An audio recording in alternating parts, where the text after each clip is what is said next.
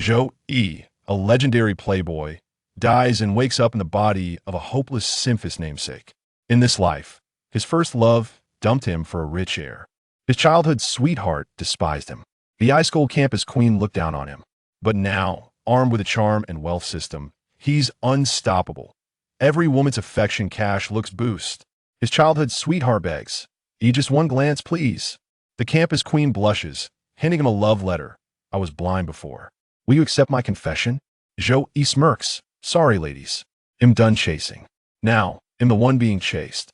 Soon, he becomes the nation's dream husband. Socialites fight for his attention. Heiresses beg to marry him. And his bank account? Skyrocketing. Chapter 1 What?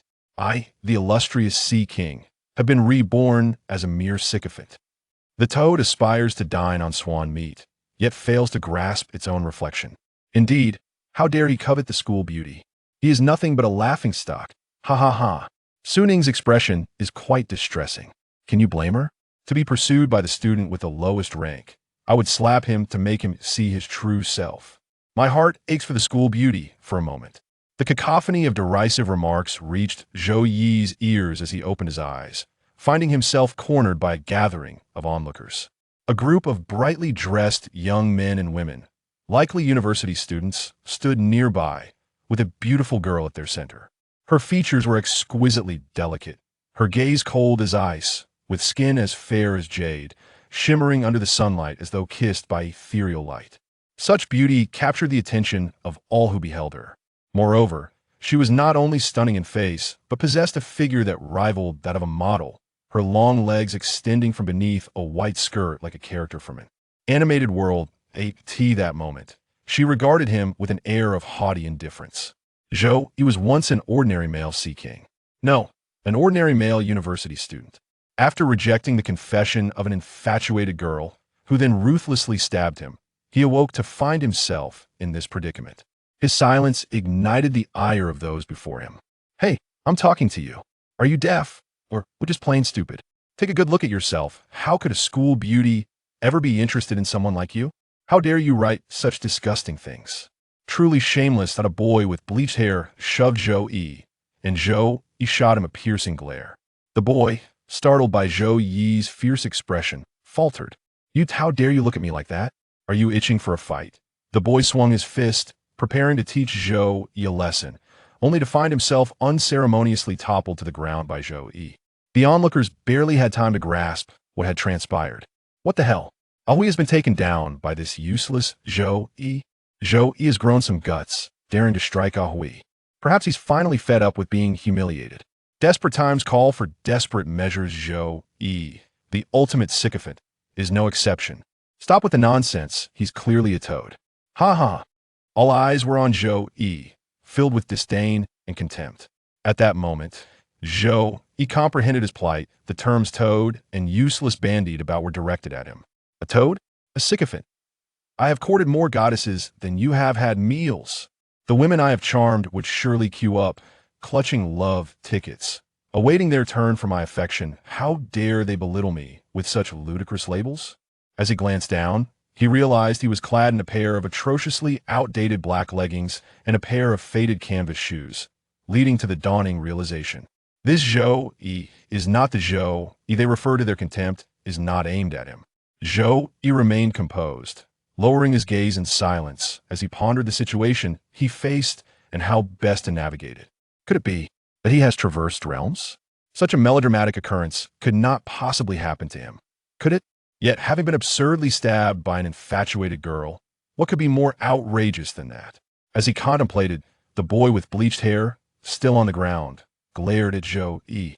Just then, the already furious Su Ning approached, flanked by several friends, heading straight for Zhou Yi.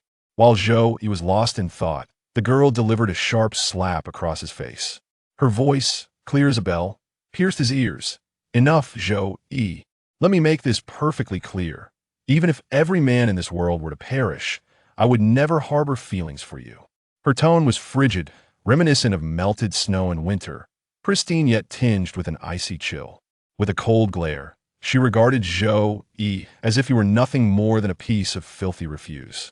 Without allowing him a moment to respond, she turned and strode away, leaving Zhou Yi and the bleached-haired boy behind. Zhou Yi stood in stunned silence. Never in his life had he endured such humiliation. Women had always pursued him, never the other way around. The boy he had just overthrown now laughed maliciously. You dare to embarrass me in front of Su Ning, you'll regret this. Come on, brothers. After delivering his threat, Zhang Hui departed with his entourage, leaving Zhou Yi to collect his thoughts. At that moment, as he furrowed his brow in contemplation, a mechanical voice suddenly echoed in his mind. Greetings, host Zhou Yi.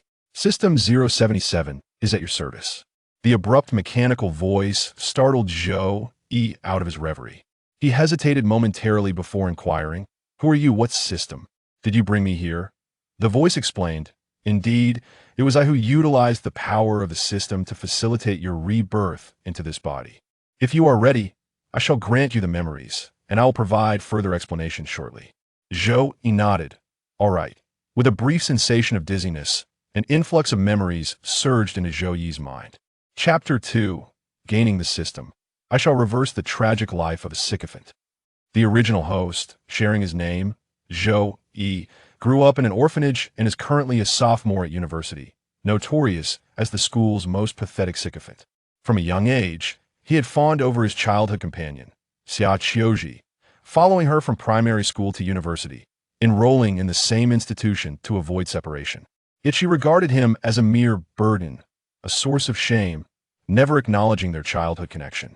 Once Zhou Yi began dating in college, her disdain intensified. Even with a boyfriend, she still commanded the original host to deliver late-night snacks for her and her boyfriend, Wang Xian, treating him as a mere errand boy, even relying on him to complete their university assignments. Wang Xian, aware of the original host's existence, viewed him as nothing more than a joke. Outwardly, he feigned camaraderie with the original host, even praising him in front of Zhou Yi, urging her not to mistreat him, all while masquerading as a concerned brother or friend. Despite the original host's bitter internal turmoil, he complied with Zhou Yi's unreasonable demands, believing he was unworthy of her, always acquiescing to her wishes. In her presence, he possessed no dignity, even convinced that Wang Xian was indeed superior to him. After Zhou Yi entered a relationship with Wang Xian, the original host relegated himself to the role of an older brother, daring not to entertain other thoughts. Later, in his freshman year, he developed feelings for his first love, Chu Han, who was indeed the culmination of Zhou Yi's arduous efforts to win her affections. Though they were ostensibly in a romantic relationship, Chu Han held Zhou Yi in little regard, primarily viewing him as a means to an end. Their relationship remained shrouded in secrecy, with Chu Han insisting that Zhou Yi not disclose their association to anyone. During their time together, Zhou Yi expended all his earnings from part-time jobs on clothing and accessories for Chu Han, indulging her every whim. He would rather subsist on instant noodles in his dormitory than part with any of his funds, all for her sake. To any observer, he appeared to be the quintessential devoted boyfriend. However, in Chu Han's eyes, Zhou Yi was merely a sycophant. Even after becoming involved with Zhou Yi, Chu Han surrounded herself with other male admirers, maintaining flirtations with them. Zhou Yi, deeply infatuated, would feign ignorance of her indiscretions, enduring the emotional turmoil in silence. In the second semester of their freshman year, Chu Han encountered a wealthy heir, leading her to unceremoniously discard Zhou Yi, whom she deemed of no further use. Upon learning of this, her affluent boyfriend, Gao Wenhao, had Zhou Yi severely beaten, issuing a stern warning that any further attempts to pursue Chu Han would result in the revelation of his status as an orphan, along with the destruction of the orphanage that had raised him, turning him into an object of public scorn. This left Zhou Yi utterly disillusioned with Chu Han. At the time of his humiliation at the hands of Gao Wenhao, a classmate named Su Ning happened to pass by. Displeased by Gao Wenhao's bullying, she intervened, which sparked Zhou Yi's affection for her. He recognized, however, that someone of her stature was beyond his reach and thus chose to admire her from afar, assisting her in small ways without expectation of reciprocation. Even when Su Ning suffered a fainting spell and nearly lost her life, it was Zhou Yi who rushed her to the hospital. Yet, he lacked the courage to reveal himself as her savior when she later sought the identity of the person who had saved her. Zhou Yi was reserved and had few friends, often confiding his thoughts in a diary. Unfortunately, his feelings for Su Ning were discovered by his deskmate, who subsequently spread the information, leading to the humiliation he faced on the playground earlier. Reflecting on Zhou Yi's life thus far, it could only be described as tragic. This is truly disheartening, Zhou Yi lamented with a furrowed brow. The system replied, therefore, it is imperative that you fulfill his wishes, making these three women regret their choices and allowing the original protagonist to transcend his previous life as a sycophant. That I can assist you in this endeavor as you garner the affection of those around you. The system will reward you with corresponding wealth and attribute points. Subsequently, the system presented its interface before Zhou Yi. Character Attribute Panel. Name, Zhou Yi. Level, LV1 Novice. Wealth, 528 yuan. Poor appearance, 30 average. Strength, 30 average. Intelligence, 60 average. Reputation, 0. Unknown. Attribute points, 0. Task Progress Panel. Xia Qiuji Regret Value, 0. Chu Han Regret Value, 0. Su Ning Regret Value, 0. Reversal Degree, 1 Affection Points Earned, 0. Number of Admirers, 0. Achievements Earned, none. Items or skills acquired, none. Current ranking, not on the leaderboard due to low level. The system store is not yet accessible. 1 affection point can be exchanged for 1,000 yuan or 1 attribute point. The number of admirers indicates how many individuals are completely infatuated with you. This count increases automatically as their affection reaches a total of 100 points. The system store will unlock as the host level increases. Do you understand? Host? Zhou Yi nodded, grasping the mechanics of the system. However, if my appearance changes, won't that raise suspicions among those around me? Should your appearance improve, their memories will adjust accordingly, thus remaining oblivious to the transformation. That is reassuring. Being reborn into this body was not an entirely unfavorable circumstance. Garnering the affection of others would be a simple task for him. Might he ascend to the pinnacle of life through the advantages of this system? Chapter 3. Pursuing the Enchanting Goddess Human. Zhou Yi attended Huaihai University, a modest second-tier institution. Having grown up in Huaihai, he opted to enroll in a local university rather than venture far from home. Today marked the commencement of the holiday break at Huaihai University. After familiarizing himself with the system's operations, Zhou Yi hurried to his workplace. Originating from an orphanage, he had no parents and adopted a work-study approach at an early age. During holidays and weekends, he worked near the university town to earn money. The restaurant where he worked provided a break room, making it a suitable refuge for someone without a home. Manjia, I'm on break, Zhou Yi announced as he entered the kitchen, where a woman was diligently preparing food. At the sound of his voice, an exhilarating sensation coursed through him. Her allure was captivating, exuding the unique charm of a mature woman. As he glanced at her, he noted her simple Eteria shirt paired with form-fitting giances. She slightly leaned over a cutting board. Even such modest clothing could not conceal her stunning figure, and simply observing her silhouette stirred his imagination. Her hair was casually styled in a loose bun, with a few strands gracefully cascading by her ear, imparting a gentle demeanor as she spoke. The woman was Yuman, the owner of the fast food restaurant where Zhou Yi worked. She was a gentle and beautiful woman, her striking features capable of captivating anyone at first glance. Yet her disposition was kind and grounded. Having lost her husband at a young age, Yuman managed the restaurant alone, earning a reputation as the goddess of beauty on the street. Much like the legendary tofu Shi, patrons lined up at her establishment simply to catch a glimpse of her. Despite being a widow, Yuman attracted a steady stream of admirers, but after her marriage and subsequent loss, she had no desire to remarry. She understood that those drawn to her were enamored with her appearance, and she preferred to live independently, focusing on her small restaurant, resolute in her rejections of suitors. Ironically, her resolve only seemed to heighten her allure, attracting the attention of wealthy individuals and prominent businessmen, all eager to win over this enchanting goddess. Yet, Yuman remained indifferent, valuing her integrity over material gain. She preferred to maintain her modest eatery, ensuring her earnings were clean and her expenditures peaceful. Zhou Yi's employment at the restaurant was somewhat serendipitous. Yuman hired him out of necessity, recognizing his honesty and recalling her own struggles. Thus, he became a server in her establishment. Having worked there for over a year, Yu Man treated Zhou Yi with kindness, considering him akin to a younger brother. She was a woman of great benevolence. At that time, Zhou Yi had just completed his college entrance examinations and stepped into the workforce to fund his education. Yu Man, noticing the challenges faced by this recent high school graduate, occasionally offered him a raise, though this was more of an informal subsidy than a genuine wage increase, as a fast food restaurant would seldom grant raises to a server. Zhou Yi understood that this was Yu Man's way of supporting him while preserving his dignity. In his world, Yu Man stood among the few who treated him well. Detected grade, eligible target, the system announced. The system's voice resonated at the appropriate moment. Zhou Yi glanced at Yu Man's figure and quietly pondered. Are you referring to Sister Man as the level character? 077 replied. Indeed, she is a character worthy of pursuit. Reflecting on the original host's experiences, Zhou Yi considered that if he were truly the original host, he would likely harbor gratitude towards Yu Man for any future opportunities to soar. Thus, pursuing her would not contravene the original host's intentions. He then inquired, what does levels signify? Are characters categorized by levels for pursuit? Level characters can exchange 1 heart point for 1,000 yuan, adding 1 attribute point. Level characters can exchange 1 heart point for 5,000 yuan, adding 5 attribute points.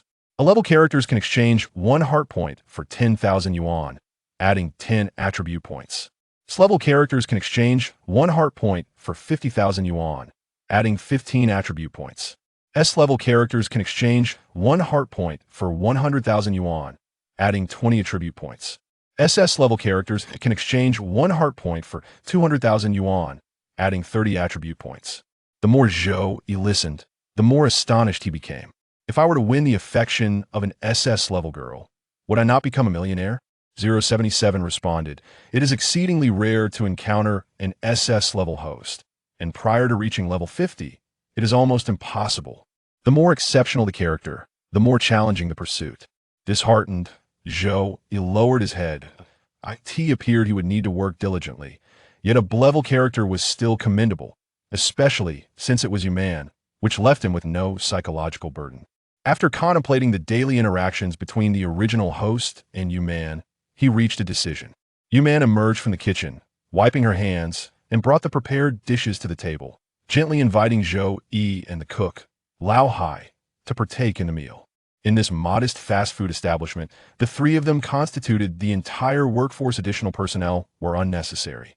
Lao Hai was a taciturn man, steadfast and sincere, leaving most of the conversation to Yu Man and Zhou Yi. The woman, akin to a gentle older sister, inquired about Zhou Yi's academic life. How has school been for you lately, Zhou Yi? I'm doing well, Sister Yu. You've only just begun your sophomore year. Do not place too much pressure on yourself. You appear a bit too thin. You must not be eating well at school. Here, have some meat. Thank you, Sister Yu. There's no need for formality with me. By the way, if any customers arrive later, you should attend to them. I worry you may not handle the late hours well. Typically, Yu Man and Zhou Yi alternated shifts at the establishment. Zhou Yi worked from 5 p.m. to 9 p.m., while Yu Man took over from 9 p.m. to midnight. Considering Zhou Yi's youth, Yu Man believed that staying up too late would be detrimental to his health, especially as he still had academic responsibilities and likely a considerable amount of homework. Thus, she proposed a shift change with him. Unbeknownst to her, many of Zhou Yi's assignments were not solely his own. According to Yu Man's initial hiring standards, Zhou Yi was supposed to work from 5 p.m. to midnight, but she had adjusted her expectations to alleviate his burden. Zhou Yi paused in his eating. That won't do. Sister Man, I cannot allow you to work the late shift alone. Please do not worry about me. I'm fine. If I cannot even manage a few plates of dishes, what will I be when I graduate and enter the workforce? In the past, some men would come to the shop late at night, having had a few drinks, attempting to flirt with Yu Man, leading her to call the police. However, since hiring Lao Hai and Zhou Yi, such incidents had diminished. Yu Man chuckled at Zhou Yi's words, her alluring eyes curving into a smile, their corners slightly uplifted, resembling a pool of spring water, captivating in its allure. Yu Man was beautiful, yet what captivated more than her visage was the unique aura she exuded, gentle, yet imbued with a mature charm born of experience. It was a grace uniquely possessed by mature women. Zhou Yi felt a flush rise to his cheeks. He had not engaged much with women of this age in his previous life, and was surprised to find a 30-year-old woman so enchanting. Seeing Zhou Yi's demeanor, Yu Man accepted his goodwill with a gentle smile, saying, "Very well, let us finish our shifts together. If there are a few customers later, you can work on your assignments in the shop. It should not be too busy." He nodded with a smile. "All right, I've finished eating. Sister Man, take your time, I will wash the dishes in the back." Yu Man intended to stop him, but Lao Hai suddenly interjected. "Let him go, he wishes to show you kindness." "Do not hinder him, this child expresses his gratitude in this manner." Yu Man was taken aback, realizing that he had offered to help her with the dishes out of gratitude. She glanced at her slightly rough hands, understanding that perhaps Zhou Yi had noticed this as well. The warmth in Yu Man's eyes deepened today. Zhou Yi seemed particularly gentle. His concern was not driven by a desire for her beauty or body, nor did it carry any ulterior motive. It was simply a genuine care for her as a person, akin to family.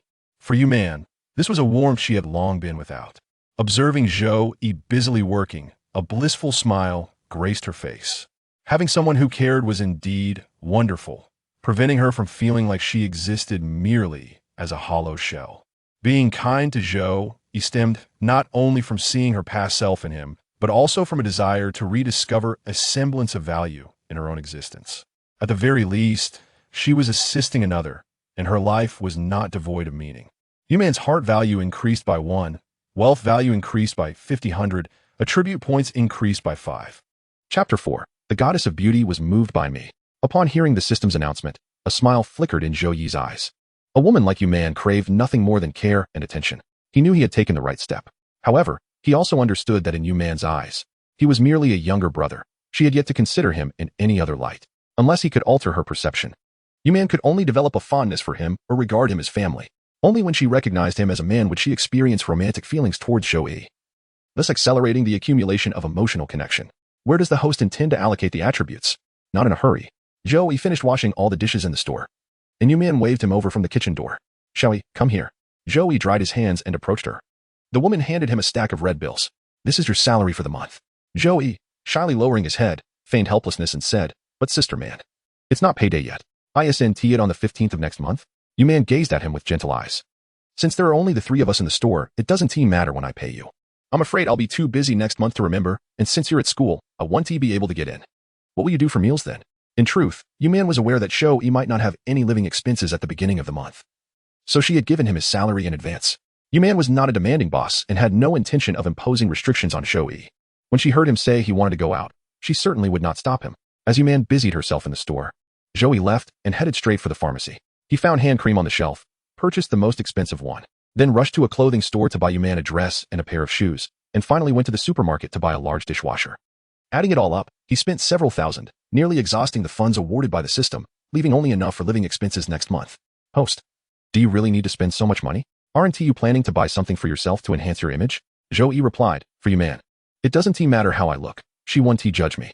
Therefore, transforming myself at this moment holds no significance." For Zhou Yi, this was an investment. Breathless, he carried the dishwasher into the kitchen, and Yu Man, noticing the bulky box he was struggling with, hurried over to assist him. "What is this, Zhou Yi? Why is it so heavy?" As she spoke, she pulled out a few tissues to wipe the sweat from his brow. Zhou Yi glanced at Lao Hai, who was still preparing ingredients, and pulled Yu Man aside to a small staircase outside the kitchen. He handed her a large bag. "Sister man, your birthday is next month, and I'll be at school. If I have a full schedule, I want to have time to buy you a gift. So here are my birthday presents for you." Yu Man was taken aback, surprised that Zhou Yi remembered her birthday. She didn't take the bag from him, but, concerned, asked Zhou Yi, "Where did you get this money? Did you use your salary to buy me gifts? If that were the case, you should return these. I appreciate your sentiment, but you shouldn't spend money recklessly." Zhou Yi smiled, looking relaxed as he reassured her, "Sister man, don't worry. I saved all the salary you sent me. This is from a project I worked on at school a few days ago. A friend taught me how to build a website, and we landed a big order, which is how I earned this money. Do you think I would engage in any shady dealings?" Yu Man's eyes widened in surprise, and then softened with pride as she affectionately ruffled Zhou Yi's hair. "I didn't expect our Zhou Yi to be so accomplished. I know you're a good child who wouldn't do anything wrong. I'll accept the gift. But you mustn't buy any more. Save your money. There are many expenses in college." While Yu Man was unaware of the true value of the items Zhou Yi bought, what mattered most to her was the sincerity of his gesture. The price of the gift was secondary. "Sister man, Aren't you going to look at what I bought for you? Zhou Yi prompted. And only then did you man open the bag. The clothes and shoes were secondary, but the hand cream lay quietly inside, causing her eyes to well up with emotion. My hands are meant for hard work. Why would I need hand cream? You man chuckled through her tears, which were brimming in her eyes.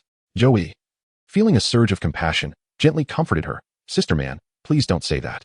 The dishwasher I moved into the kitchen earlier means you won't have to wash dishes anymore. If you use this hand cream, your hands won't hurt. Sister man, you're a woman and deserve to be well taken care of. I may not be capable of much right now, but once I earn enough money, I'll help you open a bigger store, and you can be the proud owner. You man was deeply touched by his words, her expression softening. Zhou Yi, I've only done what I can. You don't have to treat me so extravagantly. You man found it difficult to articulate her feelings at that moment. She felt she had only done small things and didn't deserve such treatment from Zhou Yi, especially as a 30-year-old woman. Zhou Yi took out the hand cream, opened the cap, squeezed some into his palm, and then took Yu Man's hand in his other. He gently applied the cream to her hands. His movements tender and focused. As she watched this earnest young man, Yu Man felt a lump form in her throat. Sister man, everything I do for you comes from the heart. It's not just gratitude. In my eyes, you are an exceptional woman. I have never met anyone as wonderful as you. Please don't reject my feelings. Zhou Yi effortlessly expressed his sentiments, affirming that his kindness stemmed not only from gratitude and praising her as an extraordinary woman. In doing so, he delineated the line between their relationship, transitioning from merely siblings to something more. Zhou Yi revealed his growth, and while Yu Man felt a sense of pride, the affection in her gaze shifted subtly towards him, though she remained unaware. This thought weighed heavily on her heart. Furrowing her brow, she nervously asked, will you still work here in the future? Chapter 5. The Increase in Attractiveness Attributes.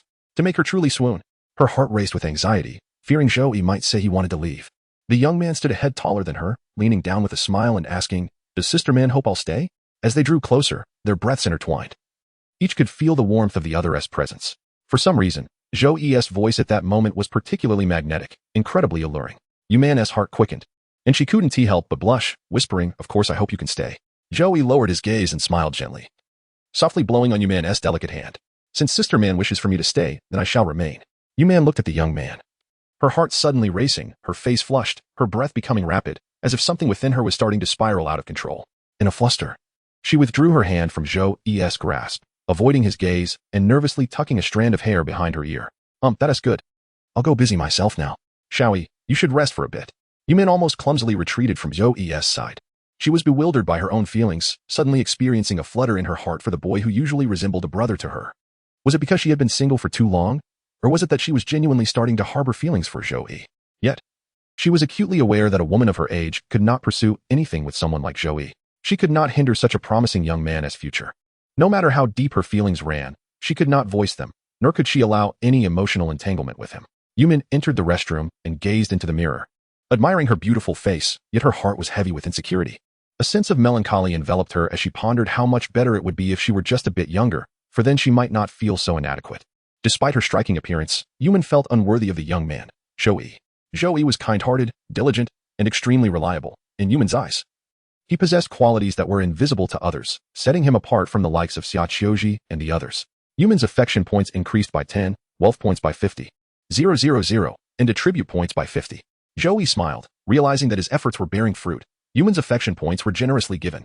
Now, if only Yu Man could recognize the gender dynamics between them and cease to see him merely as a younger brother, her affection points would surely rise swiftly.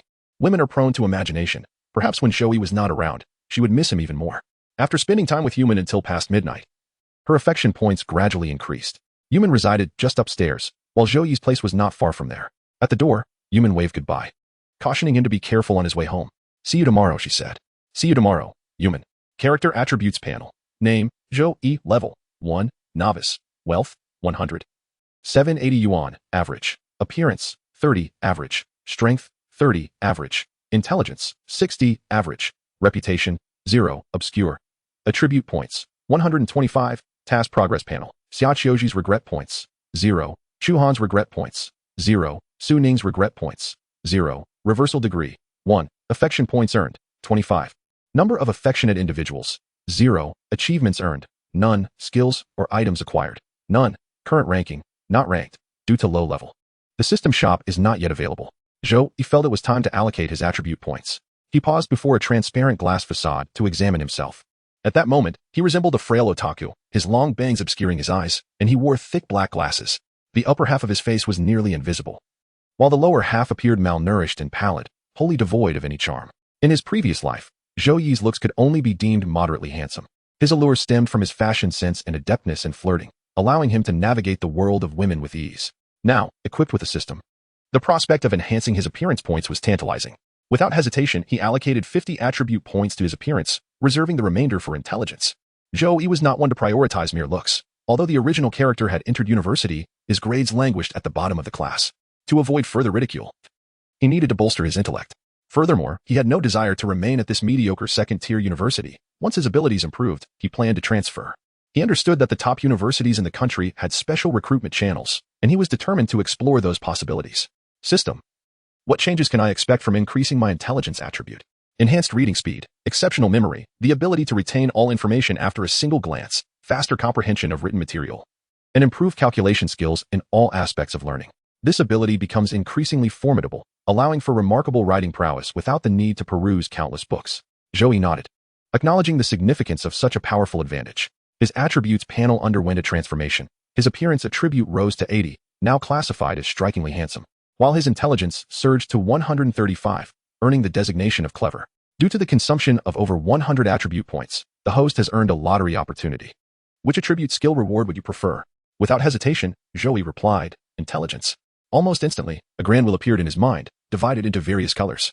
With focused intent, he spun the wheel, which eventually came to rest on the number 3. Congratulations, the host has acquired the skill photographic memory, which enables remarkable memory retention. Any desired information will be indelibly etched in your mind, perfect for study. Zhou Yi smiled as he looked at his reflection once more. He removed his glasses and swept aside his bangs, revealing a strikingly handsome young man in the mirror. Wow, the system truly works wonders. The change is astounding. Zhou Yi marveled to himself. His eyes appeared significantly larger, and when he slightly squinted, they exuded a hint of sharpness. To his astonishment, the original character's severe myopia was miraculously restored. The young man reflected in the glass boasted a prominent nose and subtly pursed lips, and when Zhou Yi tilted his face, his chiseled jawline became evident. Now, Zhou Yi exuded an aura reminiscent of a cool, aloof idol. His looks rivaled those of celebrities, making him the center of attention wherever he went. Zhou Yi smirked, confident that his new appearance would leave the girls at school utterly captivated. How would those women, who once dismissed the original character, react upon seeing him now? Chapter 6. The appearance of the key character, Qiaoshi. Zhou Yi to the rescue. After admiring his newfound appearance, Zhou Yi strolled along with his hands in his pockets, whistling merrily. Suddenly, the system's voice echoed once more, detecting a key character available for pursuit. Where is it? It's late at night. Who could possibly be around? Enter the alley on the left, around the corner. Understood. Zhou Yi's spirits lifted as he headed toward the alley. For him, this was an opportunity for wealth and attribute points. Turning the corner, he indeed spotted a girl, surrounded by a group of men who appeared to be troublemakers. One of the ruffians, with dyed red hair, had seized her wrist, while she wept softly, pleading for help. Her voice hoarse from fear. Save your breath. No one will come to your aid tonight. Just cooperate and have some fun with us, little girl. Startled by her cries for help, Zhou Yi rushed forward, shouting, let her go.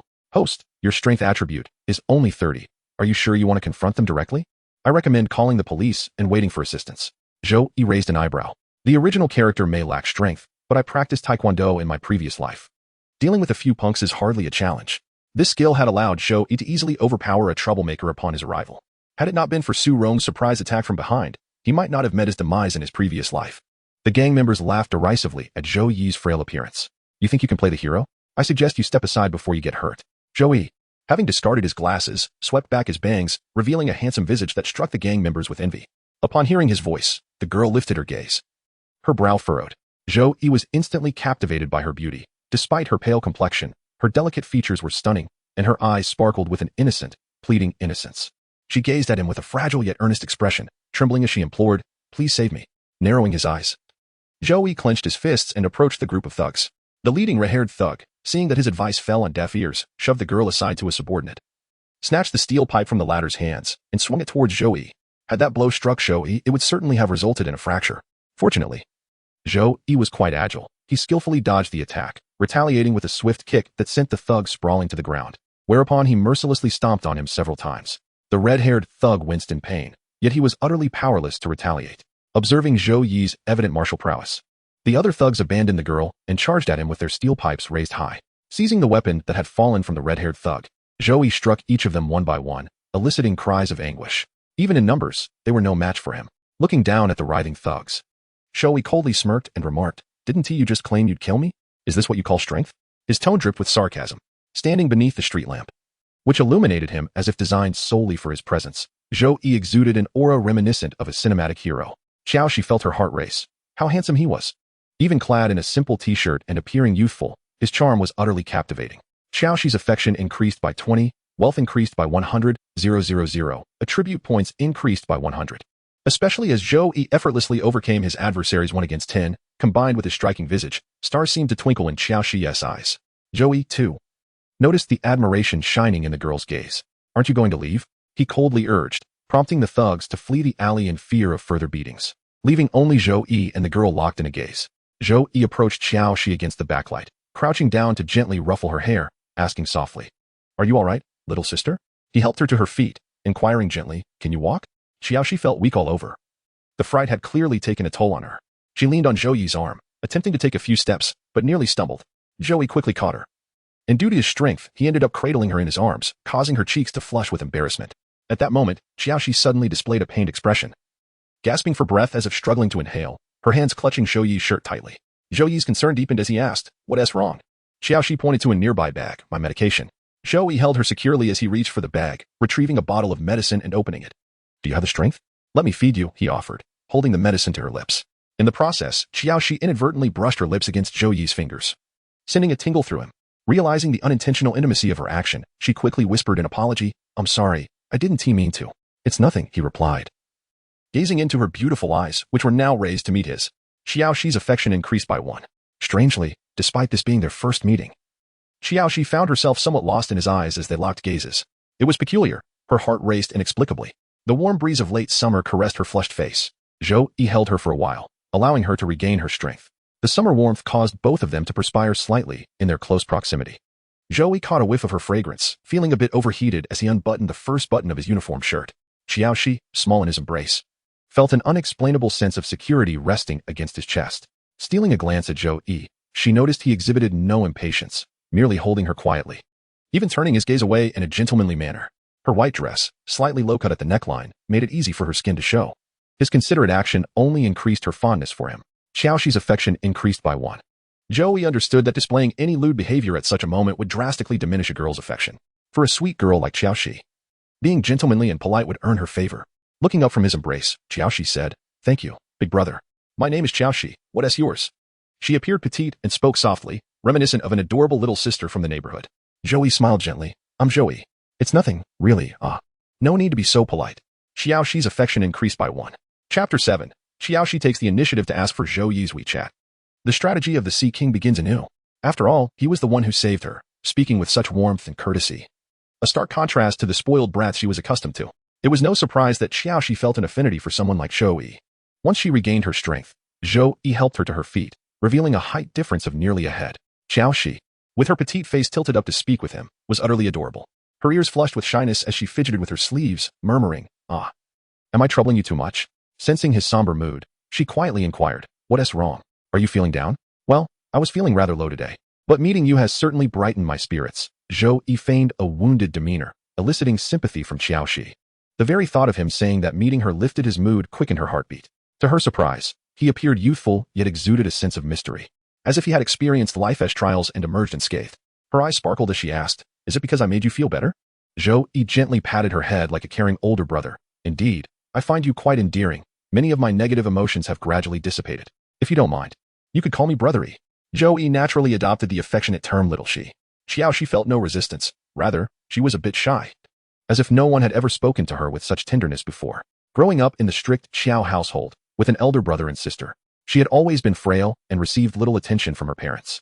Though they provided her with a comfortable life, they offered little affection. Loneliness had been her companion.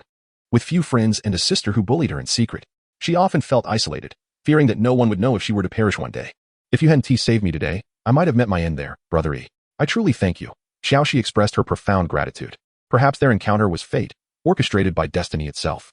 This summer day seemed to carry a gentler breeze, perhaps a reflection of her changed mindset. Conversing with Zhou Yi was delightful. As they walked and talked, Shi soon learned of Zhou Yi's background.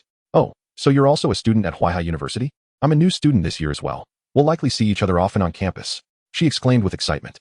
"Yes, I'm in my second year, making me your senior. Then are we friends now?" Of course, if that's the case, little she is my very first friend at school.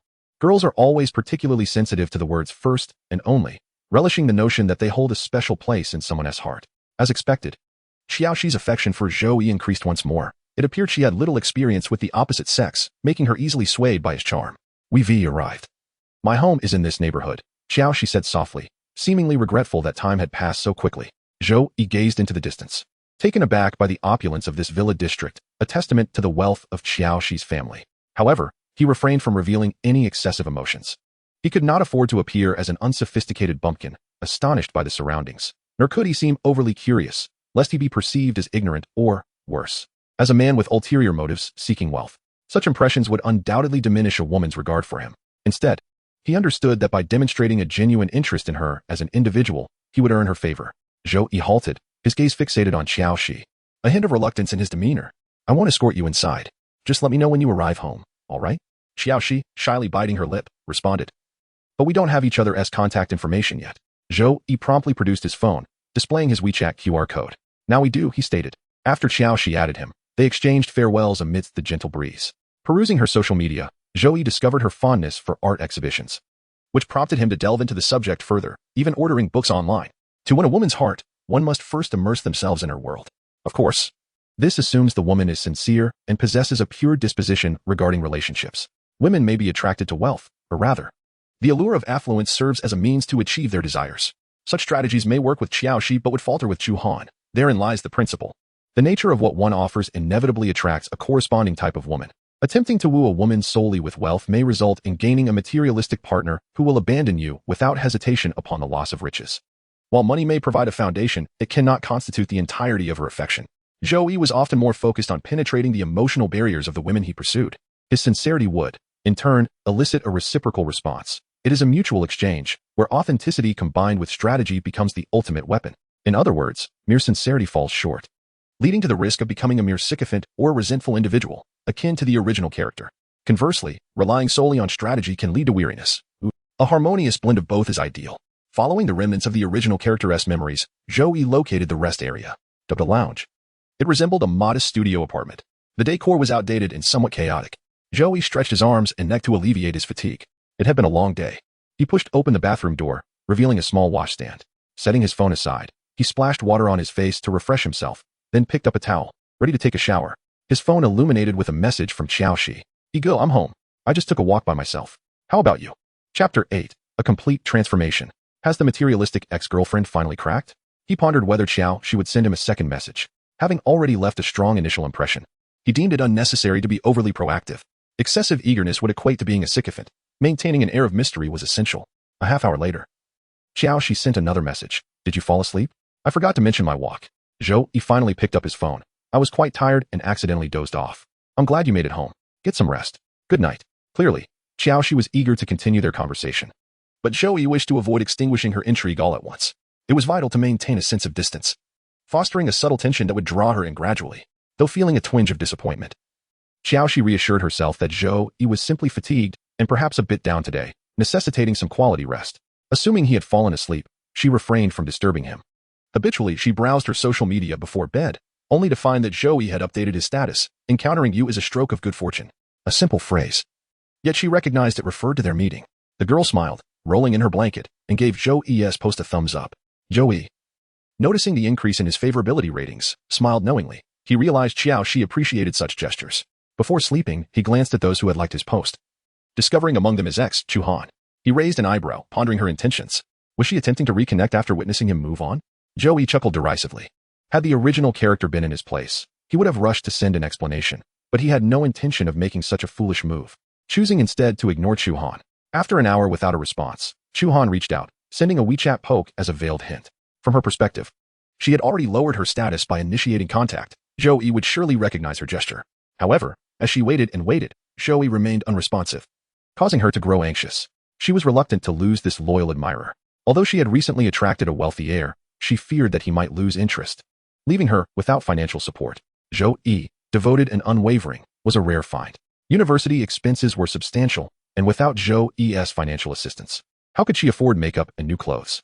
Initially, she hesitated to ask for money or gifts from her new acquaintance, fearing that Zhou Yi's clinginess would lead to misunderstandings with the wealthy heir.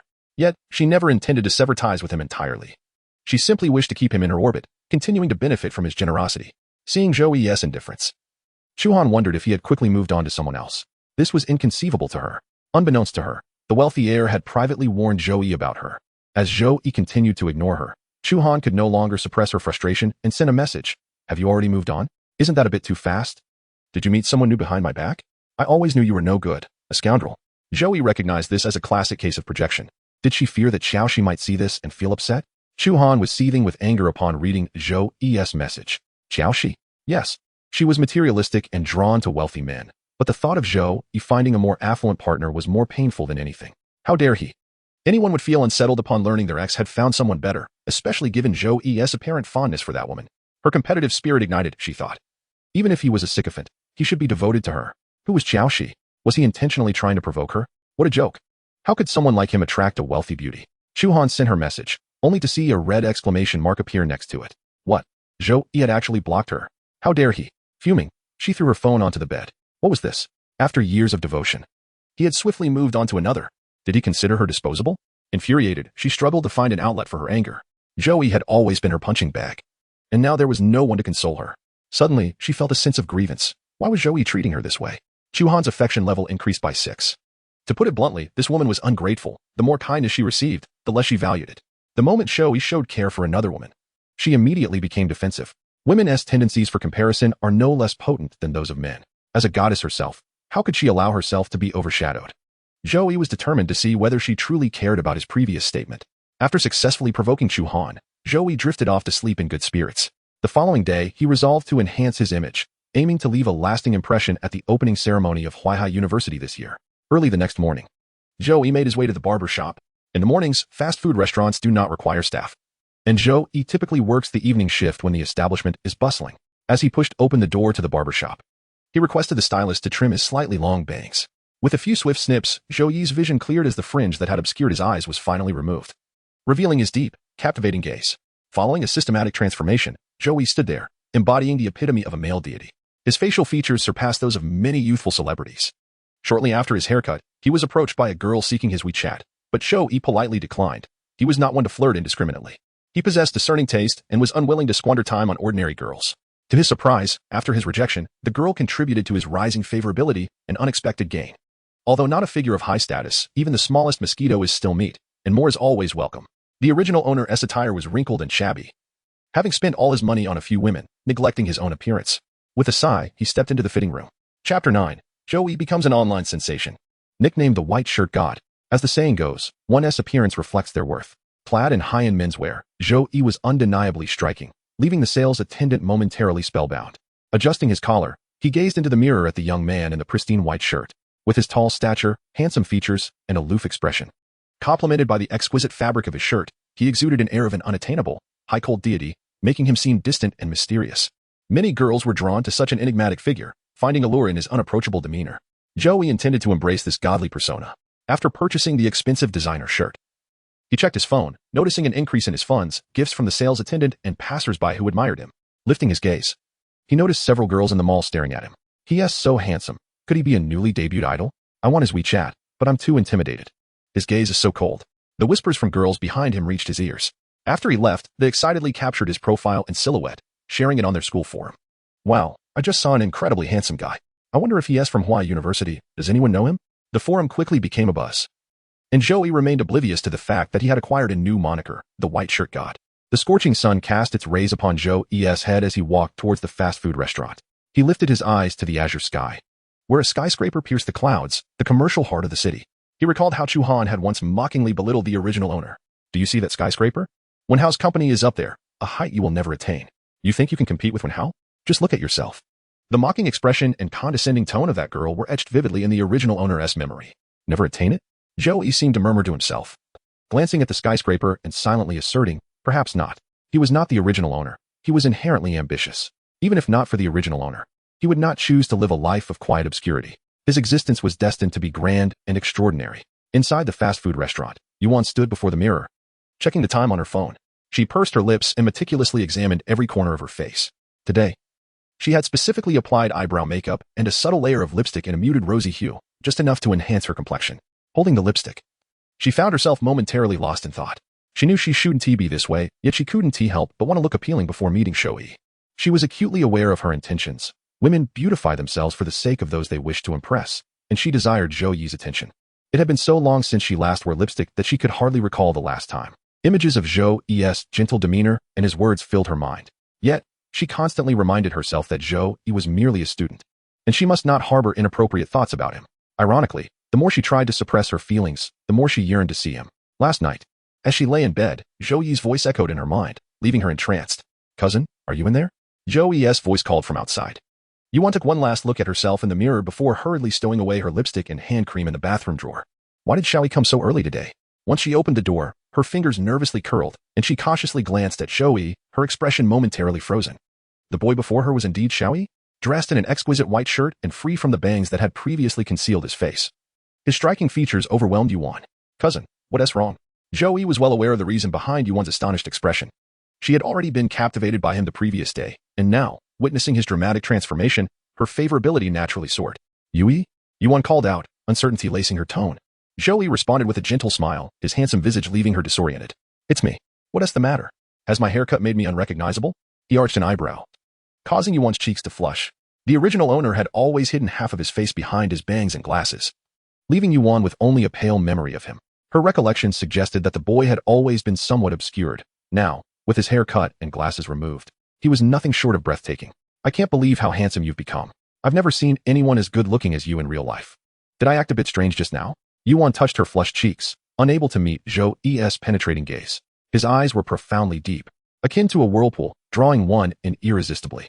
Zhou Yi tilted his head, leaning against the doorframe, lowering himself to examine Yuan's face closely, and suddenly chuckled softly. "Cousin, you look truly beautiful today." Zhou Yi had had numerous romantic encounters in his past, and he was well aware of the nuances of makeup. Yuan had clearly made an effort. Though her makeup was subtle, the difference was discernible upon closer inspection. One could not deny her beauty. Her delicate features were naturally alluring. With elegantly arched eyebrows and slightly upturned eyes, she appeared even more charming, akin to a captivating fox. Yet, her gaze hinted at innocence and shyness, creating a striking contrast that deepened Zhou Yi's own expression. Caught off guard, Yuan raised her eyes to meet Zhou Yi's gaze, and in that moment, it felt as if she could hardly breathe. "At my age? Why am I even concerned about beauty? Zhou Yi, don't tease me."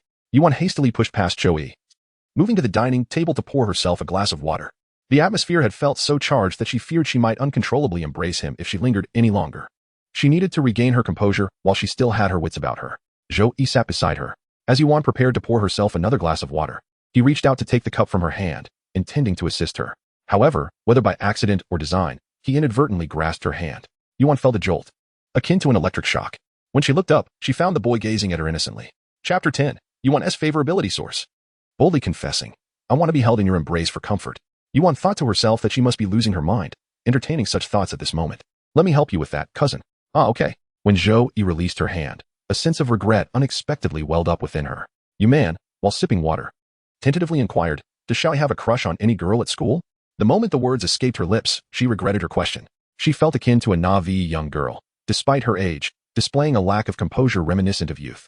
She chastised herself, striving to regain her calm to avoid any indiscreet actions.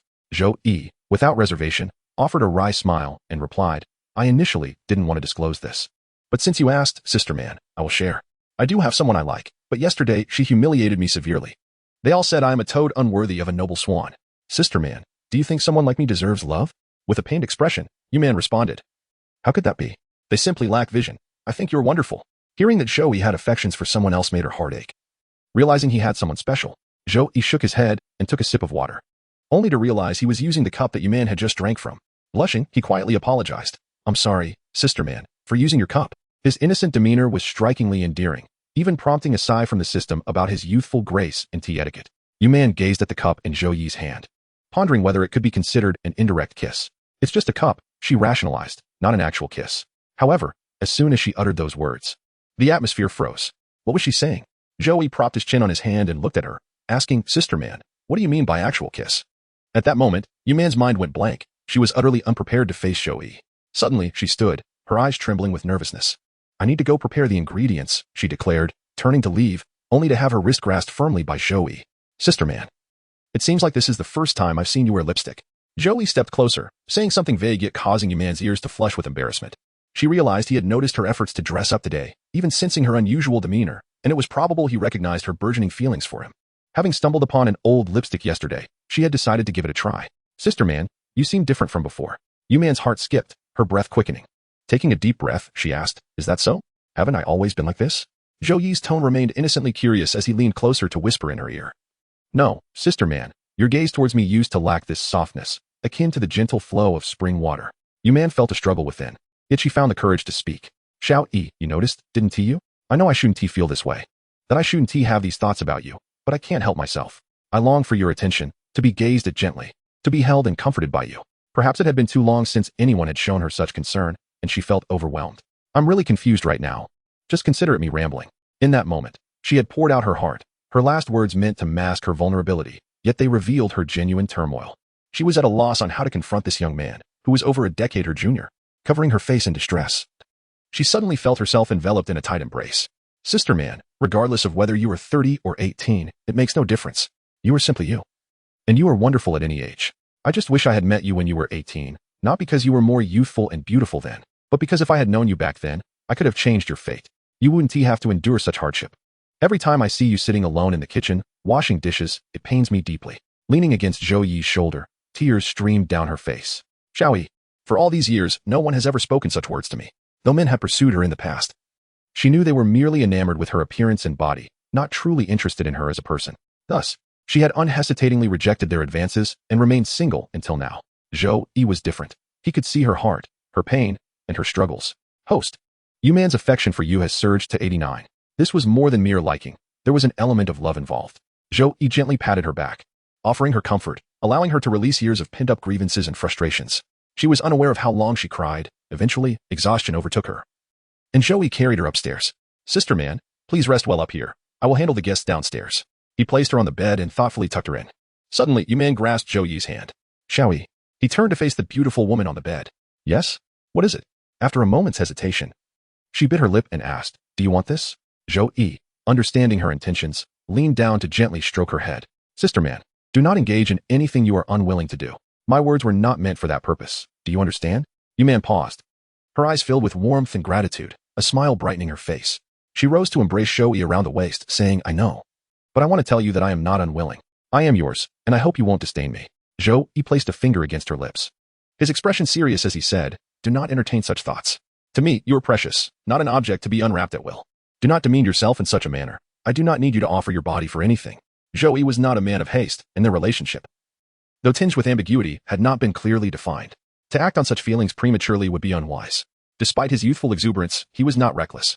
His words elevated Yuman's affection to a remarkable 90.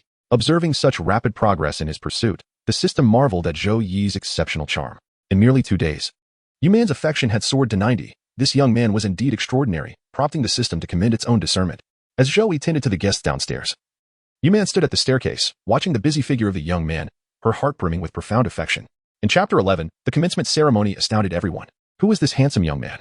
She never imagined she would find herself in such a situation, falling for someone over a decade her junior. Yet, he was deserving of her love. It was she who felt unworthy in comparison. With the veil of uncertainty lifted, Zhou Yi's attitude towards her filled her with joy and gratitude. Nevertheless, she felt compelled to maintain a distance, believing it would benefit him. He was still young, destined for broader horizons, and not meant to be tethered to someone like her. She resolved to cherish her feelings in silence, content with merely being able to see him. She could remain by his side under the guise of an older sister, for one must not be too greedy. She must learn to be satisfied. Zhou Yi glanced up from downstairs, aware that she was watching him, even guessing her thoughts. After finishing his duties, he knocked on Yuman's door. She did not meet him, but instead urged him to focus on school the next day, deferring everything else for later. Zhou Yi sensed the pace was perhaps too swift, so he reminded her to rest well before departing. Yuman leaned against the window of her room, gazing at the silhouette of the youth as he departed down the street, until he vanished from her sight. She made a wish upon the stars above, hoping that the young man would shine brightly like her beloved stars, forever. In her heart, Zhou Yi was her star. The commencement ceremony was set to begin at 10 a.m. Zhou Yi had missed the class meeting that commenced at 8:30.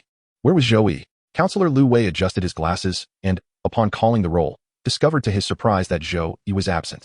Given that the original owner of the identity had no friends in class, naturally, no one was there to mark him present. Furthermore, in such a situation where the counselor convened a meeting, even the closest of brothers would hesitate. Zhang Wu pursed his lips and muttered, I don't know. I'm not with him. Zhang Wu was quite displeased with the school's policy of assigning fixed seating arrangements, as if they were still in high school. They were no longer adolescents. The concern about students sitting with their friends affecting their studies was unwarranted. In university, the focus was simply on passing. After enduring the rigors of high school, students sought to relax and enjoy their time in college. Zhang Wu's expression suggested a disdain for Zhou Yi, as if associating with him was a source of shame. Lu Wei's face flickered with anger. The ceremony is about to commence. If he doesn't show up and our class gets penalized, he'll see what I'll do. He wouldn't dare show up after that embarrassing incident last week. If I were him, I'd hide too, someone quipped. He's probably scared of being confronted by the admirers of the campus belle, another added. Poor Su Ning. To be associated with such a disgrace, she'll feel nauseated every time she sees him. Su Ning, who had been reading, now wore an even more displeased expression. Enough. Don't link me with him. It's irritating, she exclaimed, slamming her book down on the table with a loud thud, causing nearby discussions to quiet down. Though whispers persisted. Zhou Yi, she had heard that name everywhere these past few days. Being liked by Zhou Yi was no grand affair. She wouldn't even spare him a glance. However, being the subject of gossip, linked with him as a joke, was what truly vexed her. Su Ning, raised as a precious daughter in her family, was cherished by her two older brothers, and few dared to offend her or speak ill in her presence. Her extraordinary beauty had drawn immense attention and commentary since childhood, and her frosty demeanor quickly earned her the title of campus belle. Throughout high school, she had been the center of attention, and in university, she was once again elevated to the status of belle. Yet, she detested being the subject of discussion. She had grown weary of commentary on her looks. She never regarded her beauty as a virtue, nor did she place much importance on it.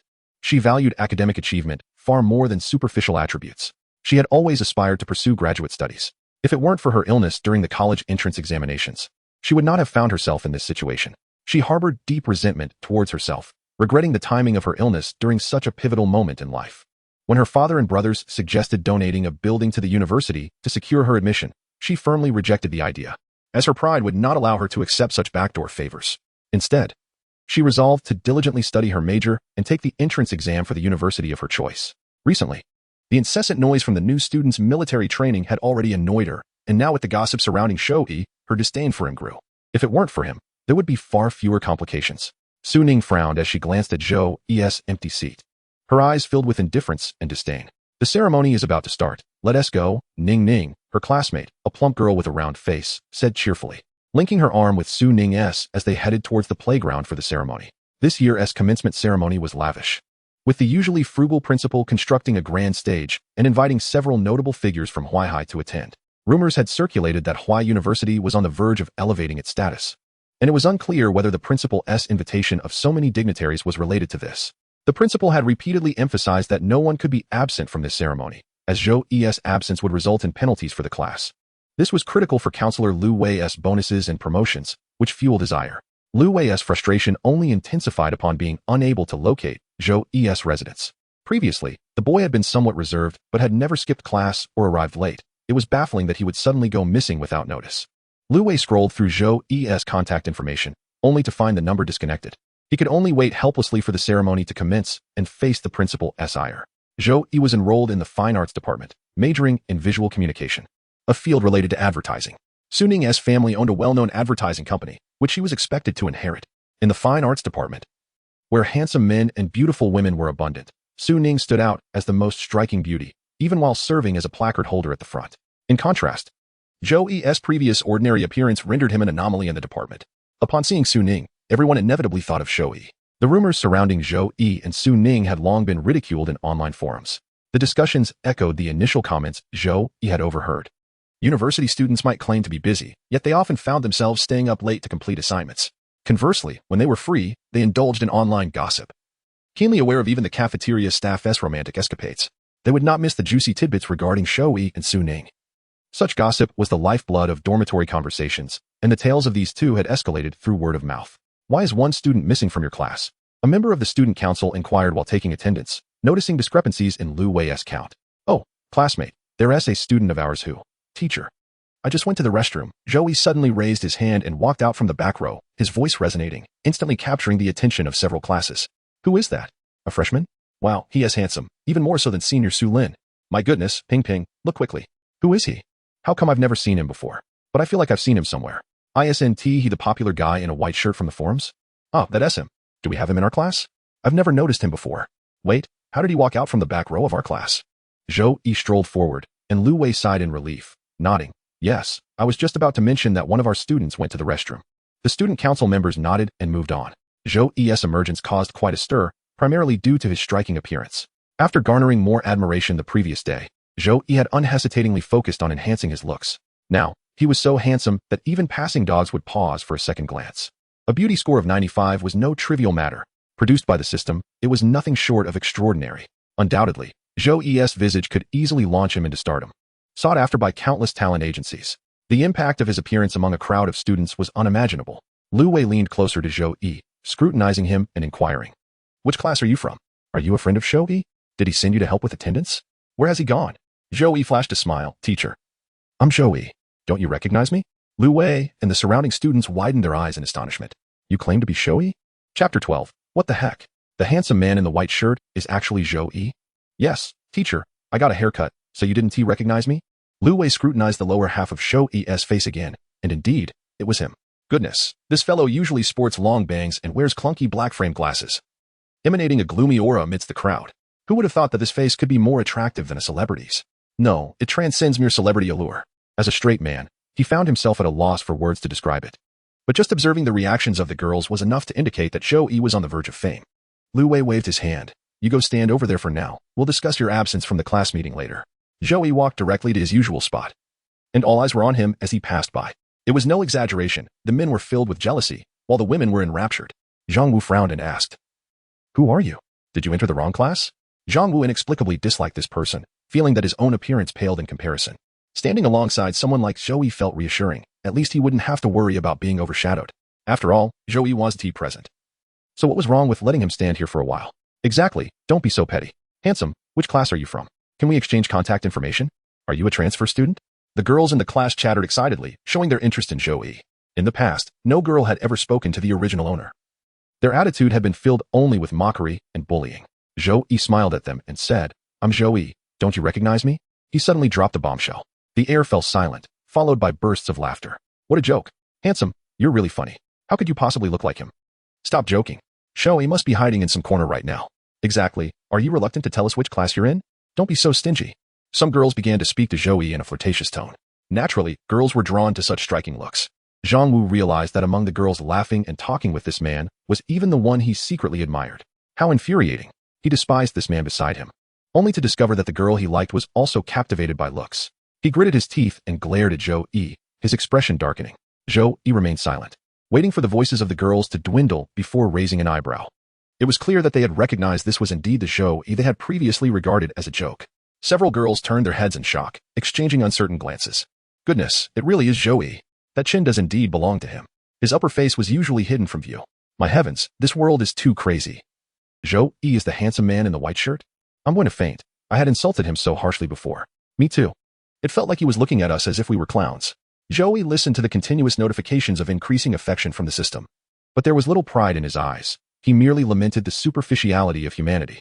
Of course, this included himself. After all, he too had a penchant for beautiful women. Zhang Wu swallowed hard, his expression a mix of confusion and tension as he stared at him. Hey, you really are Zhou Yi. Zhou Yi's gaze turned cold as he looked at his deskmate. If it weren't for him peeking at the original owner's diary and boasting about it, would this situation have escalated to this extent? Zhou Yi spoke in a nonchalant tone. What is the matter? After sitting together for so long, you can't recognize me after just a few days? Zhang Wu staggered back in disbelief. That voice indeed belonged to his pathetic, lovesick deskmate Zhou Yi. But how could he have changed so dramatically? Even with plastic surgery, such a transformation couldn't occur in a day or two. There must be a single truth. Zhou Yi was undeniably handsome. It was just that he had always concealed his looks with long bangs. Zhang Wu felt even more envious. How could such a perfect face belong to someone like Zhou Yi? What a waste. Zhou Yi observed the jealousy in the boy's eyes. A smile playing on his lips, his gaze radiating disdain and mockery. He directly grabbed Zhou Yi's collar and shouted excitedly, What kind of look is that? Do you dare to look down on me? Zhou Yi responded with even greater disdain. What? After you committed such despicable acts that led to my ridicule by so many, do you expect me to treat a petty person like you with kindness? Zhang Wu, furious, retorted with a laugh. Despicable? I read your diary, and that's despicable? Isn't it more despicable for a wretched frog to aspire to eat swan meat? Peeking at someone's diary and boasting about it. What else could it be but the act of a petty person? To be honest, this is an invasion of privacy. It's fortunate I haven't reported you. Zhou Yi's words were loud, prompting whispers among the surrounding classmates. But this time, the content was entirely different. I mean, who has tea like the school beauty? I've pursued the school beauty too. It's just a silent crush, right? Zhou Yi's previous actions could be called lovesick or deeply devoted. Honestly, I don't think he's that detestable. The girls in the class were quite pragmatic. Upon seeing Zhou Yi's face and recalling his past deeds, their attitudes shifted immediately. What Zhou Yi had done could be labeled as lovesick. Or if one were to be generous, deeply devoted. When an unattractive person is excessively subservient, they can easily be called lovesick. But when a man who looks like a celebrity behaves so submissively, catering to your every need, it's not wrong to describe it as deep devotion. The original owner was just that way. His actions were too humble, but once he possessed high attractiveness, sympathy would naturally arise. This is the power of looks. The idea that beauty equates to justice applies to women as well. This is merely the beginning. Zhou Yi would gradually begin to alter his image in everyone's eyes, becoming the unattainable perfect idol in the hearts of the girls. Chapter 13, the start of the counterattack, 3 women's different thoughts. Hey, Ning Ning, look quickly, They're saying the handsome man in the white shirt who is trending in the forum is Zhou Yi. My goodness, how is that possible? When Zhou Yi made his appearance, someone had already taken his photo and uploaded it to the forum, sparking much discussion. He's really handsome. I can't imagine how good-looking he must be on camera. I've seen many celebrities, but none compare to this boy's looks. He seems to be from the arts department. There are so many handsome guys in the arts department. If I had known, I would have applied for a major in the arts. Our department has no one like him. He must be a transfer student, right? No, this is Zhou Yi, the infamous lovesick Zhou Yi from our visual communication class. The one who supposedly has a crush on the school beauty? You call that a lovesick frog? No way. It can't be him, my friend. This is too astonishing. The opening ceremony had already begun, with several rotund leaders taking turns to speak. The students below had long lost their patience, and many were playing on their phones or chatting, with Zhou Yi's name being mentioned the most. By the end of the morning, almost all the girls knew there was a very handsome boy in Class 3 of Visual Communication. Su Ning stood in the front row, unaware of the commotion behind her, as she typically had no interest in such matters. The girl cast a cold glance at the content on a peer's phone, her eyes briefly flashing with surprise, but lacking the obsession displayed by the other girls. When Zhou Yi was mentioned, Su Ning's tone remained unimpressed. So what if he is handsome? It doesn't change the fact that he consistently ranks at the bottom academically and is a waste of space. She was a girl who admired strength. To her, capability mattered more than a handsome face. No matter how good-looking Zhou Yi was, he still remained a brainless person devoid of substance. Did you really think that having a face of his own would alter his attitude? What a fantasy. Faced with the undeniable truth that Zhou Yi is an extraordinarily handsome man, Su Ning's reaction was one of astonishment, while the other two were utterly shocked. Xiaoji gazed at the content in the forum with disbelief. The handsome guy she had previously sought contact information from was none other than the insufferable childhood friend Zhou Yi whom she despised. Xiaoji glanced in the direction of the art department, feeling an urgent need to verify this astonishing revelation. Xiaoji, what's wrong? You seem lost in thought. What are you looking at? Wang Xian asked curiously from beside her. He usually paid little attention to forums, and thus was oblivious to the identity of the handsome individual everyone was discussing. The girl next to Xiaoji, who was well acquainted with both of them, excitedly exclaimed, "There is an incredibly handsome guy in the art department. Everyone is talking about it. Haven't you heard?" She waved her phone in front of Wang Xian, and upon seeing the handsome face on the screen, he was momentarily taken aback. His own looks were already considered godlike. Yet here was someone far more striking, causing a flicker of wariness to cross his eyes. Could it be that Xiaoji had developed feelings for this man? However, it was only natural. After all, she pursued him initially because of his looks. Yet, he could not tolerate the idea of the person he liked turning her affections towards another. Xiaoji, why so silent? Do you want to go see that handsome guy? Wang Xian inquired, to which Xiaoji shook her head. No, I just plan to find ego later. Wang Xian's somewhat effeminate features broke into a smile at this revelation. So she intended to seek out that Zhou Yi, presumably to ask him for money or to assist her with something. Relieved, Wang Xian ceased to probe further. Meanwhile, Chu Han and Gao Wenhao, both avid internet users, were among the first to hear this news. The figure in the white shirt in the forum was indeed Zhou Yi. Chu Han recalled Zhou Yi claiming he had won over a wealthy and beautiful girl, which now seemed plausible. If Zhou Yi had indeed transformed into the striking figure he was now, he could effortlessly capture a woman's heart. Casting a glance at the ordinary-looking Gao Wenhao, then back at the handsome face on her phone, she found herself contemplating a reconciliation with Zhou Yi. Chu Han was rather materialistic, driven by vanity. She relished the envious glances from others and aspired to be a goddess, elevated and unattainable. Being with a handsome man like Zhou Yi would undoubtedly evoke envy among other girls, far more gratifying than receiving mere compliments from her acquaintances about her new bag. Yet, Zhou Yi lacked wealth, whereas Gao Wenhao possessed both money and influence, providing her with countless advantages that Zhou Yi could not. For the first time, Chu Han hesitated between wealth and appearance, seemingly oblivious to Zhou Yi's disinterest in rekindling their relationship. Perhaps Zhou Yi's past affections had led her to believe that a mere gesture from her would summon him like a faithful dog. Noticing the dazed expression on Chu Han's face, Gao Wenhao asked coldly, "What are you thinking about?" She typically presented herself as gentle and charming before him. never revealing the demeanor she exhibited around Zhou Yi. She was keenly aware of the imbalance in their relationship to gain what she desired. She would have to sacrifice some dignity, playing the role of an obedient pet to please him. Did Chu Han truly love Gao Wenhao? Certainly not. Her affection was reserved solely for herself and wealth. She was a woman who prioritized money above all else. Love held no significance in her eyes. As the principal recited the final line of his speech, the opening ceremony concluded. Zhou Yi found himself surrounded by numerous admirers, many seeking his contact information.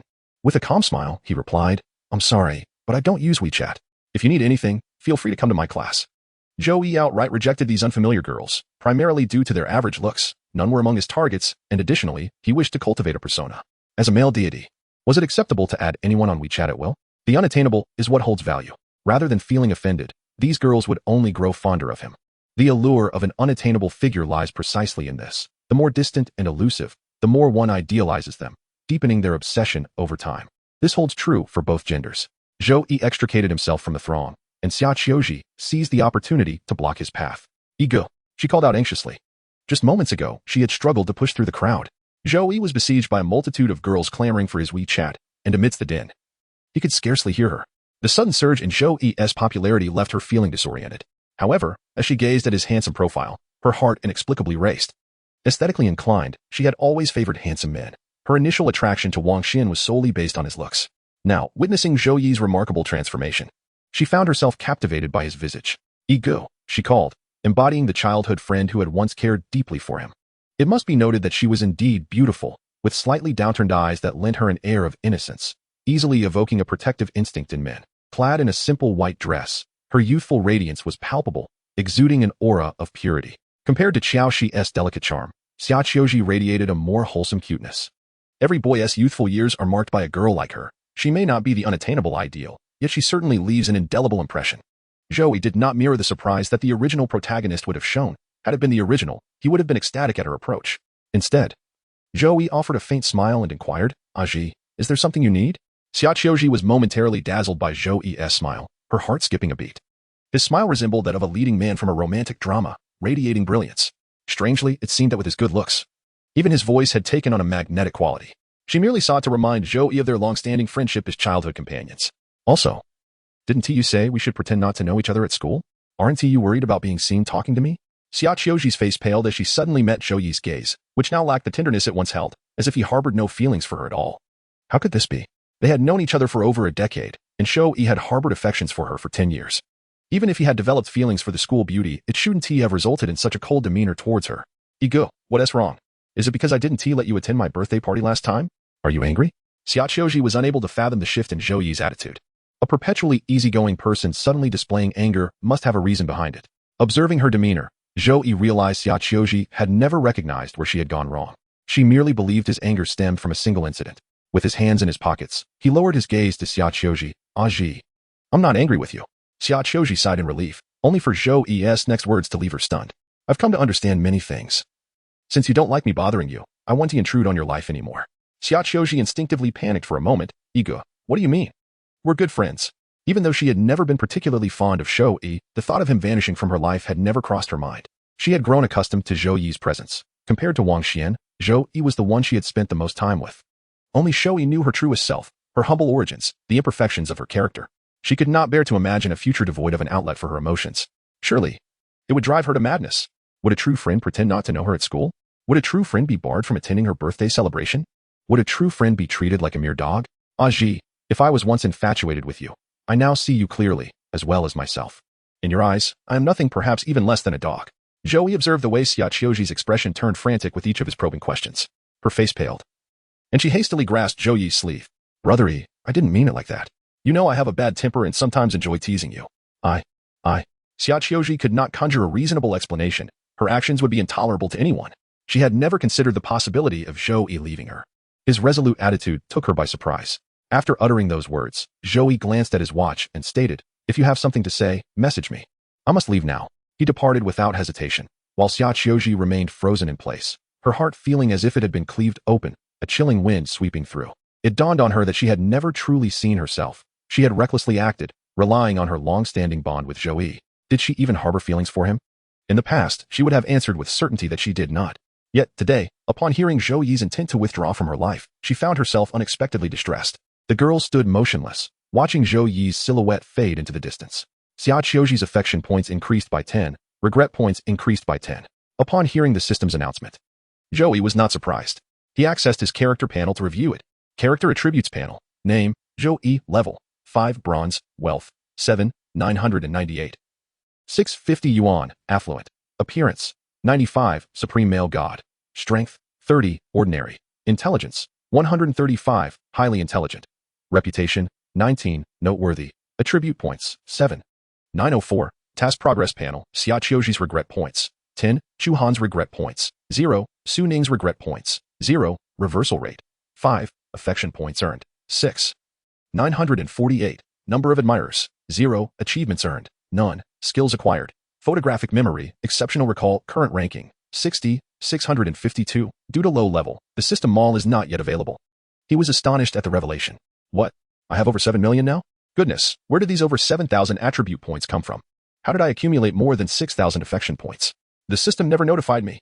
Chapter 15. All attributes maxed out. 077 explained. Your photos on the forum have garnered numerous affection points, along with contributions from various women you encountered on the street and female classmates at school. Hundreds of people, with each contributing dozens of affection points. For them, perhaps their points were only 20 or 30, but collectively, that amounts to a substantial sum. I did not report it because they are ordinary women, classified as level 1, and do not require your pursuit. They simply contribute to your affection points and attribute points. Zhou Yi finally grasped the system's terrifying nature. He realized that it was unnecessary for these ordinary girls to fall in love with him. Even a mere hint of fondness would yield benefits. If I became a celebrity, wouldn't that render me an extraordinary existence? Host, being a star is a double-edged sword. Once any scandal emerges, those affection points could plummet. In other words, only characters of level 1 or above, or those who have reached 100 affection points with you, will remain unaffected. The affections of others can change. With the system's elaboration, Zhou Yi began to understand the rules more deeply. Level 1 women represented all ordinary girls. They could be passers-by or netizens who admired him from afar. All could contribute affection points. Only level 1 or higher women required pursuit, bringing greater value. And their affection points remained constant. This was the essence of pursuit. Zhou Yi examined his attribute points and decided to max out all his attributes. The system cautioned him, Host, these attribute points are your fundamental currency for future purchases in the system mall. Are you sure you want to spend them now? It's fine. I'll spend a bit now. It shouldn't cost too much to max out these attributes. Understood, Host. Zhou Yi's panel transformed once more. Character attributes panel. Name, Zhou Yi. Level, 8, bronze. Wealth, 7, 998. 650 yuan, affluent. Appearance, 100, unmatched. Strength, 100, unrivaled. Intelligence, 200, genius. Reputation, 19, noteworthy. Attribute points, 7. 754, task progress panel. Xia Qiuji's regret points, 10. Chu Han's regret points, 0. Su Ning's regret points, 0. Reversal rate, 18. Affection points earned, 6. 948. Number of admirers, 0. Achievements earned, none. Skills acquired. Photographic memory, exceptional recall, current ranking, 60, 652. Due to low level, the system mall is not yet available. With all attributes upgraded, Zhou Yi could distinctly feel a transformation within his body. It was as if a surge of energy coursed through him, invigorating him with boundless vitality. What does an unparalleled strength signify? It means that the host can achieve an unbeatable state by simply pairing with any martial arts manual from the mall. Could it be that I will eventually cultivate immortality? Anything is possible. It all depends on how many attribute points you possess, Host. Zhou Yi raised an eyebrow and smiled, realizing that in this system world, wealth was paramount, though it was merely in the form of attribute points. Furthermore, his intelligence was now elevated, and once he arrived in the classroom, he would test the true prowess of this exceptional intellect. As for his wealth, what purpose would it serve? Zhou Yi, coming from an ordinary background, had never dared to dream of possessing millions. Now that he had such wealth, he felt a sense of bewilderment. System, how did I acquire this money? I must concoct a reasonable explanation. Otherwise, as an orphan suddenly coming into vast fortune, wouldn't it raise suspicions? Indeed, the bank can handle that. But for those around you, you must devise a plausible narrative. Zhou Yi narrowed his eyes in contemplation, and suddenly a decision crystallized in his mind. He approached the classroom door just as class was about to commence. The counselor, Lu Wei, stood at the entrance, his expression grim. He had just endured a few jabs from the counselors of classes 1 and 2, which certainly did not improve his mood. Mr. Su, take a look at the exam results from last time. Our class has once again fallen behind classes 1 and 2, with more than half of the students failing. At this rate, how many from class 3 will even qualify for graduate recommendations? We can barely secure a few scholarships. The calculus teacher chuckled helplessly. I cannot do much. Old Lu, we are in the arts department, and artistic students are numerous. Mathematics has always been our weak point. Lu Wei. Visibly dissatisfied with the calculus results in his class, patted the shoulder of the calculus instructor, forcing a smile. This subject is crucial. Who would have imagined that even in recent years, the arts department would require calculus? Since we are studying it, we must strive for a spot in the latest college mathematics modeling competition. This event is international, with substantial prizes, irrespective of whether one wins. Simply representing the nation guarantees a reward. The selection process begins domestically, starting with provincial competitions, followed by national finals. Ultimately choosing the top 10 from the country to compete internationally. Liu Wei has coveted a spot in the provincial competition for quite some time. If he cannot even pass the school's selection, how could he expect to participate in the provincial finals? Su Tsung was unsure whether to admire Liu Wei's lofty aspirations or to lament his fanciful delusions. After all, this was a battleground for the elite of top universities. And while Huai University does indeed have a quota, the majority of the class comprises art students. What hope is there for them to offer a surprise in this field?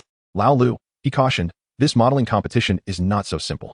Our class does have a few students proficient in mathematics. Do not harbor prejudice against art students. Each individual excels in different domains. There are upcoming competitions in traditional Chinese painting and other art-related contests where you might find success. Liu Wei understood the urgency of the selection for the modeling competition and beseeched Su Tsung for assistance. Su nodded and replied, I will do my utmost, however. Class is about to start, so you should go now. Liu Wei pursed his lips, realizing that Su Tsung was merely deflecting. The soon-to-retire man had long since lost his fervor for the educational vocation. Moreover, teaching at the university level is considerably less stressful than the high school environment. Burdened by the pressure of college admissions, as Liu Wei turned, he noticed Zhou Yi standing behind him. He was initially taken aback by Zhou Yi's striking appearance. It felt as though only minutes had passed, yet Zhou Yi now looked exceptionally handsome, almost otherworldly, as if he were illuminated by a halo or filter. Liu Wei thought, this face is even more captivating than that of a model.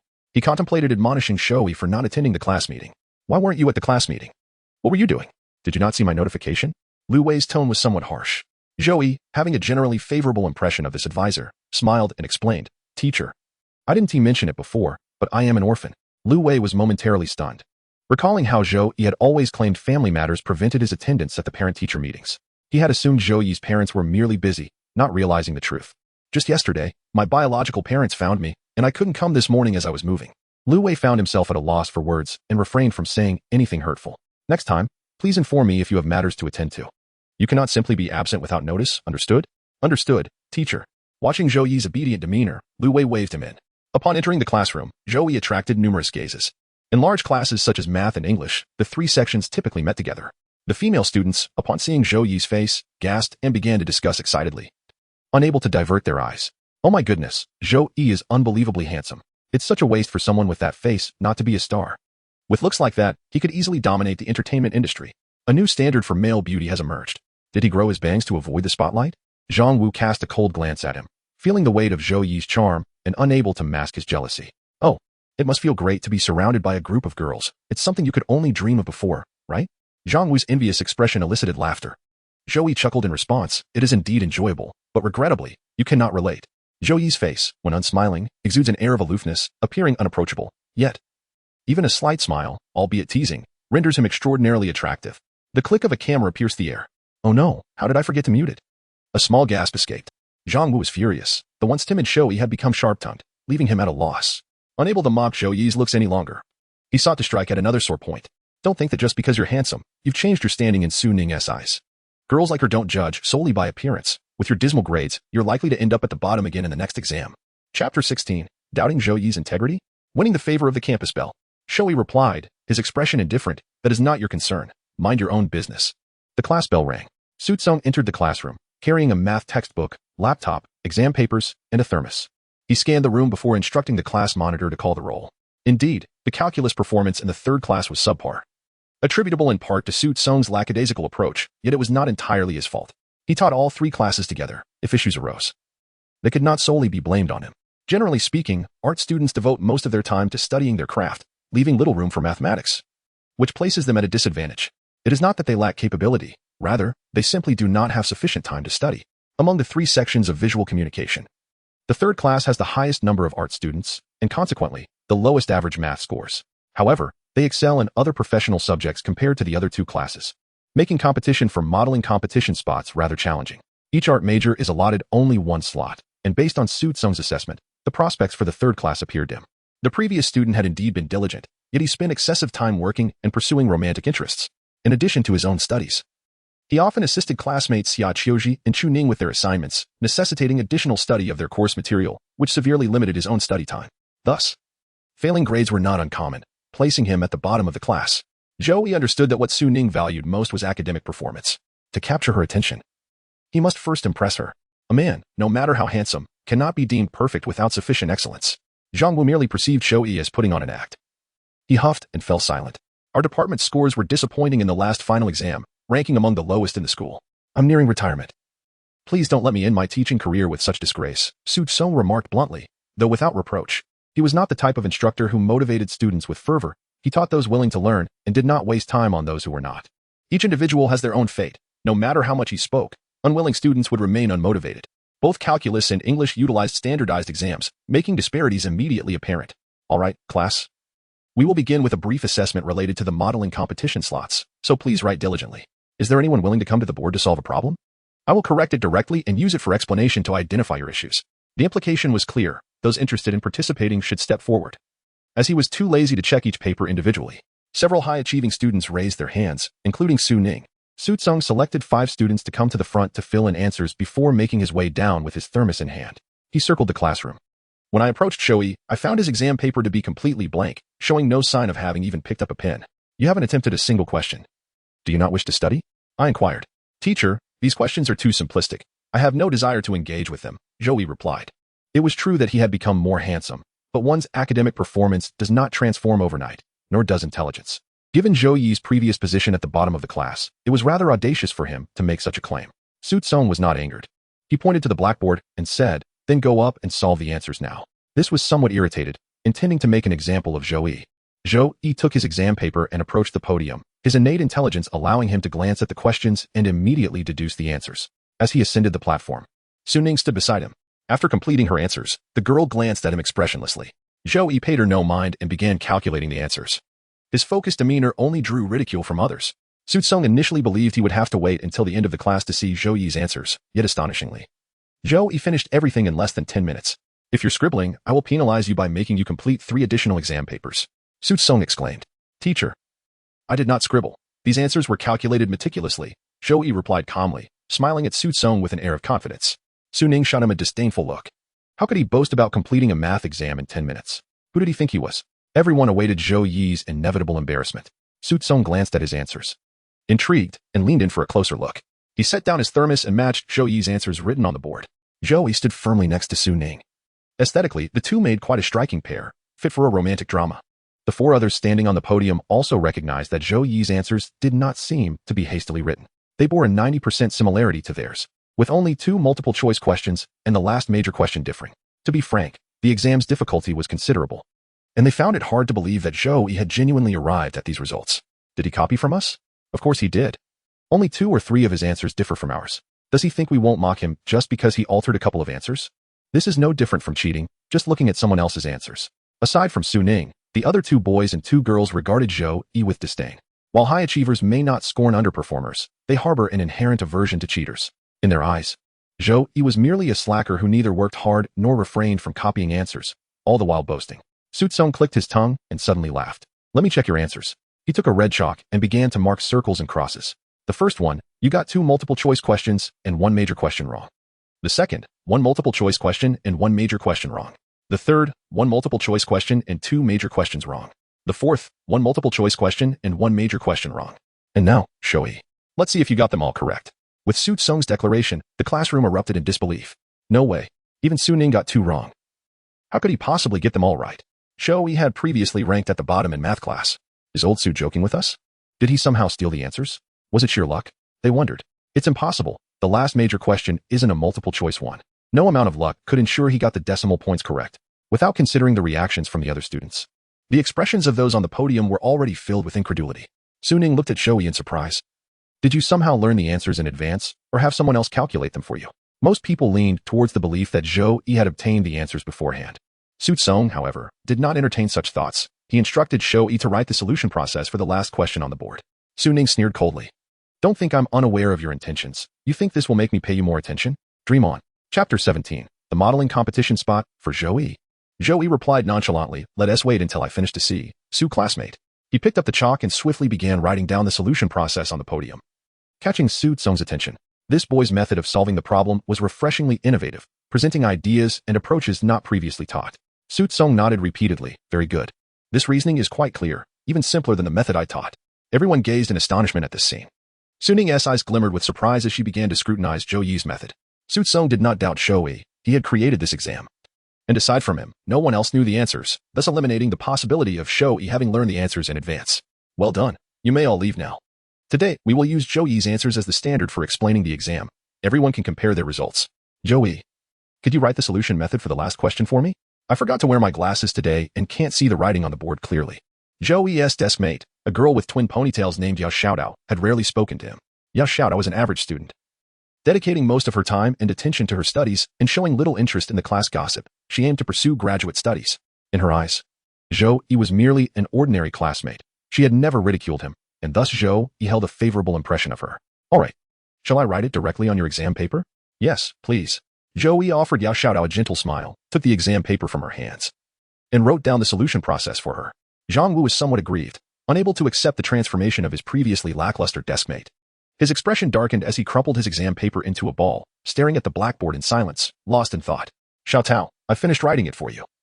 The alternative method is one the teacher has taught, and I'll write that on the side for you as well. It should be easier for you to understand. Well, thank you, Zhou Yi. You're welcome. Zhou Yi checked the system panel and noted that his affinity value and attribute points had increased slightly, evidently thanks to Yao Xiaodao's contribution. Su Tsung began to explain the questions on the podium according to Zhou Yi's answers, pausing momentarily when he reached the last question. We want to explain this question according to Zhou Yi's answer. His method of solving it exceeds the scope of our syllabus, and we want to need it. Upon hearing this, students immediately voiced their doubts. But how could Zhou Yi know content beyond the college curriculum? Teacher, I feel this doesn't seem like an answer he could have written himself. Indeed, how could someone who has consistently ranked at the bottom suddenly show such great improvement? Many in the class questioned Zhou Yi's capabilities, but Su Tsung looked at Zhou Yi, who remained unflustered and composed. Just so happens I have another set of exam papers. Let us complete them in class today. This way, they could gauge Zhou Yi's true level. Zhou Yi smiled slightly, regarding him as one might a jester. He finished this new paper in just 10 minutes as well. Zhang Wu observed him filling in numbers rapidly without even needing to perform calculations, suspecting Zhou Yi was merely scribbling. He awaited Zhou Yi's humiliation. Undoubtedly, Zhou Yi was the first to submit his paper. The few top-performing students sitting in front were astonished by his swift submission. What is he doing? How could he finish so quickly? He must be writing nonsense. What a show-off. The scores will be hilarious. Zhou Yi feigned ignorance to the murmurs surrounding him. Placing his examination paper beside Su Kong, teacher, I have completed it. So soon? Aren't you going to review it? No need, teacher. I am certain there are no issues. You are quite confident, aren't you? Su Tsung set down his thermos and perused Zhou Yi's paper, then promptly seized a red pen to begin marking. A few minutes later, Su Tsung's expression turned to one of amusement. A paper completed in 10 minutes, all correct. Yet, it was perplexing why he had previously scored so poorly. Adjusting his glasses, the man inquired, Zhou Yi, I am rather curious, given your current abilities, why have you performed so poorly in the past? His voice was neither too loud nor too soft, allowing the classmates in front to overhear. Zhou Yi's abilities? What abilities?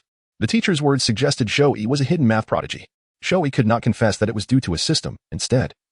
He could only fabricate a vague response. Teacher, there are reasons for everything, but I cannot elaborate. His cryptic remark left everyone puzzled. Su Tsung did not press further. Instead, with a cheerful demeanor, he handed Zhou Yi a stack of papers from the textbook. Can you complete these? Bring them to me tomorrow. If your performance remains at today's level, I will grant you a spot in the modeling competition for the visual transmission major. Su Tsung's statement sent the top students into a frenzy. This was a competition they would clamor to join, with a prize pool of hundreds of thousands. Who wouldn't be tempted? Even if they did not win, there would still be monetary rewards from the province and school, at least 30,000. How could such a splendid opportunity be given to Zhou Yi? Teacher, that is unfair. Indeed, why should Zhou Yi be the one? Let us take the exam together and settle this once and for all. Su Tsung, known for his amiable nature, was typically met with open dialogue from the students. This was a matter of financial stakes, essentially touching upon their interests. Previously, the class had been embroiled in fierce competition over various art competition slots. Non-art students had no chance to participate. Now that they had finally reached their area of expertise, why should it be awarded to Zhou Yi, whom they deemed a failure? Chapter 18. Su Ning's speculation on Zhou Yi's background, increasing regret value. The bell rang, and the class representative, Wang Yang, collected the papers and handed them to Su Kong. The older man, wearing glasses, sat attentively at the podium, grading the papers, surrounded by students concerned he might miscalculate due to fatigue. For the top students, this was a silent battle.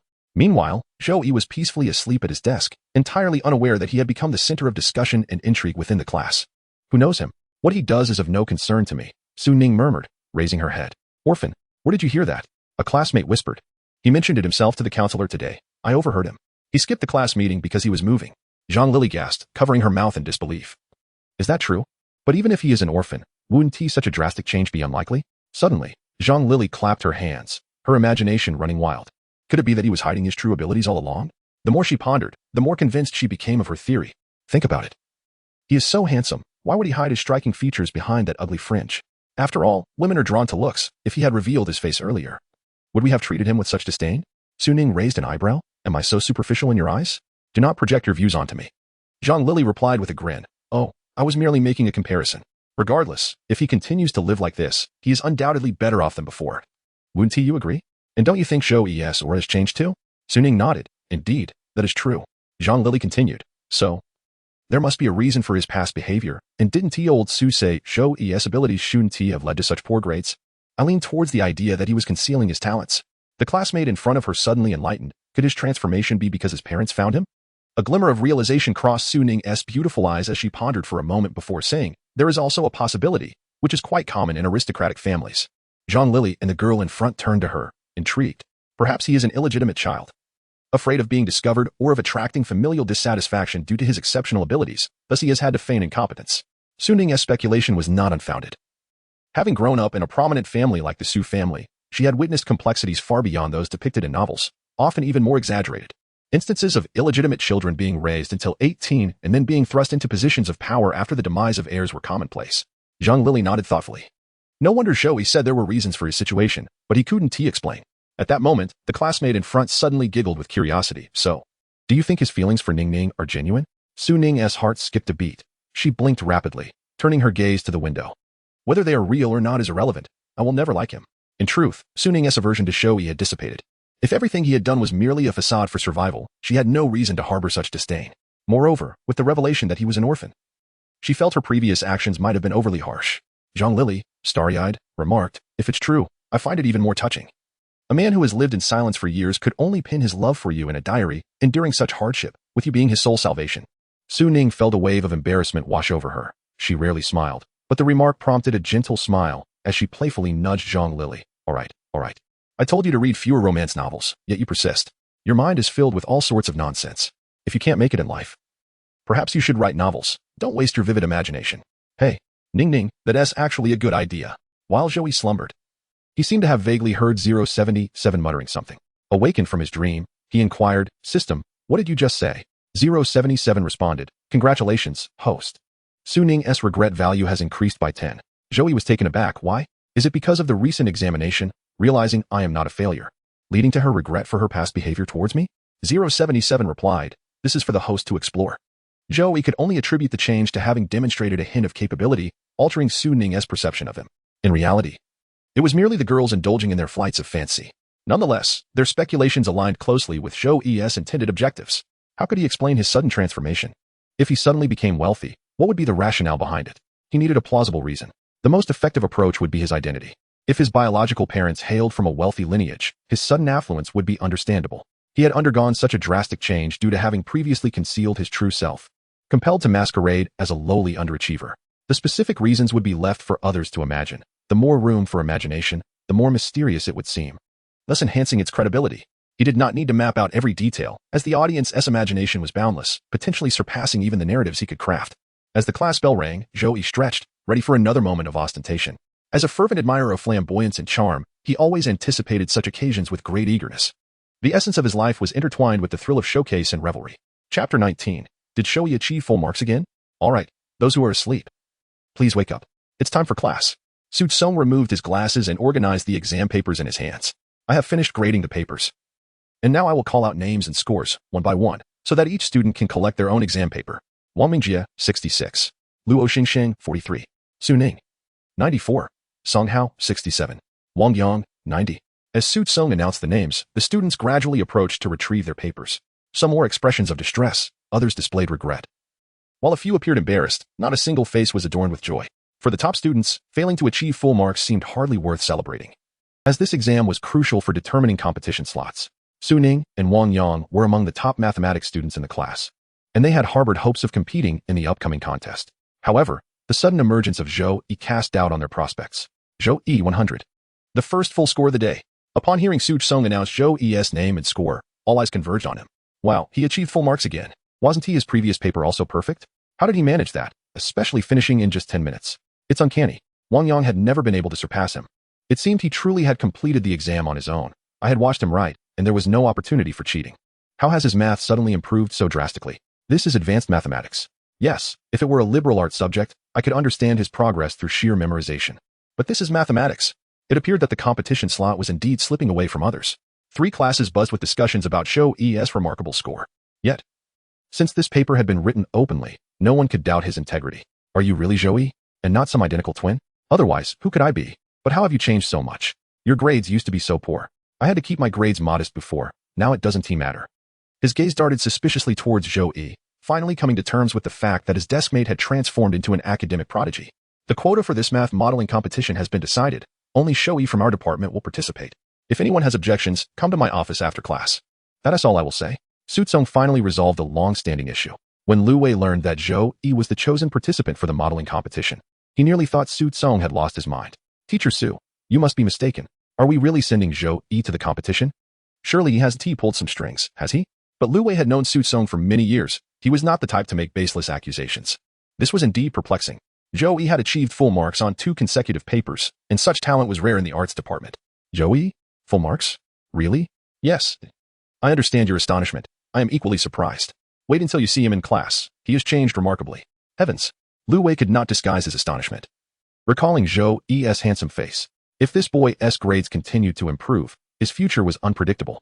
Perhaps he could even rank first in the school and compete at the provincial level. Su Tsung's casual remark invigorated Lu Wei, filling him with hope. Competing at the provincial level was the aspiration for their university. He had nearly given up on this competition. Now that Su Tsung had said this, he would place his bets on Zhou Yi as it concerned his reputation and potential rewards. Zhou Yi, please do not disappoint me. In the afternoon during Chinese class, Wang Wei entered the classroom with eager anticipation. What on earth? We still have to memorize last semester's material? Is Lu Wei on edge today? Who has he taken a disliking to? Please don't call on me. I haven't remembered a single word. Zhou Yi was unaware that he had caught the fervent attention of Lu Wei.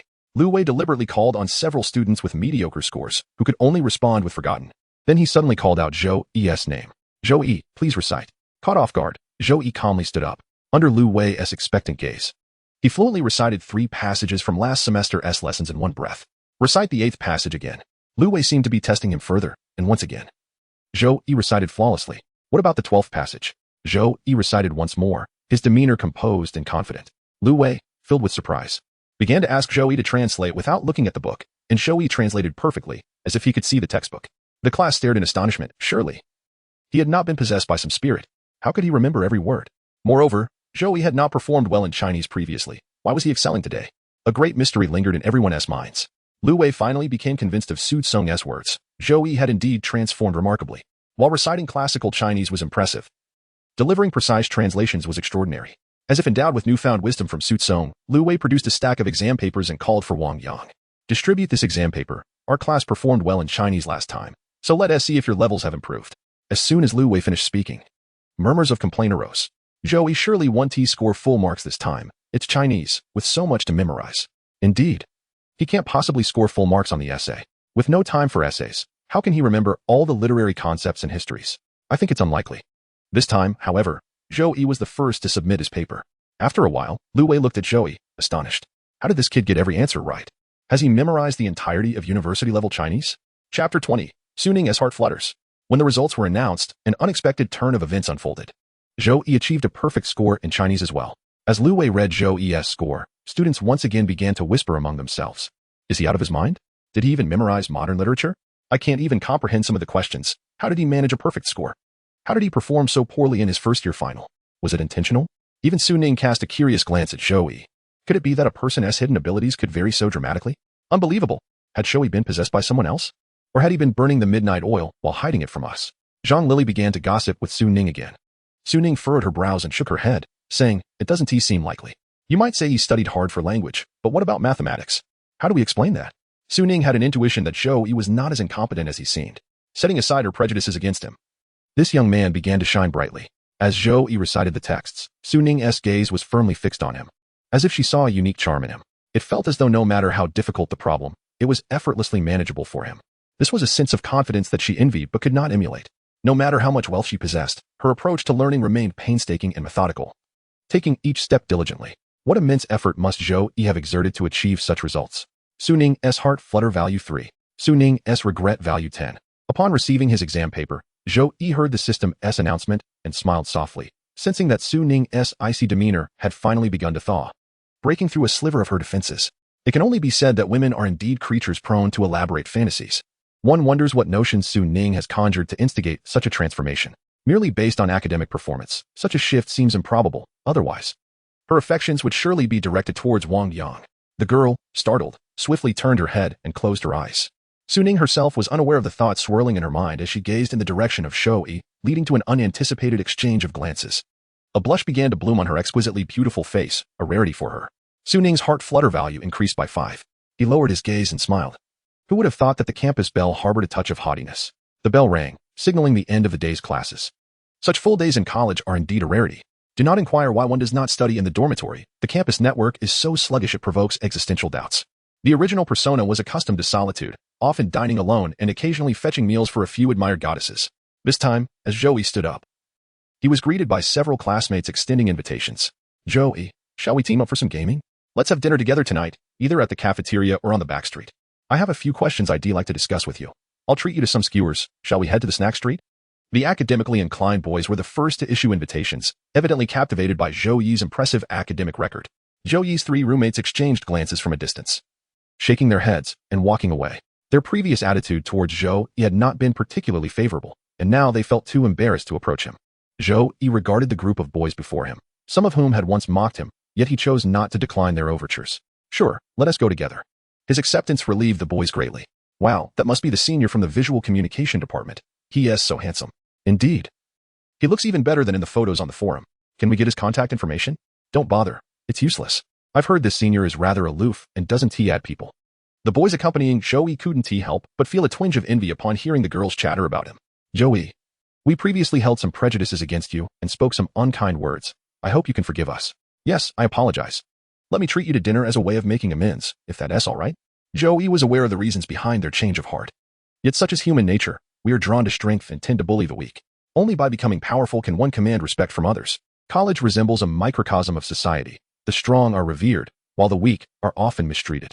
Zhou Yi was not a person of lofty ideals. He humbly smiled and replied, It's all right. I was not particularly well liked in my previous state.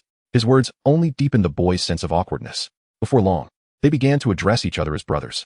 The group ventured into an internet CAF to play a few rounds of games, and to their surprise, Zhou Yi displayed remarkable prowess in gaming. Whoa, what is your technique, bro? Incredible! Zhou Yi maintained a calm demeanor as he maneuvered the mouse, while the boys, initially playing alongside him, soon gathered around to spectate his skillful performance. If one were to inquire why Zhou Yi excelled at gaming, it would undoubtedly be attributed to the system's enhancements he had requested. Although the benefits lasted merely 3 hours, it was sufficient for him to showcase his flair. When it came time for dinner, Zhou Yi insisted on dining at the cafeteria. As they ate, curiosity about Zhou Yi's sudden improvement in grades bubbled to the surface. This was undoubtedly their greatest intrigue, perhaps the very reason they had invited him to dinner. Zhou Yi took a mouthful of rice, and, under their eager gazes, casually stated, Perhaps I suddenly unlocked my meridians. The youth beside Zhou Yi, named Siyu, playfully nudged him and said, Come on, stop being cryptic. We genuinely want to know. Share a bit of your generosity with us. Zhou Yi, with his mouth full, mumbled, If I must divulge, it's a combination of talent and hard work. Wang Yang, puzzled, queried, Then why did you perform so poorly in exams before? Improvement in math isn't something that can be achieved overnight. How did you manage it? Siyu, with a hint of mischief, asked, Did you secretly conceal your abilities and intentionally perform poorly? Zhou Yi fell silent for a few seconds. His expression complex as he glanced at Siyu, then chose to remain mute. This demeanor seemed to suggest an acknowledgement, albeit without any further clarification. The others exchanged glances. Could it be that the speculation within the class held some truth? Was Zhou Yi deliberately playing the part of an inconspicuous underachiever? Unbeknownst to Zhou Yi, conjectures regarding him had circulated several times within the visual communication department. Aside from the main class group, there were always small group chats where discussions emerged. The individuals dining with Zhou Yi that day had certainly come across Zhang Lily's outrageous theories in these chats. Siyu pulled out his phone and bombarded the small group with exclamations. Siyu, well, family. I'm dining with Zhou Yi. Guess what just happened? Urban Beauty, what is going on? Don't keep us in suspense. Spill it. Suning, 18-year-old pure little mom? You're dining with Zhou Yi. You didn't take me along? Give me his WeChat. The group, consisting of 10 members, urged Zhou Yi not to be coy. Zhou Yi, it turns out Lily was right. Zhou Yi was pretending to be a slacker all along. Urban beauty, elaborate. 18-year-old pure little mom. Where are you in the cafeteria? I want to join in on the fun. Zhou Yi, just now. We asked him if he had been hiding his abilities and intentionally performing poorly. Zhou Yi fell silent, his expression indicating that I had struck a chord with him. Urban beauty. I want to be there to witness this. Quickly report your location. Chapter 21. Su Ning's countenance darkens after requesting WeChat after Zhou Yi disclosed their location. Zhang Lily immediately turned to Su Ning. Let us go. Let us go. Ning, we should check it out. The girl pouted, playfully coaxing Su Ning, her eyes fluttering like a little fan, leaving Su Ning both amused and exasperated. At that moment, Su Ning was having a meal with Zhang Lily and Tao Shan in the first cafeteria, which offered better food at a higher price than the second cafeteria. Su Ning was generous and often treated her friends to meals at this venue. Hearing that Zhang Lily intended to meet Zhou Yi, Su Ning instinctively felt a pang of anxiety. She initially wanted to refuse, but the words that came out were, whatever. I'm just accompanying you. The girl wore a proud expression, her usually frosty face revealing a hint of unprecedented cuteness. Tao Shan and Zhang Lily cheered with delight, yay? Upon arriving at the back door of the first cafeteria, they indeed spotted Zhou Yi and Su Yi at their table. Hey, when I go over, I'll just say I'm looking for Su Yi. Don't give us away, Zhang Lily instructed. Su Ning nodded, adopting an impatient demeanor as she approached Zhou Yi's table. Su Yi, so this is where you've been. I've been looking for you. Zhang Lily's loud voice quickly drew the attention of everyone at the table. With an air of familiarity, she took a seat beside Zhou Yi, pulling Su Ning and Tao Shan along with her. Since you're still eating, we'll just wait here for you. Wang Yang, you don't mind, do you? The others, seeing Su Ning seated there, had no grounds to express any objections. Wang Yang observed Su Ning as her face flushed, and she stuttered. Okay, all right, it's fine. You all can sit. Su Ning slightly lifted her chin, exuding an air of arrogance. Yet, her peripheral vision inadvertently darted towards Zhou Yi, who sat diagonally across from her. The young man stood out remarkably among his peers, and even though Su Ning was not one to place great value on appearances, she found herself momentarily entranced by Zhou Yi. Since their arrival, he had uttered not a single word, presenting a demeanor that contrasted sharply with the infatuation he had expressed in his diary. Instead, he appeared somewhat aloof. Zhang Lily glanced at Zhou Yi's expression and cleared her throat to initiate conversation. Zhou Yi, it seems like this is the first time I've seen you dining with Su Yi. Zhang Lily, bold and friendly, showed no fear of encountering resistance from Zhou Yi. Indeed. It is, she continued. Today, you certainly made a remarkable impression. Henceforth, we shall call you Zhou the Scholar. Zhou Yi set down his chopsticks and replied in a subdued tone. Not really, it was merely a casual exam. Perhaps I was just fortunate. Tao Shan interjected. Oh, do not be so modest. How is it that you previously performed so poorly?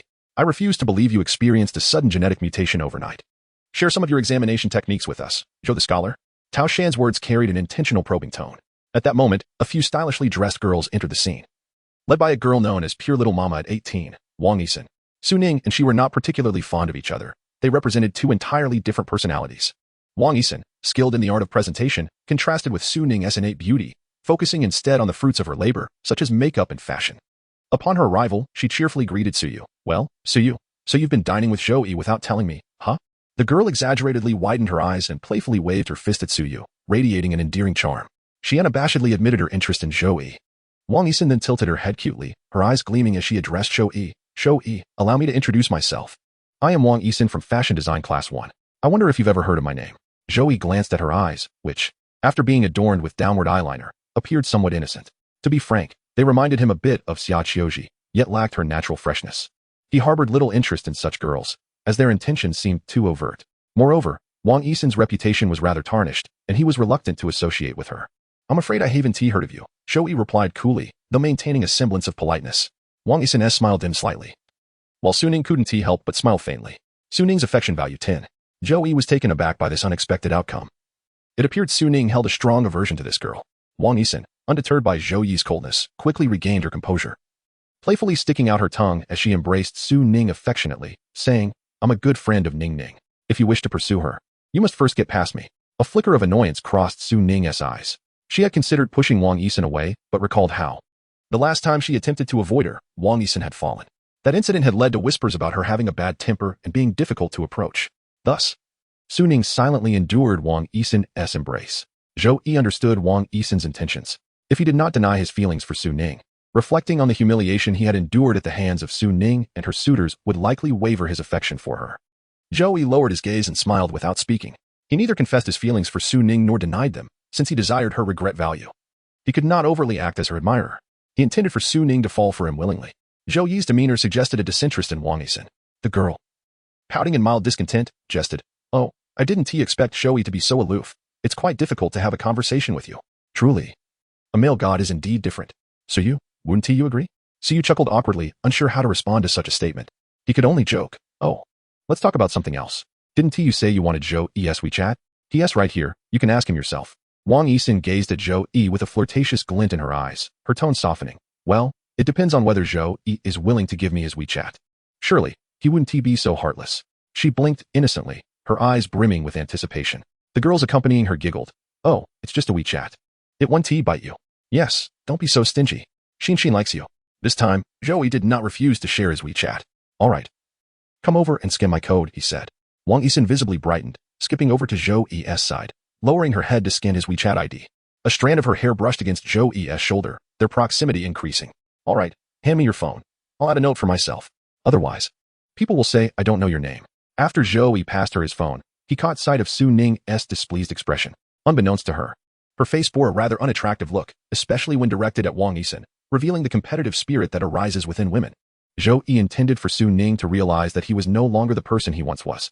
Countless girls were queuing up for his WeChat, and he was not solely interested in Su Ning. He had an abundance of options. Why should he wait for her? Chapter 22. Zhu Han begins to regret Han Jie. "Look, isn't that Zhou Yi sitting in the corner?" "Yes. Was he once your admirer, Han Jie? He has approached you lately?" "Of course. Now that Han Jie has Gao Xiao, she wouldn't look at someone like him." Nearby, Zhu Han was dining with a few friends. In their eyes, Zhou Yi was merely her former admirer. Who would have thought he'd turn out so handsome? Does Han Jie regret it? If you don't want him, you can let me have him. Do you have his WeChat? Share it with me. The thought of Zhou Yi now being with a wealthy beauty, having blocked her on WeChat, dimmed the smile in Zhu Han's eyes. The girl stirred her soup, deliberately stating, "Why would I add a mere admirer on WeChat? If you want him, go find him yourself." I've heard he is quite difficult to pursue. Otherwise, I would have asked him by now. But why is he mingling with Su Ning? She is notoriously known as the aloof goddess.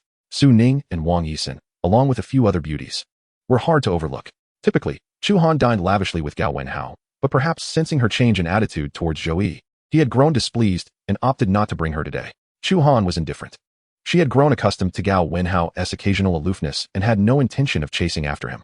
Upon hearing that Zhou Yi was present, especially in the company of Su Ning, her curiosity piqued. Zhu Han propped her chin up, scrutinizing the scene. That girl beside him seems to be Wang Yisin. One of her curly-haired friends remarked indignantly, "Humph, it's that scheming green tea." It seems Zhou Yi is about to be toyed with. Wang Yisin was not one to be underestimated. She relished manipulating others' emotions, having previously stolen her ex from her. Zhu Han narrowed her eyes, a smile creeping onto her lips. Perhaps she is just exchanging a few words. It doesn't necessarily mean she is interested in Zhou Yi. After all, despite his newfound handsomeness, he remains essentially an admirer. Unbeknownst to her, Zhu Han harbored a deep-seated fear that Zhou Yi would continue to excel. She constantly endeavored to convince herself that despite Zhou Yi's newfound attractiveness, he remained the same devoted admirer as before. Perhaps, deep down, she yearned for his affection to remain unchanged. However, such a possibility was exceedingly slim. Once Zhou Yi had severed ties with her, any hope was lost. "Han Jie, you have high standards, so you think no one would be interested in Zhou Yi as a devoted admirer. But do you realize how many people wish to add him on WeChat? There are thousands of posts about him in the forum," one of her friends remarked. Indeed. Just moments ago, she had heard astonishing news. "What is it?" Zhu Han inquired. It said that Zhou Yi aced both his language and mathematics exams today and secured the only spot from their major to participate in the mathematical modeling competition. Zhu Han couldn't help but laugh incredulously. Impossible. He failed so many subjects last year. It's absurd to believe he could achieve a perfect score. This must be a rumor. Her friend promptly pulled out her phone, displaying the forum posts to her. "Look, this is what a girl from Visual Communication Class 3 is saying. Apparently, Zhou Yi is indeed the one who received our major's only slot for the competition." Zhu Han stared at the post, dumbfounded. How could this be? Zhou Yi got a perfect score, participating in a mathematical competition?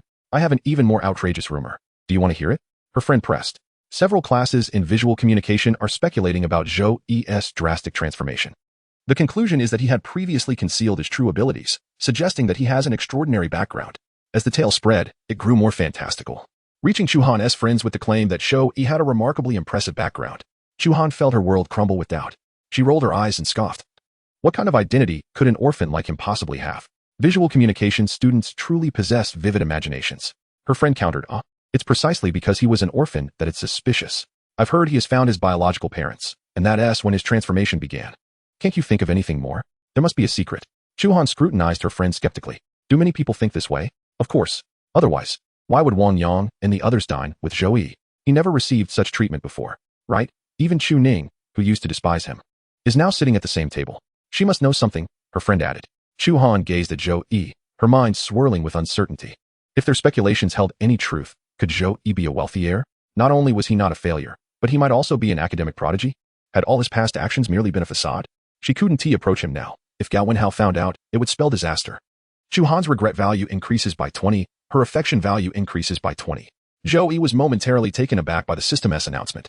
He glanced around and, unsurprisingly, spotted Chu Han. Among the few women he had once fawned over, she was the most pragmatic. Her affection and regret values were likely rising the fastest, for she was an unapologetic materialist.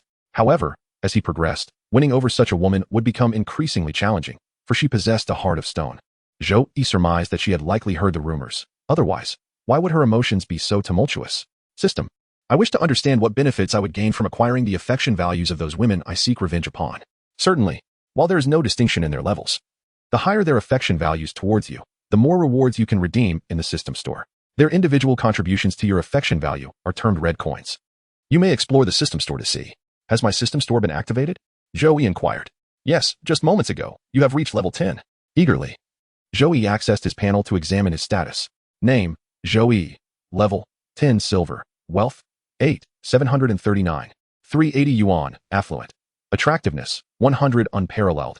Martial power, 100 unmatched. Intelligence, 200 genius. Reputation, 37 noteworthy. Attribute points, 9. 685, task progress panel. Summer Qiuji regret value, 10. Chu Han regret value, 20. Suning regret value, 10. Reversal degree, 37. Acquired affection points, 7. 605. Number of admirers, 0. Achievements, none. Acquired skills, photographic memory, exceptional recall. Current ranking, 60, 652. Congratulations, host. Level has increased, and system store is now accessible. Chapter 23. Suning discovers that her rescuer is Zhou Yi. Zhou Yi had long been curious about the functionalities of the system store. Upon entering, he was greeted with a myriad of items. Anything one could conceive of was available. The most absurd was a delay spray, which was clearly no legitimate medicine. There were also pills for 7 times a night and elixirs for body modification. What exactly was being extended was all too clear to those in the know. Zhou Yi glanced again at the categories, noting that one was labeled male as gospel. Below were clothing items, some of which could enhance charm, while others boasted bulletproof properties. Further down, there were exclusive items for girlfriends, which made Zhou Yi's heart race. Not only were there various outfits for girlfriends seductive, elegant, but also potions capable of subtly altering their physiques, implying one could mold their girlfriend into their desired form. Such notions had once been inconceivable to Zhou Yi. Yet, apart from the initial rows, the subsequent icons were darkened, indicating that his level was insufficient for access. In the upper left corner of the system, there was also a search bar for direct queries. Zhou Yi's red coins were still limited, according to the conversion rate from Chu Han and her friend's affection values. Each affection point equated to 100 red coins. Each item in the store was priced in the hundreds or thousands, and Zhou Yi hesitated to spend. At that moment, when Wang Yisun was adding a note, she noticed a notification pop up on Zhou Yi's phone, with the contact name Aji. This affectionate moniker piqued her curiosity. Could it be that Zhou Yi had someone he cared for, hence his indifference towards her? Wang Yisun relished the challenge of pursuing difficult men. The easier they were to win over, the less appealing they became. Even if Zhou Yi had affections for someone else, she was determined to claim him for herself. In the meantime, she playfully hooked her pinky around Zhou Yi's palm, and when he looked up at her, she offered a flirtatious smile. Rarely could a man withstand Wang Yisun's allure. Yet, Zhou Yi seemed oblivious, merely responding with a faint Zhou Yi's indifference only fueled Wang Yisun's determination. This elusive idol, whom no one could reach, she was bound and determined to conquer. At that moment, Zhang Lili mustered her courage to ask, "Could I add you too?" Zhou Yi did not refuse. He simply placed his phone on the table. "Go ahead, scan." The screen displayed Zhou Yi's QR code. Zhou Yi's gaze turned towards Su Ning, who pursed her lips, seemingly displeased. She was somewhat irked at Zhou Yi's casualness in sharing his WeChat with others. With a huff, Su Ning remarked, "So indiscriminate." Zhang Lili gleefully chimed in, "Cohort, you should add him too." Su Ning had initially intended to retrieve her phone, but recalling her prior declaration of indifference towards Zhou Yi made her hesitate. Adding him now would only serve to contradict herself. Zhou Yi raised an eyebrow and chuckled. "It seems that Su classmate is quite reluctant to add me on WeChat, considering you once said you would never like someone like me. Even if every other man in the world perished." Su Ning opened her mouth, furrowing her brow, yet remained silent. She recognized that her words had been excessively harsh and hurtful. However, she could not bring herself to apologize publicly. Su Ning was accustomed to her pride, unable to lower herself to such an extent. Wang Yisun exclaimed in surprise, "How could Ning Ning say such a thing?" That's a bit excessive, don't you think? Su Ning's face flushed with embarrassment, leaving her at a loss for words. At that moment, Zhou Yi unexpectedly remarked, but I don't mind anymore. The past is like smoke. I am not one to force matters. What is done is done, and Su, you needn't worry about me lingering, as I never intended to express my feelings in the first place. Her complexion paled, and she clutched her clothing tightly. A sudden pang of bitterness surged within Su Ning. Su Ning's regret value increased by 10, heart flutter value increased by 10. She had never harbored affections for anyone nor engaged in romance, leaving her bewildered by her own emotional turmoil. Then Zhou Yi dropped another bombshell. Had I known you would treat me this way, perhaps I wouldn't have saved you that day. Su Ning's eyes widened in disbelief. You were the one who saved me. Her memory of that person had faded, yet they were the one who had saved her life. She merely wished to express her gratitude. Otherwise, her conscience would be unsettled. But if the one who saved her was Zhou Yi, what had she done to him? Zhou Yi lowered his gaze and fell silent. He stood up, saying, It's almost lunch break. I'll take my leave now. You all can continue your conversation. He walked past Su Ning, unable to restrain herself. She stood and grasped his hand, exclaiming, Wait, Zhou Yi, can we talk privately? This was Su Ning's first initiative in approaching a boy. Her tone unconsciously carried a note of pleading. Onlookers stared in astonishment at the scene unfolding. Well, isn't that Su Ning, our school's flower? What is she doing tugging at a guy? Is she trying to keep him around? Indeed, the notoriously aloof Su Ning was showing a rare moment of vulnerability. That boy was Zhou Yi. It seemed even the school's flower had fallen for him. Sigh. I've liked her for ages, and she has never given me a glance. It's so unfair. Why should he be the one she likes?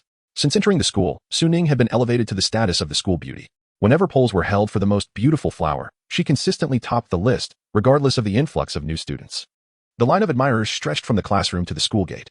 Had she not maintained her cold demeanor and hailed from a prominent family, she would have surely been inundated with attention long ago. Now, witnessing the goddess in such a situation, what man could refrain from envy? A new wave of envy washed over the boys who admired Zhou Yi. Chu Han's regret value increased by 10, heart flutter value increased by 10. Goodness, the sun must be rising in the west. Su, our school beauty, is chasing after your loyal follower. Chu Han's friends dropped their chopsticks in shock, hastily taking out their phones to capture the moment. Chu Han felt a twinge of irritation. Zhou Yi had once been her devoted admirer.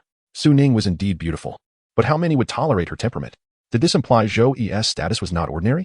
Otherwise, how could Su Ning, a girl so concerned with her image, act so openly in public? Su Ning would never fall for an ordinary poor boy. In a moment of impulsiveness, Chu Han stood and approached Zhou Yi directly. Zhou Yi, I need to talk to you. Chapter 24. Su Ning's guilt and gratitude. Chu Han's arrival undoubtedly intensified the scene. Wow, another beauty has joined. Who is she? That's Chu Han from class 6. Many boys fancy her. She's dating Gao Wenhao, so she's hitched to a rich second generation. Who has the full scoop? It's been ages since I've seen such a riveting story. Two beauties vying for one man. How thrilling. Wang Yang and his friends dared not breathe. Only Wang Yisen, bold as she was, stepped forward, frowning. What are you all doing? Do you have to make Zhou Yi the center of attention like a circus monkey? Su Ning glanced around, noticing nearly everyone was fixated on them. She quickly released Zhou Yi's hand, the spot where they had touched feeling as if it were on fire. Her ears burned, and her heart raced. Only then did she take a moment to focus on the woman who had spoken. The newcomer was tall, with fair skin and striking, well-defined features. Her wavy, light brown hair caught the eye. Even in plain school attire, her figure was hard to overlook, especially her bosom, which swayed gently with each step. Chu Han's deep-set eyes bore a resemblance to the mixed-race models often seen on television, with one-quarter European heritage. Her eyes were not purely black but held a faint blue hue, resembling exquisite jewels. As she approached, Su Ning felt a flicker of recognition. She seemed familiar, though Su Ning couldn't recall from where. The hostility radiating from her gorgeous face was evidently directed at Zhou Yi. Upon seeing Chu Han, Zhou Yi said coolly, Is there something you need? The last time they had met, Zhou Yi had been tearfully pleading for her not to leave. Chu Han glanced at Su Ning before mustering a smile. Zhou Yi, I believe there was some misunderstanding between us. I would like to clarify things, if you have the time. Wang Yisen, who had a poor rapport with Chu Han, immediately interjected sarcastically. What is it? Do you have too many misunderstandings with men? Last time it was with Li Hao from class 2. Just how many men have you had misunderstandings with, Chu Han? Chu Han, unfazed, arched her brow, her mixed-race beauty becoming even more striking. Wang Yisen, you weren't so composed when you were the other woman, were you? Chu Han audaciously called her out in front of Zhou Yi. She tossed her hair and innocently remarked, It's not my fault your friend can't manage his relationships. Don't throw mud at me. Zhou Yi's expression darkened with impatience. Let us just lay everything bare. I prefer not to gain notoriety on the forum. With that, Zhou Yi confidently strode out of the cafeteria flanked by 3 beautiful girls. His nonchalant demeanor left the boys in the cafeteria utterly captivated. He is truly impressive. Su Ning, Chu Han, and who is the other girl? She is also quite lovely. That is Wang Yisen. I've pursued her before. Zhou Yi should start a class. I'd gladly attend, even on my knees. I'm not greedy. I'd be satisfied with just one. Come on, do you have a face like theirs? I believe in looks, but Su Ning's interest must stem from something else. After exiting the cafeteria, Zhou Yi turned to Chu Han and Wang Yixin, stating, I have matters to discuss with Su Ning. If you need anything, message me later. Wang Yixin displayed no dissatisfaction, smiling as she waved goodbye. All right then. I'll head off. Let us grab milk tea together sometime. Bye. Chu Han, however, found herself at a loss for words. This meant Zhou Yi had chosen Su Ning over her. Furthermore, he had the audacity to suggest messaging him. He had blacklisted her. Yet she couldn't lose face before the two women, so Chu Han could only smile and agree. Once the two girls had departed, Zhou Yi led Su Ning into a secluded grove. Throughout the walk, Su Ning remained quiet, rehearsing countless phrases in her mind, unsure of how to begin. It's cool here, let us talk here. I wouldn't want to waste your time, Su Ning, he said, guiding her to a secluded pavilion in the woods, a place relatively private and unlikely to be overheard. Zhou Yi's words made Su Ning's complexion pale once more. Taking a deep breath, she finally met Zhou Yi's deep, narrow gaze. I want to know, was it really you who saved me that day? Su Ning began to feel anxious. This answer seemed crucial to her. It was I who saved you. You were lying by the roadside, and I carried you to the first municipal hospital. I still have the payment receipt. Su Ning took a step back in a daze. It truly was Zhou Yi. She had awakened at the first municipal hospital. Su Ning's regret value increased by 40. Heart flutter value increased by 20. I wish to know why you did not tell me. Guilt began to seep into Su Ning's heart, and her tone softened compared to usual. Zhou Yi smiled bitterly. What difference would it make if I told you? I never intended to disclose this matter to you. I thought it sufficient to silently do what little I could for you. Besides the time I took you to the hospital, there were many things you remained unaware of. The milk and bread that appeared in your drawer, the umbrella I left for you when it rained, the band-aids I placed in your bag when you were injured in gym class. Zhou Yi recounted these acts on behalf of the original owner. Though none of these were monumental gestures, it was essential that the other party be aware of them. To harbor unrequited love is the most foolish endeavor. It is a solitary turmoil for the one in love. No matter how much one invests, it amounts to naught if the other remains oblivious. Zhou Yi felt the original owner was foolish, yet their quiet devotion stirred a sense of sorrow within him. Thus, he desired to do something meaningful. At the very least, Su Ning should be made aware of who had done all this for her. Upon hearing these words, Su Ning was profoundly moved, her eyelashes quivered, and her heart trembled with immense shock. To think there was someone who had quietly done so much for her. Yet, what had she done in return? Reflecting on the words she had spoken to Zhou Yi, she felt she had been utterly unjust. She had even slapped Zhou Yi at one point. Wasn't this an act of ingratitude? Guilt filled Su Ning's heart. Su Ning's regret value increased by 10, heart flutter value increased by 10. As Su Ning was still engulfed in guilt and emotion, Zhou Yi continued, if my diary had not been read aloud, it would not have disrupted your life. I sincerely apologize for drawing you into the center of public scrutiny. However, I am also grateful. Had it not been for this incident, I would still be mired in self-pity. Fortunately, I have moved on. I will no longer engage in such conduct or disturb your life. Hearing Zhou Yi's words, Su Ning felt an inexplicable sense of panic. She couldn't help but take a step forward to grasp Zhou Yi's sleeve. Chapter 25, The Proud Girl Finally Bows. The schoolflower's apology holding on to Zhou Yi's sleeve, Su Ning displayed a hint of stubbornness, clearly unwilling to let him leave, yet she remained silent. The girl pressed her lips together, her defiance juxtaposed with childlike innocence. Her eyes were red, yet she refused to utter a word. Zhou Yi lowered his gaze and asked in a calm tone, so, is it truly so difficult for you to utter an apology? For Su Ning, it was indeed a formidable challenge. She had been pampered throughout her life, sailing smoothly to this point. Apologizing? Those words had never existed in her vocabulary. Even when she had erred in the past, no one had dared to reproach her, which had fostered her prideful disposition. However, in this instance, Su Ning realized that if she remained silent any longer, Zhou Yi might genuinely come to despise her. After a mental struggle, she bit her lip, a hint of pink blooming on her beautiful lips. Yes, I am sorry, Zhou Yi. The words of apology finally escaped Su Ning's lips. This proud girl had, for the first time, bowed her head. Zhou Yi remained silent, merely gazing at her. Taking a deep breath, Su Ning mustered her courage to continue. I was too excessive before. I should not have spoken to you in such a manner, nor should I have struck you. Zhou Yi's lips curled into a fleeting smile, which Su Ning failed to capture. I hope you can accept my apology. After speaking, Su Ning cautiously glanced at Zhou Yi.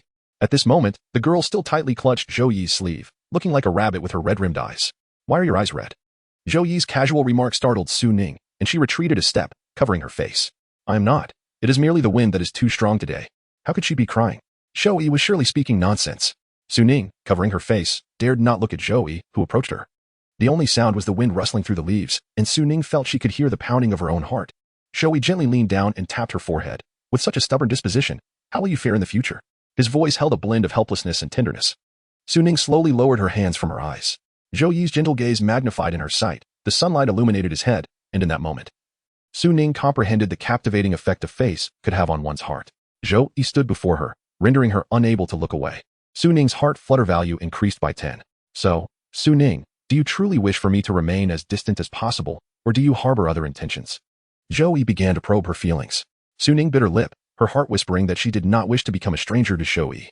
What do you mean by other intentions? Isn't that for you to decide?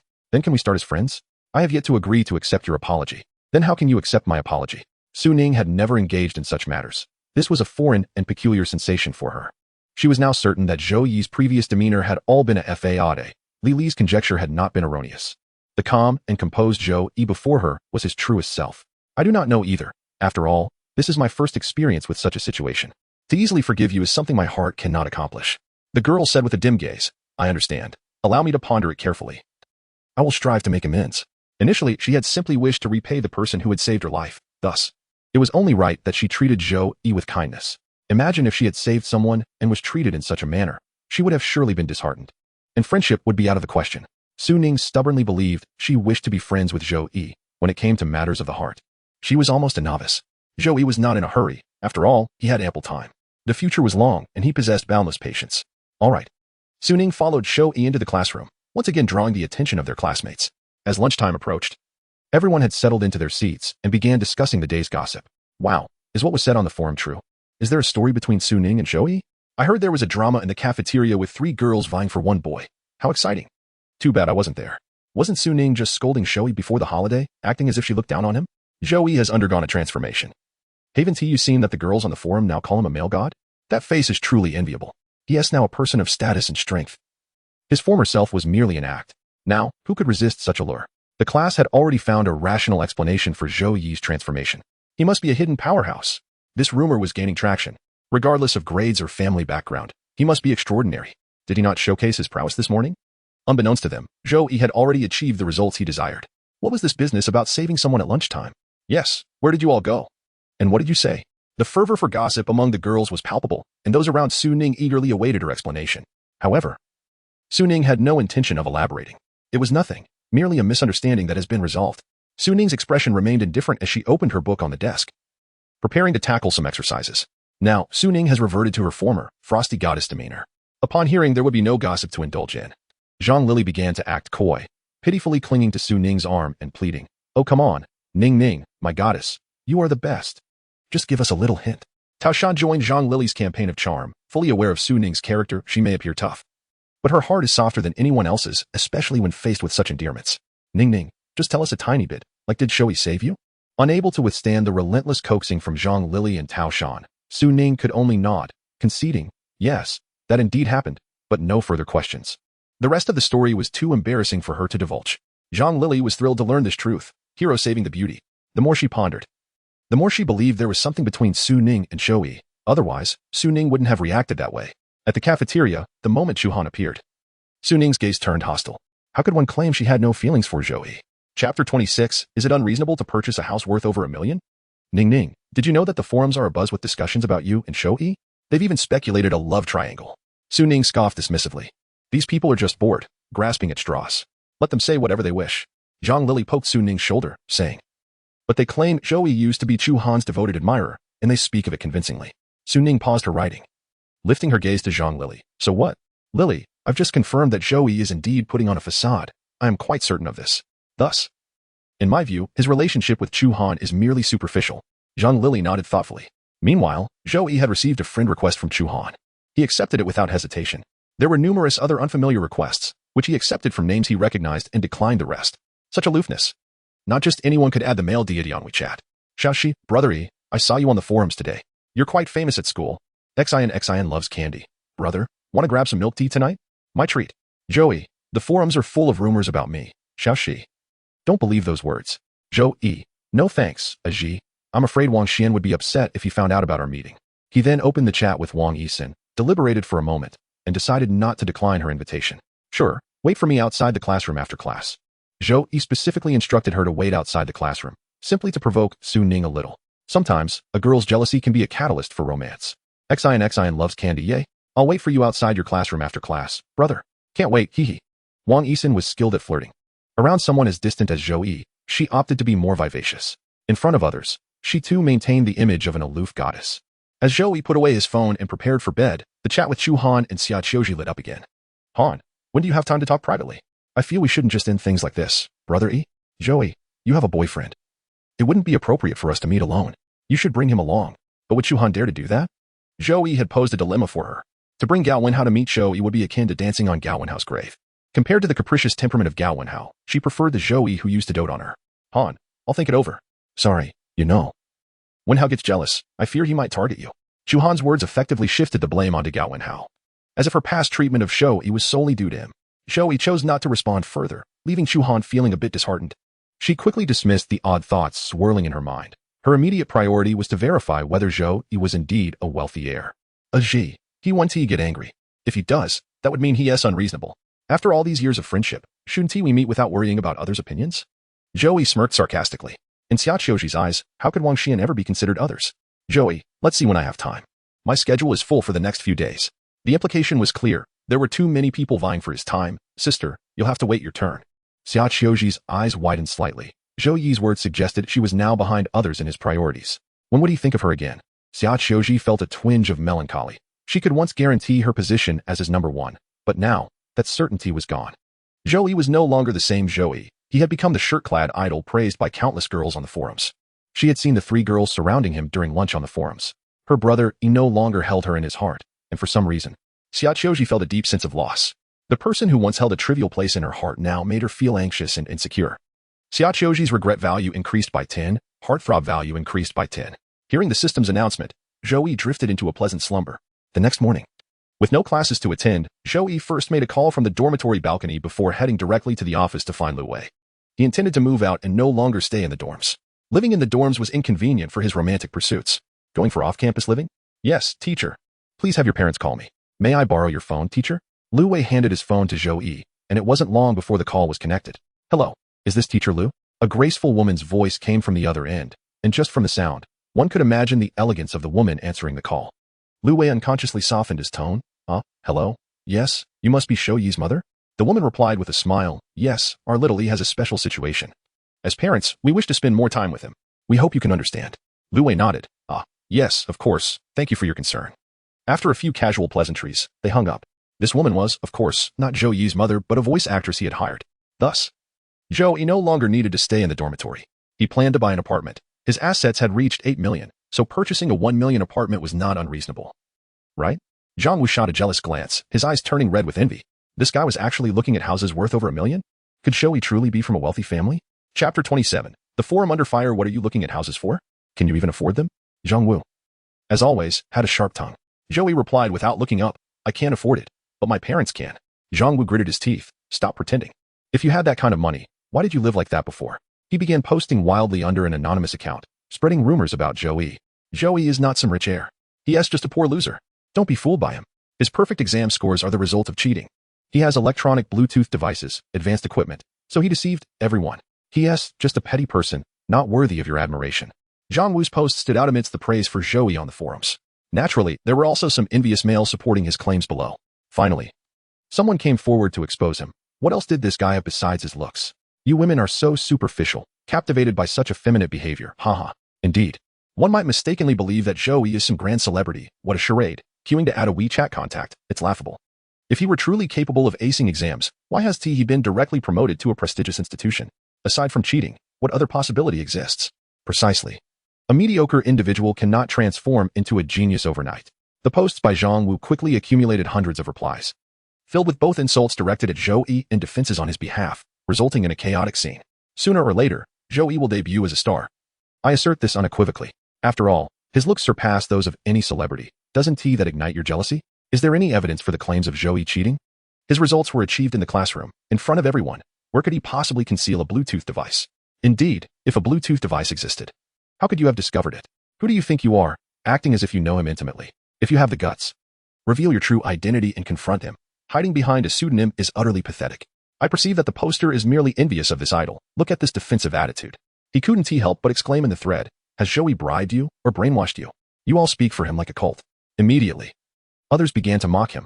Oh dear, our idol hasn't paid us, but we simply adore his appearance. Are you not envious? You must be someone close to Zhou Yi. Otherwise, why would you be so defensive? Is your idol among those who admire Zhou Yi? How else could you exhibit such a demeanor? We are not advocating for anyone. You are the one throwing mud without evidence, and as a bystander, I cannot tolerate it. Consequently, even more people in the forum began to ridicule him. In English class, Zhou Yi astonished the teacher with his flawless American accent. In drawing class, his portrayal of birds was lifelike, comparable to a textbook. In the history of art class, Zhou Yi could trace back to the creation of the universe. Classmates from the visual communication class transitioned from shock to recognition, realizing it was Zhou Yi, which was entirely expected. They had become desensitized. Even if he recited the textbook backward, they would not be surprised. Isn't he a liberal arts student? How could he excel in art? I remember he drew poorly last semester. Indeed, I attended the same high school as he did. We were in the liberal arts class, and he had never studied drawing. How many more surprises does he hold that I am unaware of? Could that rumor be true? Otherwise, it's inexplicable. Not only were the classmates from visual communication astonished, but the teachers were equally impressed. Lu Wei, upon hearing the astonished remarks of the teachers in the office, proudly stroked his chin and smiled. Perhaps he could win first place in this modeling competition, given Zhou Yi's performance. Who could still claim that his previous exams were a result of cheating? Those who had previously disparaged him in the forum must be feeling quite foolish now.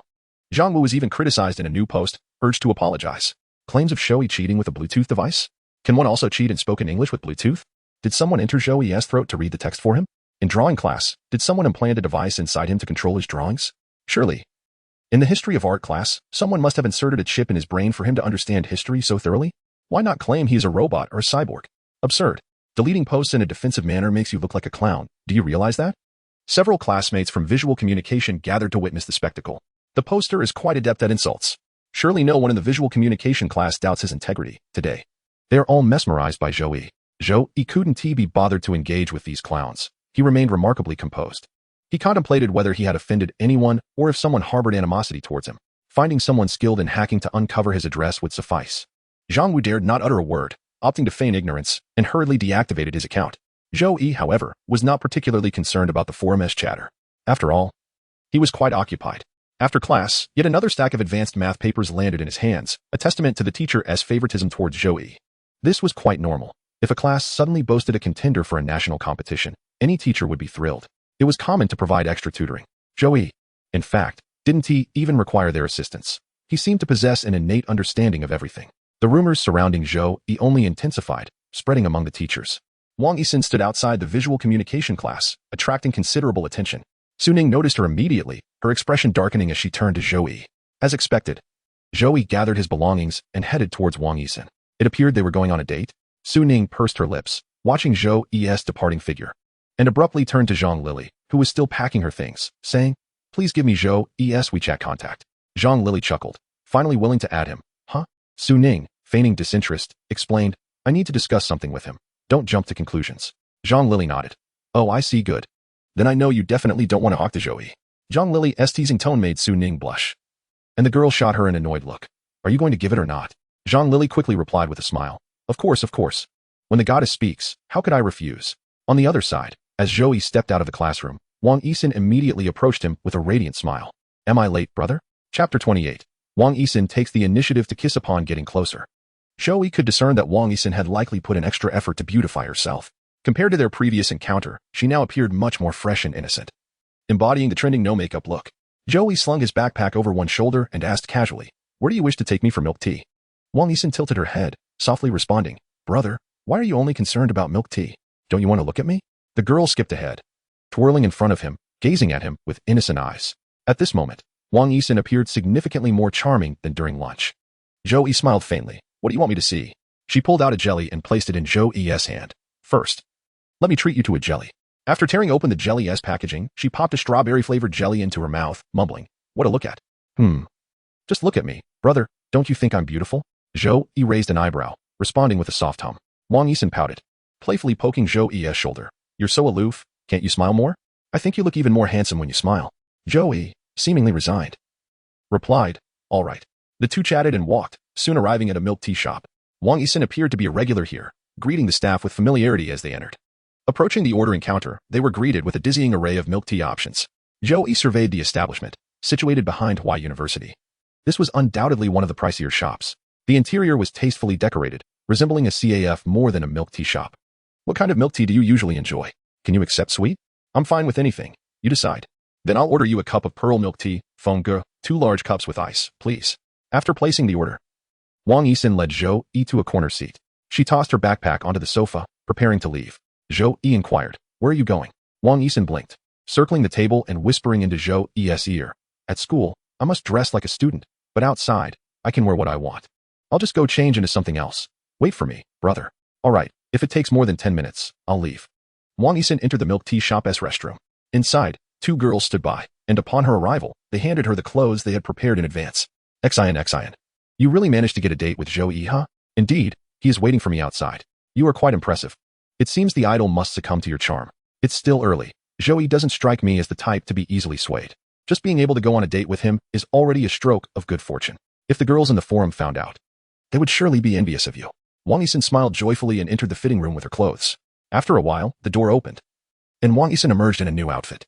She wore a delicate pink camisole that accentuated her graceful neck, and with a slight bend, one could glimpse her prominent curves. Below, she donned a white ultra-short skirt paired with sheer white stockings and white canvas sneakers. The bow-knot stockings accentuated the slender lines of her legs. At this moment, Wang Yisin exuded far more allure than in her school uniform. She embodied a pure, yet enticing charm. Leaning against the door, she smirked. "What do you think? Is it acceptable?" "Absolutely, Xin. If I were a man, I would want to swoop in on you right now." "Exactly. You could definitely keep Zoe captivated." Wang Yisin adjusted her hair in front of the mirror before stepping out. "Your 2 cups of milk tea, sir." "Thank you." Zhou Yi took the milk tea from the attendant. Just as he was about to pierce the lid with a straw, a delicate hand snatched it away. "I'm here. You must wait for me to drink together. No sipping alone." Wang Yisin had suddenly appeared behind Zhou Yi, pulling the straw away. He caught a whiff of a fragrance reminiscent of roses. As she stepped in front of him, Zhou Yi's gaze lit up at the sight of her. The camisole, the short skirt, the stockings. Indeed, she knew how to impress. Zhou Yi chuckled. "Is this what you believe is appropriate for outside wear?" Wang Yisin leaned over the table, resting her chin on her hand, her eyes sparkling as they met his. She playfully twirled a strand of hair and softly replied, "It's what I wish to wear for you, brother." The subtle reveal of her curves caught Zhou Yi's attention, and he averted his gaze, suggesting, "Maybe you should put on a jacket." Wang Yisin paused momentarily, then burst into a flurry of laughter. "Are you shy, brother? The neckline of your outfit is rather low. Only you can see it. There's no one else in this corner. That's not for me to behold." Zhou Yi's earnest demeanor piqued Wang Yisin's interest further. She often enjoyed the playful ambiguity with such earnest gentlemen. Amusingly, she set the milk tea straw down and sat beside him, drawing closer. "Brother, could you help me open my milk tea?" Zhou Yi inserted the straw into her cup and handed it to her. Wang Yisin took a sip and exclaimed, "It's delicious. Aren't you going to try some?" As Zhou Yi reached for the other cup, Wang Yisin halted him with her hand. He turned to ask what she meant, but she leaned in, her soft lips meeting his. The taste of sweet milk tea enveloped him, and Zhou Yi, narrowing his eyes, cradled her head, his tongue brushing against hers. Wang Yisin's eyes widened slightly, her breathing quickening. Minutes later, Zhou Yi pulled back, leaving her blushing and breathless, her hands gripping his shirt tightly. Finally, she pushed him away, gasping for fresh air. Cough, cough. Zhou Yi gently patted her back. Still struggling to catch her breath, she looked up and asked, "Why?" Zhou Yi, maintaining his calm demeanor, glanced down at her. "Why what? How come you were so skilled?" A smile flickered on his youthful face. "Why do you think I wouldn't be?" Wang Yisin hesitated. Indeed, she had initially assumed Zhou Yi to be a naive boy. Yet, kissing him brought her joy, a sensation not easily imparted by an inexperienced youth. "How many girlfriends have you had before?" "Just one." "Did she teach you?" "Not at all. Shu Han was quite strict, never allowing the original owner to even touch her." "Then you must have learned on your own?" "Perhaps I am naturally gifted." She playfully rubbed her leg against his, her white stockings brushing against his calf. "So, are you gifted in other aspects too?" Wang Yisin leaned against Zhou Yi's shoulder, nearly pressing against him. As he felt her softness against his arm, he narrowed his eyes, noticing the blatant allure in her gaze.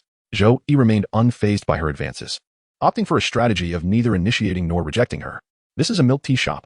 Aren't you worried about being seen? And if someone sees us? They would only envy me.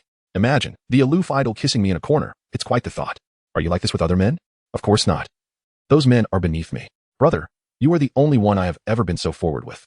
Wang Yisin was truthful. She maintained a goddess-like demeanor around other boys. For those adolescent lads, she hardly needed to exert effort. A few sweet words would leave them utterly enchanted.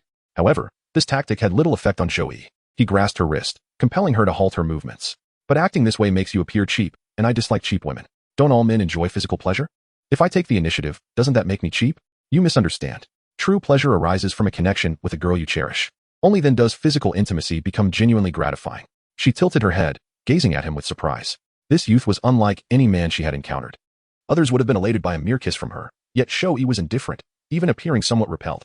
The typically victorious young woman felt a twinge of confusion. "So do you like me?" Wang Yisin's eyes sparkled with anticipation. Zhou Yi took a sip of his milk tea. "Isn't it a bit premature to discuss this?" We've only met twice. Do you believe such affection is meaningful? Do you wish for me to admire your appearance? Wang Yisun blinked innocently. Is it wrong to like appearances? After all, it's still my appearance. Zhou Yi chuckled at her response, lightly tapping her head. So, you're only infatuated with my face? Wang Yisun nodded. Initially, yes. I had never seen someone so handsome and aloof. And now? Now, I admire you as a person. You are unlike those other men. There's a captivating soul beneath that exterior. Zhou Yi chuckled, rising and extending his hand to her. Where are we going, brother? Given your honesty, I shall treat you to a small gift. Wang Yisun's interest piqued. Her eyes sparkling with curiosity. What is it? What kind of gift? Having encountered affluent individuals before, she was curious about what Zhou Yi would offer. He took a taxi to the largest mall in Huaihai. As a sophomore, Wang Yisun had never been to such a place. Upon exiting the car, she was awestruck by the towering structure. She glanced at the sign above, reading 11, and couldn't help but exclaim in wonder. So this was the place often mentioned by the wealthy young men. This was the most luxurious mall in the city center, filled with high-end goods. Only those of significant means would dare bring their girlfriends inside. My brother intends to take me here to purchase a gift? Well, let's go and take a look. Wang Yisun recalled the rumors surrounding Zhou Yi. Could it be that he is not merely the wealthy second-generation heir that everyone speculated, but an exceptionally affluent one?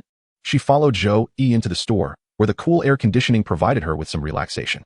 As she surveyed the surroundings, she noticed that all the patrons were adorned in designer labels, making her and Zhou Yi feel rather out of place. Especially since Zhou Yi was still in his school uniform. What does my brother plan to buy for me? Since you lost your lipstick when I kissed you? Why not choose one that you like? I can choose it myself. Can I pick any that I fancy? Yes, right ahead is the lipstick counter. Go ahead and select. Wang Yisun's eyes lit up. Chanel, Guerlain, Lancme, Armani, Estee Lauder, Gucci, Dior, all brands that women dream of. After entering university, most girls have begun to learn about makeup. Any girl who indulges in cosmetics should be familiar with these brands. The most expensive lipstick here can cost several thousand. The only one she owns is a Chanel given to her by her ex, and she scarcely dares to use it. She adores that shade and hopes to buy another if possible. However, she wonders if Zhou Yi would be willing to buy it for her since Chanel is not inexpensive. Thus, she retrieved her Chanel lipstick from her bag. Brother, look, I think this brand of lipstick is quite nice. Should we take a look at this? She assumed that boys might not know much about lipsticks. In reality, Zhou Yi has had the opportunity to pursue many affluent women in his previous life and is well acquainted with these lipstick brands. He strode confidently towards the Chanel counter. Hello. We would like to see some lipsticks. The Chanel attendant was a woman with a refined appearance, seemingly around 25. Upon seeing Zhou Yi's face, she initially brightened up. But upon noticing his attire, his clothes, trousers, and shoes were all modest, she immediately frowned. Wang Yisun handed over her Chanel lipstick. What shade do you prefer? Let's take a look. Wang Yisun was taken aback by Zhou Yi's generosity. He truly intended to purchase her a Chanel lipstick. With shining eyes, she addressed the counter. Hello. I would like this shade. Do you have it? The woman glanced at the Chanel lipstick in Wang Yisun's hand and immediately broke into a smile. Although it bore a hint of condescension. Given your attire, you must still be a university student, right? Yes, sister. It seems that the lipstick you are holding might be a counterfeit. Are you sure the shade is authentic? What? A counterfeit? That can't be. Wang Yisun glanced at the lipstick in her hand, unable to fathom it. The pattern at the top is uneven and lacks depth. Our genuine product features a smooth and layered design. The woman took the lipstick from her hand, examined it, and scrutinized the bottom and the tube. When genuine products are tightly sealed, the inner layer does not protrude. Counterfeits do. The bottom label on genuine products has neat text with consistent thickness, while that of counterfeits is irregular and inconsistent. The inner wall of genuine products is thick, while that of counterfeits is thin. The font on genuine products is bold and deeply engraved, whereas that on counterfeits is fine and lightly impressed. Dear, this is undoubtedly a counterfeit. And a rather poor quality one at that. Chapter 30. My lips are only for brothers' kisses. Listening to her slightly mocking tone, Wang Yisun wished she could find a hole to hide in. Damn that would June for daring to gift her a counterfeit. How embarrassing to face Zhou Yi. Wang Yisun felt utterly mortified. Zhou Yi inquired, did your friend give it to you? Wang Yisun could only nod awkwardly. Yes. I didn't expect him to give me a counterfeit. He is a wealthy heir after all. The woman chuckled. It's hard to say whether today's wealthy heirs are genuine or not. Students like you should refrain from coming to places like this. It's not for your kind of spending. Zhou Yi raised an eyebrow. What do you mean by that? Do you think we can't afford it? The woman's expression turned haughty as she replied. Genuine products are far more expensive than counterfeits, my dear. How much is your monthly allowance? Save it for meals. In the realm of sales, many employees judge a customer's purchasing power based on their attire. The staff at luxury counters seem to have arrogance written all over their faces. Zhou Yi replied expressionlessly. Is it more expensive than your salary for a month standing here? Zhou Yi's words struck a nerve with the woman, and she quickly retorted. If you wish to buy something more suited to your budget, there are several affordable beauty stores just left of here. We deal in high-end brands, which are not for you. Her condescending demeanor left both Zhou Yi and Wang Yisun feeling displeased. After being attended to by her, Chanel seemed to lose its allure. Let us go buy from the adjacent store instead. The woman's nose crinkled in indignation. You dare refer to me as a sales assistant? She exclaimed incredulously. How laughable. With your counterfeit, you think you can afford anything here? Don't make me laugh. Zhou Yi scoffed and chose not to engage further, leading Wang Yixin directly to the next counter. The attendant there was dressed more elegantly in a pure black suit that exuded quality and bore a warm smile that felt like a gentle spring breeze. Good evening, sir and madam. Welcome. What type of products are you looking to select? The emotional intelligence of this attendant was leagues above that of the previous Chanel employee, as she did not judge based on attire. Wang Yixin whispered. Can we just look without buying? She feared that Zhou Yi might not be able to afford it. Yet she did not want to be looked down upon by the previous woman. They could always claim they did not like the shades later, at least they had tried. The woman smiled gently. Of course, miss. What type of shades do you usually favor? I can make some recommendations. The kind demeanor of the attendant greatly enhanced Wang Yixin and Zhou Yi's impression of her. This is the attitude a salesperson should possess. Wang Yixin tried several shades recommended by her in front of the mirror, and among them there was one color that she adored. However, that brand was priced in the thousands, and she did not expect Zhou Yi to purchase it. After all, they were not in a romantic relationship. And who would be so generous? Do you like this color?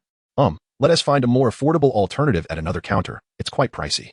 Zhou Yi, amused by her cautiousness to preserve her pride, could not help but smile. He simply took out his card and handed it over. I'll take this one. Please process the payment. Certainly, sir. Without any hesitation, she smiled and accepted the card to process Zhou Yi's order. Wang Yixin exclaimed in surprise, brother, this brand of lipstick is quite expensive. It's 1,008. Zhou Yi cast a calm glance at the Chanel attendant who was still watching them and winked at Wang Yixin, saying, Don't you want to annoy the woman next door? Wang Yixin smiled with her eyes crinkling. I do want to. But spending over 1,000 on lipstick makes me feel like I'm painting with gold. Zhou Yi patted her head, reassuring her, rest assured. This amount is nothing to me. Who knows, perhaps it was all funded by your contributions. Wang Yixin's fondness for him surely increased, especially after purchasing this lipstick. In the future, choose your friends wisely. Those who gift counterfeits are not worth your time. Actually, it was a gift from my ex. He is also a wealthy heir. I truly did not expect him to be so stingy. From our school? Yes, it's Wu Jun from our class. You must have heard of him. Ah, I have heard of him. He is quite famous. It is said that he is a very wealthy second-generation heir, and many girls pursue him. But it's clear what they seek. Fortunately, I only dated him for a month. Why did you break up? He proposed terms I could not accept. We are still students, and I do not wish to be so casual. Zhou Yi grasped the meaning behind her words. After a month of dating, Wu Junkai wanted to take Wang Yixin to a hotel, but she refused. Unfazed, he ended the relationship, as he was not lacking in female company. One could only say that it was fortunate they parted ways. After all, a month's worth of gifts turned out to be counterfeit. Whether he was truly a rich second-generation heir remains uncertain. Indeed, many girls may have fallen victim to such a scoundrel. Tomorrow, I shall throw that fake Chanel in his face. Customer, your lipstick is packed. It includes complimentary samples and testers. Wishing you a delightful day. Thank you, sister. We shall take our leave now. You're welcome. It was a pleasure to assist you. Zhou Yi led Wang Yixin past the Chanel counter. The girl deliberately paused in front of the counter, applying lipstick in front of the mirror. Brother, do I look good? Quite lovely, far more exquisite than some cheap imitations. The woman who had previously mocked them turned crimson with rage, yet could not articulate a retort. The pair stepped into the neighboring store and purchased a lipstick within 5 minutes, clearly demonstrating their affluence. At the very least, the young man must be wealthy. She regretted her earlier boastful remarks. Otherwise, today's sales would have undoubtedly been hers. She forced a smile and inquired, would you like to see our new lipsticks? The colors are quite appealing, perfect for this young lady. Zhou Yi couldn't help but admire the rapid transformation of the salespeople's demeanor the moment they sensed wealth. Their faces changed instantaneously. With a faint smile, Zhou Yi replied, no thanks, we prefer to avoid anything so cheap. Let us go, Xian. We wouldn't want to bring any bad luck upon ourselves. Wang Xian chuckled, that saleswoman can't be very old, yet her face is so wrinkled. Perhaps Chanel's skincare line isn't effective. She might be better off purchasing some skincare products from next door. Then, feigning surprise, the girl covered her mouth and said apologetically, oh, I almost forgot, she probably can't afford it on her salary. Having successfully irritated the condescending saleswoman, Wang Xian felt elated as she exited the mall with Zhou Yi. Brother, let me treat you to dinner tonight. I feel bad for the expense. No need. I have other plans this evening. Perhaps next time. What are you up to, brother? It's not to meet another pretty girl, is it? Wang Xian pouted, reluctant to let him go. Zhou Yi pulled out his phone to show her. I've arranged to view some properties with a real estate agent. Check the records yourself. You're looking to buy in Purple Gold Bay? All right. See you later. Wang Xian tiptoed to kiss Zhou Yi's cheek, offering him a sweet peck. Before departing, Zhou Yi pointed at her lips and remarked, since you've applied the lipstick I gifted you, those lips shouldn't be for anyone else. Otherwise, I would be quite displeased. Zhou Yi's gaze was deep and enchanting, leaving her somewhat entranced, although they were not in any defined relationship. She found herself eager to heed his words. Wang Xian was consumed by thoughts of Zhou Yi, beaming as she responded, all right, only for you, brother. In this subtle tug of flirtation, Zhou Yi had clearly gained the upper hand. Chapter 31. Do you, an orphan, have so much money? Sisters, look at this. Upon returning home, Wang Yixian quickly shared the lipstick Zhou Yi had given her to flaunt among her friends. Delicate, wow. A Dior?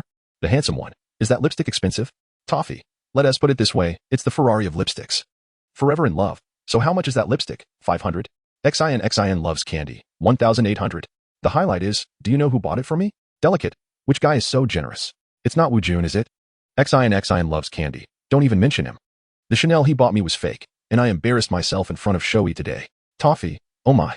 Zhou Yi gave it to you. Are you still together? Delicate. I'm jealous. I want a man who gives me things. The handsome one. Where? Purple Gold Bay? That's a stretch. Properties there are quite expensive, over $1 million for a one-bedroom. Xian loves candy. Is that true? $1 million for a one-bedroom? That is outrageous. This chat group contained a considerable number of members, not just from their class, comprising both males and females. And the news of Zhou Yi gifting lipstick to Wang Yixian had spread widely. Chu Han had also heard about the incident. She lived in the dormitory, where the topic was already being discussed. While applying nail polish, Chu Han suddenly looked up. What? Zhou Yi bought Wang Yixian a Dior? Indeed. It's in the group chat. There's proof with pictures. Are they dating? Not really, just friends, I heard. Wang Yixian invited Zhou Yi for milk tea. And he bought her the lipstick. Just for a cup of milk tea he bought that? That's a bit excessive. Plus, I heard Zhou Yi is looking at properties in Purple Gold Bay, over $1 million for a one-bedroom. Quite the rich second-generation heir. He sounds wealthier than Gao Wenhao. At least he spends without needing to consult his family. Gao Wenhao has to seek permission for everything. So what if he has a rich heir? His money doesn't benefit you. How could Sister Han have rejected him before? What a pity. Zhou Yi would have lavished her with gifts. What a pity. What a pity. Hearing those words, Chu Han felt a pang of regret. Moreover, Zhou Yi had been working hard even when he had little money, spending it mostly on himself. Unlike Gao Wenhao, where asking for something felt like begging, devoid of dignity. Chu Han's regret level increased by 20. Infatuation level increased by 10. I'm stepping out for a bit. It's already evening. Sister Han, where are you going? Just out for a stroll. Chu Han picked up her phone and called Gao Wenhao. Hey, brother, where are you? I'd like to go out for dinner with you. Gao Wenhao was at a billiards hall, glancing at his watch, noting the time was still early. Come out on your own. I'll wait for you at the school gate. All right, I'll be there shortly. Upon arriving at the billiards hall, several youths were joking around Gao Wenhao when, for some unknown reason, Zhou Yi's name came up. I heard Zhou Yi is quite wealthy. Everyone is talking about him in the group. That's ridiculous. He used to work. I even saw him at a milk tea shop. Yi said before that there was a reason for that. He was intentionally hiding his capabilities. Maybe he is just showing off now. What is so special about buying lipstick? Exactly. He claims to be house hunting, but who knows if he is genuine. When Chu Han entered, she cleared her throat, and the youths greeted her enthusiastically. Sister-in-law is here. Hello, sister-in-law. Hi there. Chu Han smiled and nodded, gently linking her arm with Gao Wenhao's. Are you hungry? How? Hope I didn't keep you waiting too long. Gao Wenhao pinched her cheek playfully and tossed the billiard cue onto the table. Not anymore. I'm taking you out for dinner. Gao Wenhao led Chu Han out of the billiards hall and into an upscale restaurant. During dinner, Chu Han cautiously asked, Brother Hao, have you heard about Zhou Yi? Gao Wenhao's expression grew cold. What? Are you smitten by this guy, thinking he has some wealthy heir? Regretting being with me? Chu Han shook her head. Of course not. I'm just curious. How about we go see for ourselves? If he is a fraud, we can expose him. Gao Wenhao poked at the steak on his plate, his eyes icy. Where are we going to see this spectacle? Chu Han smiled lightly. To Purple Gold Bay. Didn't they say he is buying a house there? We'll see if he can truly afford it. If not, he is just pretending to be rich. Gao Wenhao chuckled softly, unsure of Chu Han's intentions, likely wanting to verify Zhou Yi's legitimacy. He didn't call her out on it, agreeing, all right, let us go have a look.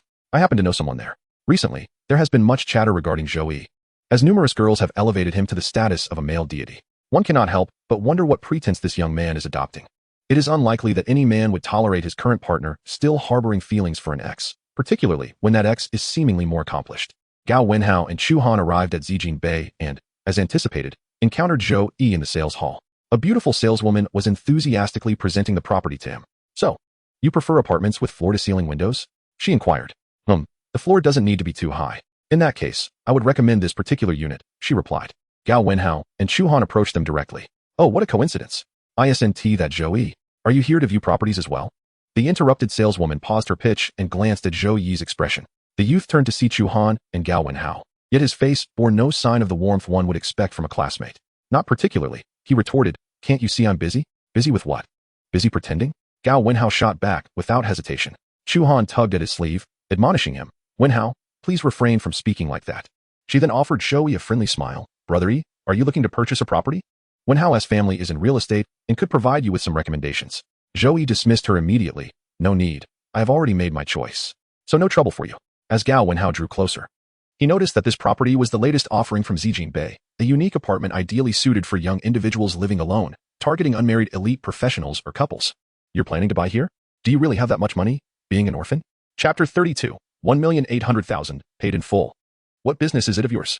Your family is in real estate, not in law enforcement, right? I just don't want so many people to be deceived by you. Gao Wenhao replied. Aren't you just jealous of me? Zhou Yi challenged. Jealous of you? Don't be ridiculous. Gao Wenhao's strong-willed nature flared up at Zhou Yi's insinuation, anger igniting within him. Deep down, however, he knew there was a grain of truth in those words. What was Zhou Yi's former image? A rejected, sycophantic fool who, after being threatened, had scurried away from Chu Han, forever walking on eggshells within the school. Now, he had transformed into a beloved idol and a wealthy heir, basking in the admiration of girls. Isn't it laughable? Zhou Yi sighed, wondering how he could rid himself of this persistent annoyance, akin to a fly that just wouldn't be shooed away. He earnestly advised, honestly, brother, if you're that bored, go till the land behind the school. I truly have no time for this. You, Gao Wenhao retorted with a smirk. I'm currently live streaming on the forum, and I intend to see if you can afford this house today. He glared at Zhou Yi, pulling out his phone to initiate a live broadcast. He aimed the camera at Zhou Yi, capturing a thumbnail with the title reading, Your beloved male deity is merely a pretentious fraud. To be fair, Zhou Yi's visage was flawless from every angle. Even a casual snapshot portrayed him as stunningly handsome. Chu Han considered intervening to stop Gao Wenhao, but ultimately resigned herself to watching, knowing his obstinate temperament. Gao Wenhao's thumbnail was appealing, and the title enticing, drawing viewers in swiftly. Isn't that Zhou Yi? What is he up to? Who is this clown trying to defame my male deity? My male deity is so handsome. That jawline is clearer than my life plan. Don't stir up trouble on the forum. Share the live stream. What is happening here? As the live audience grew, Gao Wenhao began addressing the viewers. Today, I'm here at Zijinbei to view properties. And what a coincidence. I've just bumped into our school's renowned white shirt male deity, Zhou Yi. He claims he is looking to buy a property. And I thought I'd broadcast this spectacle for everyone. His tone was exaggerated, dripping with sarcasm. Don't be so petty. What is the matter? You're fine with the girls filming you, but not with a guy? What is going on? Is there gossip? This title is definitely inciting trouble. Didn't they say Zhou Yi is a wealthy heir? Why is he being called pretentious? This must be to expose his true self. So many girls have elevated him. Let us see his true capabilities. What obligation does he have to inform you? He has never claimed anything. If he is not coming forward to refute the rumors, isn't that intentional? You all are toxic. As the number of viewers surged into the hundreds, tensions escalated in the comments section. Opinions varied on whether Zhou Yi's silence implied guilt, with some asserting that his lack of explanation amounted to an admission of guilt. Gao Wenhao relentlessly trained his phone's camera on Zhou Yi, compelling him to respond. Frustrated, Zhou Yi decided to turn the tables, saying to Gao Wenhao, Since you're here to buy as well, why don't we each purchase a unit today? Whoever fails to buy is the fool. Gao Wenhao pursed his lips, pondering Zhou Yi's intent. Was he attempting to set a trap? His finances were tightly controlled by his mother. He certainly couldn't afford a property. I merely said I was here to look, not that I was buying. Zhou Yi, noting Gao Wenhao's reaction, deduced he likely lacked the funds. After all, he was still a student. Even with a wealthy family, it was unlikely they would simply hand him millions. Moreover, Chu Han had previously remarked that any expenditure exceeding 5,000 required his mother's approval. $1 million was certainly out of reach. Clearly, Gao's family lacked the financial prowess to compete with him, an orphan.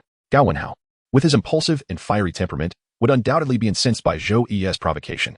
Furthermore, with a girl by his side and an audience watching, he could not back down. If you buy, I'll buy too. But you must go first. Gao Wenhao was convinced Zhou Yi wouldn't have the funds, believing the one defaulter would be Zhou Yi, thereby absolving him from making a purchase. Zhou Yi nodded and, without further ado, produced his card for the saleswoman. I'll take that unit, he instructed. The saleswoman was momentarily taken aback before her face lit up with delight. Very well, sir. I'll prepare the purchase agreement immediately. Zhou Yi smiled faintly. Thank you. How handsome. So charming. This is the first time I've seen Zhou Yi smile. Is he really buying? How much is this property? Is it expensive? Is the host about to be embarrassed? Zijinbei must cost at least over $1 million. Where is he getting the money? Gao Wenhao, momentarily flustered upon seeing Zhou Yi genuinely preparing to purchase, quickly resumed his mockery. Is that card yours? Wouldn't he happen to be alone? Or are you cozying up to a wealthy woman? After all, your looks do attract women. Zhou Yi, seated on the sofa sipping tea, had no desire to engage in conversation. Gao Wenhao scoffed. What are you pretending for? If your card is empty later, you'll be humiliated. Soon after, the saleswoman returned with the contract and machine. Mr. Zhou, please review the contract. Feel free to ask me any questions. Thank you. Zhou Yi examined the contract carefully, signing his name once he confirmed its accuracy. Sir, please input your bank card password. Okay. Zhou Yi entered his details, and the receipt gradually appeared, displaying the staggering amount of 1,830,000. What? 1,800,000? The explosion of wealth is something I have never witnessed in my life. A house costing over $1 million seems rather acceptable, does it not? My brother purchased a one-bedroom apartment, likely not exceeding 50 square meters. I am rendered speechless. He truly possesses remarkable capability. I have reported you, my brother. You have done nothing wrong. It is all due to my loathsome envy and my diminutive self-esteem. The moment I beheld the amount you spent, I was utterly shattered. I felt as though I had cast aside my armor, drenched in sweat, my body chilled, and my depression surged forth, draining the color from my existence. It felt as if I were a scion caught by the tail, or a wielder of hockey deprived of their tailed beast, akin to a lightless Ultraman. Utterly devoid of hope for life. So, when did the original poster make this purchase? Chapter 33, Gao Wenhao. It is your turn. Chu Han's regret value increased by 40, while her infatuation value rose by 20. Beside her, Chu Han was already dumbfounded. She was regretting it deeply. That was an 8 million yuan house. Zhou Yi said he would buy it without hesitation, if she hadn't insisted on breaking up to be with Gao Wenhao. Perhaps that house would have been intended for her. Chu Han promptly released Gao Wenhao's hand, yearning to converse with Zhou Yi. However, Zhou Yi was currently engaged in discussions regarding the house with the sales representative, making it inappropriate for her to interject. Furthermore, Gao Wenhao was still live streaming. Even if she wished to reconcile with Zhou Yi, she had to wait until there were fewer people around. Mr. Zhou, here's your invoice. The beautiful saleswoman squatted beside the sofa, tearing off the invoice from the machine and respectfully handing it to Zhou Yi. For any further inquiries, feel free to communicate with me via WeChat at any time. Here are the keys to your new home. Please keep them safe. The uniformly clad saleswoman wore a genuinely joyful smile, as customers like Zhou Yi, who made a purchase within an hour of viewing, were exceedingly rare. Her commission was substantial, especially since Zhou Yi had made a full cash payment, rather than merely a down payment. Moreover, Zhou Yi was quite handsome. He was undoubtedly the quintessential affluent young man. If only he weren't a student, she would have attempted to flirt with him. Zhou Yi accepted the keys and invoice, expressing his gratitude. Thank you. You're welcome. It is my duty. Please wait a moment, Mississippi Mr. Zhou. Do you have any other inquiries? At this moment, Zhou Yi glanced at the dazed Gao Wenhao and Chu Han. My classmate also wishes to purchase a house. Please provide him with some guidance. Now, it is your turn. Gao Wenhao, I wonder how much you have prepared for this home purchase. Arriving at Zijin Bay, you must have brought at least $1 million, right? Zhou Yi's 3 statements sent Gao Wenhao spiraling into despair. $1 million? Where could he possibly procure such an amount? He would need to submit a request to his mother for any sum exceeding 10,000. Gao Wenhao nervously swallowed. I merely came to take a look today. How amusing. Feeling intimidated, are we? Unable to produce such a sum and yet pretending otherwise, perhaps the title of the live stream should be changed to suit you. Pressuring Zhou Yi into purchasing a home while refusing to buy one yourself? Is that not hypocritical? Those who do not buy are fools. I shall reside here today. Gao Wenhao, if you do not purchase, I shall look down upon you. He must be terrified. That is $1 million, after all. Who can just casually pull out $1 million? Isn't Gao Wenhao a rich second generation? Being a rich second generation does not mean he has free access to his family's wealth. Gao Wenhao's fury ignited as he read the mocking comments flooding the screen, yet he was momentarily unable to summon such a vast sum. If he failed to secure a purchase today, how could he continue to navigate school life? How would the girls and his underlings perceive him? I'll make a call to withdraw money. Chu Han, please lend me your phone. Oh, all right. Chu Han looked at him suspiciously, wondering whom he intended to call. Gao Wenhao handed her the live streaming phone and retreated to a corner to make the call. Mom, it's me. I wish to buy a house. Are you out of your mind? You're only in your second year. Why would you buy a house? Besides, didn't your father already buy you one? I don't want the one he bought. I want to purchase my own. If you have the funds, buy it yourself. Do not come to me. I have no money to give you. Mom, do not be so stingy. My classmate informed me that the houses here will appreciate in value significantly. Purchasing now is essentially an investment. There was a moment of hesitation on the other end, as it seemed Gao Wenhao had swayed her. Where is it? Zijin Bay. Fine. I'll have my secretary check it out in the coming days. I have to go now. I'm busy. Wait. Mom, let us buy it today. Why are you in such a hurry? If you do not tell me the truth, I will hang up. I made a bet with my classmates. If I lose, I have to buy a house in Zijin Bay. As Gao Wenhao's voice grew softer, the woman on the other end seemed to be laughing at him in exasperation. You lost a bet, and now you want to buy a house? You've truly been spoiled by your family. You will end up giving yourself high blood pressure. I have no time for this. I'm hanging up. Hello, Mom. Don't hang up. Gao Wenhao was so furious he felt like smashing his phone. Damn it. Once you're gone, this house will eventually belong to me. And I will spend the money however I please. He could not comprehend why, despite their considerable wealth, his family always restricted his spending. What kind of rich heir lived like him? Even if he bought a house worth over $1 million, wouldn't he that ultimately become part of his family's assets? Gao Wenhao felt that his mother was utterly unreasonable and his resentment toward her deepened, as he realized he might not obtain the funds. He found himself in a precarious position. Taking a deep breath, Gao Wenhao approached with a grim expression. My mother said she is busy and cannot send me money right now, but I will still purchase the house. Zhou Yi chuckled softly, and Gao Wenhao glared at him, exclaiming, "What are you laughing at? I said I will buy it, so I will." Zhou Yi looked at him with sympathy. "At your age, still referring to your mother like that. If it comes to it, I can lend you money for the purchase." Gao Wenhao felt the heat rising in his face, as if he had been slapped in broad daylight. How utterly amusing, failing to retort only to be mocked instead. What a splendid display of a jester's performance. I cannot wait to see him at school tomorrow, haha. Will he even dare to show up after such an embarrassing incident? I fear the entire school will soon be aware. If I were his girlfriend, I would be utterly mortified. At this moment, Chu Han also felt a wave of embarrassment. She shoved the phone at Gao Wenhao and stormed off. Remaining would only serve to deepen her humiliation. Gao Wenhao threw the phone to the ground, cursing vehemently. No need for that. Furthermore, who knows how you acquired your money? You are merely a university student. Your parents surely wouldn't provide you with such an allowance. As Gao Wenhao realized he could not argue his point, he began to cast aspersions on Zhou Yi. Zhou Yi scoffed. What? Unable to counter my arguments, you resort to slander? Your pathetic demeanor is laughably grotesque. I doubt Chu Han gained anything good from associating with you. The hour is late. I have no time to waste with you. I must take my leave. Zhou Yi walked past Gao Wenhao, indifferent to his reaction. Who lives a life devoid of adversity? Everyone must face some trials. Today marked the most humiliating moment of Gao Wenhao's life. He clenched his fists tightly, his eyes reddening with fury, glaring at Zhou Yi's retreating figure. He would remember this disgrace. This grudge he would undoubtedly repay. Chapter 34. The hostility towards Xia Yi and Wang Xian upon exiting Zijin Bay. He first opened the forum to peruse the myriad of mocking posts directed at Gao Wenhao. Seeing so many people ridicule him brought him a sense of relief. As he continued scrolling, the battery indicator turned red. It seemed it was time for a new phone. This battery truly did not last. The original owner's mobile phone was an outdated domestic brand, having served well for several years, though its battery life was rather poor. Zhou Yi hailed a taxi to an Apple store, purchasing 2 of the latest model phones, one for himself and the other as a gift for Yuman. He decided to postpone moving into his new house until tomorrow, as he had no time to do so today. However, he had yet to have dinner, and his stomach was already grumbling. Throughout the journey, Zhou Yi's phone incessantly buzzed. Upon checking WeChat, he noticed that the number of people adding him had increased significantly following his recent home purchase. In addition to several girls, many boys from the forum he frequented had somehow obtained his WeChat ID. One particular friend request, adorned with an anime avatar, bore the note, "Adoptive father, add me." Zhou Yi couldn't help but chuckle. He had no qualms about adding such an amusing character.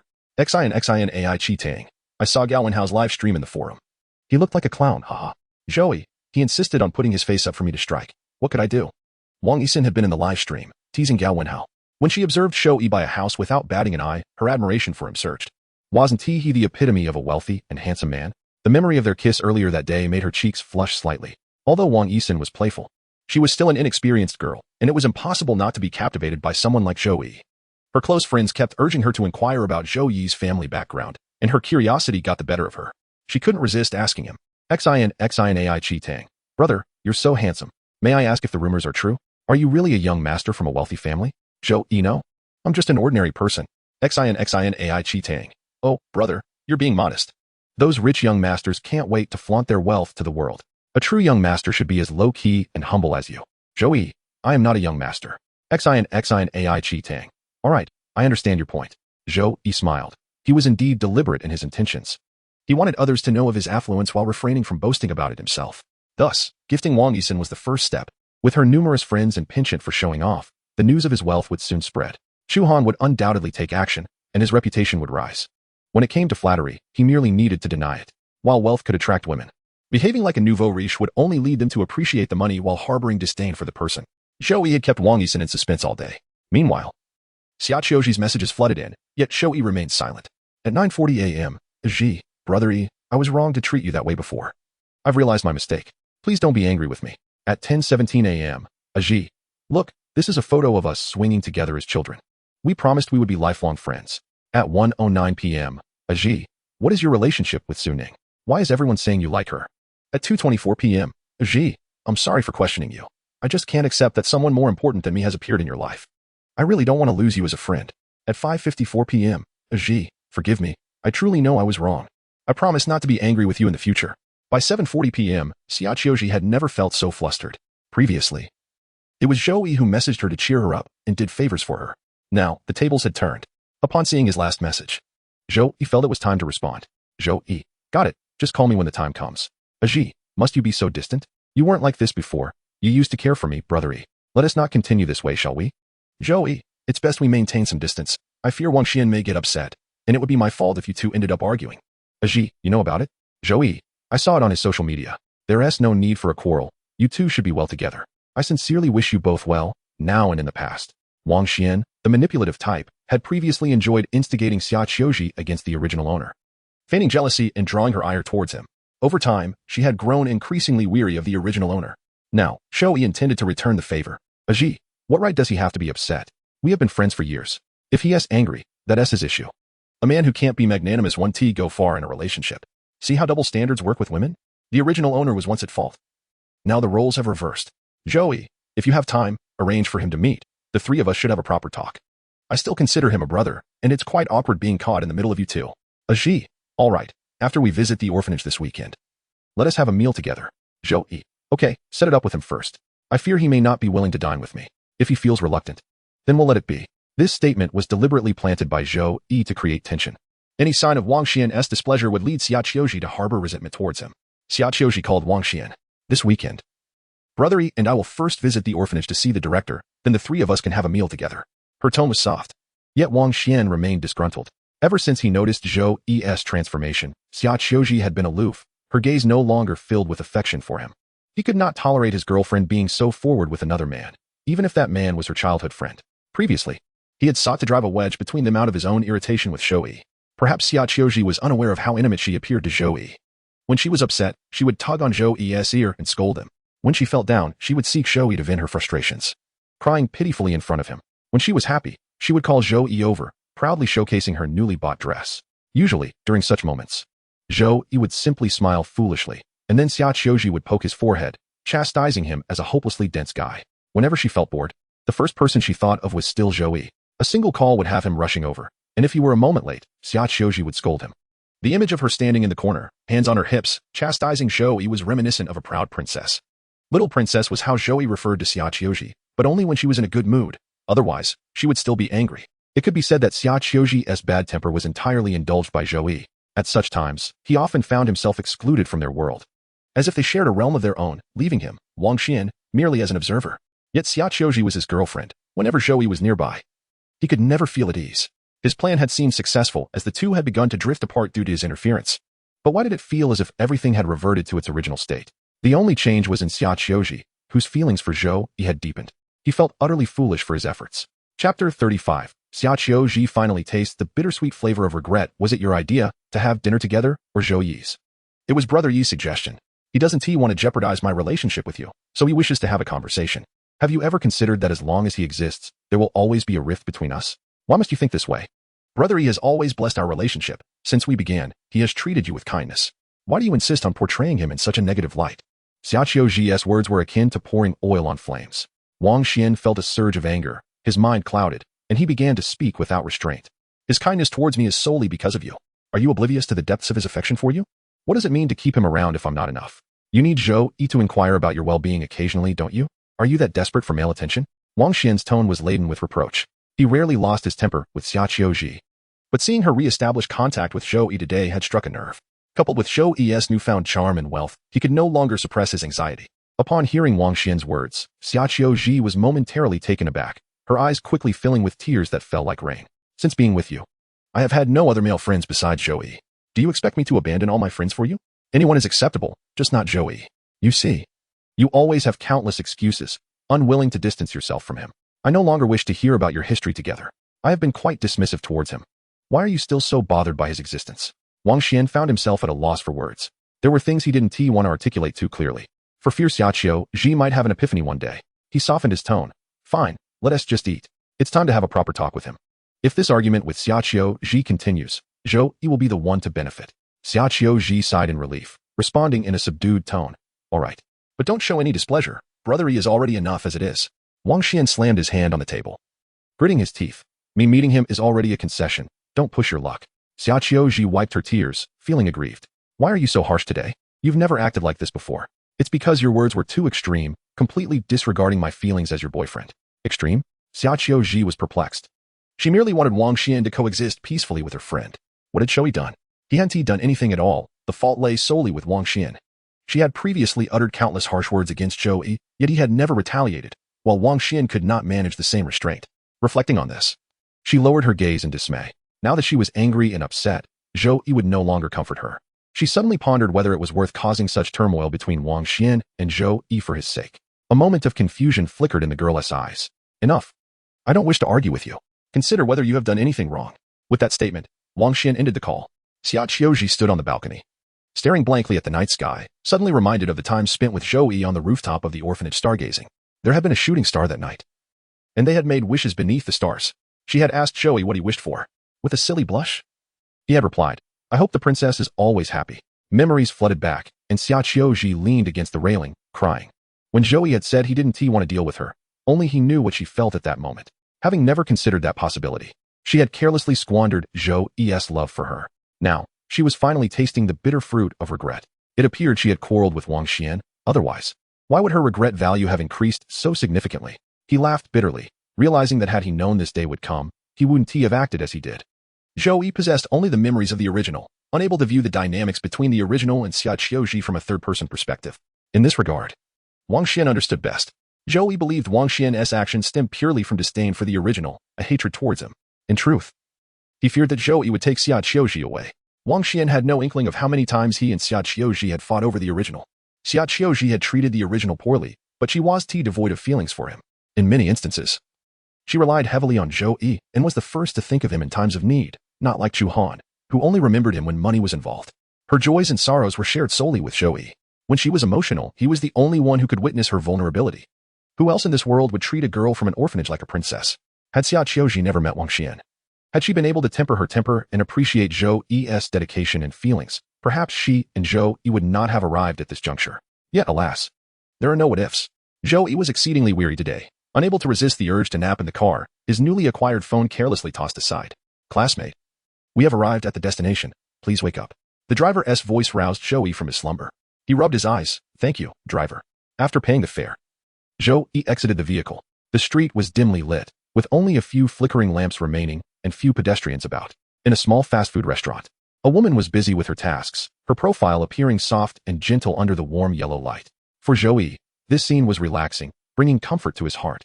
It was now 8 in the evening, and there were hardly any customers left in Yuman's shop, where she was bent over wiping the tables. Zhou Yi entered, holding his new phone. Welcome back, Zhou Yi. Yuman paused her work, her eyes sparkling with surprise. She put down the cloth, somewhat flustered, seemingly recalling previous interactions and feeling shy. Unsure if she appeared unkempt, Zhou Yi strode over. Sister man, let me help you wipe the tables. No. You can just sit. I'm almost done. Really? Yes, please take a seat. I'll wash my hands and get you a glass of water. Yuman hurried into the kitchen to wash her hands and then brought out a glass of water for him. Why are you out so late? Doesn't your school check on students? Chapter 36. Yuman's invitation. It's fine. I applied for a day student status. Zhou Yi explained after taking a sip of water. Yuman looked at him, puzzled. Didn't you want to apply before, but the teacher didn't agree? Sister man, there is something I need to confess. The abrupt change in topic caught Yuman off guard. Hearing the word confess made her nervous. What could be so serious that it required such a term? Go ahead. Actually, I found my parents and inherited a considerable fortune. Surprise flashed in Yuman's beautiful eyes, quickly followed by concern. Are you sure? You wouldn't have fallen for a scam, would you? It's essential to be cautious with such matters. Zhou Yi chuckled. Don't worry, sister man. It's true. I was able to apply for day student status because my mother called the homeroom teacher. Yuman couldn't help but feel joy for him. Tears of happiness welling up as she hugged Zhou Yi, patting his back. Her voice choked with emotion. I've watched you work hard to get to this point. You've struggled so much alone. It's finally time for you to reap the rewards. I'm so happy for you. From now on, or shall you want to be alone anymore? You have parents who care for you. To Yuman, the extent of Zhou Yi's inheritance held little significance. What mattered more was the joy she felt at his newfound connection with his parents. With parents, a child experiences love and care.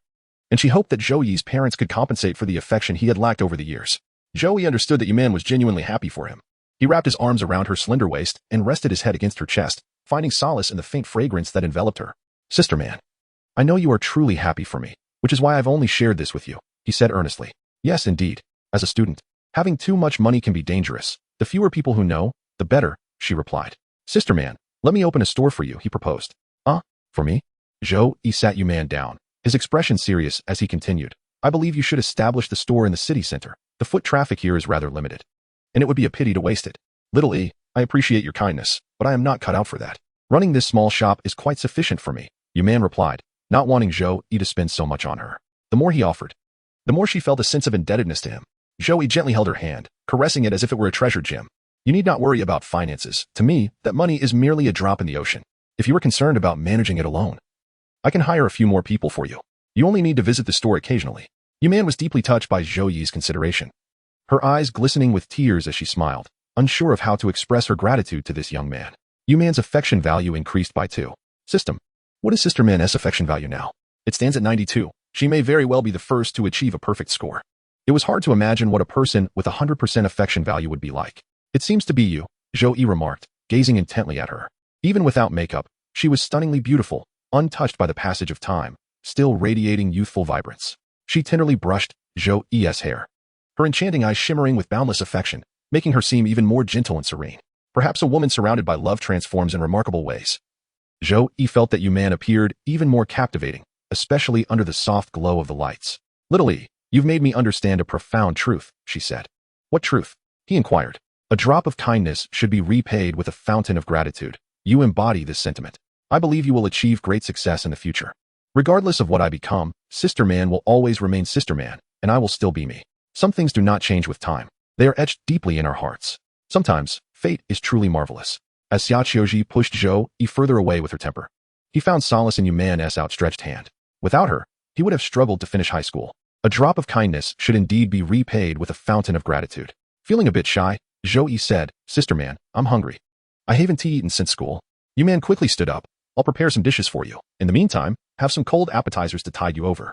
No need for all that. Just boiling some noodles would suffice. I enjoy everything you make. Sister Man. Yuman shyly tucked her hair behind her ear. Little E, have you learned to flatter? Zhou Yi tilted his head. Not at all. I'm merely speaking the truth. Don't accuse me unfairly, Sister Man. Yuman brought some cold dishes to the table. All right, let us eat first. Don't let yourself get too thin. In the following moments, as Yuman cooked noodles in the kitchen, Zhou Yi leaned against the doorway, admiring her silhouette. Even while preparing noodles, her beauty was a delight to behold. Yuman's figure was exquisite, resembling a model, with the right curves in all the right places. Particularly, her rounded hips were accentuated by her jeans, while her waist appeared effortlessly slender, delicate enough to grasp in one hand. She truly lived up to her name, a beautiful enchantress. Yuman was aware that the young man stood behind her, and she felt a rush of shyness, almost knocking over the seasoning bottle. Sister Man, don't be nervous. I'm not judging your culinary skills. As Zhou Yi finished his cold dishes, he washed his bowl, and Yuman soon returned with a steaming bowl of noodles. Taste this. It's a famous dish from my hometown, Yangshan noodles. With anticipation in her eyes, she looked at Zhou Yi. It had been a while since she had made this dish, and she wondered if her skills had dulled. After taking a bite, Zhou Yi gave her a thumbs up. Delicious. Sister Man, you're truly amazing, a top-notch chef. Yuman understood that Zhou Yi was merely trying to make her happy. As they chatted while eating, time slipped away. And before they knew it, it was 10 o'clock. Why is it already 10? Yuman lamented, feeling as though their time together had been far too brief. You have school tomorrow. You should get some rest. Let us call it a night here, he suggested. All right, do remember to try out your phone. If you have any questions, feel free to ask me, she replied, her eyes downcast, her curled lashes appearing irresistibly alluring. Nervously, she fidgeted with the hem of her shirt. Acutely aware that her question was inappropriate, yet she longed to be near him, wishing to see him at every moment. Was she being too greedy? Zhou Yi propped his chin on his hand and smiled. Wherever Sister Man wants me to go, I shall go. Chapter 37. Zhou Yi stays over. Don't make me say it. Go wherever you wish, and I want to say a word. Yuman turned slightly. Unable to meet his gaze, it was evident that she desired Zhou Yi to stay, but her shy nature made it impossible for her to voice it. Zhou Yi feigned a yawn, stretching lazily as he said, Oh, I'm feeling a bit tired and don't really want to walk anymore. Why don't you show some kindness and let me stay for the night? Yuman's eyes sparkled with delight as she stifled a soft giggle. All right. Then you should wash up first. Should I go first? Yes, come upstairs with me. I'll show you which is shampoo and which is body wash. Yuman led Zhou Yi upstairs. Wait here for a moment. I'll get you a towel and bath towel. Zhou Yi stood by the bathroom door for a short while, and soon Yuman returned with 2 pink towels. One of the bath towels clearly belonged to her, adorned with cute pink flowers. Feeling a bit bashful, she said, I don't have an extra bath towel at home, so you can use mine for now. Sister Man, you have quite the youthful spirit. I see you like pink things, he remarked. Yuman nudged him towards the bathroom. Hurry up and wash. It's almost 11. With the two of them in the small bathroom, the space felt quite cramped. Yuman turned on the hot water, testing the temperature before looking up at him. See if this water temperature is all right. Is it too hot? As steam began to fill the bathroom, droplets of water clung to Yuman's hair, and her face flushed from the warmth, making her appear even more enchanting. Sister Man, you look beautiful like this, Zhou Yi exclaimed, not hesitating to shower her with compliments. Yuman froze for a moment, her cheeks growing even redder. The mist enveloped Zhou Yi's handsome features, and she found herself mesmerized by his beauty. unable to resist. Zhou Yi leaned in, pressing her against the wall as he kissed her. In the small bathroom, their silhouettes entwined. The air, already thin, grew even more scarce as Zhou Yi claimed her. Yuman clung to his shoulders, feeling weak and breathless, leaning against his chest. She gasped littly. I can't. Her heart raced, pounding as if it might leap from her chest. They had kissed. In the bathroom. It was Zhou Yi who had taken the initiative. Yuman felt as though she were enveloped in a dream. Unable to resist, she extended her hand to touch him, and Zhou Yi grasped her hand, pressing it against his face. The youth smiled, glancing at her swollen lips, and gently remarked, Sister Man's lips are as beautiful as if adorned with lipstick. A result of my kisses. Yuman felt as if she had plunged into water, her entire being drenched. Some moisture came from the steam of the bathroom, while other droplets were the result of heated perspiration. Bashfully biting her lip, she said, You should take a shower. I'll step out first. Zhou Yi allowed her to leave. While Zhou Yi showered, Yuman sat in front of the vanity mirror, lost in thought. In the reflection, her eyes shimmered with tenderness and affection, all directed towards that young man. She could not help but touch her lips, the corners of her mouth curving into a smile. They were indeed lovely, a place kissed by Zhou Yi, which she adored. As she thought, her eyes sparkled with joy. At that moment, she had no desire to contemplate their age difference or anything else. She simply wished to be deeply kissed by him. After a while, Zhou Yi emerged from the bathroom wrapped in a towel, drying his hair as he gazed at Yuman. He said nothing, merely observing her.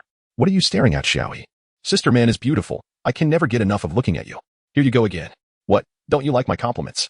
Zhou Yi approached, resting his head on her shoulder, their handsome faces reflected in the mirror. I like it. I enjoy everything you say, Zhou Yi. I'll go take a shower now. If you're tired, you can sleep first. No need to wait for me. Yuman began to unravel her hair in front of the mirror, strands falling near Zhou Yi's hands. He reached out to caress them, saying, I want tea sleep. I'll wait until you finish showering so we can sleep together. Yuman laughed softly and took her sleepwear to the bathroom. Zhou Yi lay on the bed, the sound of running water from the bathroom making his heart race. Would something happen soon? He did not know, but merely lying on the same bed as a goddess like Yuman was already a source of great happiness. Being with her felt joyous, even without doing anything. As he lay on that small bed, Zhou Yi gradually began to feel drowsy, the pillow carrying a delightful fragrance, reminiscent of Yuman's scent. Zhou Yi, I'm done with my shower. Yuman's voice jolted Zhou Yi awake. He turned to see the woman with damp hair standing there, igniting a rush of blood through him. She wore a collared silk nightgown, seemingly with nothing underneath, revealing faint glimpses of red. The heat and awe in Zhou Yi's eyes did not escape Yuman's notice. She tossed her damp hair and tilted her chin gracefully. Zhou Yi got up and approached her, asking, Where's the hairdryer? I'll help you dry your hair. Sleeping with wet hair can lead to a cold. Yuman did not expect such thoughtfulness from him. She pointed to a corner of the table where a small hairdryer sat, looking scarcely used. Typically, she was too exhausted after a shower to bother with drying her hair. As Zhou Yi dried her hair, he inquired, Sister Man, why are you so kind? Did you not plan to let me sleep on the floor? The warm air from the dryer made Yuman feel a bit drowsy, her half-closed eyelids appearing even more enchanting. What, you don't want to sleep in the bed? You'd prefer the floor? How could that be? To sleep in Sister Man's bed is a blessing I've earned over 8 lifetimes. Yuman chuckled and teased, You know it's good. By the way, you don't snore at night, do you? Zhou Yi shook his head. Rest assured, I want tea. Yuman's sleep quality was not the best. If Zhou Yi snored loudly, she might struggle to sleep. That's good, but I might talk in my sleep. No worries, I want to know if I'm asleep. Perhaps I'll unconsciously whisper sweet nothings. To whom? What do you think? Yuman feigned ignorance, lifting her chin. I wouldn't know, with Zhou Yi looking so handsome now. I'm sure many of your female classmates adore you. Zhou Yi leaned in, affectionately kissing her ear, and whispered, They are them, and you are you. How could they ever compare? When Zhou Yi spoke sweet words, few women could resist, though they knew a man's words might be mere flattery. Which woman in love wouldn't want to hear them? Naturally, Yuman was delighted. You always know how to make me happy. Alas, I willingly let you charm me. I believe everything you say. I'm not just charming you. I'm speaking the truth, yet you never believe me. Yuman leaned against him, her tone soft. I do believe you. I'm just joking. You are the person I trust the most in this world. I know. Is your hair dry yet? Zhou Yi touched the ends of her hair, saying, Almost. Seeing that her hair was nearly dry, he unplugged the dryer and smoothed her hair before declaring, All right. We can sleep now. Sister Man chapter 38. Did I hurt you? Okay, let us sleep. Yuman was unaware of how nervous she appeared at that moment. The room was eerily quiet, and suddenly, even their breathing seemed distinctly audible. Zhou Yi approached the bed and removed the towel wrapped around him, revealing snug black shorts beneath. Upon seeing his muscles and 8-pack abs, Yuman's heart raced and her cheeks flushed. Zhou Yi's physique was a result of his enhanced abilities. With his combat power maximized, his body had transformed. Not only had he grown to a height of 1.89 m, but he had also developed considerable muscle and a perfect 8-pack. Broad shoulders, a narrow waist, and a chiseled physique, this was the ideal figure every woman desires, especially suited for donning a suit. When Yuman beheld Zhou Yi's upper body, her face instantly turned crimson. She dared only to gaze at his upper half. for even a fleeting glance at his lower half felt like a transgression. Blushing, she shyly complimented, "Zhou Yi, your physique is impressive. It's not as apparent when you're dressed." Noticing her occasional glances at his abs, Zhou Yi pulled her closer, placing her hand on his chiseled abdomen. "Sister man, if you wish to see, just look, there's no need to be shy." The moment her fingers brushed against his firm abs, it felt as if she had been electrified. She lifted her gaze to meet Zhou Yi's, where a mischievous smirk played across his lips. Was this not blatant seduction? What woman could withstand such temptation? Yeoman swallowed hard, attempting to withdraw her hand. If she continued, it would lead to trouble. She glanced downward, her eyes widening slightly, a blush creeping from her cheeks to the back of her neck. Zhou Yi, observing her dazed expression, leaned closer and asked, "Sister man, what are you looking at?" He reclined on the bed, leaning against the headboard, feigning a pitiful demeanor. "It hurts a bit. What should I do, sister?" Yeoman was captivated by Zhou Yi's burning and candid gaze. She felt something shifting within her, her face growing warm, her body softening. Yeoman could easily discern his ulterior motives. She leaned down, resting against Zhou Yi's chest. He inhaled the scent of her neck, sighing, "Sister, you smell delightful, although we use the same body wash. You smell far better than I do, and your skin is so smooth, as white as tofu." Yeoman was charmed by his flattery and playfully poked his forehead. "That's just your imagination. Should I turn off the lights now?" Zhou Yi shook his head. "No need. I want to keep looking at you." Yeoman, smiling, traced her finger along his jaw, descending in a circular motion to his chest. She licked her lips, her moist mouth appearing irresistibly luscious. Delicately tucked a strand of hair behind her ear, casting a languid glance at Zhou Yi, her crimson eyes glimmering like an enchanting fox. In that moment, her exquisite beauty radiated with an alluring charm. The woman looked at Zhou Yi with eyes brimming with affection, her every expression imbued with a captivating grace. With a gentle raise of her brow and a soft smile, she swept her hair to one side and spoke in a tender voice. "So what shall we do?" "Little E?" Zhou Yi playfully twirled a lock of her hair, grinning mischievously. "Just have my sister give it a little rub." Laughed softly, but her subsequent actions left Zhou Yi breathless. It was overwhelmingly intoxicating.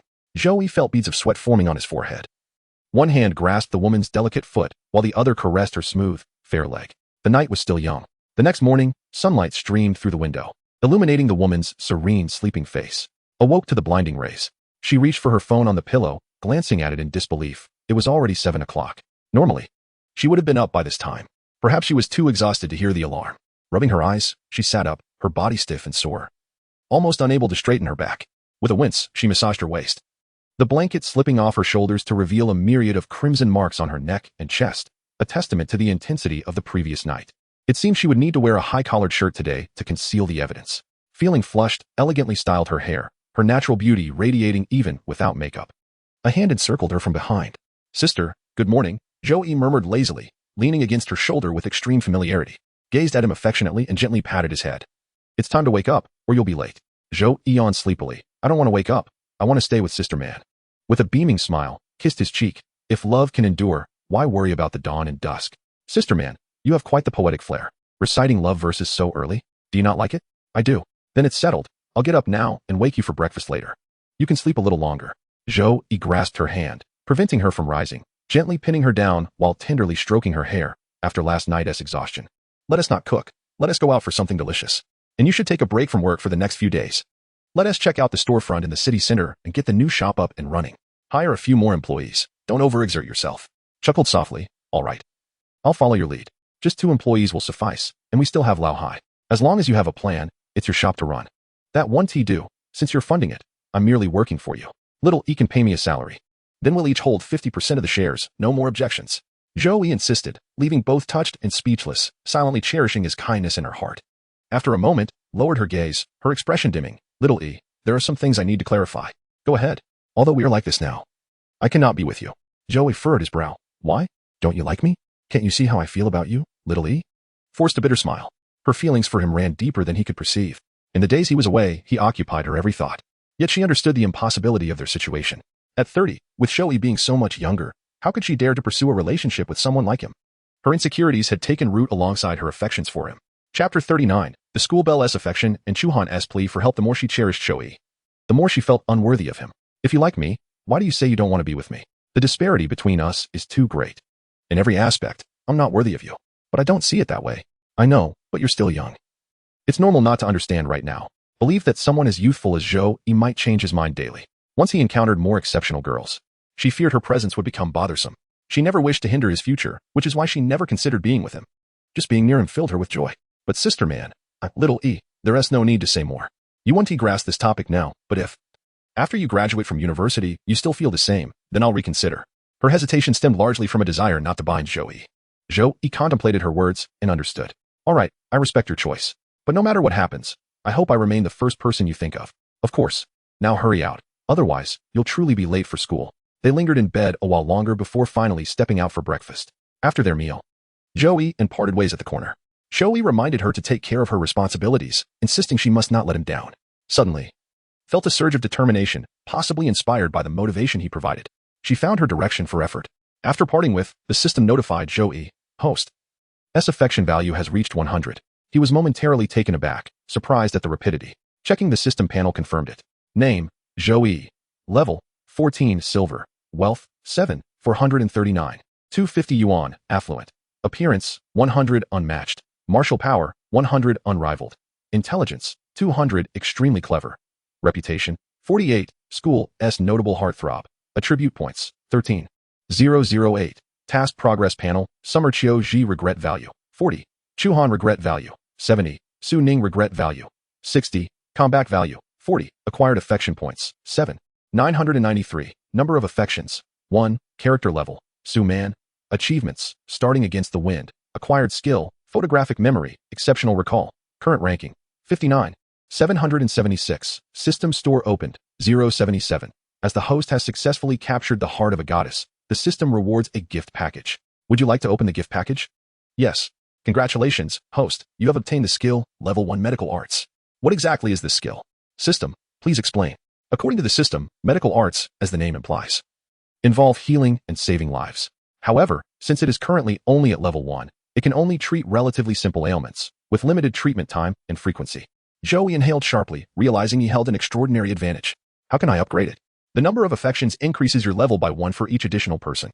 Zhou Yi nodded, recognizing the importance of this affection count, as the rewards from the gift package were undoubtedly useful skills. Lost in thought, Zhou Yi arrived at the classroom just in time. Upon sitting down, he noticed a cup of soy milk and several buns on his desk. Raising an eyebrow, he wondered where this kind-hearted Tian Luo girl had come from, delivering breakfast early in the morning without leaving her name. He glanced in Su Ning's direction. Indeed, the girl was quietly observing his reaction. When she saw Zhou Yi looking over, she quickly turned her head, pretending to study to mask her fluster. Su Ning was eager to atone for her previous mistakes. This breakfast had taken her nearly an hour to procure from a renowned century-old establishment in the western city.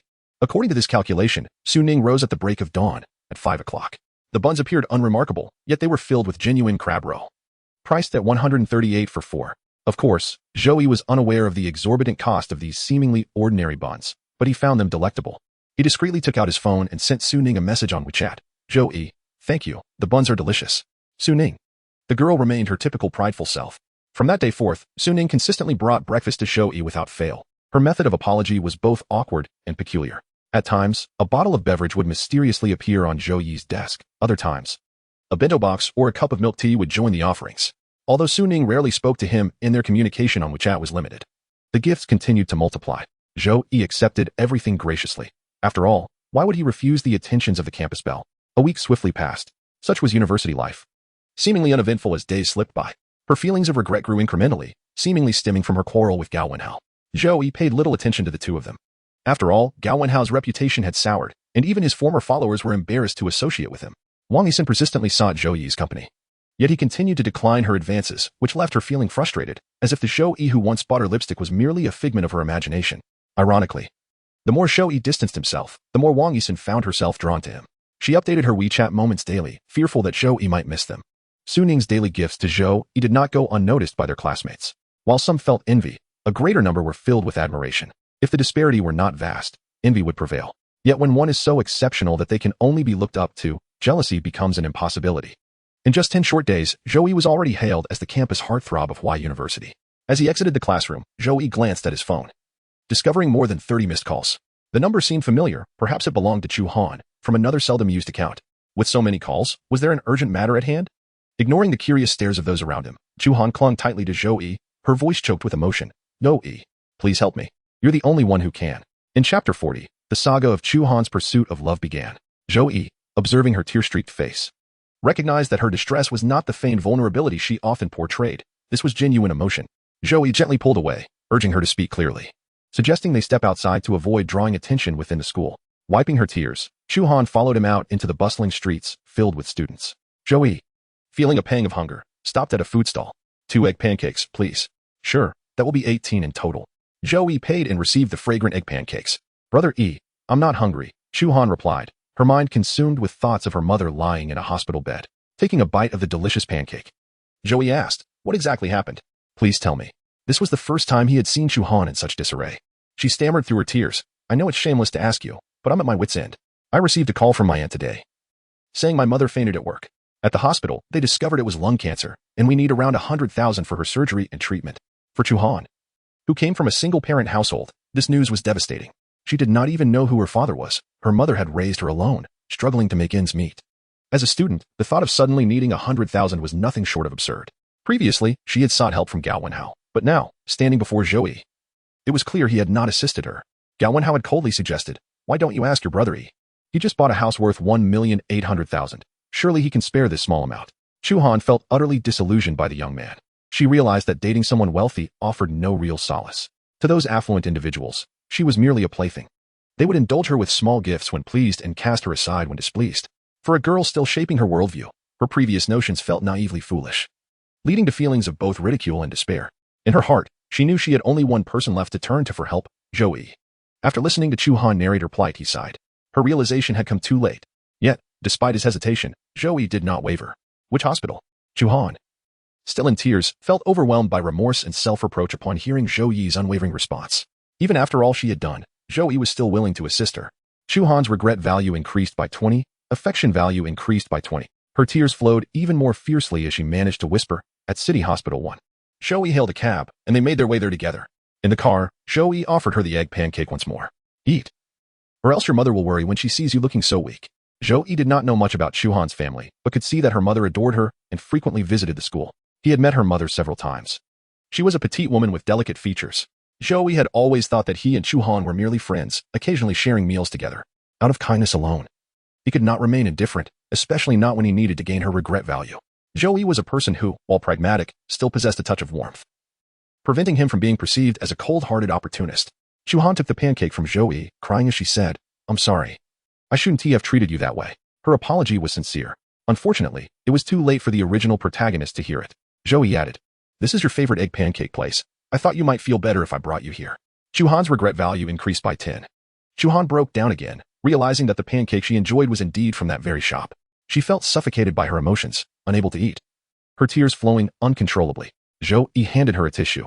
Wipe your tears. I will help you, so stop crying. Chu Han grasped his hand tightly, reluctant to let go. Previously, she had only sought material pleasures, dismissing her feelings for Zhou Yi and trampling on his pride, feeling smug and guiltless. The more she reflected, the more she loathed herself, unable to resist slapping her own face. Zhou Yi seized her wrist. What are you doing? With a face full of regret, Chu Han sobbed. I'm so sorry. I treated you terribly. I shouldn't have acted that way. Zhou Yi responded calmly. What is done is done, after all. You are my first love. I wouldn't turn a blind eye to your mother in her time of need. Chu Han pleaded through her tears. Brother E, I realize my mistakes. Please let us reconcile. At this moment, I have come to understand who truly deserves my love. I implore you, grant me one more chance. Will you? Chu Han, we are no longer possible. Zhou Yi's words pierced through Chu Han's heart like a dagger. By the time she fell in love with Zhou Yi, the youth had long ceased to wait for her. Trembling, her eyelashes fluttered as tears cascaded down onto Zhou Yi's hand. Just one more chance, please. I have truly repented. Chu Han sorrowfully released Zhou Yi's hand and wept bitterly. Her cries were fragile and pitiful, evoking empathy from anyone who heard. Yet, Zhou Yi offered her no further comfort. The car gradually came to a halt at the hospital entrance. We have arrived. Please disembark. Zhou Yi assisted Chu Han out of the vehicle, the girl still sobbing, her eyes red like a rabbit's. Do you wish for your mother to see you in this state? Chu Han paused, then wiped her tears, taking a deep breath to regain her composure. This was certainly not the time for her to mourn her love. Her mother awaited her on the hospital bed. Chapter 41. Rare reward. The frail and pallid woman lying on the hospital bed lifted her head at the sound of footsteps. It was none other than Chu Han and Zhou Yi. Chu Han rushed over and carefully embraced her, tears streaming once again. Mother, I have arrived. Chu Yun gently patted her back, saying, It's all right. Do not cry. Do not cry. Although she comforted Chu Han, her own eyes brimmed with tears. If she were to pass away like this, leaving Chu Han alone in the world, how pitiful her daughter would be. Chu Han understood that her mother was merely trying to reassure herself. She wiped her tears and forced a smile, saying, Mother, do not worry. The doctor said that as long as you undergo surgery and receive chemotherapy, you will recover. Chu Yun smiled bitterly. Where would the family find the money for treatment? The remaining funds were meant for Chu Han's education. From the moment she learned the diagnosis, she had resigned herself to death. She did not wish to burden her loved ones, nor did she want to weigh down Chu Han. Who is this? Chu Yun was taken aback upon seeing Zhou Yi. Which noble family does this young gentleman belong to? To be in the company of her daughter. Chu Han wiped her tears, saying, "Mother, this is Zhou Yi. You have even invited him for a meal before." Hearing the familiar name astonished Chu Yun. This young man before her was actually Zhou Yi. How had he changed so much? Little Yi has transformed so drastically that Auntie did not recognize him. I am truly sorry. It's all right, Auntie. Chu Yun waved her hand, inviting them to sit beside her. Chu Han held her hand and said, "Mother, you need not worry about the money. Someone is willing to lend it to us." Who? It's Zhou Yi. Chu Yun looked at the exceptionally refined young man. Could it be that this child is from a wealthy family? Zhou Yi timely interjected, "Auntie, do not fret about the finances. Han and I are good friends. And I can lend you the money. Is your family aware? Child, this is a considerable sum. They know, rest assured." Zhou Yi smiled gently. Observing Zhou Yi conversing amicably with her mother, Chu Han felt a pang of bitterness. Clearly, Zhou Yi was such a good person. Yet she had allowed her vision to be clouded by money. Chu Yun was deeply moved, unsure of how to express her gratitude. After all, Zhou Yi was a stranger to them, and 100,000 was no small amount, yet this child was so forthcoming in his offer. The woman grasped Zhou Yi's hand, repeatedly expressing her thanks. As twilight descended, Zhou Yi turned to Chu Han and said, "I will transfer the money to your account. I have other matters to attend to. So I must take my leave." Chu Yun hurriedly urged, "Go and see him off." Chu Han accompanied Zhou Yi to the hospital entrance to hail a taxi. "Thank you so very much, Zhou Yi. I will strive to repay you, along with what I owe you from before. You are only a sophomore. There is no rush. Let us discuss this after you graduate and earn an income. Do not waste time worrying about it." Chu Han's eyes reddened once more. "Why do you still help me when I have treated you so poorly?" In truth, it would have been entirely reasonable for Zhou Yi not to assist her. Zhou Yi lowered his gaze, pausing for a moment before saying, "Perhaps it is because your mother's cooking was so delicious that I once felt warmth. Though she comes from a single-parent household, at least she has her mother's love." Conversely, Zhou Yi seemed to have always been alone, with no one to show him kindness. "I understand that you cannot forgive me now, but I will strive to change until you are willing to grant me another opportunity. Your transformation should be for yourself, not for me. Have you not realized that relying on others is unreliable after this incident?" Zhou Yi was a calm and pragmatic individual. He firmly believed in self-reliance, knowing that no one in this world could be trusted, and only oneself could be the most genuine and loyal companion. Chu Han was momentarily taken aback, her gaze becoming resolute and steadfast. "You are right. My change should first be for myself, but it is undeniable that you have indeed transformed me." Without Zhou Yi's assistance, what path might she have taken? She had even prepared to drop out of school and work. The future before her would have been shrouded in darkness. For Chu Han, losing her mother also meant losing her will to live. Thankfully, Zhou Yi was nothing like Gao Wenhao. No, with just this generosity of spirit, Zhou Yi surpassed him by countless measures. The taxi arrived. "If you need anything else, call me." "Thank you, brother Yi." Zhou Yi nodded and got into the car. Leaving the hospital, he was en route to his new home in Zijin Bay when the system notified him. "Host, Chu Han's regret value has reached its peak. You have earned a rare reward." A rare reward? It felt distinctly different from the previous grand packages he had heard about. It seemed to have a higher prestige. Logically, this was a main storyline task assigned by the system, and having completed one of its segments, the reward should not be lacking. Indeed, host. For each character in the 3 tasks, upon completion, a rare reward will be granted to the host. Open it to see what it is. Congratulations, host. You have acquired the skill, Cultural Entertainment Light. What does Cultural Entertainment Light signify? It means you can instantly discern which films, television dramas, scripts, and novels will become hits. Anything related to cultural entertainment falls within your purview. Zhou Yi's eyes widened slightly. Such a skill exists? If I were to establish a company dedicated to investing in these films and television dramas, wouldn't I be set for life? Logically speaking, yes. Zhou Yi opened the panel for confirmation once more. Name, Zhou Yi, level, 15, silver, wealth, 7, 659. 250 yuan, affluent, attractiveness, 100, unmatched, strength, 100, unrivaled, intelligence, 200, extremely clever, reputation, 48, campus heartthrob, attribute points, 13. 008, task progress panel, Xia Qiuji regret value, 40, Chu Han regret value, 100, Su Ning regret value, 60, reversal degree, 40, acquired infatuation points, 8. 049, number of admirers, 1, character level, Yuman, achievements acquired, defying the odds, acquired item skills, photographic memory, exceptional medical skills, cultural entertainment light, current ranking, 597. 644, it truly exists. Zhou Yi slapped his thigh. This was his golden ticket for the latter half of his life.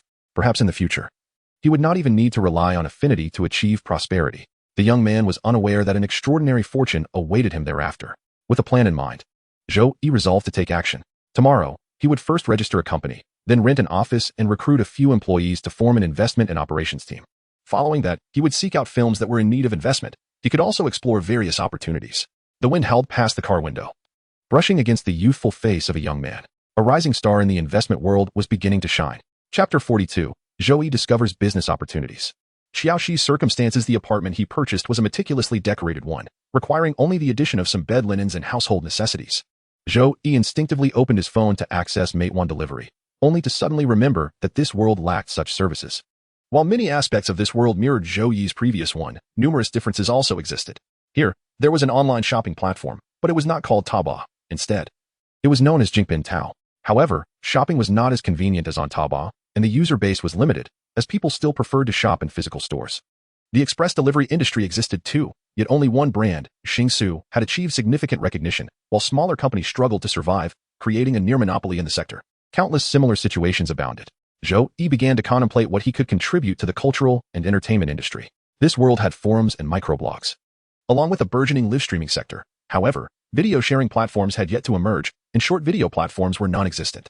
There was no Tencent, no iQIYI, no Douyin, and no Kuaishou. An anime platform called Zhan existed, reminiscent of his past life, focusing on the fusion of anime and long videos. Most internet celebrities emerged from here, aside from Weibo. Yet, comic platforms were scarce, as print magazines were popular and comics were primarily serialized in magazines. Although Zhan existed, it lacked free platforms. All content was pay-per-view. At this moment, Zhou Yi recalled a free novel platform from his previous life that had disrupted the market upon its arrival. His initially wistful expression froze. Could he perhaps use these insights to fill the market gaps in this world? If your online shopping platform is inadequate, I shall create a superior one to compete with you. If your delivery service is not swift enough, I will establish a rival brand akin to Shunfeng, offering faster and cheaper options. Even with the absence of various short video platforms, he could create alternatives like Kuaishou or Douyin. With these thoughts, Zhou Yi envisioned countless riches beckoning to him as myriad ideas began to illuminate his mind. He was resolute in his decision to commence with the cultural and entertainment sector, laying a solid foundation before exploring the feasibility of other industries. However, he still needed to venture out to purchase daily necessities. In the upscale community of Zijingbei, there were no supermarkets nearby, so Zhou Yi had to walk a bit further to shop. Without Mate1 delivery, he was compelled to buy items in person. Not long after he stepped outside, a message from Xiaoxi arrived. Little Xi, Brother Yi, have you moved into your new home? Xiaoxi had always kept a close eye on Zhou Yi's updates. She understood, having seen discussions in the forums about his remarkable academic achievements, that he was likely studying diligently. Feeling bored, Zhou Yi considered inviting Xiaoxi over. It was a perfect opportunity to connect more with her, especially since he was nearing graduation and they were not in the same year, limiting their chances to interact. Zhou Yi, yes. Would you like to come visit my new place? I recall your home is not far from here. Xiaoxi's eyes widened with delight. Brother Yi was actually inviting her to his new home. Little Xi, yes. Please send me your address, Brother Yi. Zhou Yi, I just stepped out to buy some things. I'll wait for you downstairs in your community. Little Xi, great. I'll be right out. Xiaoxi opened her wardrobe, intending to change into something more presentable for her meeting with Zhou Yi. However, she often wore her school uniform, and her other clothing consisted mainly of white dresses and various princess-like outfits, which she found rather mundane. Having worn such attire consistently, she had become weary of it. Although the Qiao family was not as wealthy as the Su family, they were still considered affluent, and as the daughter of the Qiao family, she faced strict expectations regarding her appearance and behavior. She was compelled to embody the grace expected of a young lady, mirroring her mother and sister. In essence, she was not permitted to express her true self. She felt exhausted by the pressure to conform and found it disheartening that even her choice of clothing was dictated by others. With a sigh, she closed the wardrobe door, opting for her school uniform instead, presenting herself in the purest form to meet Zhou Yi. Compared to the stifling princess dresses, the uniform felt far more comfortable. As Xiaoxi prepared to leave the living room, her father, Qiao Zhenghua, a stern middle-aged man with a refined demeanor yet a sharp, traditional gaze, inquired from the couch. Where are you headed at this late hour? Her elder brother and sister were present as well. Her brother, Qiao Yan, 28, held an important position in the family business, while her sister, Qiao Yu, 21, had just graduated from university and recently joined the company. Xiaoxi lowered her head, cautiously explaining, I have a friend who just moved into a new home and invited me over. Qiao Yu raised an eyebrow, a hint of mockery in her tone. You have friends? Since when? I was unaware. Xiaoxi's eyes dimmed, as she felt that in her sister's eyes, she was an unlikable presence, leading to a lack of friends. She managed a timid smile, stammering, It's a new friend I made recently, sister. I'll introduce him to you next time. Qiao Yan, indifferent, treated her as if she were invisible. In this household, he was the sole heir, and apart from their father, everyone else had to placate him. Qiao Yu. Adept at navigating social dynamics, maintained a sunny demeanor, often trying to win the favor of their parents and brother. Xiaoxi, who had often been sickly as a child, had grown accustomed to being overlooked. Unlike her sociable sister, she struggled to engage with others, often remaining silent at home or in public, unable to articulate pleasant words. Naturally, Xiao Yin preferred Xiao Yu, who was charming and agreeable. Xiao Yu, skilled in manipulation, often took advantage of Xiaoxi, and over the years, she had played a significant role in fostering the family's disdain for her younger sister. Understanding what their father valued, she immediately questioned Cici. You're not planning to sneak out with a man at this hour, are you? Chapter 43. Xiaoxi stays overnight at Zhou Yi's home. What to do with just one bed?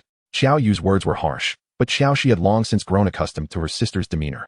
She sighed in resignation. Sister, I'm merely going to a friend's house. Upon hearing the mention of a man, Xiao Zhenggua's demeanor shifted, his gaze sharpening. He regarded Xiaoxi with a serious tone. Is the friend male or female? Fearfully clutching her sleeve, she replied softly, It's a boy, Dad. Immediately, Xiao Zhenggua's displeasure became evident. How can you go out to meet a man at such a late hour? You're too young for that. But we're just friends, Dad. He is not that kind of person, Xiaoxi struggled to explain. Xiaoyu smirked, having achieved her aim. Xiaoxi had not always been friendless.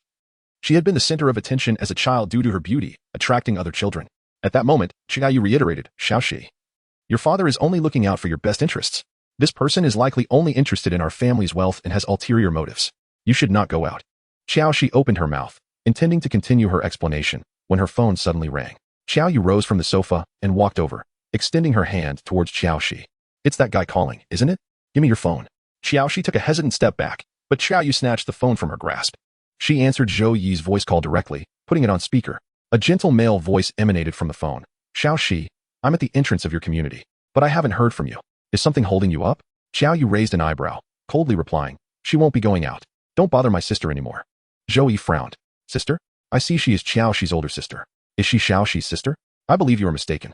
Mistaken? Mistaken about what? Isn't it ill-intentioned of you to ask my sister out late at night? Xiaoxi could no longer contain herself and anxiously attempted to retrieve the phone from Xiaoyu's hand. She felt utterly humiliated at the thought of Zhou Yi witnessing her family's turmoil. If Xiaoyu continued in this manner, she would lose another friend. However, Xiaoxi was frail and weak, unable to stand up to Xiaoyu. Xiaoyu shoved her forcefully, causing her to collide with the liquor cabinet behind her. Xiaoxi's face turned pale, and she felt a sharp pain where her back had struck. Biting her lip, tears began to stream down her face. Why do you always have to do this? Why can't I have a single friend? Why do you insist on controlling my life? She was painfully aware of her unwelcomed existence in this home. After enduring it for so many years, Xiaoyu's actions this time broke the last straw. Xiao Zheng was stormed over in anger. How dare you speak to your sister like that? She is looking out for you. Xiaoxi cried, tears streaming down her face. Is driving away every friend I have really caring for me? That is not care, not at all. Xiaoyu looked at her with disappointment, saying, Xiaoxi, I am profoundly disappointed in you. To think you would side with an outsider like this, it seems you have truly betrayed my good intentions towards you. Xiao Zhenghua, a man with an unwavering desire for control, was undoubtedly enraged by Xiaoxi's attitude today. The Xiao family has provided you with everything, and you dare complain? Have your classmates lived as well as you? Xiaoxi gazed at them with disappointment, snatched the phone from Xiaoyu's hand, and stormed out of the house. Rebellious girl, what are you looking for? She doesn't want this family, nor does she want me as a father. Let her perish outside. The voices behind her faded away. She glanced at her phone. Zhou Yi's call had not yet ended, meaning he had witnessed everything that transpired. Xiaoxi closed her eyes in despair. Xiaoxi, are you all right? Zhou Yi couldn't help but ask. He was taken aback by the suffocating atmosphere of Xiaoxi's family. Just hearing about it made him heartbroken for her. Xiaoyu had said such harsh words, and he felt an overwhelming sense of guilt. I want to see you. I don't want you to be sad alone. Please, just come out. All right. Xiaoxi wiped her tears, gathering her courage to step outside the community. Zhou Yi stood under the streetlight, watching her, and the pain in his eyes caused her tears, which she had fought to hold back, to flow freely once more. The girl rushed into Zhou Yi's embrace. He gently patted her back, comforting her with soft words. It's okay. Cry if you need to. I'm here. Xiaoxi wept sorrowfully in his arms. Her fragile shoulders quivered, her pitiful sobs reminiscent of a small, sorrowful kitten.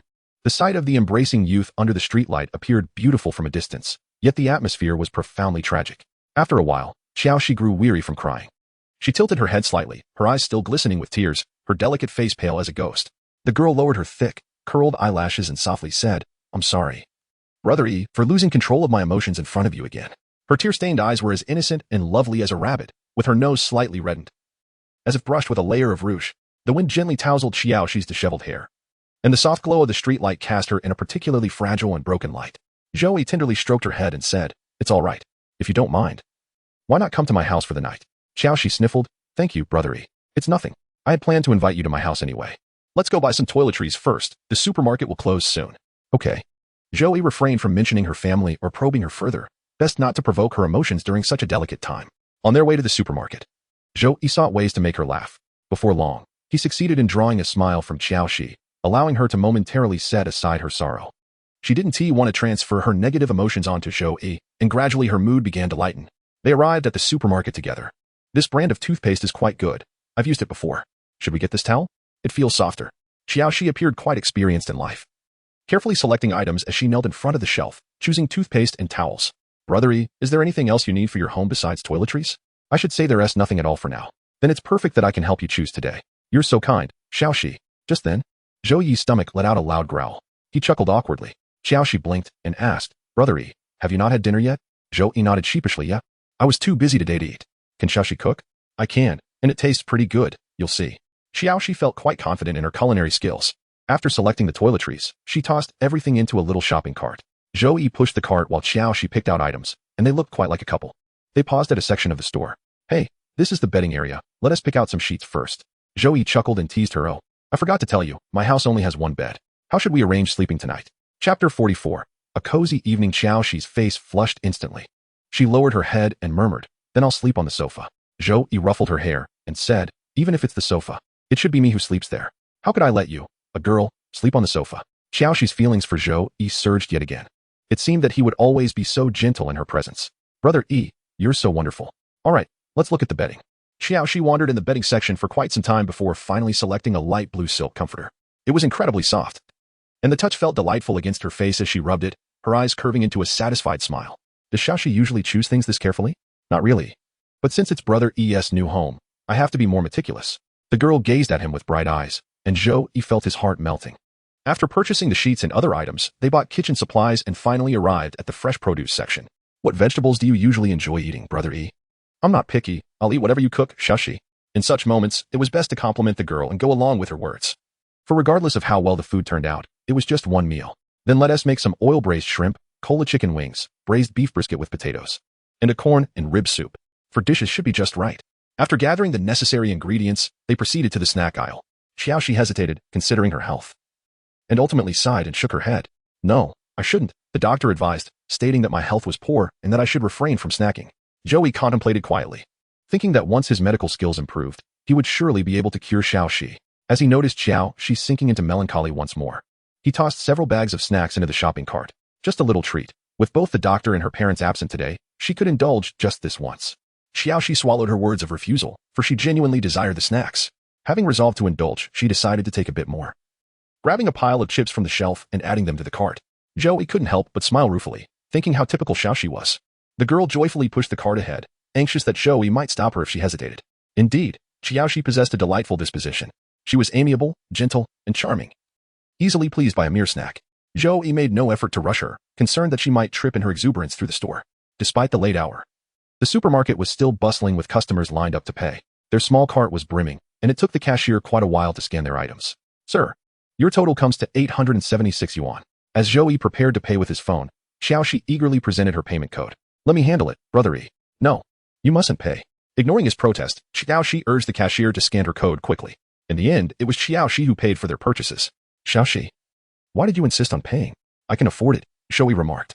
I know, but if it weren't for those unfortunate incidents, I intended to buy a gift to celebrate your new home, she replied with a smile. Zhou Yi paused, surprised that she, a freshman, understood such social niceties. Xiaoxi continued, her eyes bright. Besides, Brother Yi kindly let me stay with him for a night. Otherwise, staying in a hotel would cost quite a bit. Don't you think? Zhou Yi felt a pang of sympathy for her maturity at such a young age. It was evident that she had endured considerable hardships. A typical freshman wouldn't contemplate such things without reason. Although the Qiao family was affluent, she seemed unconcerned with wealth, instead prioritizing love and warmth. What is your monthly allowance? Is it sufficient? Zhou Yi's concern was unwarranted. Xiaoxi understood his care for her. She beamed. I have plenty of money. My mother's inheritance was left to me. So you need not worry. Zhou Yi hesitated, realizing that Xiaoxi's mother had passed away. You must be cautious. Keep this information private to avoid attracting undesirable attention. I haven't told anyone else, just you, Brother Yi, she assured. Not even your father or sister. No, they are unaware. Zhou Yi furrowed his brow, sensing the complexities within Xiaoxi's family dynamics. A mother with 2 children, yet only one daughter inherited, and even the husband remained oblivious. He sighed, reflecting on the complications that often accompany affluence, feeling grateful for his status as an orphan. Before long, they arrived at Zijin Bay, straining to carry several large bags upstairs. Fortunately, we bought an elevator apartment. Otherwise, we would be quite exhausted tonight, Xiaoxi joked, laughing despite her heavy breathing. Open the door, brother Yi. My back is nearly giving out. All right. Zhou Yi's door was secured with a password lock, and as he entered the code, he noticed Xiaoxi had lowered her gaze. Avoiding watching him input the numbers. Come in quickly, let us rest for a bit, he invited. And they both collapsed onto the sofa after unloading their items into the living room. What a tiring day, Zhou Yi lamented. Yet Xiaoxi, brimming with happiness, turned to him and said, Brother Yi, this is the happiest day since my mother passed away. The last time I felt this joyful was when I met you. It marked her first time defying her father and sister to venture out, the first time she joyfully strolled through a supermarket, and the first time she spent a night away from home. All of these experiences filled her with joy. Gazing tenderly at Zhou Yi, her eyes sparkled with warmth, reminiscent of soft starlight. Zhou Yi gently tousled her hair, reassuring her, there will be many more joyful days ahead. This is merely the beginning. Yes, Brother Yi is certainly right. I will only grow happier, she replied, rising to head to the kitchen. I'll start cooking now. If you get hungry, feel free to snack a bit. All right, thank you, Xiaoxi. It's no trouble. Cooking for you brings me joy. As Xiaoxi hummed a tune while bustling in the kitchen, she realized that despite this being her first visit, it felt infinitely cozier than her cold home. Here, she truly experienced the warmth of a home. While Xiaoxi busied herself in the kitchen, Zhou Yi unknowingly drifted off on the sofa. By the time she set the dishes on the table, he was already lost in a blissful dream. Noticing how exhausted Zhou Yi seemed, Xiaoxi decided to let him rest a little longer. Rather than waking him immediately, she filled their home with the groceries purchased from the supermarket. The refrigerator was overflowing, and she tidied up the bedroom, even sweeping the floor. By the time she finished, sweat glistened on her forehead. After washing her face, she finally approached the sleeping Zhou Yi. Leaning down, she gazed at his handsome face, lightly poking his cheek with her thumb and softly calling, Brother Yi. It's time to wake up for dinner. It will get cold if you don't hurry. Chapter 45. The beautiful assistant is about to make her entrance. Zhou Yi stirred, groggy as he awoke. Did I really fall asleep? Yes, it's time to eat. Rubbing his head, he got up and walked to the dining table, where 4 delectable dishes awaited him, exuding an enticing aroma. Xiaoxi's cooking looks delicious. You must be hungry by now. Shall we eat together? No, I usually don't eat at night. I'm content just watching you eat, Xiaoxi replied, resting her chin on her hand, eagerly eyeing Zhou Yi. As Zhou Yi picked up a piece of oil-braised shrimp, he was pleasantly surprised. It seemed Xiaoxi's culinary skills were indeed commendable, and he genuinely praised her. This is delicious, even better than what you would find at a restaurant. Xiaoxi's eyes sparkled with delight. I'm glad you like it, Brother Yi. Watching him relish the meal she prepared filled her with happiness. Zhou Yi savored each dish, but the portions were quite generous, and he found himself unable to finish them. Are you full? Would you like another bowl of rice? No. I'm quite satisfied. Let us save the leftovers for tomorrow, he replied, placing his utensils down and wiping his mouth. It's getting late. I'll go take a shower. He observed the dust had vanished from the floor, and the room appeared refreshed. He hadn't expected that despite Xiaoxi's privileged background, she would have such a diligent nature. As Zhou Yi stepped into the bathroom, he noticed that the toiletries had been neatly arranged. He couldn't help but admire the care she had taken. After showering, he suddenly remembered that Xiaoxi hadn't brought any clothes with her. While drying his hair, he walked back to the living room, where he found Xiaoxi comfortably seated on the sofa, engrossed in a show and snacking. The crunching of potato chips filled her cheeks, making her appear adorably reminiscent of a hamster savoring its food. Xiaoxi, would you like to wear one of my shirts after your shower? I forgot to remind you to buy pajamas at the supermarket. How handsome, she thought, captivated. The allure of a handsome man was truly unparalleled, and she mused that even the male lead on television paled in comparison to Brother Yi. In an instant, Xiaoxi found the idol drama rather dull. Her dazed expression led Zhou Yi to misinterpret her feelings, assuming she was reluctant to wear his clothes. Of course, if you mind, I won't. No. I don't mind at all. Xiaoxi hastily waved her hand. How could she possibly object? After all, it was Ege's attire. Zhou Yi smiled and said, all right, I'll fetch the clothes for you. He guided Xiaoxi to the bathroom door and handed her his white shirt, a fine piece he had purchased during his last shopping excursion. The fabric was of superior quality, ensuring comfort even for a night's slumber. As Xiaoxi accepted the shirt, her palms grew clammy with nervousness. Thank you, Ego. I'll go take a shower now. Just call me if you need anything. Once inside the bathroom, she pressed Zhou Yi's shirt against her face, overwhelmed by the thought that this was the very shirt belonging to the white shirt god revered by countless girls. To think that she would soon wear it herself. Xiaoxi pondered the serendipity of her encounter with Zhou Yi, feeling extraordinarily fortunate, even though she was merely a freshman. Many girls in her class had been rebuffed when attempting to add Zhou Yi on WeChat. It seemed everyone understood that Zhou Yi was a person of aloof demeanor, not one to easily add girls. Yet here she was, wearing a blissful smile, knowing she was indeed lucky. Zhou Yi's gentleness was not easily revealed to others, but Xiaoxi felt it acutely. It was hard to imagine a girl who wouldn't be captivated. The god who remained distant to everyone else was tender towards her. Who could remain unmoved in such circumstances? Regrettably, this was merely a ploy of a playboy towards a little sister. Although there were genuine feelings entwined, they could not mask his true essence. Zhou Yi presented a carefully curated persona, far from his authentic self. She held the shirt against her body. Gazing at her reflection in the large mirror beside the wash basin, she noted a sizable bruise on her back, a rather alarming sight. A remnant of a fall caused by Xiao Yu when she collided with a wine cabinet. Even while spending time with Zhou Yi, she had endured the pain. Not wishing for him to discover her injury, furrowing her brow, she resolved to avoid letting water touch her bruise while showering. The sound of water gradually filled the bathroom. Meanwhile, Zhou Yi was not watching television. Instead, he was engrossed in preparations for recruitment on his phone. He posted a job listing seeking a personal assistant. The remuneration was high, yet the candidate had to possess exceptional capabilities. Since he was unable to travel far from school, he needed an assistant to handle most of his affairs. Upon reviewing the salary range for executive assistants on the recruitment platform, he noted that most earned between 10 to 30,000 per month. Zhou Yi decided to offer a generous salary of 50 to 100,000 per month, subject to negotiation for exceptionally qualified candidates. As for gender, he imposed no specific requirements. Competence was the sole criterion. His job listing was straightforward. The assistant would assist him in investments and therefore must possess knowledge of finance and investment, along with prior experience in company management. Initially, the role would entail handling recruitment and the organization of office space, among other daily tasks. Familiarity with legal matters was an added advantage, with a minimum educational requirement of a bachelor's degree. While these stipulations seemed simple, fulfilling them comprehensively was no easy feat. Zhou Yi included his phone number and email at the bottom of the listing. After dispatching the recruitment notice, he stretched, acknowledging that entrepreneurship was no simple endeavor, and that being a CEO was equally demanding. Before long, his inbox was flooded with resumes from eager applicants. Were these individuals not sleeping? Even at this hour, they were perusing recruitment platforms. Zhou Yi was unaware of the struggles faced by today's workforce. Such favorable salary conditions would naturally prompt a rush of applicants. The position offered weekends off, a monthly day off, full social security benefits, and immediate enrollment upon hiring. Quarterly bonuses and year-end bonuses were included, along with provisions for afternoon tea. The labor contract was comprehensive, detailing all necessary terms. Such a coveted position was hard to come by. In a society where capitalists treat labor laws as mere suggestions, the plight of workers was indeed disheartening. Unfortunately, Zhou Yi's past life did not mirror this reality. At least in that world, laborers had their rights safeguarded. Compared to this world, Zhou Yi had experienced a greater sense of fulfillment as an employee in his previous life. Thus, he remained oblivious to the tempest his job listing had stirred within the industry. He had yet to fathom the legendary tales his future company would weave. Meanwhile, across the ocean, Jiang Rulan sipped her coffee, her gaze fixed on her computer. A message in her group chat caught her attention. Sisters, look, the latest recruitment is up. Quickly submit your resumes. Sounds fake. It's clearly a scam. If such a boss existed, I'd eat dirt. Doesn't he seem genuine, with such attractive conditions? There is no need for online recruitment. They should recruit at universities where students would flock to it.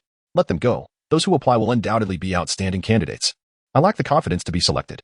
Sister, hurry out. Should we submit our resumes together? I think you're the only one who meets the requirements. Let me take a look. The sister they mentioned was Jiang Rulan. At 28, she had graduated from one of the world's leading universities. She had completed her undergraduate studies in China, majoring in law, and pursued a master's in finance abroad, perfectly aligning with Zhou Yi's job requirements. With several years of work experience under her belt, she had previously worked in a bank and served as an executive assistant for a renowned corporation. However, she found domestic job offers lacking in salary, benefits, and excessively competitive. Zhou Yi's offered salary, compared to her previous earnings of over $1 million annually, seemed insufficient to attract her. Nonetheless, his benefits were commendable, particularly the ample vacation time. In China, finding a job with weekends off was akin to searching for a needle in a haystack. With a mindset of why not give it a try, Jiang Rulan submitted her resume. Chapter 46. The shirt slipped off. Zhou Yi opened the resumes in his inbox, exclaiming, "Wow, impressive. PhDs, master's degrees." And returnees filled the screen with their high qualifications. Was the job market truly this competitive? It was astonishing that even the role of an executive assistant attracted candidates with doctoral degrees. Zhou Yi was taken aback, feeling that his offer might not be commensurate with such highly educated applicants. The sheer volume of resumes overwhelmed him, making the selection process exceedingly challenging. Not only were applicants competing in terms of qualifications, but they were also exceptionally attractive. Not a single unattractive candidate among them. When Jiang Rulan's resume appeared, Zhou Yi's interest peaked. A graduate student from a national university, with an undergraduate degree in law and a master's in finance. This was precisely the talent he sought. Yet, the resume lacked a photo and did not specify gender. Zhou Yi noted an intriguing trend. All resumes from abroad omitted photos and gender details, presumably to prevent discrimination based on appearance or gender during recruitment. Zhou Yi appreciated this practice as it allowed for evaluations based solely on qualifications and experience. He saved several promising resumes for follow-up calls the next day to invite candidates for interviews. A company, after all, requires more than just an assistant. It needs a variety of talents. By the time Zhou Yi finished his tasks, it was already quite late. Just then, Xiaoxi emerged from her shower. Clad in her school uniform, she exuded a different kind of beauty. The young girl stood blushing before Zhou Yi in his oversized shirt, which did little to conceal her fair thighs. Her long, slender legs were exposed to the air, radiating a youthful and captivating allure. The shirt, evidently too big for her, hung loosely, revealing a generous expanse of skin at her neckline, gleaming like jade and akin to milk in its purity. Her delicate collarbone was distinctly visible, reminiscent of a butterfly silhouette. If she did not cover herself with her hands, a glimpse of her cleavage would be exposed. The lower hem of the shirt barely covered her backside, and beneath it, she wore only a pair of pink panties, hinting at the soft hue beneath. However, the sleeves were long, making her appear diminutive, as if she were enveloped in the fabric. Embarrassed, Xiaoxi attempted to adjust the shirt, only to find that pulling it up revealed more skin below, creating a dilemma where neither top nor bottom was adequately covered. Zhou Yi's gaze deepened. He recognized that Xiaoxi possessed a beauty entirely different from Yuman's. One embodied the allure of a mature woman, while the other radiated the innocence of a youthful girl. Brother Yi, it seems this shirt doesn't quite fit, Xiaoxi said shyly, her head lowered. Zhou Yi set his phone aside and smiled. It's perfectly fine for sleeping. Don't worry. I'll take the sofa tonight. The shirt was somewhat sheer, allowing Zhou Yi to catch sight of the heart pattern on her underwear. Xiaoxi's face flushed crimson, sensing the tension in the air. Her heart raced, and she felt a warmth enveloping her. The girl could hardly muster the courage to meet Zhou Yi's gaze. I think I'll head to bed now. Good night. Brother Yi, she stammered, turning to leave, but Zhou Yi noticed a vivid red stain seeping through her shirt, resembling blood. Wait, what's that on your back? He called out. Is something wrong with my back? She replied, frowning, realizing there was indeed some pain at the sight of an injury. Zhou Yi immediately stood up and guided her to the sofa. Why didn't you tell me you were hurt? I thought it would be fine if I just endured it. It shouldn't be a big deal, she replied softly. In the past, due to her fragile health, she often found herself injured, and her sister, Xiao Yu, used this to keep friends at bay. Gradually, she lost her friends and didn't want Zhou Yi to perceive her as fragile glass. Zhou Yi regarded her disapprovingly. You should inform me about injuries. How could you bear it? You're just a little girl. It must hurt terribly, and you're bleeding. Xiaoxi felt a lump in her throat and whispered, I was afraid you would find me troublesome, like a sickly person. Zhou Yi sighed in exasperation, little she. You knew about your health when I saved you. If I thought that way, I would never have become friends with you in the first place, would I? I know Brother Yi isn't like that, but I still feel scared. Her anxiety stemmed from caring too much about Zhou Yi, leading her to dread even the slightest possibility of being a burden. Don't overthink it. Let me apply some medicine. Come to the room, and after that, just sleep well, he said, taking her by the hand and leading her to the master bedroom. He rummaged through a box for the medicine the previous owner had purchased. Xiaoxi unbuttoned the top 2 buttons of her shirt, turning her back to Zhou Yi to facilitate the application of the ointment. On her fair skin, the bruise and bloodstain appeared alarming. The injury was located in the middle of her back, where the buttons of her bra had pressed against her skin. Zhou Yi frowned. I'm afraid we'll need to unfasten those buttons. Otherwise, I can't apply the medicine properly, and this injury shouldn't be constricted like that. Xiaoxi's ears turned red. She had never revealed so much skin in front of a boy. Although she understood that Zhou Yi was only trying to help, she still felt nervous and shy. If she were to unfasten the bra, it would be biting her lip. She blushed a beautiful red and nervously closed her eyes. Brother Yi, could you help me unbutton it? I need to hold my shirt in place to keep it from slipping. Zhou Yi's gaze lingered on her exquisite back. He now understood the meaning of skin as smooth as jade. All right, I'll do it, he said. He reached out, slowly unfastening each button. The bra loosened, and Xiaoxi held her breath, cautiously covering her chest with her shirt, fearing that letting go would reveal everything. Zhou Yi took out the cool ointment and gently applied it to her injured area. Xiaoxi winced slightly, yet remained silent, biting her lip. All right. I want to fasten this shirt back up. Otherwise, your wound might reopen. Thank you, Brother Yi, she replied. Zhou Yi gently patted her head. Tonight, sleep on your side. Lying down will hurt your injury, and if you lie on your stomach, you might press it. You understand what I mean, right? Xiaoxi shyly nodded. Yes. I'll sleep on my side. Zhou Yi stood up. Okay. I'll step out now. Rest well. See you tomorrow. Good night. Wait. Xiaoxi quickly reached for his hand. As she released her grip, her clothing slipped away entirely. They exchanged awkward glances, both taken aback. Chapter 47. A late affection is worth less than weeds. The bra and shirt had completely fallen away, leaving Zhou Yi with an unobstructed view of the girl's beautiful body. He quickly turned away, surprised to find that despite her slender frame, Xiaoxi possessed a curvaceous figure. Could it be that she was the embodiment of the so-called youthful beauty with an ample bosom? Flustered, Xiaoxi hastily clutched her clothing to cover herself, her face flushed crimson. I'm sorry, Brother Yi, I just wanted to stop you. Zhou Yi, aware that it was unintentional, spoke over his shoulder. I understand. Please rest well. I'll be stepping out now. Xiaoxi exhaled deeply. But the image of their locked gaze lingered in her mind. She had, after all, been seen in her entirety by Brother Yi. A mix of shyness and indescribable excitement surged within her, a feeling she had never experienced before. After lying down, she buried her face into the pillow. That night, sleep eluded her. Nearly one evening had elevated Xiaoxi's heart rate to 67. Zhou Yi, meanwhile, enjoyed a restful night on the sofa. The following day marked the occasion when Zhou Yi and Xiaoxi had arranged to visit the orphanage. Zhou Yi rose early, while Xiaoxi, having gone to bed late, was still asleep. He refrained from waking her and sent her a message via WeChat. Zhou Yi meticulously checked the house before heading out. The star orphanage was somewhat distant, requiring about an hour by taxi to reach. Xiaoxi arrived before him. As Zhou Yi approached, he spotted her waiting at the entrance to a small path. Like the radiant moonlight that captivates every boy, she wore a white dress paired with canvas shoes. Radiating youthful charm, her large eyes sparkling with innocence. Her face epitomized purity. Even the simplest clothing looked exquisite on her. On the street, she was undoubtedly a striking sight. Zhou Yi got out of the taxi at the path and walked toward Xiaoxi. Upon seeing him, she waved enthusiastically. Brother Yi. She joyfully ran toward him, just as she had done countless times in the past. Are you hungry? Should we grab some breakfast first? It's clear you haven't eaten yet, she suggested brightly. Zhou Yi smiled faintly. I haven't eaten yet. Let's go together. Xiaoxi no longer saw the admiration and tenderness that once adorned his face. Now, Zhou Yi emanated an air of indifference. A pang of bitterness filled her heart, yet she summoned the courage to look up and say, Brother Yi. I was wrong in the past, and I will strive to change. Zhou Yi merely nodded lightly. Understood. Let's go. Xiaoxi's eyes fell, her hands clenched tightly. She took a deep breath and restored her vibrant demeanor. With a smile, she suggested, let us visit that restaurant we used to frequent. It's been a while since we've shared a meal. The two of them walked along the path leading to the orphanage, flanked by numerous quaint eateries. Bustling with life. In the past, they had traversed this route countless times together. Regardless of the weather, be it wind or rain, in every season, their silhouettes stood side by side. Brother Yi, we often played hide-and-seek here. Do you remember? Xiaoxi reminisced about their playful days. In Zhou Yi's mind conjured images of their joyous times. I remember. Back then, you were already quite tall, and during the rain, I would carry you. Worried about getting your white dress dirty. To think you still remember, I thought you had forgotten entirely. Xiaoxi's remorse value increased by 10. Zhou Yi's words deepened Xiaoxi's guilt. In truth, she had not forgotten at all. Zhou Yi had walked this path countless times, often finding ways to earn money to buy her little dresses while the other children in the orphanage struggled. Among her peers, she always appeared pristine and lovely. A little princess. Without Zhou Yi's unwavering support, could she have lived so beautifully?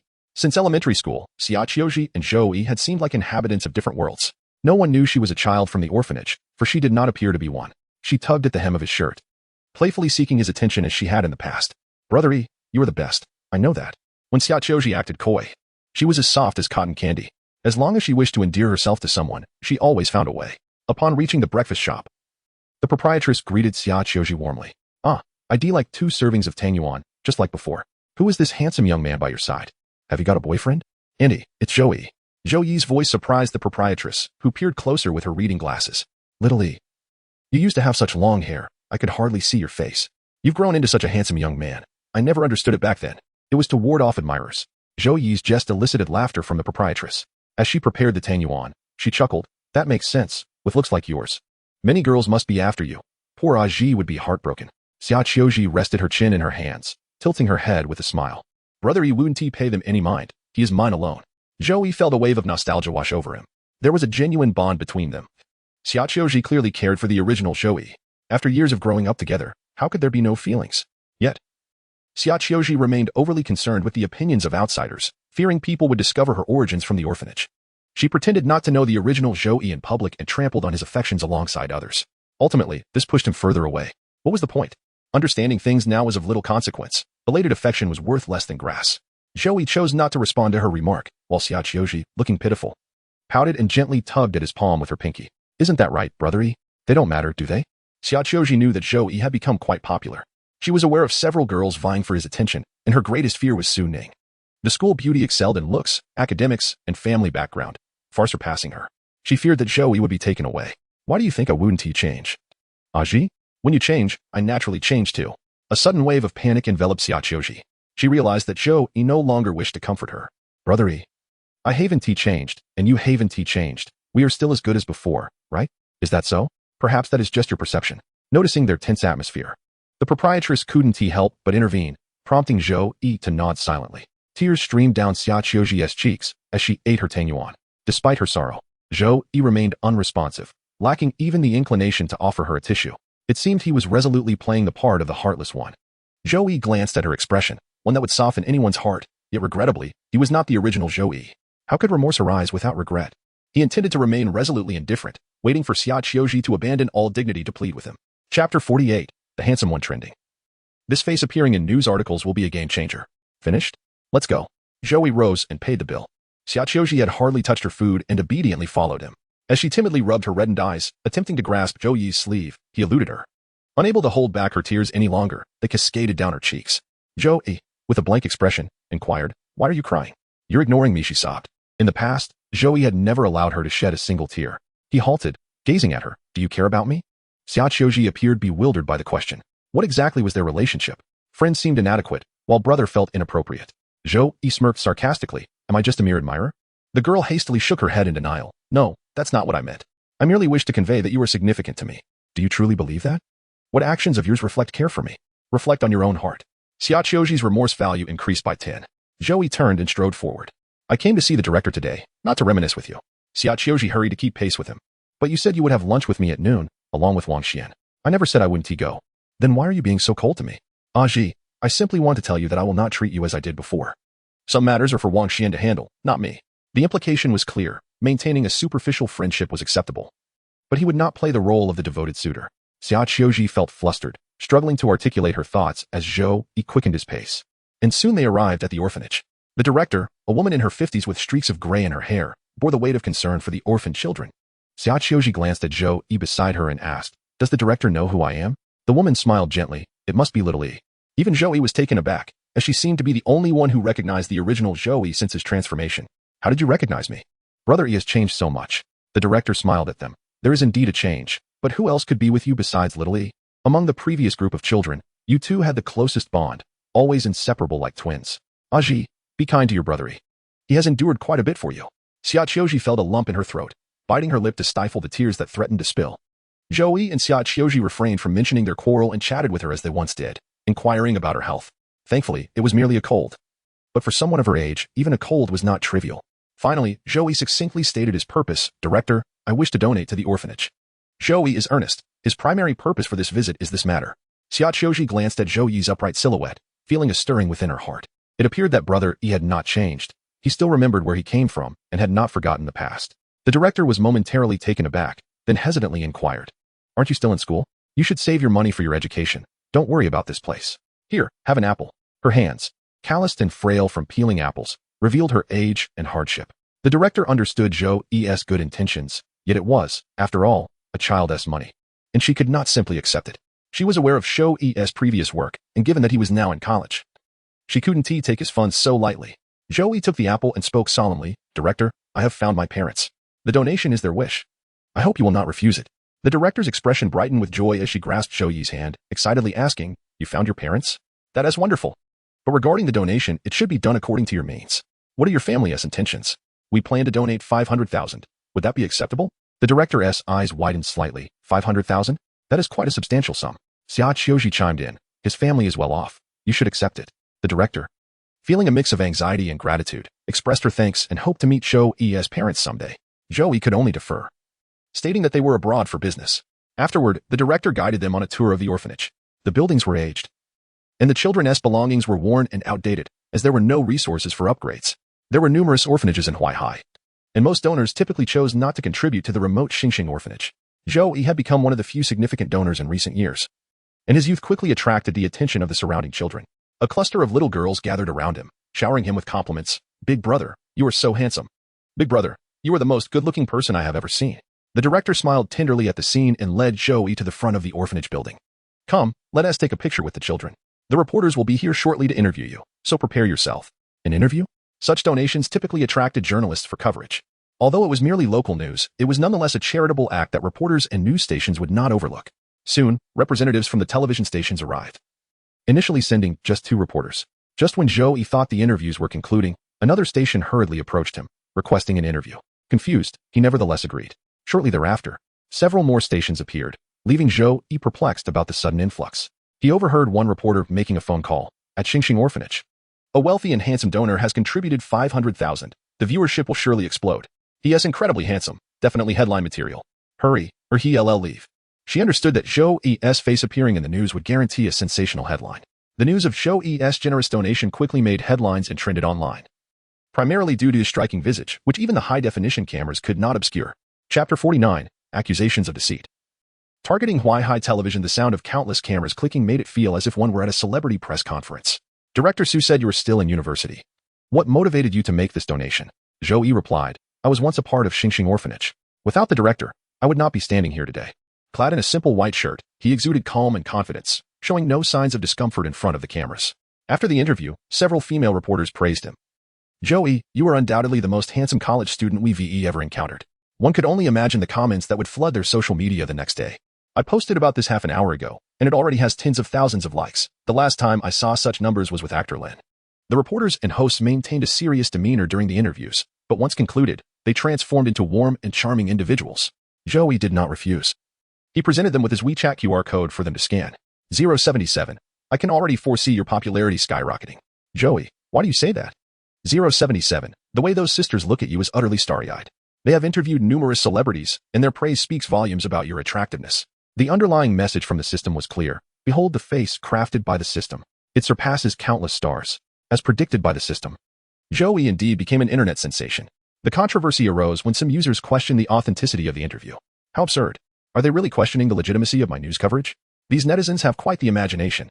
The journalist, Wang Lan, a former entertainment reporter now with the television station, had interviewed many celebrities and had a significant following. She shared images from Zhou Yi's interview on her social media. Initially, the comments were quite reasonable, with most expressing admiration. He is so handsome, wealthy, and charitable. My heart melts. This is what a true rich and handsome man looks like. Dramas are filled with nonsense characters. Donating 500,000 while still studying. I feel unworthy. Is this really a human face? It looks like a model. It would be a shame if he doesn't enter the entertainment industry. He is born to be an actor. Then, some netizens began to spiral into madness. The love for this brother is like wetting one's pants. Everyone can see it, but only I know how warm it feels. He is so stunning, it's almost unfair. What a pity. I can only admire him during the day. Otherwise, I would fall for him by night. This isn't an ordinary college student. He is the love of my life. Sir, have you considered becoming an actor and playing the male lead in my life? For a husband like this, I must thank my parents. Without them, I wouldn't have this mouth to express my thoughts. Soon. The comments section was filled with cynics. Don't be too ridiculous. Do you take us for fools? Can a normal man look like this? If he truly looked like that, he would have been snatched up by an entertainment company long ago. He must have undergone plastic surgery. This is just a gimmick for attention. There must be some capital manipulation behind this. How could a student donate for fame? It's laughable. Absolutely. That jawline isn't human. Wang Lan's comment section became a battleground, with various factions arguing fiercely.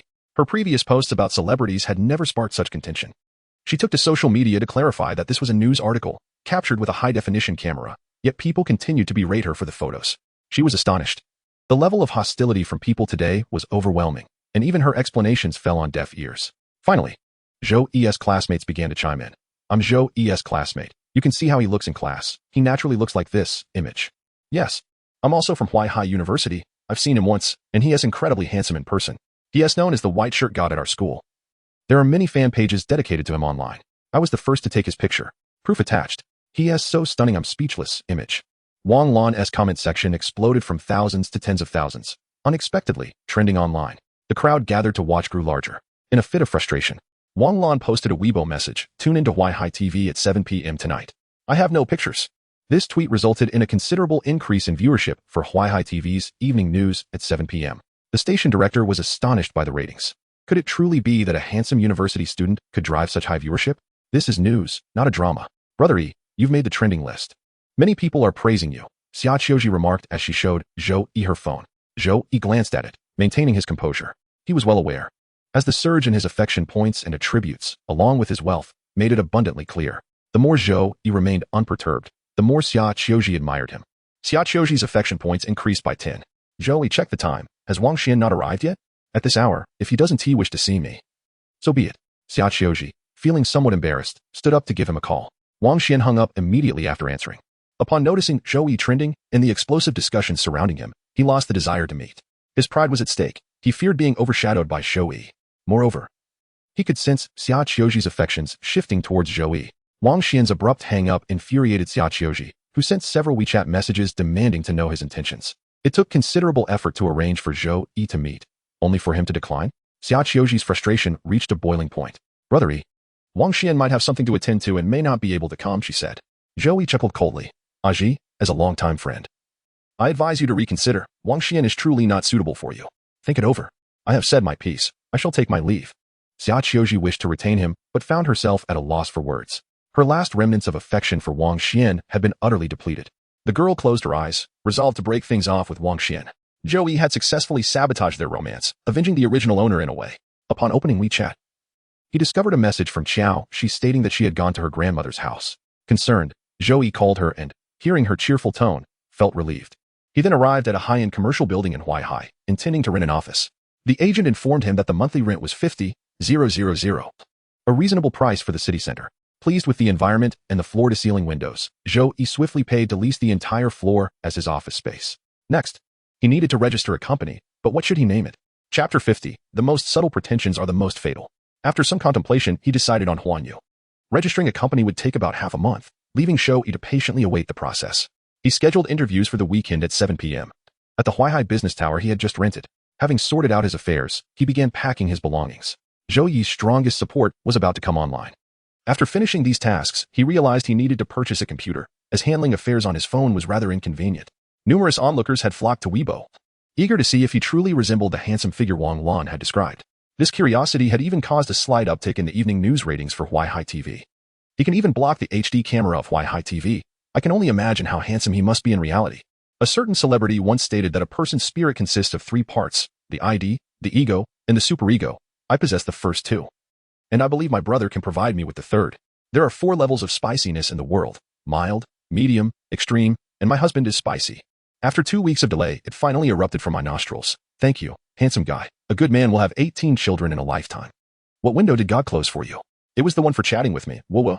Could you all refrain from such superficiality? Does no one care that he is not only tall and handsome, but also wealthy? What kind of university student can donate 500,000 at once? You are the shallow one. Does no one care that he is genuinely kind? The comments were filled with a mix of flattery and absurdity, most praising Zhou Yi's looks. While others touched upon Wang Lan's Weibo post, it was only upon seeing the criticism that they pieced together the context. Wang Lan's Weibo post had garnered 100,000 likes, and marketing accounts quickly seized upon this trending topic. Before long, numerous marketing accounts had shared Zhou Yi's photos. Some accounts, seeking to generate traffic, intentionally sparked controversies with topics comparing Zhou Yi's handsomeness to that of certain celebrities or the school heartthrob. It was still not the era of stringent fan control over comments. Most posts were filled with opinions from casual users, making it difficult for celebrity fans to manage the narrative. The marketing accounts' posts were inundated with debates between fans and onlookers. Casual observers claimed, I think Zhou Yi is more handsome. Fans retaliated, have you no eyes? My brother is more handsome. Fans claimed, my brother is more handsome. What is your vision? Casual observers countered, you're speaking nonsense with your eyes wide open. The filter is 10 layers thick. Certain celebrity fans chimed in. I also think Zhou Yi is more handsome than so-and-so. Fans retaliated once more. Where did these trolls come from? The comment sections became a battlefield of fans and casual observers, with neither side willing to concede. This is the nature of the internet. Users often engage in endless disputes over trivial matters. This is precisely the goal of marketing accounts. As long as there is conflict, there is traffic, and thus monetization. They are well aware of how to easily ignite tensions. The main issue is that celebrity fans often suppress dissenting opinions, and when casual observers voice differing views, they are met with relentless attacks. Can casual observers remain silent? Certainly not. Fans know that such tactics can backfire on the main subject, yet when they become fervent, they disregard their idol's welfare, seeking only the thrill of winning the argument. Marketing accounts also discovered Zhou Yi's photos shared by his little admirers in the Huaihai No. 1 high school forum, assigning him various extravagant nicknames for their headlines.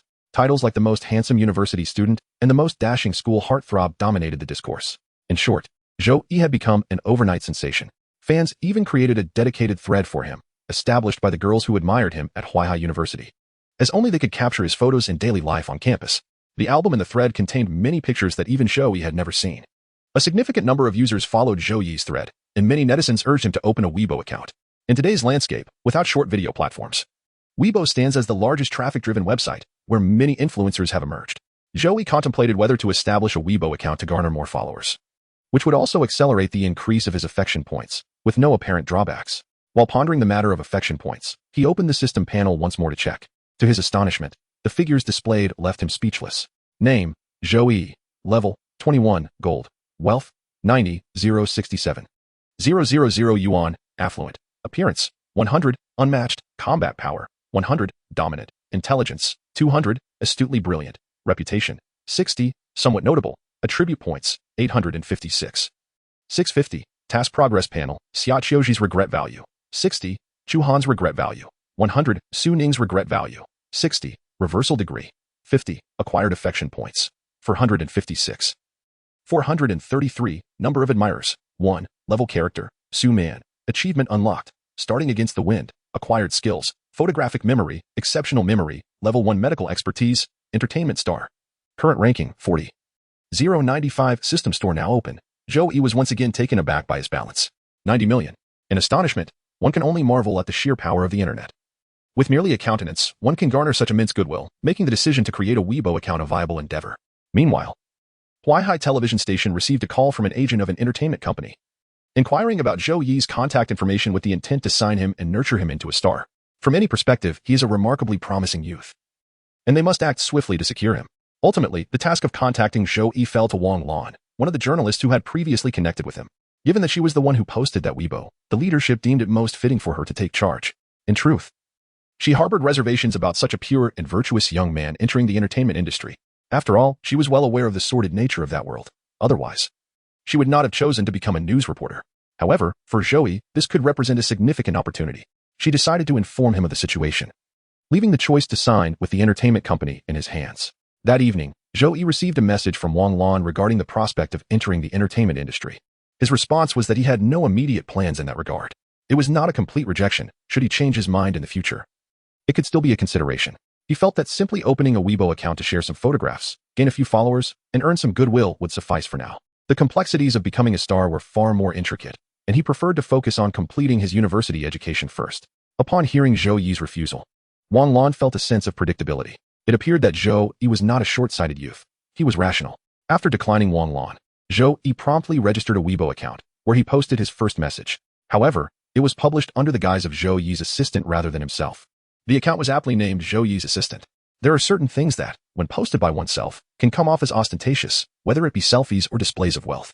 Yet, such a fade was a necessary condition for attracting female admirers.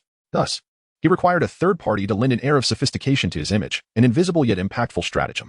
Chapter 51, Jiang Ruolin, the ultimate assistant, has arrived. Zhou Yi did not even need to hire someone to take photos or purchase a camera for self-portraits. He had a ready-made solution at hand, System 077. In fact, 077 possessed a multitude of functions, and capturing a photograph was a trivial task for it. Zhou Yi entrusted this Weibo account to it as well. Whatever it wished to update would be fine, as earning goodwill was beneficial for the system. His interests were aligned with those of the system, which gave Zhou Yi a sense of reassurance. However, 077's personality seemed somewhat somber, prompting him to inquire, "System, is your personality preset or can it be altered?" "It cannot be changed, but I can simulate the personality you desire," it replied. "You are quite intelligent. What other talents do you possess?" "I can sing and dance." "Oh wait, I misspoke. Looks like it's only a matter of time before systems dominate humanity." The content Zhou Yi posted on Weibo was a photograph of him reviewing resumes in his email. His side profile was visible, brows furrowed, exuding a serious demeanor. The content displayed on his phone was a collection of resumes, though the specifics remained indistinct. However, the top few words were discernible: hiring executive assistant. Without a doubt, Zhou Yi appeared handsome in the photo, even a simple white shirt draped elegantly on him. The moment Zhou Yi's post went live, it immediately captured the attention of fans in the discussion group. Zhou Yi's assistant? What does that mean? Isn't he still in college? Has he gotten an assistant so quickly? Signed with a company? Wait, does this mean Zhou Yi is his boss? He's looking at resumes on his phone. Hiring an executive assistant? Is he the president? This must be a joke. Has he set the bar too high, wanting to be all-powerful? Is this post from the actual person? He can already donate 50,000. His family must be quite wealthy. He might be starting a business while still in university. There are plenty of rich second-generation kids, so why the fuss? What kind of business can an ordinary second-tier student start? And a president at that? Can he not act so pretentiously? This Weibo post ignited further controversy. The individual who published it offered no additional commentary, merely sharing a photograph. Whether it was Zhou Yi himself or his true assistant remained unknown. Nevertheless, discussion surrounding Zhou Yi intensified, persisting into the following day, with individuals continuing to assail him online. Many were fans of celebrities previously wounded by Zhou Yi's look seeking retribution. Unfortunately for them, they had encountered a formidable opponent. On Sunday, Zhou Yi had arranged to meet with the candidates for the interview at the company. A total of 10 individuals had come for the interview, and Jiang Ruolin arrived not too late. As she approached, several others gaped in astonishment. "Wow, a goddess. Jiang Ruolin. Adorned in a black Armani professional dress with strappy heels, showcased her enviable long legs, elegantly encased in sheer black stockings. In Western tradition, stockings have long been an essential component of formal female attire. Over the centuries, women have donned high-quality black stockings for formal occasions as a matter of etiquette and respect.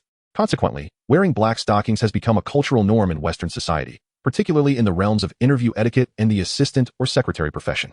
Zhang Rulin's legs were exceptionally suited for stockings. They were not merely thin, but possessed a hint of fullness, which rendered her figure all the more graceful when clad in black hosiery. Upon nearing the group, she offered a faint smile as a greeting, then took a nearby seat. Casually surveying the company. Although referred to as a company, it seemed rather bare, with only an expansive area, indicating it was a fledgling enterprise. Prior to her arrival, Zhang Rulin had only known that the company was primarily focused on investment. The other recruiter had not disclosed further details. As the clock struck 7, Zhou Yi emerged from the president's office.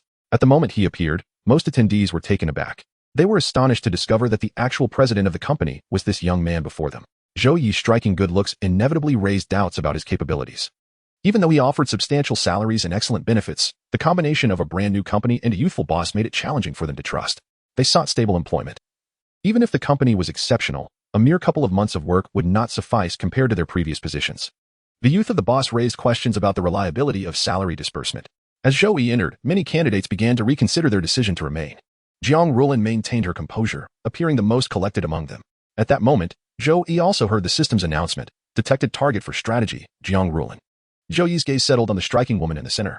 Being a target, her beauty was undoubtedly remarkable. Among all present, she was the most stunning. Zhang Rulin's eyes possessed an alluring quality that captivated anyone who dared to meet her gaze. Her calm and rational demeanor tempered her charm, preventing her from appearing frivolous while still irresistibly magnetic. With a high nose and subtly pursed red lips, she wore a faint, gentle smile. Her striking features demanded a soft expression to temper their intensity. Thus, when she was not smiling, her face commanded an impressive presence. Zhou Yi chose not to dismiss anyone. Since they had come, he would interview them all together. During the interview, several candidates expressed their inability to accept a company like Quanjia. Zhou Yi acknowledged their sentiments and subsequently allowed them to leave. The next candidate, Zhang Rulin, entered as the sound of high heels echoed outside.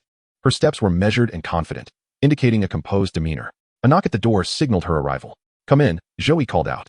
Zhang Rulin entered, and their eyes met. She slightly nodded and introduced herself. "Hello, I am Zhang Rulin." Her voice was somewhat deep, exuding a mature charm. Zhou Yi gestured to the chair opposite him, inviting her to sit. "Miss Zhang, I have reviewed your resume, and among all the candidates, I believe you are the most suitable." He straightforwardly expressed his desire to hire her. Zhang Rulin, not one for unnecessary circumlocution, replied candidly, "Mr. Zhou, to be frank, I believe I can meet your requirements, and I am largely satisfied with the conditions your company offers. However, I feel that the salary needs to be adjusted." Zhou Yi raised an eyebrow. "A monthly salary of 100,000 is considered high in this country, isn't it?" Zhang Rulin smiled slightly. "Indeed. But I believe my worth exceeds 100,000.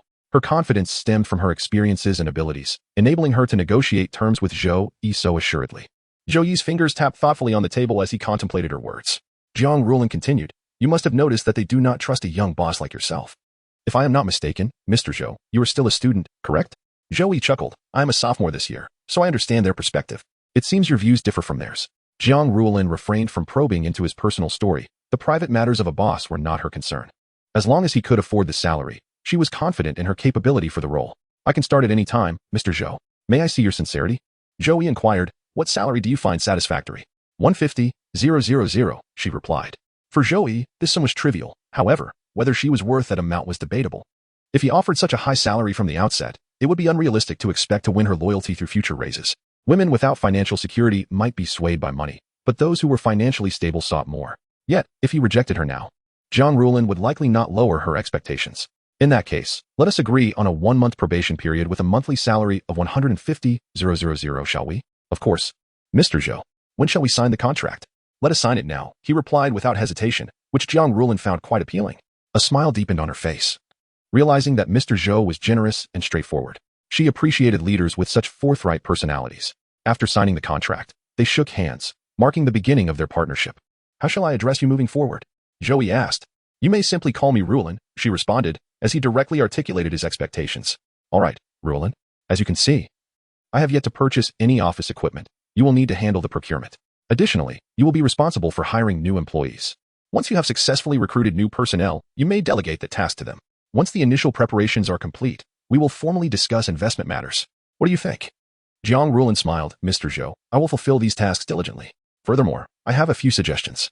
Please, go ahead. Firstly, I believe it is essential to enhance your image. While you are undeniably handsome, as a leader, there is an element that seems lacking. Jiang Rulin had encountered many bosses and recognized the reasons behind Zhou Yi's failure to retain candidates earlier. As she made this observation, she gauged Zhou Yi's reaction.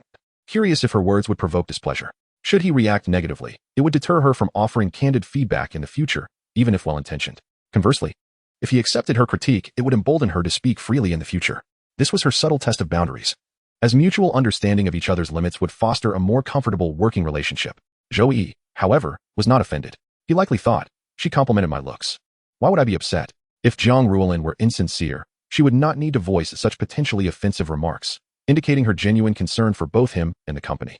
Intrigued, he encouraged her, do elaborate. She addressed the issue of his attire.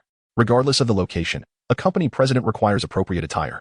For an established company, the appearance of the owner may be inconsequential, as they have already guided the business onto a successful path, demonstrating their capabilities without the need for ostentation. However, since Zhou Yi is leading a new company, one without even a desk, lacking appropriate attire is not an option. As the saying goes, a Buddha requires a doormat, and a horse requires a saddle. Zhou Yi contemplated her words and nodded slowly, acknowledging her insight. You are correct. I had not considered that. Zhou Yi smiled, showing no signs of irritation, which put Jiang Rulin at ease. It seemed that working with this leader would be quite pleasant. Once her apprehension subsided, she continued. If it is convenient for you later, may I accompany you to purchase a few suits? You will appear significantly more professional in formal attire, and such clothing will be necessary for official occasions. As a professional assistant, Jiang Rulin was well-versed in clothing procurement. Certainly, let us proceed now, Zhou Yi agreed. They exited the president's office, only to find the office lobby eerily empty. Before stepping out, Zhou Yi reminded Jiang Rulin, ensure the desks are spacious, with ample distance between workstations. Please choose high-quality desks, especially ergonomic chairs, to prevent physical strain from prolonged sitting.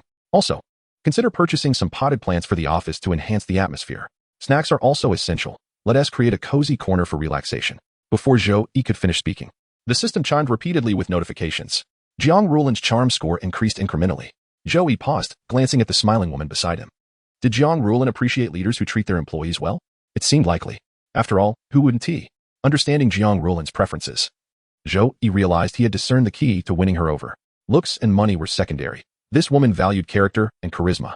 Indeed, she was unlike the typical students, seeking a deeper spiritual connection. Jiang Rulin attentively noted Zhou Yi's requests, admiring his respectful attitude towards staff. Having worked in the domestic sector before, she had experienced managers who treated employees as mere labor, devoid of concern for their well-being. As they entered the elevator, Jiang Rulin inquired, just to confirm, is the working hours from 9 a.m. to 5 p.m.? Yes, with a 3-hour lunch break from 12 p.m. to 3 p.m., Zhou Yi affirmed. Zhou Yi could hardly suppress his laughter. This intriguing woman had quite the charm. If employees need to work overtime, is it calculated at 100 per hour? He inquired. Yes, but if it's not urgent, it's better to postpone until the next day to avoid making employees work late, she replied. Zhou Yi pondered for a moment, then added, what about subsidies? Let us arrange for transportation and housing allowances, totaling $2,000 each month. Workers today have it tough, especially those from out of town. They likely rent their homes, and their salaries might not leave them with much. Jiang Rulin was momentarily taken aback. Then, with sincerity, she smiled widely. Standing at the base of the building, her gaze toward Zhou Yi was filled with curiosity. This young man had genuinely astonished her today. Typically, bosses run companies for profit. Bluntly speaking, they are capitalists. Honestly, if she were in his position, would she consider so many factors for her employees? Perhaps at first she would. But once a person transitions from being a worker to a capitalist, many things become difficult to articulate. She had witnessed too many individuals who, after achieving even a minor leadership role, transformed completely. Maintaining one's original intentions is incredibly challenging. Zhou, I must sincerely say, being your employee will bring great joy. Jiang Rulin thought at that moment. Could she witness the rise of a truly remarkable enterprise, where employees genuinely cherish their company and hold their boss in esteem? Would she see this young man evolve into a true entrepreneur, rather than merely a capitalist? For Zhou Yi's untainted intentions, she would strive to help him build this company. This role was unlike any she had held before. Previously, she worked merely for the sake of work. Now, it carried a personal touch. She wished to witness this company become legendary, silencing the capitalists and demonstrating that not everyone regards employees as mere laborers.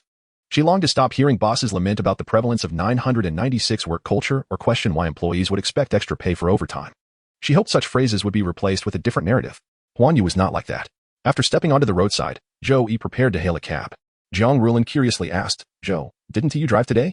I haven't purchased a car yet, he replied. Jiang Rulin glanced at him, feeling somewhat awkward.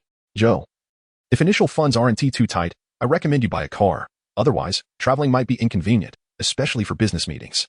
Zhou Yi chuckled. I'm not short on funds. We can shop for a car after buying the suit. The two arrived at the most luxurious building in Huaihai. Unlike the mall Zhou Yi had visited before, this establishment sold only high-end clothing, luxury watches, and designer bags. The men's section was on the third floor. And Zhou Yi casually glanced around. The price tags were all in the thousands. Jiang Rulin was not concerned about purchasing clothes. Zhou Yi's physique and looks surpassed even male models. Zhou, may I select 3 suits for you today and customize 2 others? Sure, feel free to proceed, he replied. Jiang Rulin chose a century-old European suit brand, believing it perfectly matched Zhou Yi's aura. She selected a blue, a black, and a gray suit, along with 2 custom black suits. Custom suits usually required time to create but offered superior craftsmanship and fit. When Zhou Yi emerged wearing the suit, even the female sales staff could not help but stare. It was undeniable that Jiang Rulin had an excellent eye for fashion. In that attire, Zhou Yi exuded a commanding presence, his previously cool demeanor sharpened into something more piercing. The youthful charm he possessed was overshadowed by an aristocratic elegance. Jiang Rulin had to admit, she had chosen a rather dashing boss. The store manager approached with a smile, extending a handshake to Zhou Yi. Sir, if it's convenient, may we take a photo of you for our promotional display? We'll gift you a tie in return. Zhou Yi didn't refuse, allowing the manager to take his picture. He had already tried on 3 outfits and paid without changing back into his previous attire, exiting the store in his new suit. Zhou Yi truly resembled a CEO. The suit accentuated his masculine allure. As they left the store, Jiang Rulin suggested once more, Zhou, there's a watch store upstairs. Would you like to purchase a timepiece to complement your suit? Zhou Yi considered, realizing that since he was already buying a suit, not acquiring a luxury watch would be illogical. He looked up to see renowned brands like Rolex, Vacheron Constantin, and Patek Philippe, all of which commanded hefty prices. Zhou Yi decided a watch around 1 million would suffice. The remaining funds should be reserved for investments. The two ascended the escalator. Jiang Rulin inquired, Zhou, what type of watch do you prefer? Recognizing her superior knowledge in this area, Zhou Yi chose to be candid rather than pretentious. I haven't researched this much. I used to wear student attire and know little about these things. Jiang Rulin smiled gently. In that case, I suggest you consider a Patek Philippe. All right, I'll follow your recommendation. Jiang Rulin's taste was indeed commendable. Her suit selections were exquisite, so she would certainly choose well for the watch. Zhou Yi felt as though he had acquired a stylist. Beyond her primary duties, she excelled in other areas, justifying her impressive monthly salary.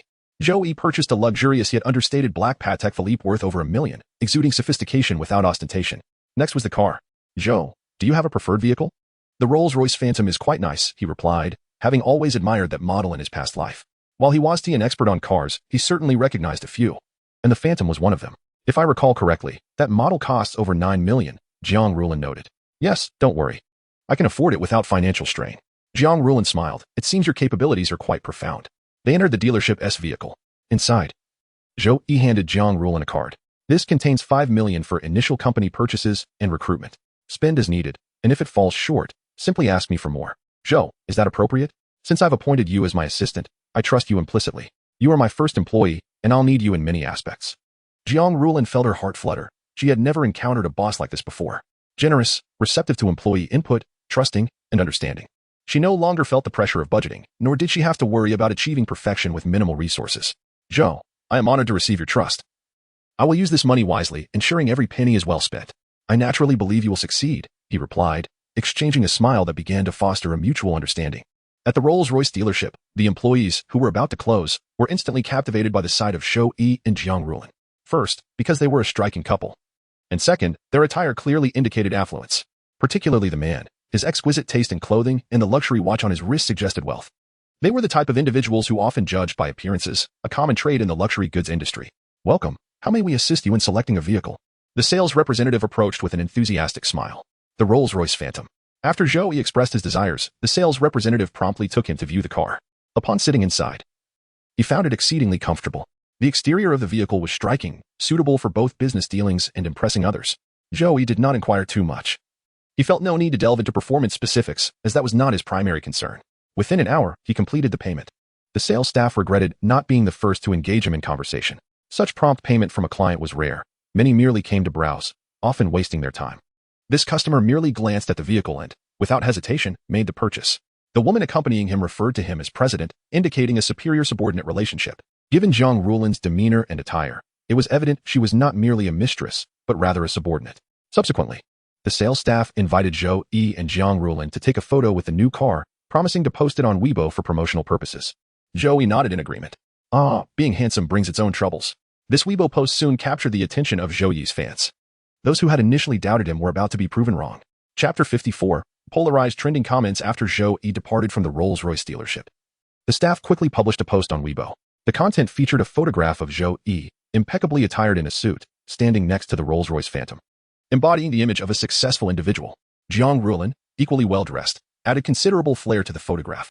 The post was made late in the evening, thus failing to generate much excitement initially. However, the marketing department of Rolls-Royce noticed Zhou Yi's image in the photograph and deemed it fitting for their clientele, leading them to purchase some online traffic to promote the post further the next day. On Monday, at school, ever since Zhou Yi's donation trended on Weibo, nearly everyone at the school became aware of his existence. As he entered the classroom, he received numerous glances. The once distant and handsome boy now seemed even more unapproachable. It was clear to everyone that his status had changed. Those who had bullied or mocked him in the past felt a twinge of guilt. Avoiding eye contact with Zhou Yi, they lacked the courage to meet his gaze. The thought of their previous actions made them sweat coldly. If Zhou Yi sought revenge, it would be an effortless endeavor. They could only hope he would overlook those past grievances. Just as he felt anxious, Zhou Yi suddenly called out to him, causing him to jerk his head up like a startled bird.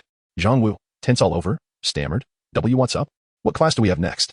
Zhou Yi nodded and fell silent again. Zhang Wu could only hope the homeroom teacher would change the seating arrangement soon, allowing him to escape the situation. During class, an increasing number of students turned their attention to Zhou Yi. The once quiet classroom erupted into whispers. Lu Wei banged on his desk, exclaiming, "What is going on? What is happening? Are you all planning a rebellion?" Despite Lu Wei's admonitions, the students could not help but direct their gazes toward Zhou Yi. Lu Wei noticed that most of the class was looking in Zhou Yi's direction. He frowned, thinking that these children were far too immature. How could they focus on their studies with such distractions? However, when the bell rang, the classroom buzzed with excitement. Even before Lu Wei could leave, he overheard the chatter. "Wow, that SA Rolls-Royce Phantom. Isn't starting his own business? He looks incredible in a suit." Comments flew. "They say the watch on his wrist is a Patek Philippe. How much is that worth?" Lu Wei realized that Zhou Yi had once again trended on social media. He had never seen Zhou Yi's parents attend a parent-teacher meeting. They must be of a mysterious status, the kind that did not divulge personal information. "I always thought this kid was different from his peers. He is so wealthy, even if he doesn't continue his education. He won't have trouble finding a path in life." Lu Wei leaned over to ask the English teacher what had transpired. The woman showed him the trending topic. "Look here, you have a hidden tycoon in your class, old Lu." Lu Wei, perplexed, took the phone and was stunned to see the official Rolls-Royce post featuring Zhou Yi. "Our Rolls-Royce." Lu Wei was so astonished he could hardly close his mouth. The comments below were equally shocking. "So handsome, but he seems familiar. I feel like I've seen him somewhere before. Isn't this the most handsome college student trending yesterday? Zhou Yi, that's him. Weren't we just saying he was pretending to be a president? Looks like he just got proven wrong. That aura. He is not your average college student. Look at the woman next to him, clearly a powerful figure. That Patek Philippe on his wrist is worth over $1 million. Such a despicable rich person. His suit, with that unique bow tie pattern, is from a century-old European brand, starting at a steep price. Wow. This is too outrageous, my friend. He can afford a Rolls-Royce. He could wear rags and still be fine." Some recognized Zhou Yi in the comments on Rolls-Royce's Weibo, prompting discussions about whether he was genuinely a president. Seeing Zhou Yi could afford a Rolls-Royce Phantom, those who had doubted him were swiftly proven wrong. Zhou Yi's wealth was sufficient to acquire a small to medium-sized enterprise. Claiming he was a president was entirely reasonable. Soon, people discovered the Weibo account of Zhou Yi's assistant, which posted the photo of Rolls-Royce beneath the skeptical comments. This account quickly gained 100,000 followers. Speculation arose regarding whether the account's owner was the woman beside Zhou Yi, who indeed resembled an assistant. However, it didn't take long for those who had been criticized to find another avenue for rebuttal. Just because he can afford a Rolls-Royce means he is a president? Rich kids flaunt their wealth. Why don't you go fawn over them? Exactly. What if he is just using his family's money to show off? You all seem so eager to flatter him. It's disgusting. I refuse to believe this kid is a company president. Without his parents, he has nothing. Don't be ridiculous. The woman next to him could have any kind of identity. She could just be pretending to be an assistant. The evaluations of Zhou Yi once again became polarized. Some were captivated by his appearance, enhanced by the filter of wealth, viewing him as the epitome of a high-class gentleman. Others believed he was merely extravagant due to his family background and doubted his capability to manage a company, even suggesting that Rolls-Royce had paid him for a publicity stunt. The heated debates escalated, propelling Zhou Yi back onto the trending topics, with the entry simply reading his name. The comments regarding him varied widely. In addition to discussions about his vehicle purchase and donation, there were also claims about his perfect scores in school examinations. The majority doubted Zhou Yi could achieve such results, suspecting that the school's faculty had compromised their integrity for monetary gain, even going so far as to falsify his grades. Classmates attempting to clarify were dismissed as hired commenters. And Zhou Yi's participation in a modeling competition was also questioned for possible bias. However, a new Weibo post emerged, shifting the narrative once again. Chapter 55. Zhou Yi, do not disturb. I am about to shine within Zhou Yi's fan club. Someone posted a screenshot of a job listing. Is the owner of this Huanyu company the Zhou Yi trending online? It seems that the profile picture in this recruitment post is indeed the same woman from the Rolls-Royce photograph. Is it true that she is the CEO? Those who claim she relied on her parents must now confront their misconceptions. It's utterly ridiculous. Even in death, some would refuse to acknowledge her exceptionalism. Is there truly no one concerned about the content of this job listing? I have never encountered such a remarkable company. A job posting on a recruitment platform has sparked fervent discussions among netizens. However, the initial direction of the discourse bore no connection to Zhou Yi. Instead, it was the company's extraordinary benefits that captured the public's attention.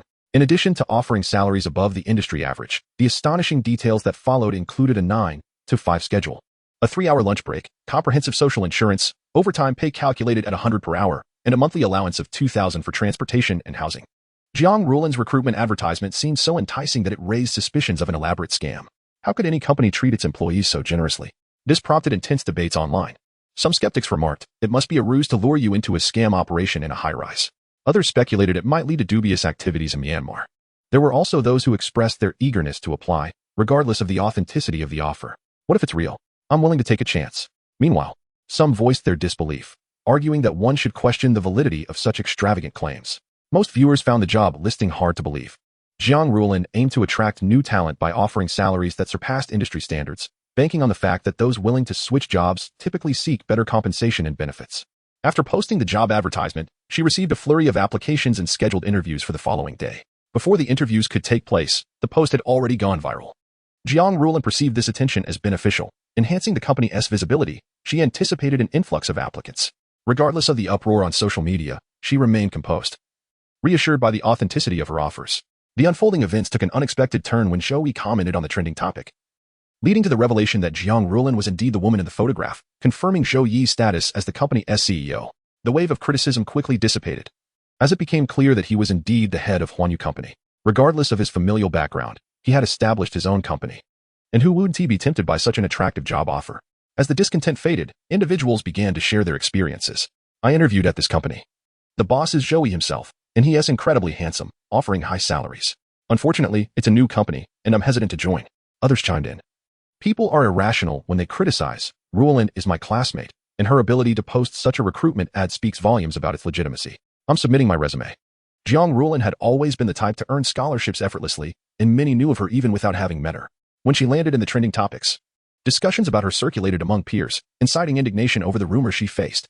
Supportive messages flooded in, and while she appreciated the concern, she remained unfazed by the negativity.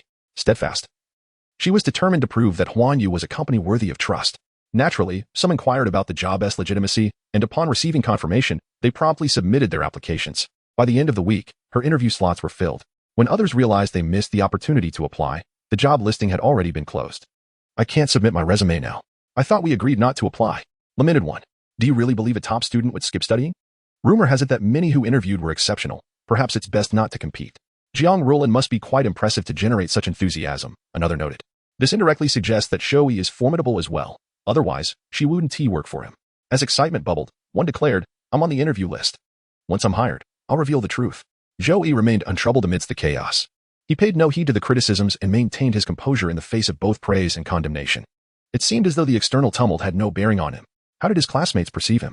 He was even more handsome than before, wealthy yet discreet. He shunned ostentation, opting for humble meals in the cafeteria, dressed in simple shirts, without flaunting any luxury items. Had it not been for the donation incident and the unintentional exposure of his photo with the Rolls-Royce, few would have realized his affluence. Even after trending online, he remained low-key, unfazed by the swirling rumors. As the provincial modeling competition approached, speculation arose about Zhou Yi's performance. Would he astonish everyone once more? Could he secure a spot in the national competition and ultimately represent the country at the international level? Questions about the legitimacy of his company, the source of his wealth, and the identities of his parents loomed like enigmas surrounding Zhou Yi. He was a figure of intrigue, and as discussions about him proliferated online, answers remained elusive. When the truth eventually surfaced, he simply stated, do not disturb. I am already the nation's beloved. Chapter 56. First place in the provincial competition ego. The results for the Olympiad are out. The class monitor exclaimed breathlessly as he approached Zhou Yi. The classmates leaned in, eager to hear the news. Previously, Some had defended Zhou Yi against allegations of poor performance, only to be dismissed as trolls, a stark reminder of the internet's ferocity.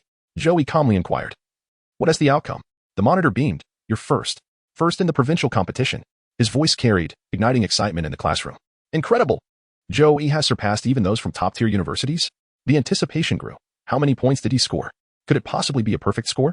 Honestly, no result would surprise me at this point. Yet, how unfazed he appeared, merely smiling gently. What does it take for him to notice me? One girl pondered, lamenting her lack of appeal, realizing even the school beauty's gifts failed to sway him. They glanced at Su Ning, whose feelings for Zhou Yi were becoming increasingly evident. Yet, Zhou Yi remained indifferent, treating her with the same coolness she once displayed. Zhou Yi secured first place. "Did you hear?" Zhang Lily excitedly relayed to Su Ning. Naturally, Su Ning's interest piqued. She had always been drawn to strength. Not merely excelling academically, it is Zhou Yi's formidable inner strength that has drawn her admiration.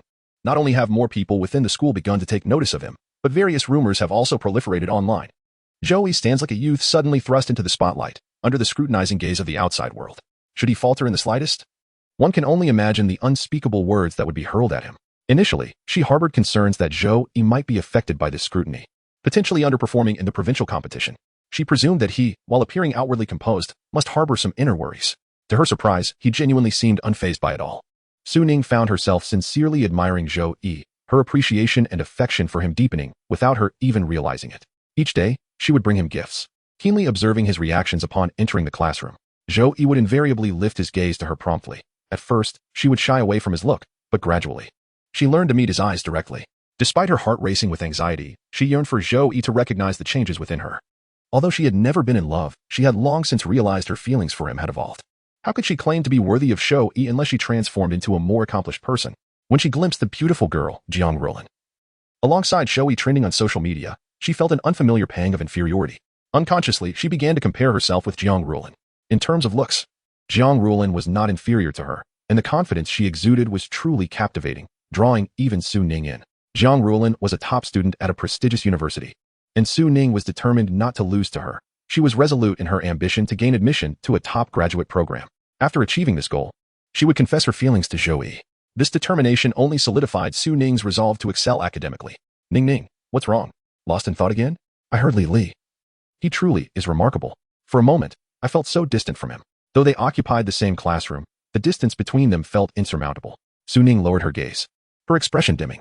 Zhang Lily sighed, pondering how even the esteemed Su Ning could experience such moments of insecurity. She had witnessed countless individuals falter before Su Ning. Yet she found herself drawn to Zhou Yi, whom she had once humiliated. Some mistakes are irreversible, not easily amendable. Moreover, Zhou Yi had merely feigned inadequacy. He was a prodigy concealing his true capabilities. How could he easily forgive such humiliation? "Ning, I don't know how to console you, but Zhou Yi is exceptionally talented, standing at a level we can only aspire to." Su Ning furrowed her brow, a bitter smile gracing her lips. "So you believe I am unworthy of him?" A fortnight ago, many had mocked Zhou Yi for daring to harbor feelings for a goddess like Su Ning. Even the most cautious of secret admirers deemed his affection as a frog dreaming of eating swan meat. Now, not a single person held such thoughts. Ironically, it was Su Ning who had begun to resemble a mere ornament in their eyes. Her gestures of affection were evident to anyone observant. Initially, her classmates were surprised, but they soon became accustomed to it. It was entirely natural to fall for Zhou Yi, as simple as breathing. The letters of admiration he received daily were countless. Yet Su Ning lacked the courage to take that step forward.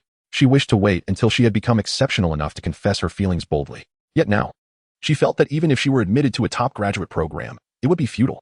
Zhou Yi had already embarked on his entrepreneurial journey. That day, she showed her family the job requirements from Huan Yu and asked for their opinions. She recalled her father's words, "It takes great courage, but it's also foolish. He will inevitably face hardships. Society and the market will expose him to the harsh realities of the world. Navi idealism cannot coexist with capitalism." Her brother's remarks were far harsher. "It will breed incompetence and ungratefulness, ultimately leading to self-inflicted suffering. He is undertaking a remarkable endeavor, opposing the majority of capital. He may face suppression and perhaps lose this company, yet I hope he can genuinely change the world. Challenging capital rarely ends well, but I admire such individuals. I wish him luck. Miss," jokingly, "if it's true, I would like to join." It's hard not to be moved. Su Ning had never worked, unaware of the world's harshness. She was like a flower sheltered in a greenhouse, unable to fully comprehend the implications of those job postings. However, she understood that Zhou Yi was engaged in something significant. Though Huan Yu may appear small and insignificant at present, it had at least emerged. A faint glimmer of light is still light. Zhou Yi was unaware that his unintentional actions could lead to such profound changes. The first step to altering the world does not always commence with a grand flourish. It may simply be a small butterfly stirring its wings inadvertently. Chapter 57. I am no saint. As the class bell rang, students began to gather beneath the results board at the school, where the winners of the provincial competition were displayed. The top name was unmistakably Zhou Yi. A perfect score. This guy is incredible. He even scored full marks in the modeling competition, truly astonishing. At least he brought glory to our university, surpassing those top-tier institutions. The principal must be overjoyed. It wasn't just the principal who was delighted. Look at old Lou. His face is practically blooming with joy. I'm going to post about this on Weibo. Today has been another day of amazement thanks to Yi. Be careful, they might call you a shill. Surely. There can't be any foul play in a first-place finish at the provincial competition. This will surely slap those naysayers in the face. Chuhan, looking up from the front row, spotted Zhou Yi's name and felt genuine happiness for him, yet the distance between them felt as vast as the rankings themselves. She could only look up to him now. Sister Han, Zhou Yi is coming over. In a moment of distraction, her roommate nudged her. She turned to see that the students nearby had parted to make way for Zhou Yi. He was merely coming to confirm something at the board and didn't expect to encounter Chuhan here. She was squeezed among the crowd, gazing at him from afar. After glancing at the results, Zhou Yi turned to leave, heading to the office where Counselor Lu Wei awaited him to collect the competition prize. With great effort, Chuhan pushed through the throng to speak with him. Go wait. Zhou Yi paused and turned to her. Chuhan, nervously clutching her sleeves, gazed down at her shoes. I broke up with Gao Wenhao. Understood. My mother had surgery. It was successful, and she's recovering. Good. I sold off the luxury items I previously bought and can return you 10,000 yuan for now. Just transfer it to me on WeChat. Regardless of what Chuhan said, Zhou Yi remained quietly attentive. His emotional response was minimal. He was neither cold nor overly warm. This ambivalence only served to heighten Chuhan's trepidation. When someone cares for you, they exhibit emotions, fear, anger, anxiety. Even if Zhou Yi were to mock or scold her, she would feel as distressed. Go. I am making an effort to change. I've been studying hard recently, and I've improved in this recent exam. You don't need to report these things to me. Chuhan's eyes grew misty with discomfort. No, I just want you to know that I genuinely regret it. The biggest mistake of my life was breaking up with you. Is it so hard to forget me? No matter how much I try to convince myself that we inhabit different worlds now, thoughts of you still invade my mind. So do you still have feelings for me? Indeed, I am aware that it may be too late to express these sentiments now, yet my feelings are sincere. It is not due to wealth or fame, but simply because of who I am. Zhou Yi's words pierced through Chuhan's heart, revealing the unflattering image she had cultivated in his eyes through her past actions, leading him to perceive her confession as insincere. With a heavy heart, she took a step back, tears uncontrollably streaming down her face. Yet, whom could she blame? All her tribulations stemmed from her own past misdeeds. Regardless of whether Zhou Yi's words were intentionally hurtful, she understood that his forgiveness would be a distant hope. Zhou Yi finally looked at her tear-streaked face with a serious expression and said, Did you think I was unaware of your true nature? I know you are vain, materialistic, and that you have merely used me. Yet at that time, I was foolish, perceiving your anger as something endearing. As soon as Zhou Yi uttered his first words, Chuhan was already in tears. Yes, he knew. He understood her for who she truly was. And thus she never felt the need to conceal her true self before him, pouring all her negative emotions onto him. She had trampled upon his genuine affection and love. The thought of a future devoid of his presence cast a shadow over her heart. I am so sorry, truly sorry. But I cannot accept the reality that you do not love me. Her anguish felt suffocating. Her heart ached painfully, and she could scarcely breathe. Zhou Yi regarded her with indifference, his heart filled only with regret. To retaliate against this woman, he could not allow her to fall into complete despair. Instead, he would offer her a glimmer of hope before plunging her into utter desolation. Zhou Yi handed her a piece of paper, saying, Wipe your tears. Chuhan sensed a hint of gentleness in his tone. Was he feeling pity for her? Indeed, Zhou Yi had always been tender-hearted. Even if he no longer harbored feelings for her, he could not bear to see her cry. Brother Yi, when are you free? My mother wishes to invite you to dinner to express our gratitude for your help. Would that be acceptable? We shall discuss it later. I have matters to attend to. With a sigh, Chuhan watched Zhou Yi's silhouette grow distant. In the office, Lu Wei presented him with a bonus of 30,000 yuan, which Zhou Yi declined to accept. Teacher, please use this money to support the underprivileged students in our class. There is no need to disclose their names. You may assist them privately. No one wishes for their family's financial struggles to be publicly revealed, and Zhou Yi was considerate of his classmates' dignity. The teachers in the office overheard his words and could not help but admire his kindness.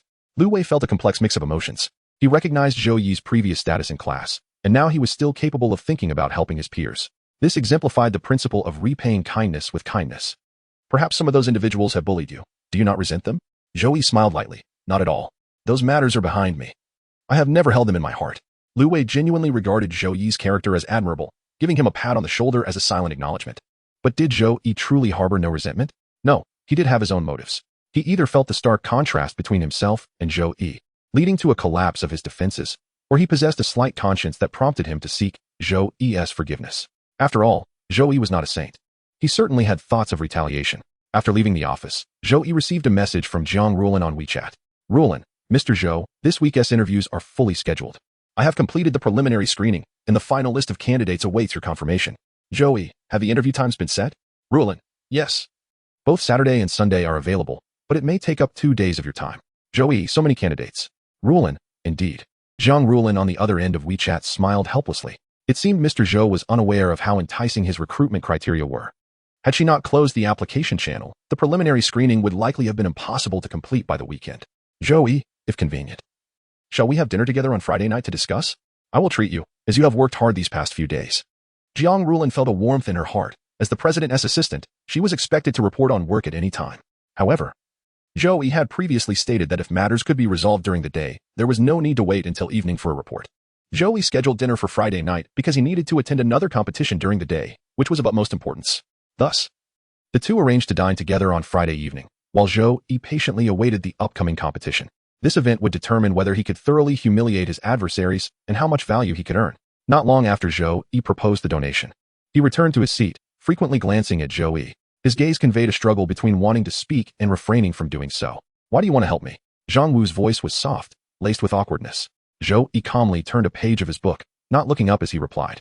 Help you with what? Zhang Wu abruptly pulled the book from his hands, scrutinizing him intently.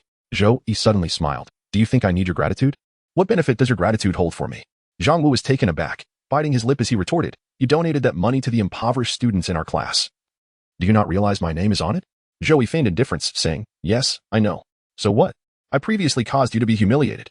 Do you not resent me? What do I have to resent about you? It seems you are aware of your wrongdoings. I thought you were devoid of morals and shame. Don't think I'll be grateful to you. I won tea. I detest people like you, hypocritical and self-righteous. Zhou Yi extended his hand. Then return the money to me. If you despise me so much, why spend my money? Zhang Wu found himself at a loss for words. Although it was only 1,000 yuan, that amount was significant to him. He recoiled slightly, remaining silent. Zhou Yi taunted, It appears you lack fortitude. Zhang Wu hung his head, speechless. Zhang Wu sighed, recognizing the absurdity of his previous actions. He had bullied Zhou Yi because Zhou Yi was easygoing and never held grudges, which made him feel safe from retaliation. Yet now, Zhou Yi had every opportunity to retaliate, but chose instead to aid him. Zhang Wu experienced a significant emotional upheaval. Initially, he was defensive, then his feelings became complex, and eventually, he felt exasperated. He would rather Zhou Yi retaliate than receive his assistance, which tormented the remnants of his conscience. He had always been a person with a strong sense of pride and would not apologize to Zhou Yi in front of others. Following Zhou Yi out of the classroom, he stopped him in a secluded area. Zhou Yi, do you have a moment? Zhang Wu's back was damp with sweat from nervousness as he managed to utter those words. I am sorry. Zhou Yi raised an eyebrow, sensing that this lad had not yet sunk to the depths of moral depravity. He pretended not to hear, maintaining a nonchalant demeanor as he asked, What did you say? I didn't catch that. Zhang Wu stood awkwardly, wishing to vanish into thin air. When Zhou Yi initially underwent significant changes, he felt jealousy and secretly plotted against him. However, now he realized the vast chasm between himself and Zhou Yi, and he no longer felt any resentment. He worried daily about Zhou Yi's potential retaliation, only to be met with this unexpected outcome. He undoubtedly owed Zhou Yi an apology. I am sorry. My previous actions were wrong, and I apologize to you. Zhang Wu's voice grew louder, still awkward but unmistakably sincere. He suddenly lifted his head, denying, No, I am serious. Zhou Yi nodded slightly, remarking, It appears your method of apology leaves much to be desired. You have reaped the benefits yet only offered a verbal expression of regret. I find your sincerity lacking. Zhang Wu, somewhat anxious, inquired. What must I do for you to accept my apology? I am earnest. Stunned, Zhang Wu thought, Is that all? I had expected a far greater ordeal. Merely posting a few comments seemed trivial.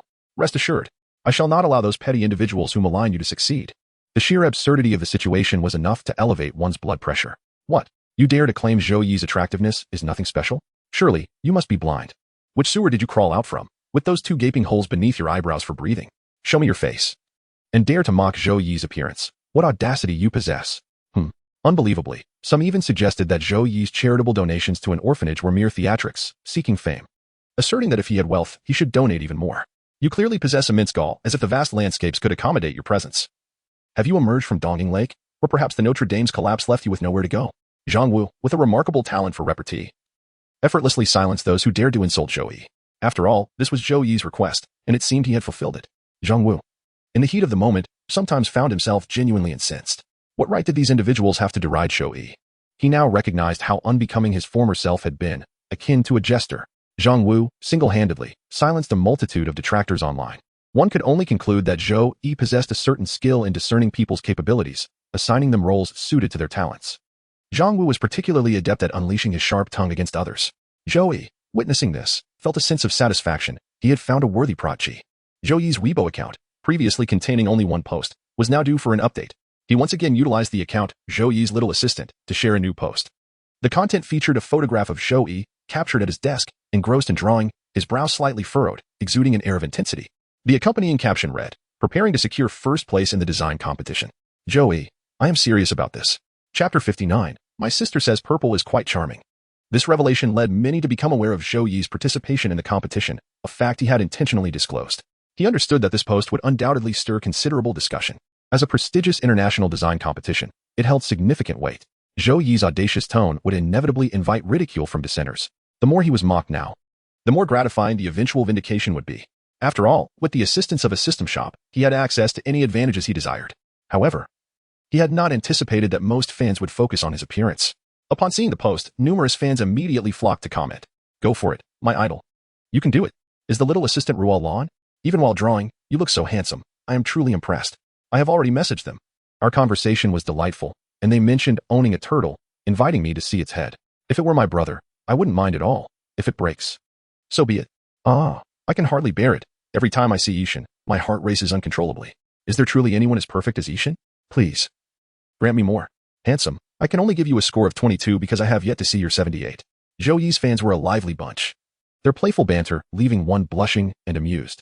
Meanwhile, his detractors maintained their usual stance. Wealth truly seems to grant one unbounded power, haha. Is there truly no foul play in the provincial competition's first place? I find that hard to believe. If you can secure first in the national competition, then I shall believe you are a true scholar. Dare to dream. Let's see if you can even qualify for the competition. Do you think you're from Ogilvy? How laughable. A mere second-tier visual communication student daring to act so arrogantly. Fans, cease your flattery. If he makes it to the top 10 in the national competition, I will stand on my head and eat excrement. The national mathematical modeling competition is exceedingly difficult. He will certainly not place in the top 10. He is a visual communication student? Does he even understand what that entails?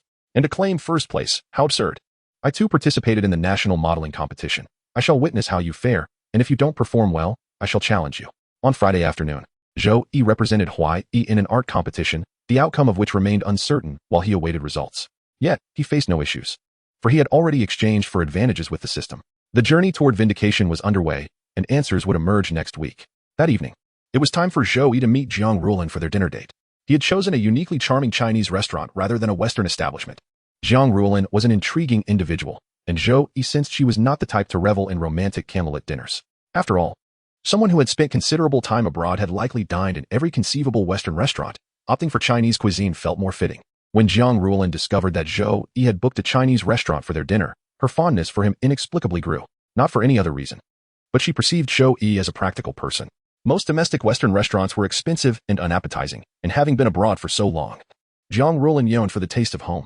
On this occasion, Jiang Ruolin did not don a particularly formal outfit. Instead, she wore a tasteful purple bodycon dress, accentuated by a golden chain at the waist that highlighted her curves, paired with black stockings and high heels.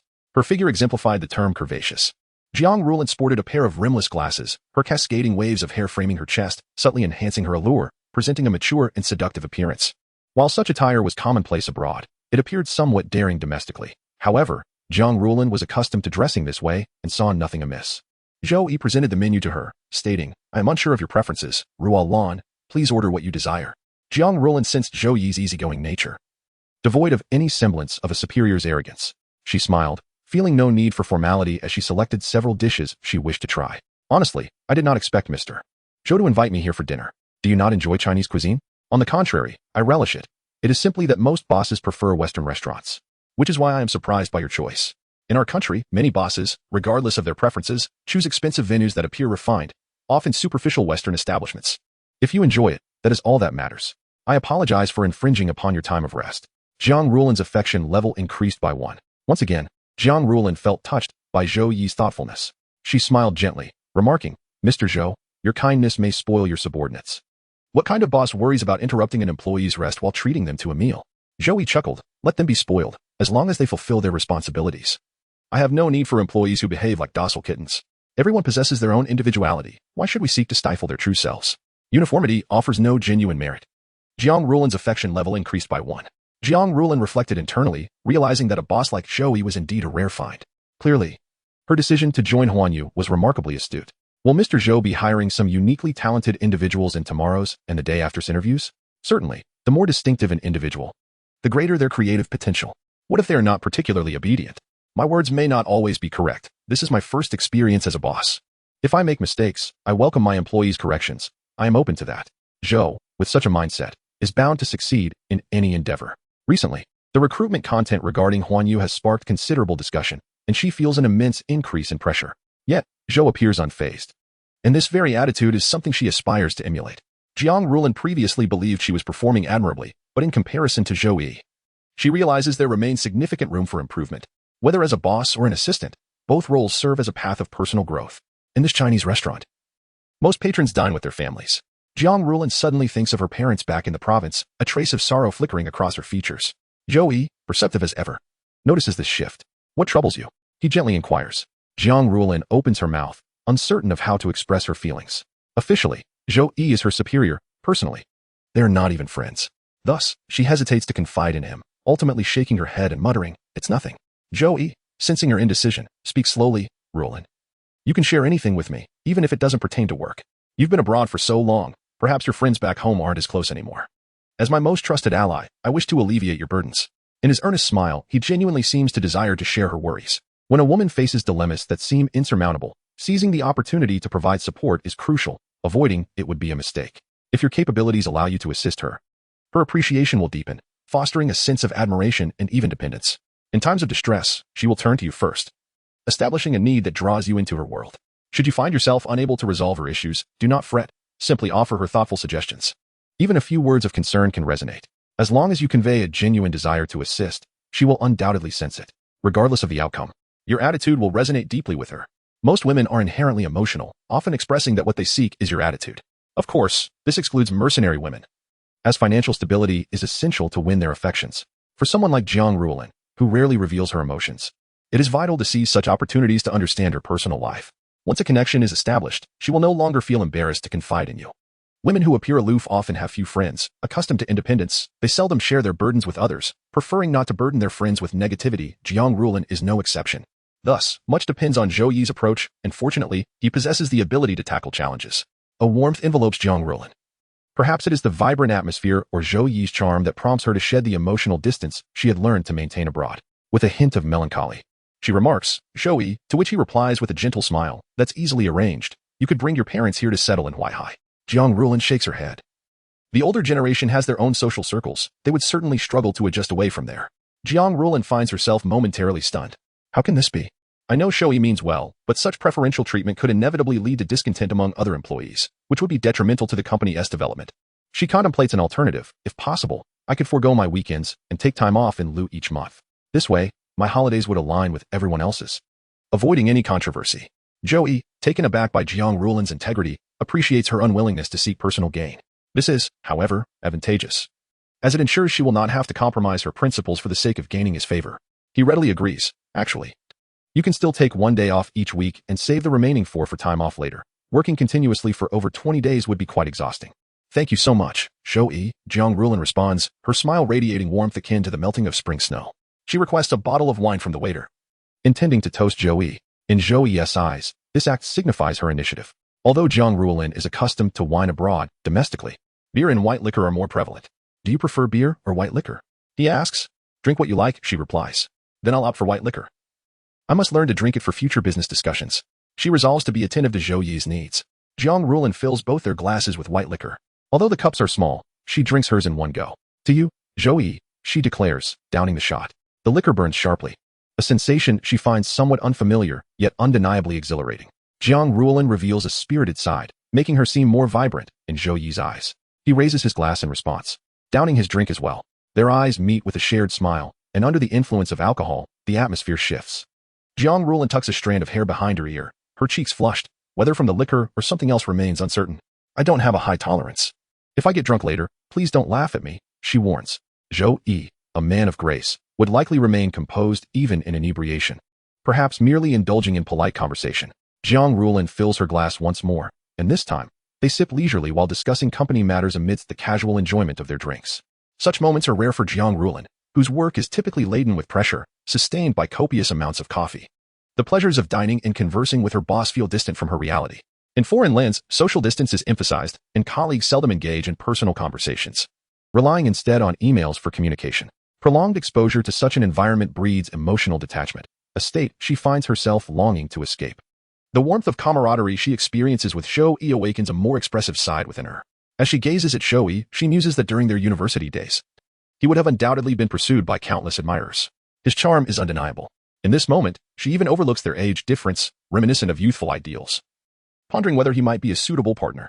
This is the first time she feels a flutter in her heart, not due to his position as her superior, but because of his strikingly handsome visage. Jiang Rulin watches Zhou Yi's captivating smile, momentarily lost in reverie. Realizing her limits, she understands she must refrain from further drinking, lest she succumb to intoxication. The liquor's potency has already taken effect, and she finds herself inebriated. Zhou Yi, it's getting late. Let us meet again tomorrow.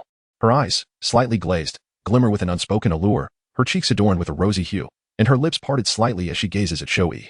Given Zhou Yi's serious demeanor, she nods without hesitation. All right, thank you for your consideration. As the evening progresses, Jiang Rulin's rented apartment is conveniently located near Huanyu, facilitating her commute. Zhou Yi, having indulged in alcohol himself, initially considers calling for a designated driver, but is reminded of the absence of ride-sharing services or drivers in the vicinity. It seems he will have to hail a taxi from the roadside. After leaving the restaurant, Jiang Rulin felt her legs weaken and had to lean against Zhou Yi to maintain her balance. The woman's curves pressed against Zhou Yi's arm, leaving him astonished. Surely, she must have had a few drinks? Lowering his gaze slightly, he was met with a creamy white silhouette, perfectly round. Jiang Rulin's figure was one that would incite envy in any woman and adoration in any man, curvaceous, with a slender waist and rounded hips. Her hair was swept by the wind onto Zhou Yi's face, carrying a delightful fragrance. Alongside it was the scent of her perfume, sweet, yet not overwhelmingly floral, laced with a hint of opium, alluring and intoxicating. Zhou Yi's eyes darkened slightly. Once they were in the car, Jiang Rulin tried her best to maintain her composure. Gripping the handle inside the taxi, she couldn't help but be jostled into Zhou Yi's embrace as the driver made a sharp turn. Nice assist, uncle. Zhou Yi whispered gently in her ear. It's all right, just rest in my arms for a while. I know you've had a bit too much to drink. His voice was deep and melodious, laced with an unconscious allure. Jiang Rulin felt a tingling sensation in her ear, his warm breath sending her heart racing. She was undeniably fatigued, and thus leaned into Zhou Yi's embrace. Her enticing black stockings inadvertently draped over Zhou Yi's leg, her hand gradually finding its way around his neck. Turning her face towards him, her lips nearly brushed against his earlobe. Zhou, if you weren't my boss, that would be wonderful, Jiang Rulin unconsciously uttered. Then she shook her head, but that's not quite right. If you weren't my boss, I wouldn't be able to appreciate your charm. Drunk. Jiang Rulin appeared especially endearing. She was unaware of her own words, yet felt an overwhelming desire to converse. Gazing up at Zhou Yi, her initially aloof demeanor transformed into one of vibrant allure, as her expressive eyes sparkled with untamed charm. While Zhou Yi owned to act, he understood that this was not the right moment. Given Jiang Rulin's character, she would not favor a man who took advantage of her vulnerability. The atmosphere was thick with an unspoken ambiguity. Women in this stage of flirtation were the most malleable, as it was during this time that their emotions ran highest. Once in a relationship, a woman's affection for a man might deepen, but the fervor of those initial flirtations was unparalleled. They often engaged in impulsive actions, sometimes acting in ways that seemed uncharacteristic of themselves, a phenomenon colloquially termed as being love-struck. Zhou Yi gently tousled her hair and teasingly asked, "What if I weren't your boss?" He raised an eyebrow, wondering if Jiang Rulin was the assertive type. It made sense. She approached her work with decisiveness and was incredibly spirited in private, not the type to be shy or coy. Zhou Yi brushed a strand of hair from her ear and continued, "Why wouldn't you pursue me if I were just a regular guy?" Leaning against his shoulder, Jiang Rulin murmured, slightly aggrieved, "I'm afraid you might think I have ulterior motives." Indeed, a secretary pursuing her boss would likely attract unflattering gossip. She had always maintained a professional demeanor towards her superiors, her only allegiance being loyalty, devoid of any personal affection. However, Zhou Yi was different. He exhibited qualities far removed from those of a typical employer, resembling more of an ideal partner. She was not devoid of feelings. On the contrary, she had often felt isolated. Having drifted for years in a foreign land, how could she not yearn for love? Yet, she preferred the values of men from her homeland, family-oriented and dependable qualities that resonated more with her. Foreign men, with their rapid marriages and divorces, and infidelities were not the kind she would consider for a lifelong commitment. Zhou Yi sighed, realizing that even the strongest of women possess vulnerabilities. She too fears judgment from the outside world and cares about others' opinions. He tenderly caressed her soft cheek, speaking gently, "I want tea. Though I'm unsure if you'll remember what was said when you wake up tomorrow, I still want to express this, Rulin. It pains me to see you so burdened. You don't need to be so strong all the time. Your armor is too heavy, making it difficult for others to reach your heart. Jiang Rulin's eyes widened slightly, her gaze dampening with unshed tears. She could have allowed herself to be less resilient. But her aging parents awaited her support, and her younger siblings were still in school. She had no right to refuse the demands of life as formidable challenges. As the eldest daughter, she had been molded into an exceptionally independent and strong individual under her parents' guidance. She was not the type to indulge in whims. Having been sent abroad for her studies, she felt compelled to strive for excellence. Her younger siblings were not yet capable of supporting the family, placing the burden squarely on her shoulders. Yet, her heartaches and grievances were not something she could share with her family, for fear of causing them worry and guilt. Zhou Yi's words struck a chord deep within her. How she longed to be a delicate girl, one who could be protected. Yet some paths in life require one to tread more laboriously than others. Jiang Rulin's sudden silence puzzled Zhou Yi. Had his words touched upon something sensitive? Jiang Rulin's heart flutter value 10. Zhou Yi exhaled in relief, realizing he had struck the right note. He patted her shoulder. Sleep now. I'll wake you when we arrive. The car soon arrived at the apartment building. Zhou Yi carried Jiang Rulin upstairs, and she remained blissfully asleep in his arms. It wasn't until they reached the door that he gently roused her. Rulin, we've arrived. Where's your key? Jiang Rulin blinked awake, lifting her bag. Zhou Yi understood her intent and retrieved the key from her bag to unlock the door. Jiang Rulin's apartment was immaculate, devoid of many personal belongings. The only items on the table were a laptop and some documents. He placed her on the sofa, but she instinctively clung to him, unwilling to let him leave. Zhou Yi sat beside her, gently patting her. Sleep. I'll stay with you. Jiang Rulin, her eyes still hazy with sleep, pointed towards a nearby black nightgown. Change clothes? Yes, I'm uncomfortable. The elegant purple dress she wore was no match for the comfort of a nightgown. Zhou Yi retrieved the garment and turned away. A flicker of amusement danced in Jiang Rulin's eyes. Zhou Yi was indeed quite the gentleman. Jiang Rulin's heart flutter value 5, all set, she announced, prompting Zhou Yi to turn back around. On the sofa, she now wore a black velvet slip dress, cinched at the waist with a matching belt that accentuated her slender figure. Her long black hair cascaded down her back, and her delicate hands played with a strand. Under the bright lights, her porcelain skin seemed to glow. With her legs slightly bent and the hem of her dress falling gracefully to her knees, she revealed her long, shapely legs. The sight of her, with dark hair and crimson lips, was utterly captivating. Zhou, it's quite late. Why not stay the night? Zhou Yi's mind raced, contemplating whether her invitation was sincere or merely a test of his intentions. Chapter 62, a note on plot changes and an apology first. I wish to extend my heartfelt gratitude to all the readers who have journeyed with me thus far. Thank you for your unwavering support. Secondly, I sincerely apologize, dear readers. Due to unforeseen circumstances, my book has encountered some setbacks, necessitating certain plot alterations. I will be changing the male lead to a university student, which will inevitably affect the high school storyline. I sincerely apologize for the disruption I caused to your reading experience. I earnestly hope you will not abandon my work. I assure you that I will diligently revise the content and refrain from producing subpar writing. Additionally, I have taken a day off today to focus on these revisions, and I am truly sorry for any inconvenience this may cause. Since I cannot submit less than 1,000 words, I will fill the space with some trivial musings. As this is my first attempt at writing for a male audience, I recognize that there are numerous areas for improvement. I appreciate the feedback I have received and will gradually strive to enhance my writing. Reading your comments brings me great joy, and I cherish the interaction with my readers. Regarding negative reviews, I do feel a twinge of disappointment upon encountering them, yet I understand that my work may not meet everyone's expectations. As long as the critiques are constructive rather than malicious, I will thoughtfully consider the feedback regarding the plot. However, it baffles me when individuals who have read for less than 30 minutes leave one-star reviews calling my work terrible. Such brief reading times do not appear in the comments section, only visible to the author in the back end. These past few days have been challenging. I have been unwell yet still endeavoring to update my writing. It was disheartening to see my debut removed on the last day. The thought of having to revise so much content brings me to tears. I am quite sensitive, so please disregard that. I am uncertain what the data will look like once I emerge from this setback. If the numbers continue to decline, I fear I will be finished. Currently, I am overwhelmed with anxiety and trepidation. Had I known that writing would be frowned upon, I would have refrained from doing so. I have learned a hard lesson. Nevertheless, I find joy in writing this book. Crafting such narratives is quite intriguing. The encouragement from my readers has greatly uplifted my spirits, and I am immensely grateful for all your support and kind gifts. I wonder if I have any female readers. If so, thank you as well. Still, I am short of 1,000 words.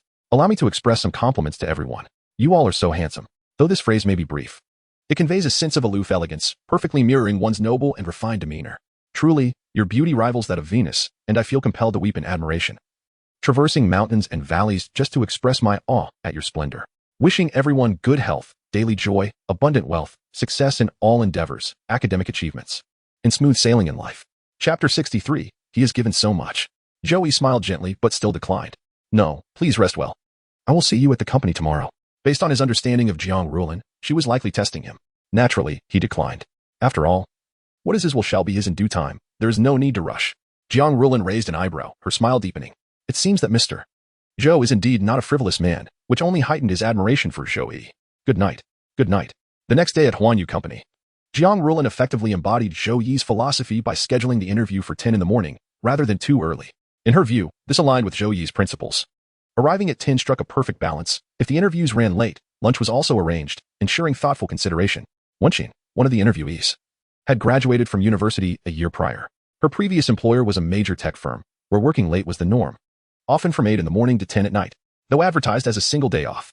It was essentially just another workday with no personal space or life to speak of. She had grown weary of such a relentless cycle. When she initially received an offer from the tech giant, she was elated. For a fresh graduate, such companies radiated prestige. She felt compelled to compete fiercely for a position. It was only later that she realized how naive her earlier thoughts had been. During her internship, she earned little to no salary, merely a modest stipend, which was hardly sufficient to cover living expenses in Huaihai. Rent alone consumed $2,000, leading her to effectively pay to work.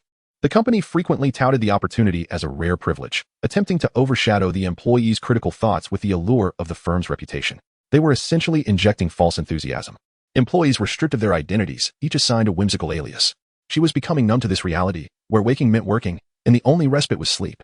Fortunately, she stumbled upon Huanyu's recruitment advertisement, trending online. Initially incredulous, she was persuaded by her roommate to apply. Standing beside her was her university friend, Wu Ying. They marveled at the opulence of the commercial building housing Huanyu. I remember seeing that they're a new company, when she mused. The handsome So must have no trouble affording such a place. The scenery here is splendid. Wu Ying, referring to Zhou Yi, remarked, "Are you nervous about meeting your idol?" The thought of seeing that face up close was exhilarating. I hope I can keep my composure when the moment arrives. You're nearly losing it without having met Mr. Zhou yet. I'm worried you'll drool. They laughed as they entered the building. Huanyu's office was located on the 11th floor. As the elevator doors opened, they quickly composed themselves and stepped out. The office's grand entrance was ajar, revealing a strikingly attractive man and woman who greeted them with warm smiles. "Good morning, ladies. Welcome to Huanyu." Wenxin and Wu Ying were taken aback. "Hello, we're here for the interview. Please, go right in," they were instructed. After entering, a charming young woman emerged, her sweet demeanor and adorable dimples instantly putting them at ease. "Please follow me, ladies," she said in a gentle voice. Wenxin and Wu Ying relaxed significantly. "Are you an employee at Huanyu?" one inquired. "Not exactly, I'm just a temporary worker. Mr. Zhou hired me to be the mascot," she replied with a smile. Curiously, Wu Ying asked, "So those two at the entrance are also mascots?" "They're professional models. I can't compare to them," she chuckled. The attractive duo at the entrance had been assigned their roles through Zhou Yi's unique approach. What can we say? Mr. Zhou truly provides an abundance. "Have you ladies had breakfast? There's a breakfast table over there. Please help yourselves if you haven't eaten yet. Don't go hungry." Wenxin marveled at the thoughtfulness of the arrangement. "You can wait here until your interview. We'll call for you shortly. Best of luck." When Cece made an encouraging gesture, appearing quite adorable, while Wenxin smiled and waved at her. By this time, several individuals had already gathered in the conference room, mostly fresh graduates, with only two professional women in their 30s present. Wu Ying and Wenxin felt quite nervous and refrained from speaking, as most candidates approached the interview with a tense demeanor. As the clock struck 9:55, Zhou Yi entered the room, walking slowly towards the group. She was dressed in a striking black Armani suit, paired with sheer black stockings and high heels, exuding a commanding presence. Both Wenxin and Wu Ying were taken aback. She was simply stunning, embodying their ideal vision of a professional woman. Upon entering, Zhou Yi greeted them with a smile and engaged them in light conversation, not related to the interview, but rather expressing genuine concern for their well-being. This allowed everyone to familiarize themselves with her style. Although she appeared somewhat assertive, her tone was gentle. Once everyone had relaxed, she glanced at her watch and said with a smile, "It's almost 10 o'clock. I must head to Mr. Zhou's office now, ladies." Zhou Yi left them with an elegant silhouette. At the stroke of 10, when Cece arrived promptly to call them for their interviews, there was no set order. Those willing to go first could do so. The two seasoned women in their 30s stepped forward. Wenxin remarked, "Today's sisters are so enchanting. When will I possess such grace?" Chapter 64. Allowing ordinary people in this world. Gu Fun was actually a 40-year-old woman, previously a human resources supervisor. She was interviewing for the same position. Upon seeing Zhou Yi, she quickly lowered her gaze to mask her surprise. After regaining her composure, she looked up with a calm demeanor. This Mr. Zhou resembled a celebrity. She was momentarily taken aback. Thankfully, being a 40-year-old woman with a supportive husband and a harmonious family, she could not afford to be infatuated with a younger man. That would be quite inappropriate. After sitting down, she briefly introduced herself, outlining her previous position and work experience. Jiang Rulin immediately recognized that this sister was capable of fulfilling the role. However, one question lingered. Would Mr. Zhou mind her age? In foreign countries, 40 is not considered old. But in the domestic job market, many face the risk of redundancy by the age of 36. When she read that news, it seemed utterly absurd. Companies in the country often prefer younger candidates, making it challenging for those around 40, regardless of gender, to secure employment unless they possess irreplaceable skills requiring experience. Yet, in human resources, individuals in their 20s could similarly fulfill the role after a few years of work. Therefore, she had no unique qualifications that made her indispensable. May I ask why you left your previous company? Zhou Yi inquired. As expected, Gufen revealed that she was let go because the company deemed her too old and felt that her maternity leave had hindered her work. During her leave, the company had already filled her position. She was aware of the challenges of being a high-risk expectant mother. Her health had posed issues, and she had struggled to conceive in her 20s. It was only through IVF that she finally had a child. She had long desired a child, which led her to insist on having one at 40, even at the cost of her job. Since then, I have struggled to find suitable employment due to my age. Gufen added. Both she and Jiang Rulin looked towards Zhou Yi, eager to know his thoughts on the matter. Zhou Yi frowned slightly and replied, Ms. Gu, our company values capability over age. If you were 60, I might hesitate, but at 40, you are still at the midpoint of your life, with limitless possibilities ahead. I have reviewed your resume, and I believe you are an exceptionally talented woman and a wonderful mother. Gu Fen's eyes shimmered, and she stifled the urge to choke up, offering a sincere and beautiful smile. Thank you, Mr. Zhou. 20 points added to Jiang Rulin's affection meter. Observing this interaction, Jiang Rulin's gaze softened further. Zhou Yi unhesitatingly signed off on Gu Fen's application. After she exited, Jiang Rulin jokingly asked, Mr. Zhou, what if Ms. Gu's performance does not meet your expectations? Zhou Yi took a sip of coffee, smiling faintly. I do not hold expectations for them. Jiang Rulin paused, contemplating. One should not impose excessive expectations on others. It may harm them and oneself. We must permit ordinary people to exist in this world, as long as they accomplish what is within their capabilities. Even if they occasionally make minor mistakes, it is acceptable. Who among us is without fault? 5 points added to Jiang Rulin's affection meter. She gradually revealed a relaxed smile, saying, Mr. Zhou is a very gentle person. You need not worry. Wu Ying, excited, grasped Wenxin's hand, exclaiming, I told you. My ideal man is clearly the type who is cold on the outside but warm on the inside. Wenxin, too, felt a sense of anticipation. If we could indeed work at Huanyu, that would be wonderful. The atmosphere here is fantastic, and such a handsome president, along with such a beautiful assistant. When it was Wu Ying's turn for the interview, her previously relaxed demeanor tightened again. Yet she was also tremendously excited, being an ardent fan of Zhou Yi. She constantly motivated herself as she approached the president's office door, taking a deep breath before knocking. A cool male voice beckoned, come in. Wu Ying's heart raced with excitement. Upon entering, she was momentarily frozen by Zhou Yi's presence behind the desk. He did not rush her as she stood there in awe. Jiang Rulin chuckled, finding her smitten expression quite endearing. Hello, President Zhou. I am Wu Ying. Oh my, how embarrassing she felt today. Zhou Yi offered her a gentle smile. Hello. Please take a seat. At that moment, the system's voice suddenly chimed in. Host, would you like to hear this lady's inner thoughts?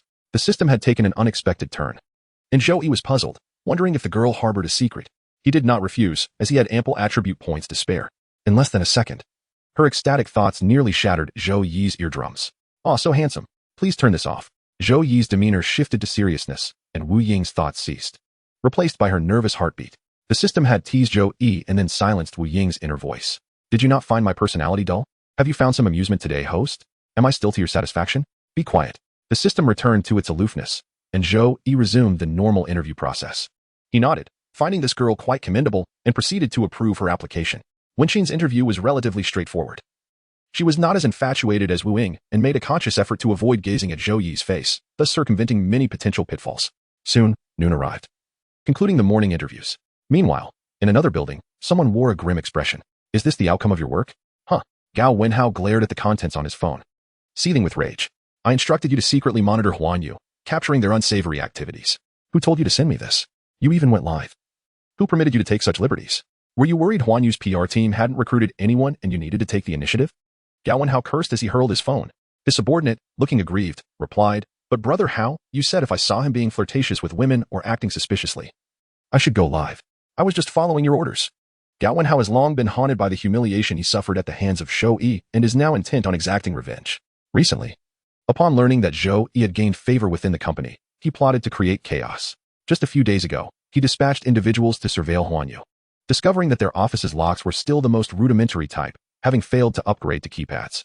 Without delay, he arranged for duplicate keys to be made and installed surveillance cameras in several locations within Huanyu, all in an effort to expose Zhou Yi's true character. He could not fathom that Zhou Yi could genuinely possess such kindness. Having arranged a night out with friends on Friday, Gao had no time to monitor the footage himself, instead assigning a subordinate to watch the cameras and report any significant occurrences, particularly if any women appeared. If something amiss was detected, the subordinate was to initiate a live stream, determined to ruin Zhou Yi's reputation and reveal his true nature to the masses. After a night of excessive drinking, he awoke around noon to find social media flooded with trending topics related to Huan Yu and Zhou Yi. On Saturday, the interviews at Huan Yu had already garnered immense attention. Within Zhou Yi's fan community, many eagerly anticipated the experiences of those interviewing at Huan Yu, questioning the authenticity of the benefits Jiang Rulin had promised. Wu Ying had been posting extensively in the fan forum since morning, yet due to professional decorum, she refrained from sharing photographs, opting instead to provide a brief description of her experiences at Huan Yu. However, skepticism prevailed among many. Once they exited Huan Yu after their interviews, they opened their phones to find several trending topics suddenly emerging online. Huan Yu, 40 years old and yet to live half a life. Zhou Yi, the world must allow for ordinary people. Wenqin blinked in confusion. What is happening? Why are these terms flooding the forum? Wu Ying excitedly clicked on one of the topics. It's a live stream. Could it be that our interview process was broadcast live? How embarrassing. Wenqin instinctively frowned. It seems unlikely that this is an official Huan Yu stream. Look at the angle. It clearly appears to be a covert recording. Moreover, the perspective is that of a bird's eye view, which is not typical for an official broadcast and would not be concealed from the interviewees. Nevertheless, the audience's focus was not on the angle of the stream, but rather on Zhou Yi's remarks during the broadcast. Initially, the viewership was modest, with many unaware of its purpose, mistaking Zhou Yi and Jiang Rulin's striking appearances for a scene from a television drama. As more individuals interested in the Huan Yu interviews tuned in, Zhou Yi's words resonated deeply with numerous viewers, catapulting Huan Yu into the trending topics. Well, the benefits Huan Yu offers are indeed real. As a 30-year-old who resigned without finding work, I was moved to tears by Zhou Yi's words. Having just faced criticism from my family for being 30 and achieving nothing. Indeed, reaching 40 is not inherently negative. Why do some companies resolutely exclude individuals over 40? What have we done wrong, solely due to our age? I was dismissed, but being coerced into resignation is even more disheartening. After 40, there are hardly any interview invitations. At 40, I have barely lived half a life, yet I find myself abandoned by the company. Is it truly so difficult for ordinary people to secure employment? I particularly resonate with his statement about allowing ordinary individuals to exist in this world. We merely wish to survive. Why must we be expected to perform the work of 3 individuals? Society has become grotesque. Many commenters express profound empathy. Some have been forced to resign due to age, while others struggled to find work. This ignited concerns among younger individuals about whether they would face similar predicaments at 40. In an era where capitalists seem inclined to exploit one person as if they were 3, being ordinary has become a flaw.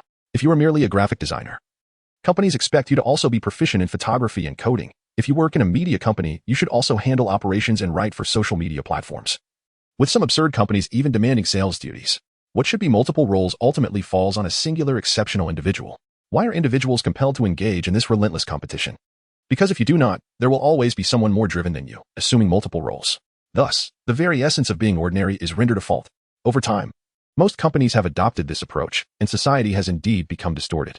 A significant number of employees endure low wages while juggling multiple responsibilities, as if they do not perform, someone else inevitably will. Occasionally, the cries of the youth may trend, resonating with the public. But then what? Nothing changes. Society continues to function in this manner.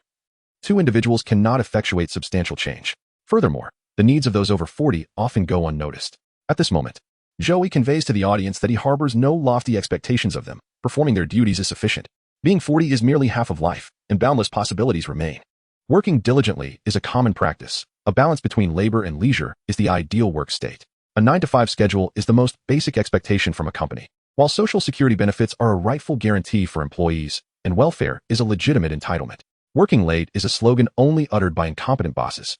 Throughout the live stream, Zhou Yi articulated many sentiments. These few phrases struck a chord with countless workers, reigniting discussions on employment age, maternity leave, and workplace competition. Meanwhile, Jiang Rulin and Zhou Yi took notice of the trending topics. Mr. Zhou, we found it. The camera is here. It seems someone snuck in while we were away to install this camera, Jiang Rulin remarked, her brow furrowing as she examined the miniature surveillance device before handing it to Zhou Yi. Zhou Yi smirked, narrowing his eyes in amusement. Who was this fool aiding him? With the trending topics, his appeal skyrocketed. Nonchalantly tossing the camera onto the desk, he remarked, "It's all right. While I'm unsure of the perpetrator's intentions, this inadvertently serves as free publicity for Huan Yu. I ought to thank them." Jiang Rulin chuckled. "That may be true, but we should remain cautious. Huan Yu is a ship just setting sail, and we are bound to encounter numerous storms." Zhou Yi nodded in agreement. "Yes. Let us arrange to change the locks and hire a couple of security guards. Jiang Ruolin scrolled through the trending topics, her brow furrowing again as she turned to Zhou Yi. Mr. Zhou, should we clarify that this was not intentional on our part? There were several comments questioning whether Zhou Yi was merely putting on a show. Zhou Yi nodded. I will provide you with the company's Weibo account. From now on, you shall manage it. In the future, if Huan Yu faces any issues, you may issue statements to clarify.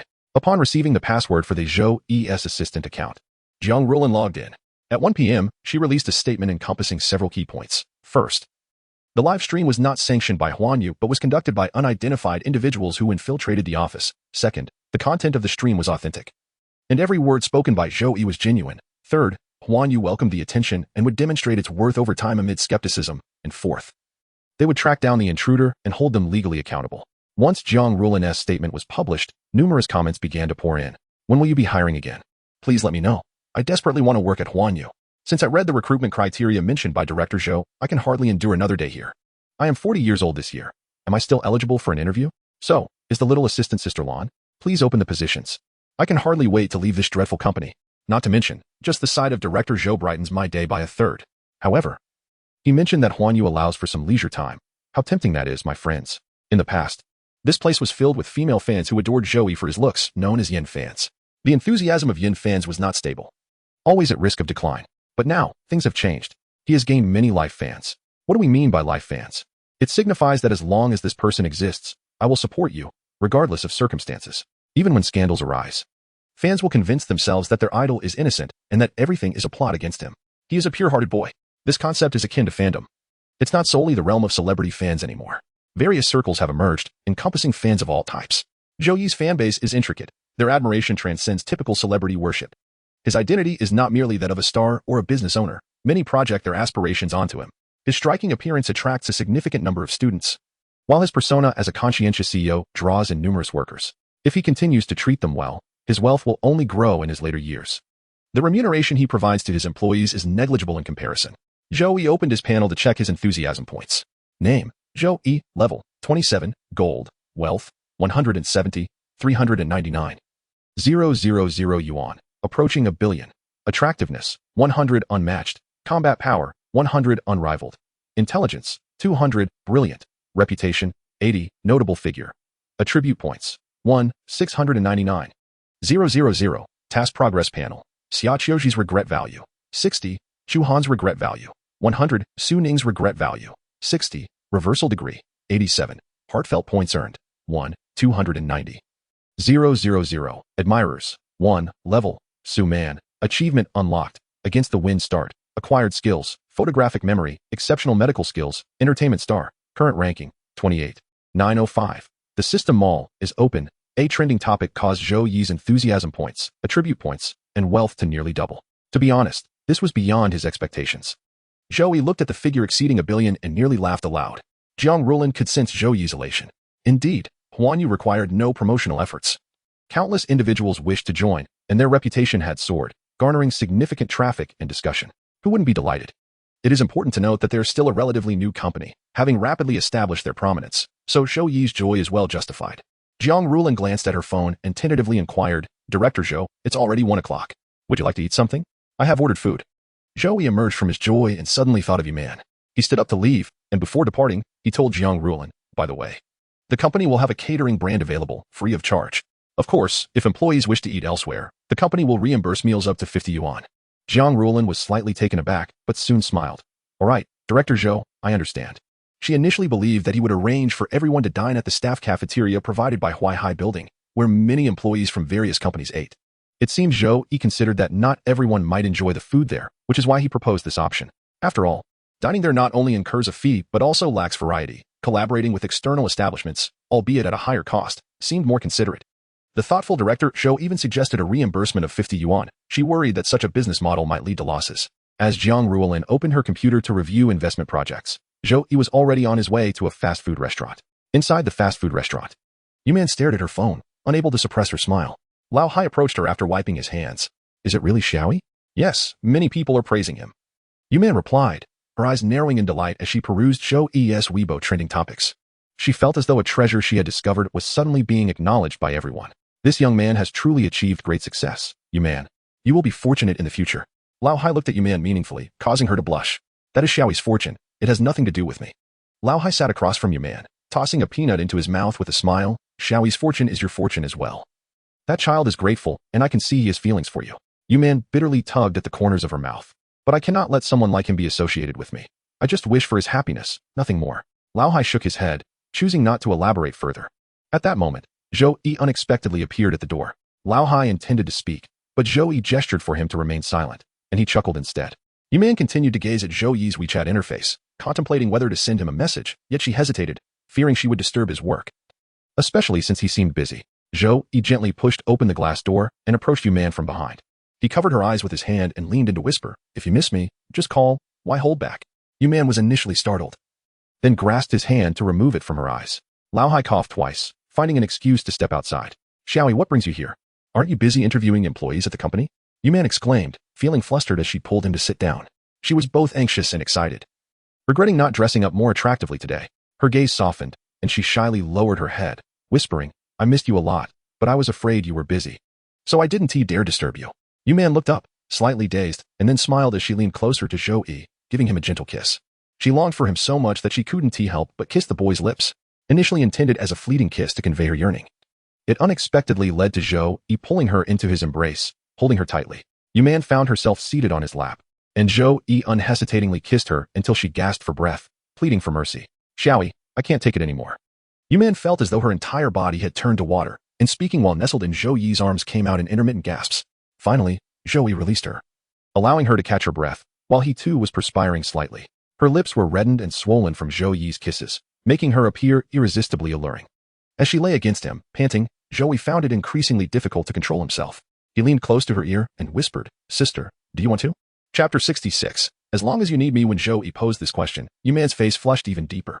She buried her face in his chest, gripping the fabric of his shirt, and fell silent. "Since Sister Man isn't responding, I'll take it as your acquiescence," Zhou Yi said. Finally, Yuman lifted her head, shyly biting her lip. "But it's still daytime. Wouldn't that be inappropriate?" Her voice was soft and delicate, her timid demeanor making it difficult to associate her with a 30-year-old woman. She appeared more like a young girl. Gazing into her eyes, brimming with affection, Zhou Yi perceived her as an innocent 18-year-old girl, embodying the shyness and uncontrollable fluttering of the heart that accompanies one's beloved. Those eyes were undeniably enchanting. Nothing could rival the beauty of a lover's gaze. Suddenly, Zhou Yi recalled a poem he had encountered in his past life. "The eyes of a lover are the eighth ocean. I sought a reflection of myself within your beautiful eyes. Your eyes encompass myriad versions of me." As he slowly recited these lines while looking into Yuman's eyes, she gazed back at him, entranced, and softly echoed, "The eyes of a lover are the eighth ocean." With a hint of confusion, she shyly inquired, "Little E, what does this mean? I haven't read much." Zhou Yi smiled gently, continuing, "The eyes of a lover are the eighth ocean, holding despair, preserving beauty, radiating all the fervor of the world. I linger in the thicket, counting the remnants of souls." His voice was melodious, elegant, and rich with magnetism, enveloping Yuman in an atmosphere of romance. She playfully asked, "So, you mean my eyes are as beautiful as the ocean, right?" Zhou Yi affectionately rubbed his chin against her forehead, affirming, "Yes, like the ocean, profound, beautiful, and embracing all." Yuman cupped his face and planted a kiss, her eyes sparkling. "Actually, I think this line describes you better. It reflects you in my eyes." When their gazes met, each could see their reflection within the other's eyes. In their mutual perception, each pair of eyes was the most exquisite ocean in existence. With love, even the simplest gaze could be profoundly captivating. After indulging in a moment of romance, Zhou Yi successfully led her to the bed. Yuman, enraptured by Zhou Yi's sweet nothings, was oblivious to the passage of time, her heart and mind wholly occupied by him. This time, Yuman was particularly ardent and proactive, and Zhou Yi relished every moment. "Are you tired? Perhaps I should take over," he said, looking tenderly at the woman above him, perspiring. "No. I want to make you happy," she replied. Zhou Yi gently stroked a strand of hair behind her ear and kissed her softly. "Are you happy then?" "Yes. As long as you are happy, I am happy too. Sister Man, you are truly wonderful.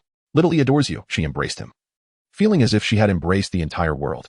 For her, such intimacy was not merely physical pleasure. She cherished the sensation of their souls intertwining. Relishing the warmth of Zhou Yi's gaze filled with tenderness, she thought perhaps she would be captivated by this youth for a lifetime, regardless of their eventual outcome. Good or bad, she wished for Zhou Yi to feel happiness and joy in her presence. Her love was devoid of any impurities, pure and heart-stirring. The room was infused with springtime warmth, and their joy continued unabated. An hour later, as Zhou Yi held Yuman while leaning against the headboard, he began discussing matters concerning the company. "Sister Man, I would like you to provide the employee meals for Huan Yu in the future. I am uneasy entrusting such an important matter to anyone else." Yuman, eyes closed, relished this tender moment, nestling against Zhou Yi's embrace, softly replied, "Sure. As long as you need me, I am willing to do anything." However, Yuman felt a tinge of unease. Aware that the gap between her and Zhou Yi was widening, she feared becoming a superfluous person in his life. Yet, Zhou Yi's reliance on her served as a boost to her confidence.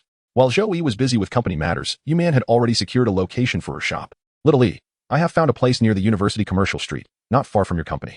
What do you think about opening there? As long as you are satisfied. That's what matters. This is your shop, sister man. I am merely providing some investment. You have complete authority, and I trust your judgment." Zhou Yi offered Yuman ample trust and autonomy. Although he financed the shop, he entrusted her with its management, hoping it would serve as a foundation for her future. Easing her burdens. For a resilient woman like Yuman, direct financial aid would not be acceptable. Instead, providing her with a shop to manage would bring her joy and comfort. Upon hearing Zhou Yi's words, Yuman beamed, "Then let us open on the commercial street. And we'll call it the Satisfied Restaurant." The name, derived from their names, carried significant meaning for her. Zhou Yi recognized the origin of the name and complimented. "It sounds beautiful, and it has a lovely meaning." He promptly transferred several million to Yuman's account before heading downstairs for a light meal. Zhou Yi paused, observing the woman still busy in the kitchen, and nodded, "I understand, Uncle Hai." Uncle Hai patted his shoulder, not one for many words, but with a kind heart. He wished for their happiness. Before leaving, Yuman stuffed a large bag filled with her homemade desserts into Zhou Yi's arms. "Little Yi, these are some sweets I made. If you get hungry while working, eat these. They are cleaner than store-bought, made with the best cream." "Thank you, sister man. But I didn't know you could make desserts. That's impressive." The original host had never seen her make sweets during her time there. Yuman smiled without elaborating, urging him to hurry to the company and not delay his work. "You should go. You have an interview this afternoon, and we can't keep the employees waiting." Speaking of employees, she suddenly recalled the striking woman who had been by Zhou Yi's side on the trending search. Despite her many uncertainties regarding Jiang Ruolin, she refrained from voicing any questions in Zhou Yi's presence. As for the desserts, she had only recently learned to make them. And Uncle Hai had noticed her baking cakes whenever she had free time, knowing she was doing it for Zhou Yi. After Zhou Yi got in the car, Yuman lingered at the door, her eyes filled with reluctance. Uncle Hai couldn't help but say, "You learned to make desserts for him and didn't mention it?" If he knew, it would surely make him happier. Men love to see women making sacrifices for them. Yuman shook her head. "This is something I willingly do. If he knows I'm giving too much, it might burden him. Someone like Little E is responsible and caring. If he finds out, he might hesitate to leave if he ever stops liking me. But I don't wish for that. I know I cannot hold on to him. He does not belong to someone like me." Yuman had never considered that Zhou Yi would be solely hers. So regardless of whether he would marry and leave her in the future, she would harbor no resentment. Chapter 67. All these years have been at this time. Zhou Yi spent 2 consecutive days immersed in interviews at Huanyu. By the weekend evening, the first round of interviews finally concluded. A total of over 50 candidates remained, with a low elimination rate. Many others were still eager to join Huanyu. Zhou Yi and Jiang Ruolin discussed the matter and decided to continue recruitment. As Huanyu was currently an investment firm, with employee positions related to investment content, he intended to recruit another batch of individuals specifically to develop a short video platform. Given that the company had just been established, Zhou Yi did not plan to create a separate studio, but rather to establish a software development department within the existing company. Jiang Ruolin was hearing such a novel concept for the first time. Short videos? Yes, trust me. This software will surely become a sensation in the future. Seeing Zhou Yi's confidence, Jiang Ruolin simply nodded. Zhou Yi's vision always surpassed hers. She merely needed to follow instructions and perform her duties well. Thus, Jiang Ruolin resumed the recruitment process, receiving 3 times the number of resumes compared to the last round. Simultaneously, she presented some reliable projects she had encountered for Zhou Yi's review. Zhou Yi cast a fleeting glance and noticed that most of the information pertained to finance, an area in which he had little understanding. Thus, he remarked, "These are your forte. If you deem them viable, feel free to invest. Additionally, I intend to primarily invest in the film industry, such as movies, television series, and web dramas."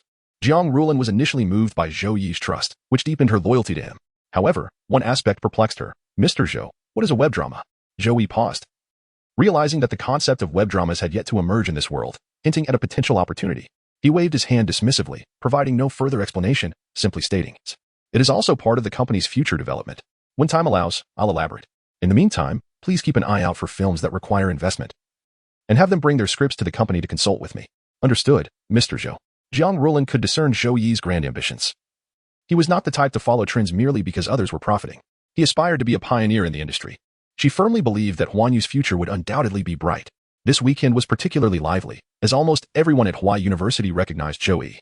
Upon entering the classroom, he once again garnered numerous glances. Zhang Wu eagerly presented his records of opposing negative commentary about Zhou Yi. "Brother Yi, look, I have become a qualified fan."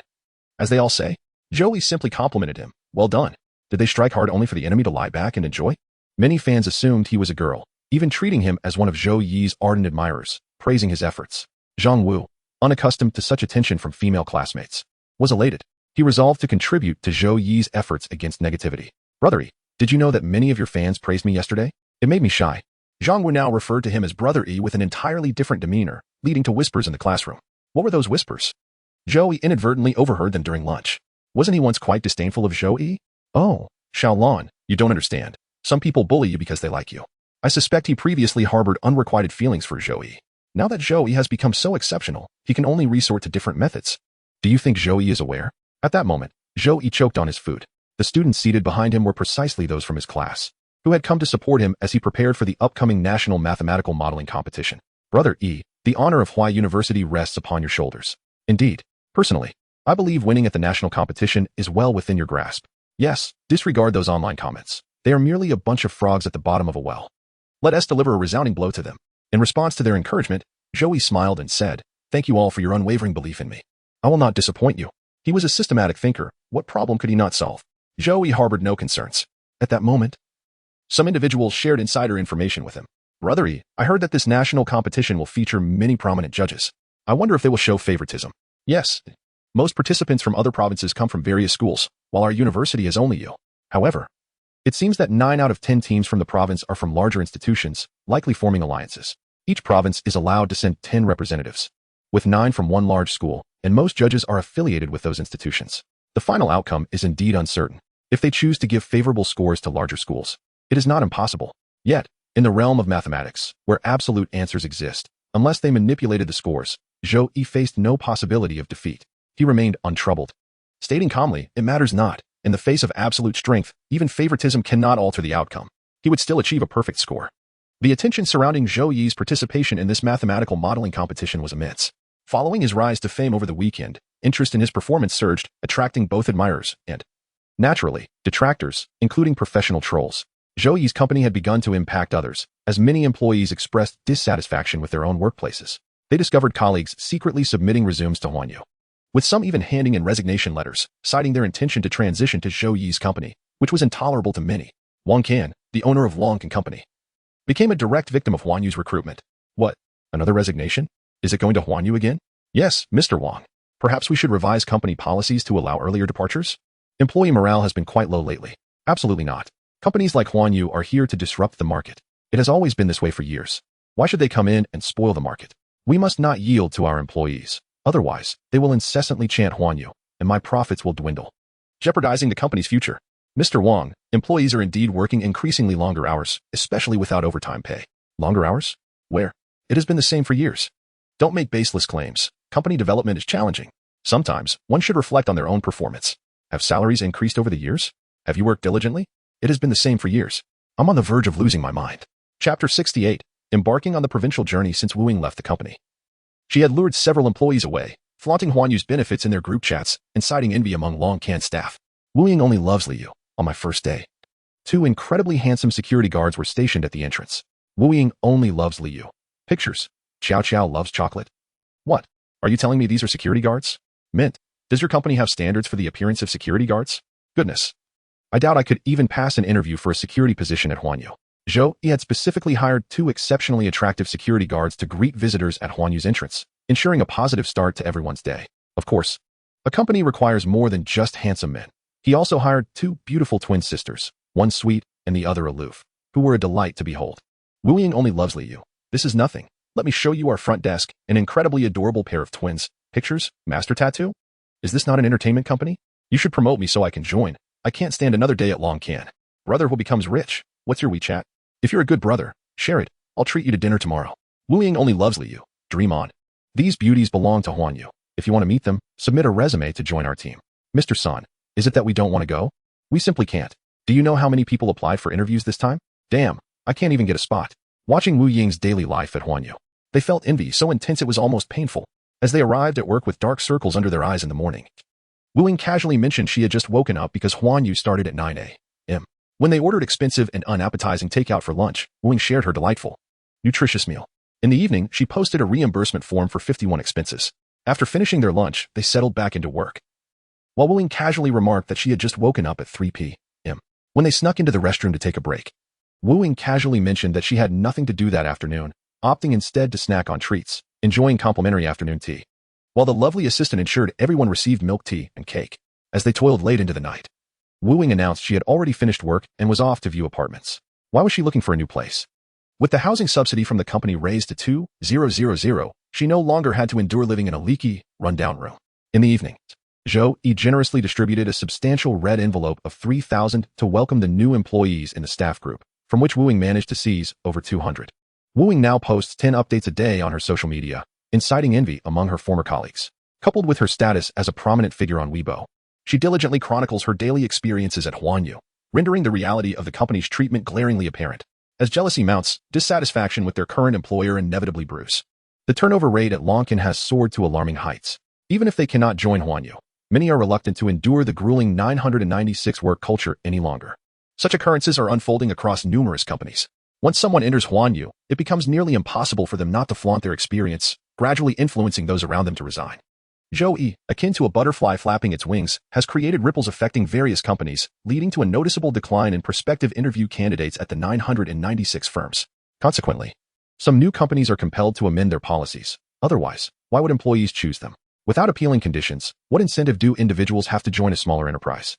While deeply entrenched, powerful corporations might remain unshaken. Zhou Yi has at least impacted several new firms, enlightening them on the type of environment conducive to swiftly attracting talent. For obstinate companies like Longcan, their strategy revolves around discrediting Zhou Yi. They believe that if Zhou Yi's company were to collapse, the market would naturally revert to normalcy. Longcan has been closely monitoring Zhou Yi's discussions, ready to seize any opportunity to tarnish Zhou Yi's reputation. He is determined, believing that with his vast network of supporters, he can undermine this fledgling entrepreneur. Participating in a mathematical modeling competition, he remains skeptical of Zhou Yi's potential for success. When the time comes, he plans to orchestrate a substantial online backlash against Zhou Yi and infiltrate Huanyu to sow discord, ultimately driving the company to its demise. Longcan's aspirations are grand, yet reality often proves harsh. On Saturday, Zhou Yi led a team of 5 members on a journey to the provincial competition, originally a group of 10. Several members departed in dissatisfaction when the leadership position was awarded to Zhou Yi instead of the runner-up, Yang Hong. Consequently, the team was split into 2, one led by Yang Hong and the other by Zhou Yi. Among the 10 participants, Zhou Yi was the sole representative from a second-tier university, prompting accusations of blatant discrimination. The remaining 5 willingly followed Zhou Yi. In Zhou Yi's team, comprising 3 boys and 3 girls, the latter found their gazes frequently drawn to him, unable to resist his striking good looks. Noticing the admiration from several girls, the lively Jiang Tsong playfully remarked, "Your eyes are practically glued to the captain's face. Why not just look openly?" Laughter erupted, alleviating the earlier awkwardness. Jiang Tsong suggested, "Let us all introduce ourselves, as we'll be together for several days. It would be rather uncomfortable to remain silent." As the captain, Zhou Yi was the first to smile and say, "I am Zhou Yi from Huaihai University, majoring in visual communication." A girl chimed in, "I know you. I saw you trending on social media. I couldn't help but praise your looks to my roommate, haha. I never imagined I'd get to chat with you today. It feels surreal. I admire you for starting your own company in your sophomore year.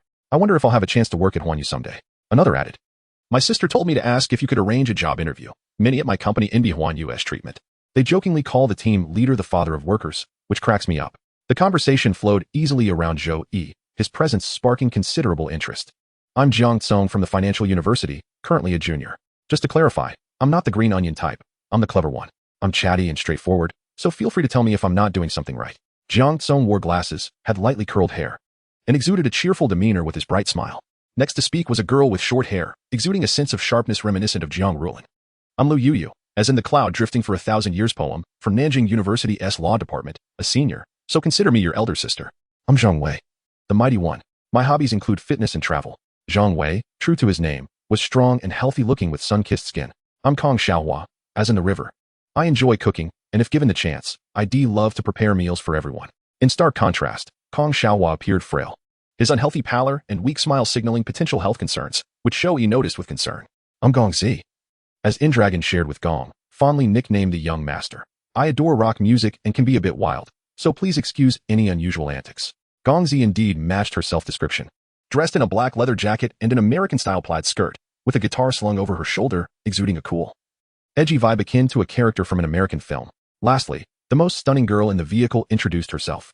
"I'm Wang Yuyan, from the Foreign Language Department. You can call me Yin Yin. Would it be possible for everyone to help me out later? I'd like to treat you all to milk tea."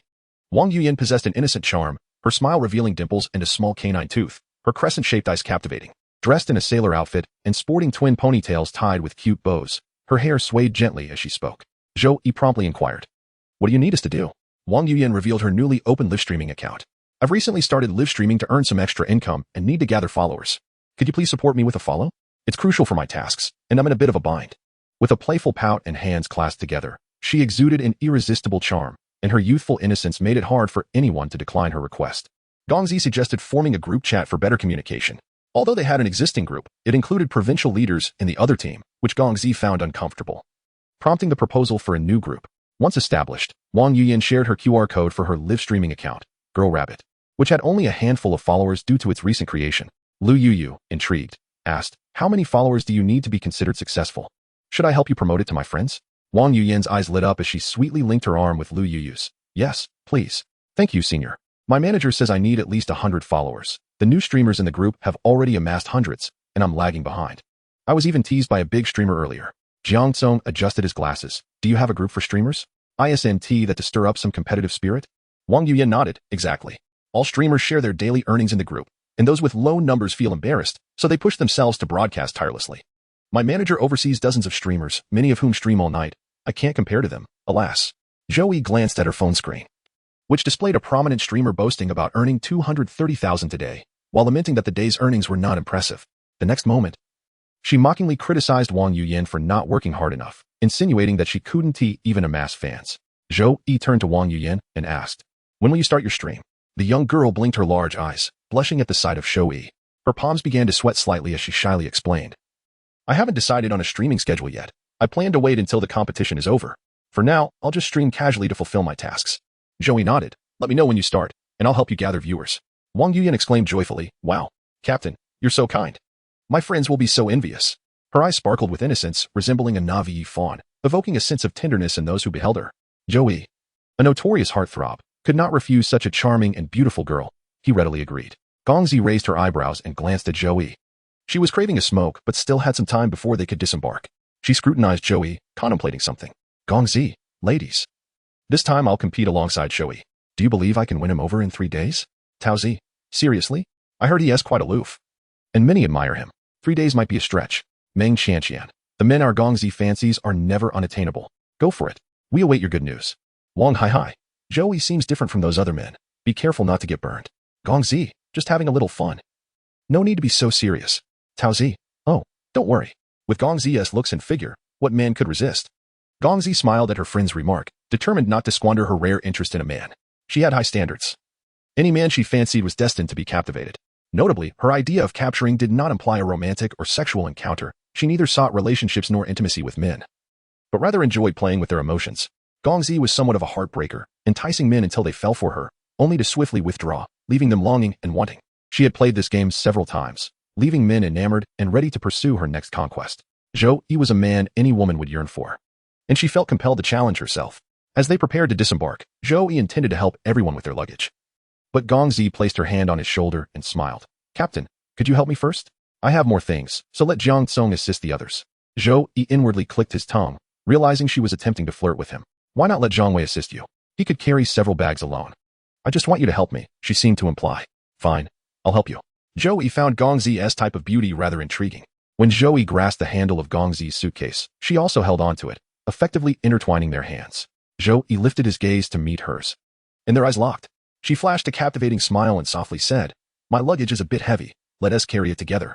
Zhou Yi lowered his eyes with a smile, and together they descended from the vehicle. Their hotel was nearby, with each person assigned a separate room. When distributing hotel rooms, Gongzi specifically requested to be placed next to Zhou Yi. The balconies of their 2 rooms were interconnected, a detail unnoticed by the others. After a tiring day of travel, it was already late when they arrived at the province.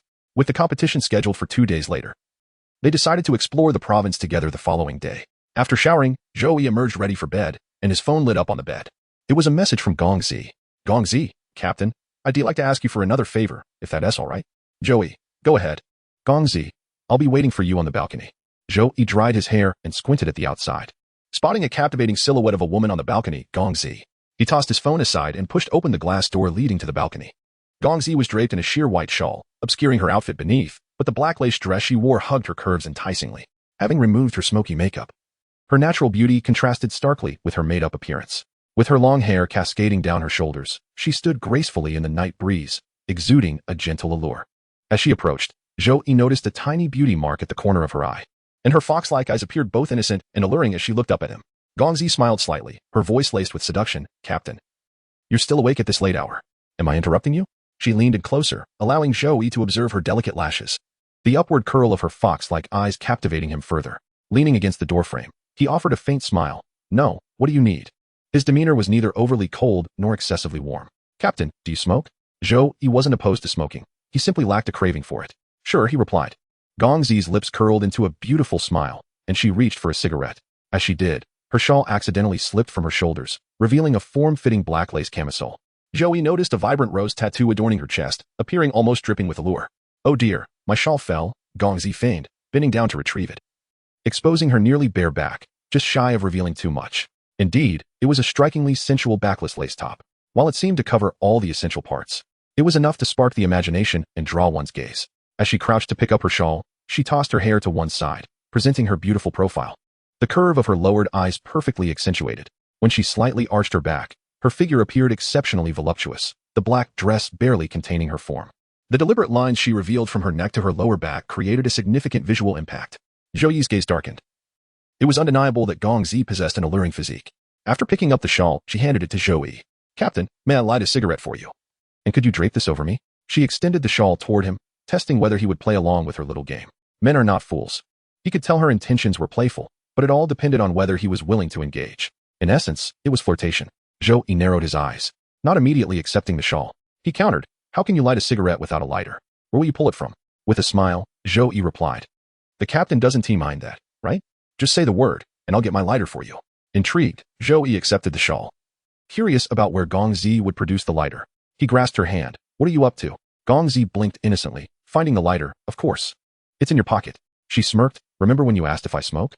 With that, she retrieved a small, lightweight lighter from Zhou Yi's right pocket, explaining why he hadn't noticed it. Leaning closer to his ear, she whispered, "Captain, would you like to know where I got this lighter from?" A fragrant aroma wafted into Zhou Yi's nostrils, prompting him to lean closer to the woman and whisper in her ear, "Are you intentionally tempting me? Are you not afraid of what I might do?"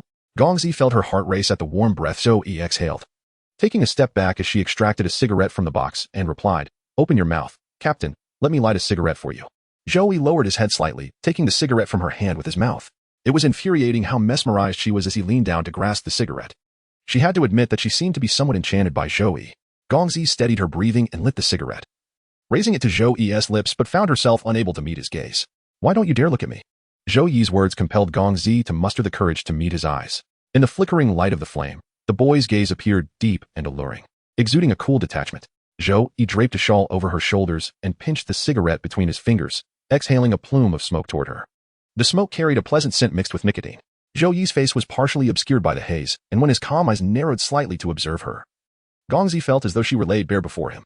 It was as if he could see right through her, regarding her with the same condescension with which she once viewed her own prey. Gongzi had thought of herself as the hunter, yet, in truth, her captivated gaze had revealed everything. Zhou Yi was not like the men she had encountered before, who could easily be led astray with a mere flick of a finger. The most sophisticated hunters often presented themselves in the guise of their prey. Gongzi believed herself to be the hunter, unaware that she had become the very prey ensnared in a trap. Suddenly, Zhou Yi brought the cigarette to her lips, instructing, "Open your mouth."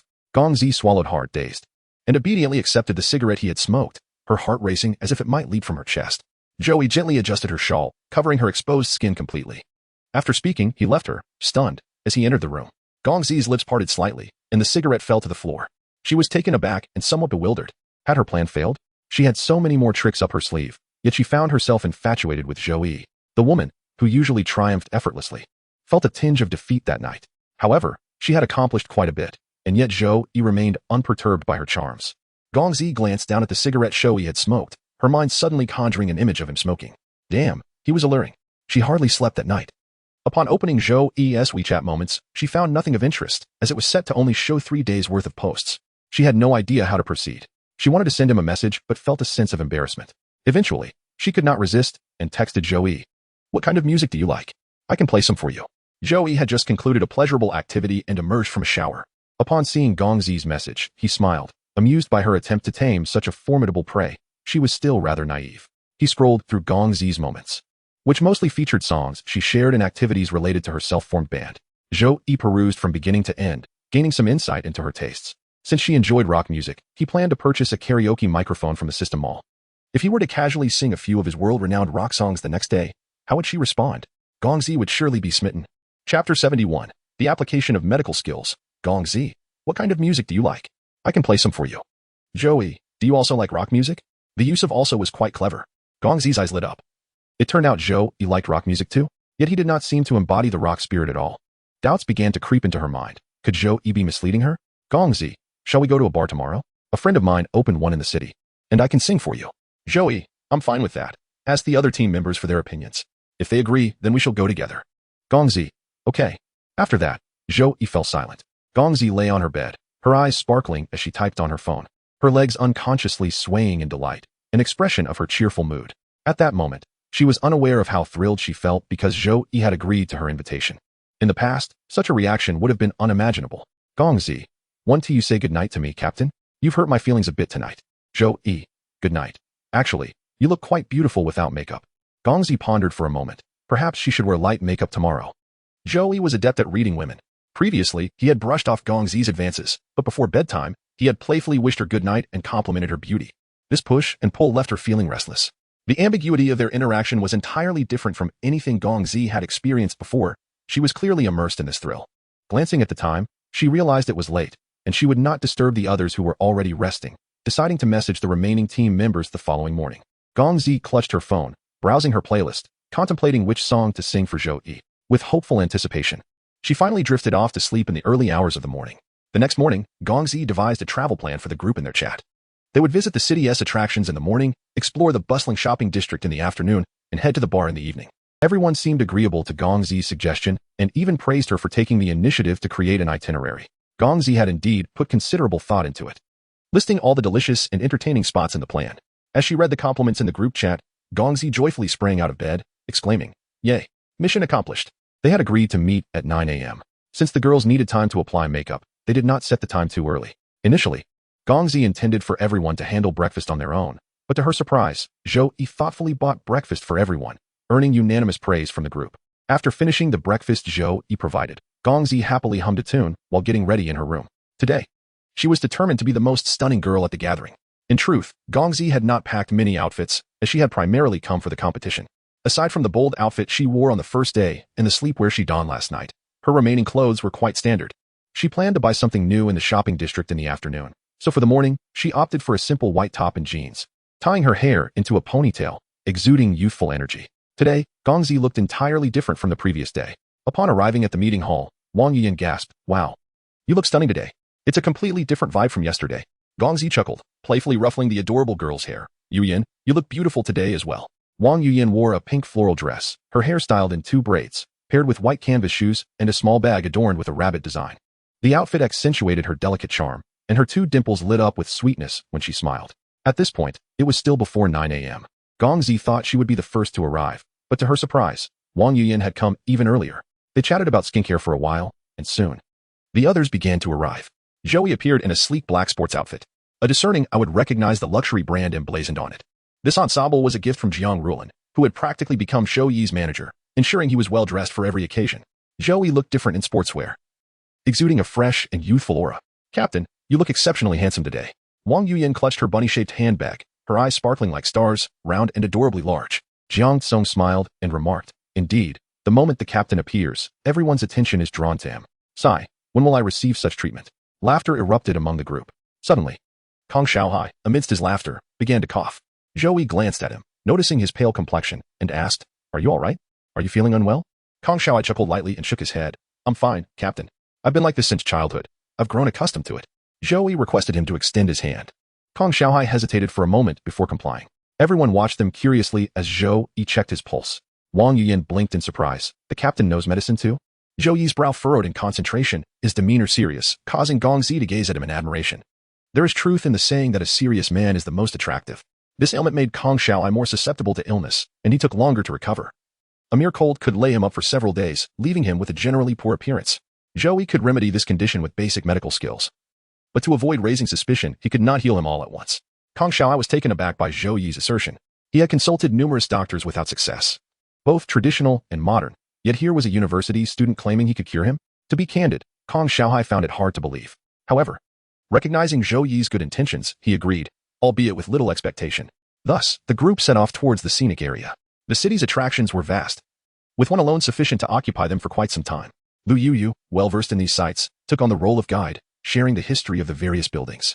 In the afternoon, Gongzi's fashion show was scheduled. Coming from a well-off family, her seemingly simple attire was, in reality, composed of high-end brands. She was knowledgeable about the local dining and entertainment scene, generously leading everyone to a luxury store for shopping, where she footed the bill. The city's commercial district was markedly more vibrant than Huaihai, filled with towering skyscrapers and prices that could be quite shocking. Yet Gongzi entered without a flicker of hesitation. Take whatever you like. It's on me. Her lavishness left the group astounded. Nothing in those stores was priced under 1,000 yuan. Everyone felt embarrassed to accept, politely declining her generosity. However, Gongzi was insistent, and they eventually relented, choosing more affordable items. Wang Yuyin pouted, feeling somewhat guilty. I only treated everyone to milk tea. I feel quite bad. Lu Yuyu reassured her, it's all right. Later we can pick out a gift for Gongzi. How about that? At this, Wang Yuyin finally smiled. Coming from a less affluent background than Gongzi and Lu Yuyu, she could not easily indulge in luxury goods. Lu Yuyu's suggestion was considerate of her feelings. Internally, she vowed to work hard on her live streaming to earn money for better gifts for Lu Yuyu and Gongzi. Meanwhile, the boys had decided to treat the girls to dinner that evening. Ideally, Zhou Yi could cover all their expenses. But doing so would likely provoke discontent among the other boys. It was unnecessary. Surprisingly, Kong Xiaohai gifted Zhou Yi an expensive wallet. A wallet costing several thousand yuan was quite a luxury for a university student. Zhou Yi hesitated to accept, but Kong Xiaohai smiled and explained. I'll need the captain's help tonight. We're not particularly close, so it's nothing for me to give a small gift. Small gift, indeed. It appeared he was also from a wealthy background. Kong Xiaohai was genuinely humble, giving no indication of his financial status. He dressed plainly, spoke modestly, and always wore a gentle smile, making him seem approachable, completely unlike a typical affluent heir. If Zhou Yi were to reflect, he would realize that the surname Kong was somewhat distinctive in Huaihai, as the wealthiest individual in the region also bore that name. Chapter 72, Rivalry Among Women. A battleground between females after shopping, Zhou Yi and the group enjoyed dinner before heading directly to Gongzi's friend's bar. Night encounter bar? Yes, indeed. Upon arriving, they looked up at the establishment, which boasted high-end decor and was situated in the city center, bustling with patrons. Gongzi stood by the roadside, making a phone call. And shortly after, a young man with blue hair emerged, appearing to be under 25. He was the bar's owner, Song Wei, a childhood friend of Gongzi. Establishing such a large bar in a city like this indicated his affluent upbringing. Here comes Xiaoji. With that, Song Wei greeted Zhou Yi and the others with a friendly wave. Gongzi affectionately linked arms with Wang Yuyin and Lu Yuyu, introducing them. Wei Go. Let me introduce you to my friends. Wang Yuyin, Lu Yuyu, Zhou Yi, Zhang Wei, Kong Xiaohai, and Zhang Kong. This is Song Wei, my childhood friend. He's treating us tonight, so don't hold back. Gongzi provided a brief introduction, and Song Wei managed to remember everyone's names without confusion. He placed a hand on Zhou Yi's shoulder and led them inside. We're all brothers here. Don't be shy. I'm a bit older, so feel free to call me Wei Go. Afterward, he pulled out a cigarette and offered it to Zhou Yi. Want one? Zhou Yi shook his head. I don't smoke, thank you. Song Wei didn't press the matter and smiled as he put the cigarette away. Once inside Night Encounter, they discovered the spacious and pleasant environment, complete with a second floor. Upon entering, they were greeted by an entire wall of liquor. And a large stage in the center of the hall featured a folk singer strumming a guitar.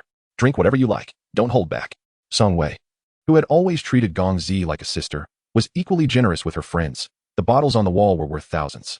Gongzi casually pointed to a bottle priced at 39,800 yuan, and Song Wei didn't even blink, promptly bringing out the more expensive offerings from the bar. He led the group toward the front of the stage, as Gongzi mentioned her intention to sing that night. As they passed a table of attractive women, those seated near Song Wei immediately took notice of Zhou Yi. Wow, there's such a handsome guy. Wei, look quickly. He's even more attractive than a celebrity. He looks somewhat familiar, as if I've seen him somewhere before. Come on, just because he is handsome, you think he is familiar?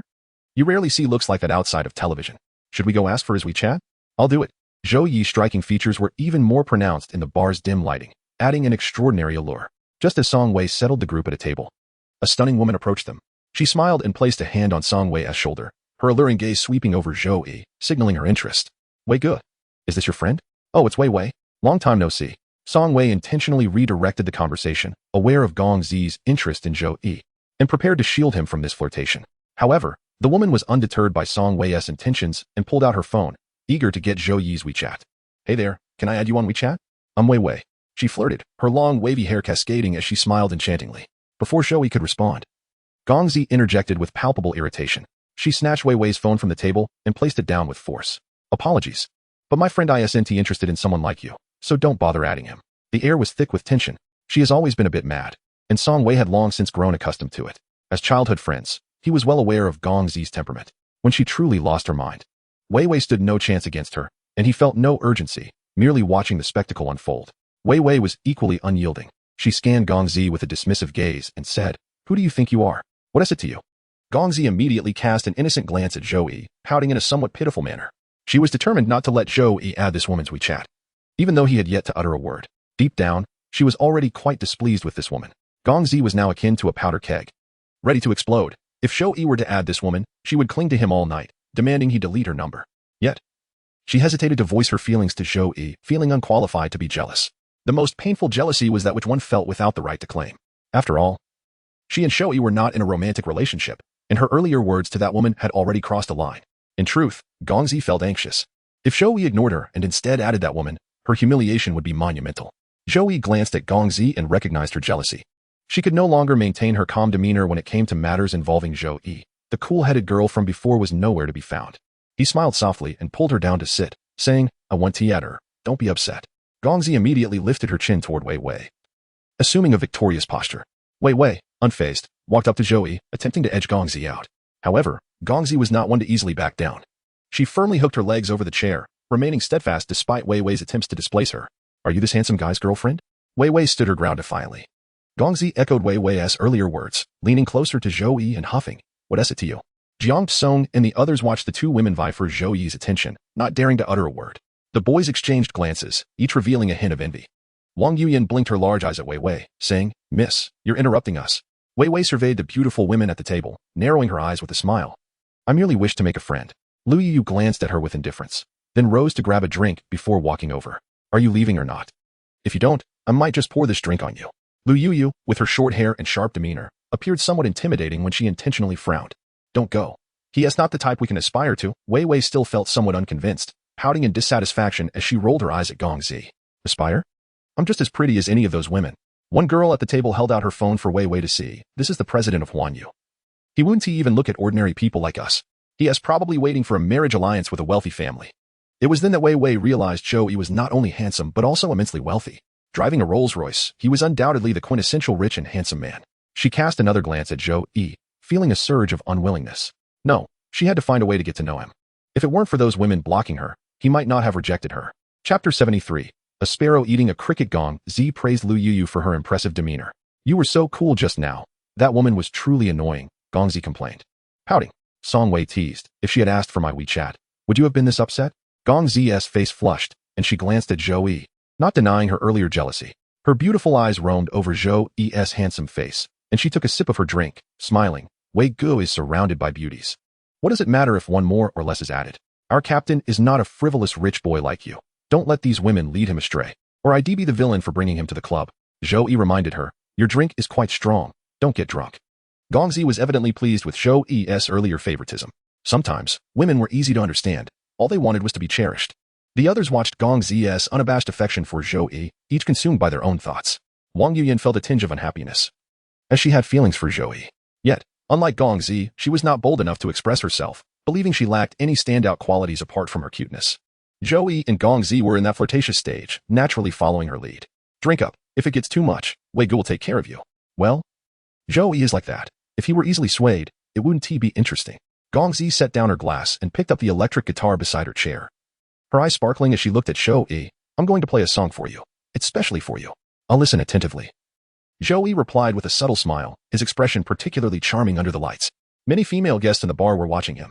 Some recognized him and took pictures, while others were eager to approach and add him on WeChat. As Gong Zi took the stage, she playfully complained, "Captain, don't add anyone else on WeChat. Those women have ulterior motives." "All right, I won't add anyone," Zhou Yi replied, and Gong Zi instantly beamed with joy, tossing her hair back and confidently taking the stage with her guitar. Dressed beautifully and exuding a cool aura, the audience quickly erupted in cheers. The stage lights illuminated her stunning face as she gazed at Zhou Yi, saying, "This song is dedicated to my captain. I hope you like it." Song Wei led the applause, turning to Zhou Yi. "Have you ever heard Xiao Zi sing?" "No, today is the first time. She has never sung for any man before." "You are the first. Then I feel honored." Zhou Yi clinked his glass with Song Wei and began to listen intently to Gong Zi's performance. Gong Zi's singing voice was completely different from her usual tone, carrying a slight raspy quality reminiscent of a smoky timbre. When you speak softly, it's just like in my dreams. I think of you day and night. Do you know? How should I hold you without feeling nervous? This song. I only wish to sing for you. My love is hidden in my eyes, like stars falling into the sea, easily unseen by you. Zhou Yi couldn't help but admit that Gong Zi was enchanting when she sang. With her eyes gently closed, it seemed she was immersed in her own world. Each lyric imbued with deep emotion and beauty. When she finished, the audience erupted into applause. Gong Zi smiled at Zhou Yi from the stage, asking, "Captain, did you like it?" Was she inquiring whether he enjoyed the song or the singer? Gong Zi did not press further about his preferences. Instead, she joyfully leaped off the stage, and in her inebriated state, she boldly kissed Zhou Yi. Naturally, he did not shy away, even if he wanted to. It would have been impossible to evade her.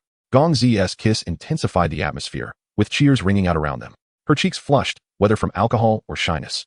It was hard to tell. "Xiaozi, you're drunk," Song Wei said with a hint of exasperation. Zhou Yi lowered his gaze to the guitar in her hands and asked, "May I sing a couple of songs?" Gong Zi exclaimed in delight, "Captain can sing?" Zhou Yi nodded. Gong Zi promptly placed her electric guitar into Zhou Yi's arms. "Go ahead. I want to hear what the captain's singing is like." Zhou Yi smiled and took the guitar to the stage. The women below were all curious. If he was handsome, it would be enough. If he could sing love songs too, how many hearts would he captivate? Those who had seen Zhou Yi on trending searches even began to livestream. Zhou Yi had previously invested attribute points in the System S store to acquire singing and instrumental skills, and tonight, he was bound to dazzle the entire venue. The light shone upon him, resembling a cascade of starlight. As I gazed upon the scene, my Navi self seemed to emerge from a narrative in which I did not exist. Zhou Yi's voice, deep and alluring, resonated with a captivating huskiness that imbued a unique sense of bewilderment. What song is this? I had never heard it before. Is it some niche music? Quite pleasant, indeed. I had no idea Zhou Yi possessed such a remarkable singing talent. It was utterly enchanting. The patrons below were abuzz, astonished by Zhou Yi's unexpected vocal prowess, and fervently searching for the song's title. Just as they assumed it was a ballad, Zhou Yi's voice transformed, reaching a crescendo. He suddenly opened his eyes, tilting his head slightly back, his voice soaring as he strummed the guitar with fervor. The lights danced upon his hair, highlighting the striking contours of his jawline as he gazed upwards. The initial verses of the song were gentle, but the sudden peak was breathtaking, causing the audience to widen their eyes in awe. How astonishingly handsome he is. This is rock music. What is this song? It's so delightful. Yet I have never encountered it before. Even I, a man, found myself captivated, truly a marvel. Gong Zi appeared entranced, her gaze fixed on Zhou Yi. Not only could he sing, but he did so with exceptional skill. She was completely smitten. I shudder to think how many female admirers he would attract if he entered the music industry. Zhou Yi concluded with a performance of Mountain and Sea, and after finishing, he stood under the spotlight with a gentle smile. The audience fell silent for a few moments before erupting into thunderous applause, with some girls throwing flowers onto the stage. Many guests rushed to the front, waving their phones at Zhou Yi. The system notified him that his Heartthrob value had skyrocketed, likely due to someone live streaming the event. Among the streamers was a budding influencer, whose audience clamored to discover the song's artist, but searches for Mountain and Sea yielded no results. Someone in the crowd inquired, "Which artist is this? Why can't we find it, handsome?" Zhou Yi chuckled and, with an air of nonchalance, replied, "It's my own song, performed for the first time in public."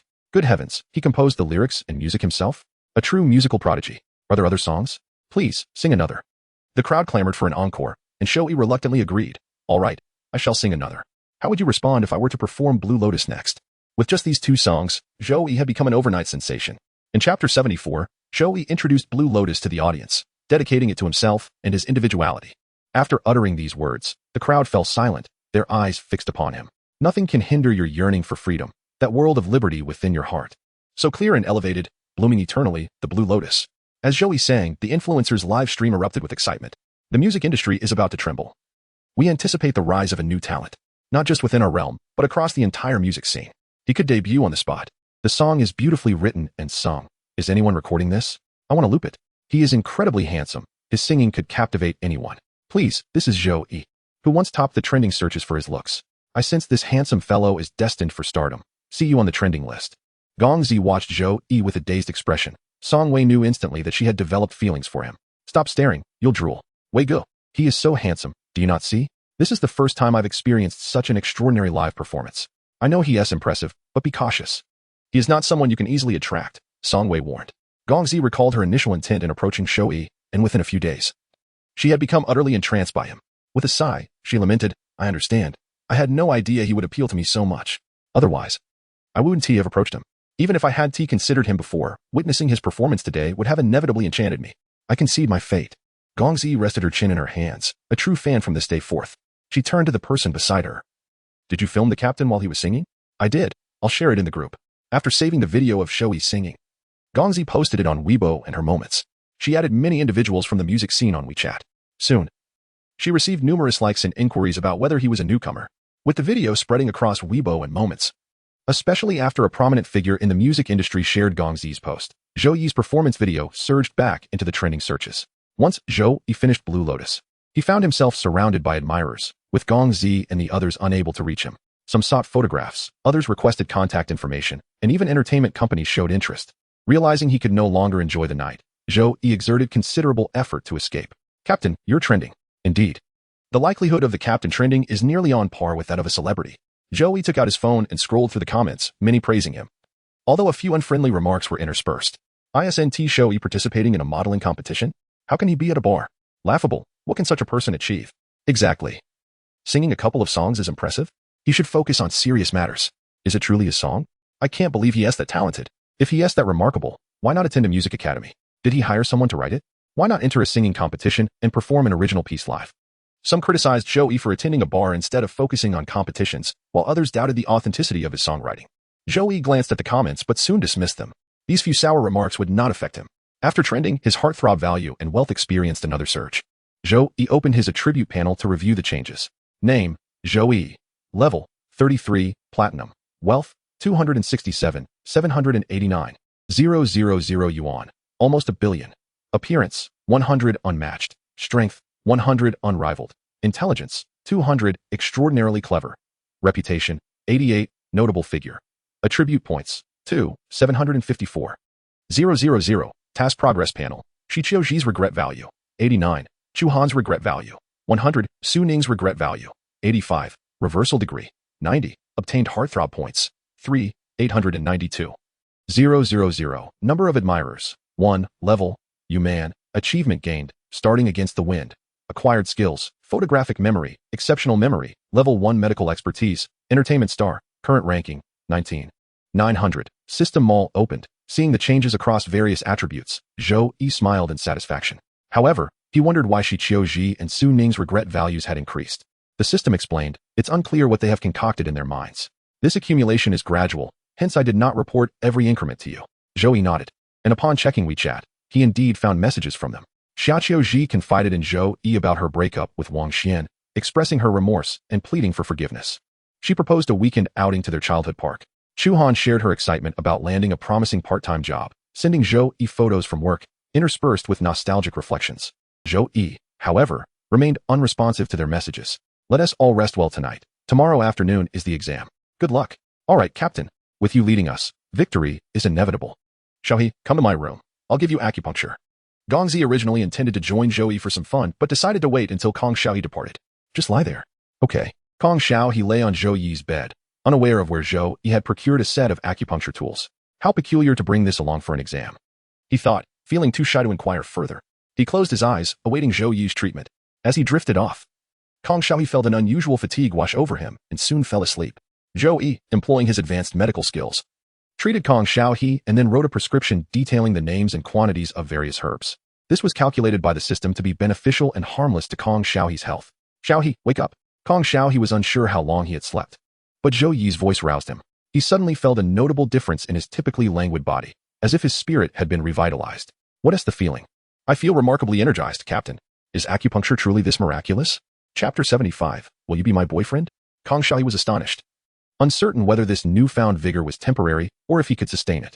He gazed at Zhou Yi with anticipation, asking, will my health continue to improve? Zhou Yi handed him the prescription. Yes, adhere to the instructions on this, and your body will return to a normal state. Kong Xiaohe eagerly accepted the paper, treating it like a precious treasure before tucking it into his pocket. Captain, I truly don't know how to express my gratitude. After this competition, please come to my house. I'd like to treat you to dinner. However, Kong Xiaohe's invitation was far from ordinary. Zhou Yi initially considered declining, but Kong Xiaohe's next words changed his mind. How about I introduce you to some business partners? Kong Xiaohe was aware that Zhou Yi owned a company. For Zhou Yi, connections were far more valuable than monetary gifts. Kong Xiaohe sincerely wished to show his appreciation. Zhou Yi was momentarily taken aback, then hesitantly inquired, does your family also engage in business? Kong Xiaohe nodded. Yes, my father knows many businessmen. Since you've done me a favor, It wouldn't be an issue for him to introduce you to a few contacts.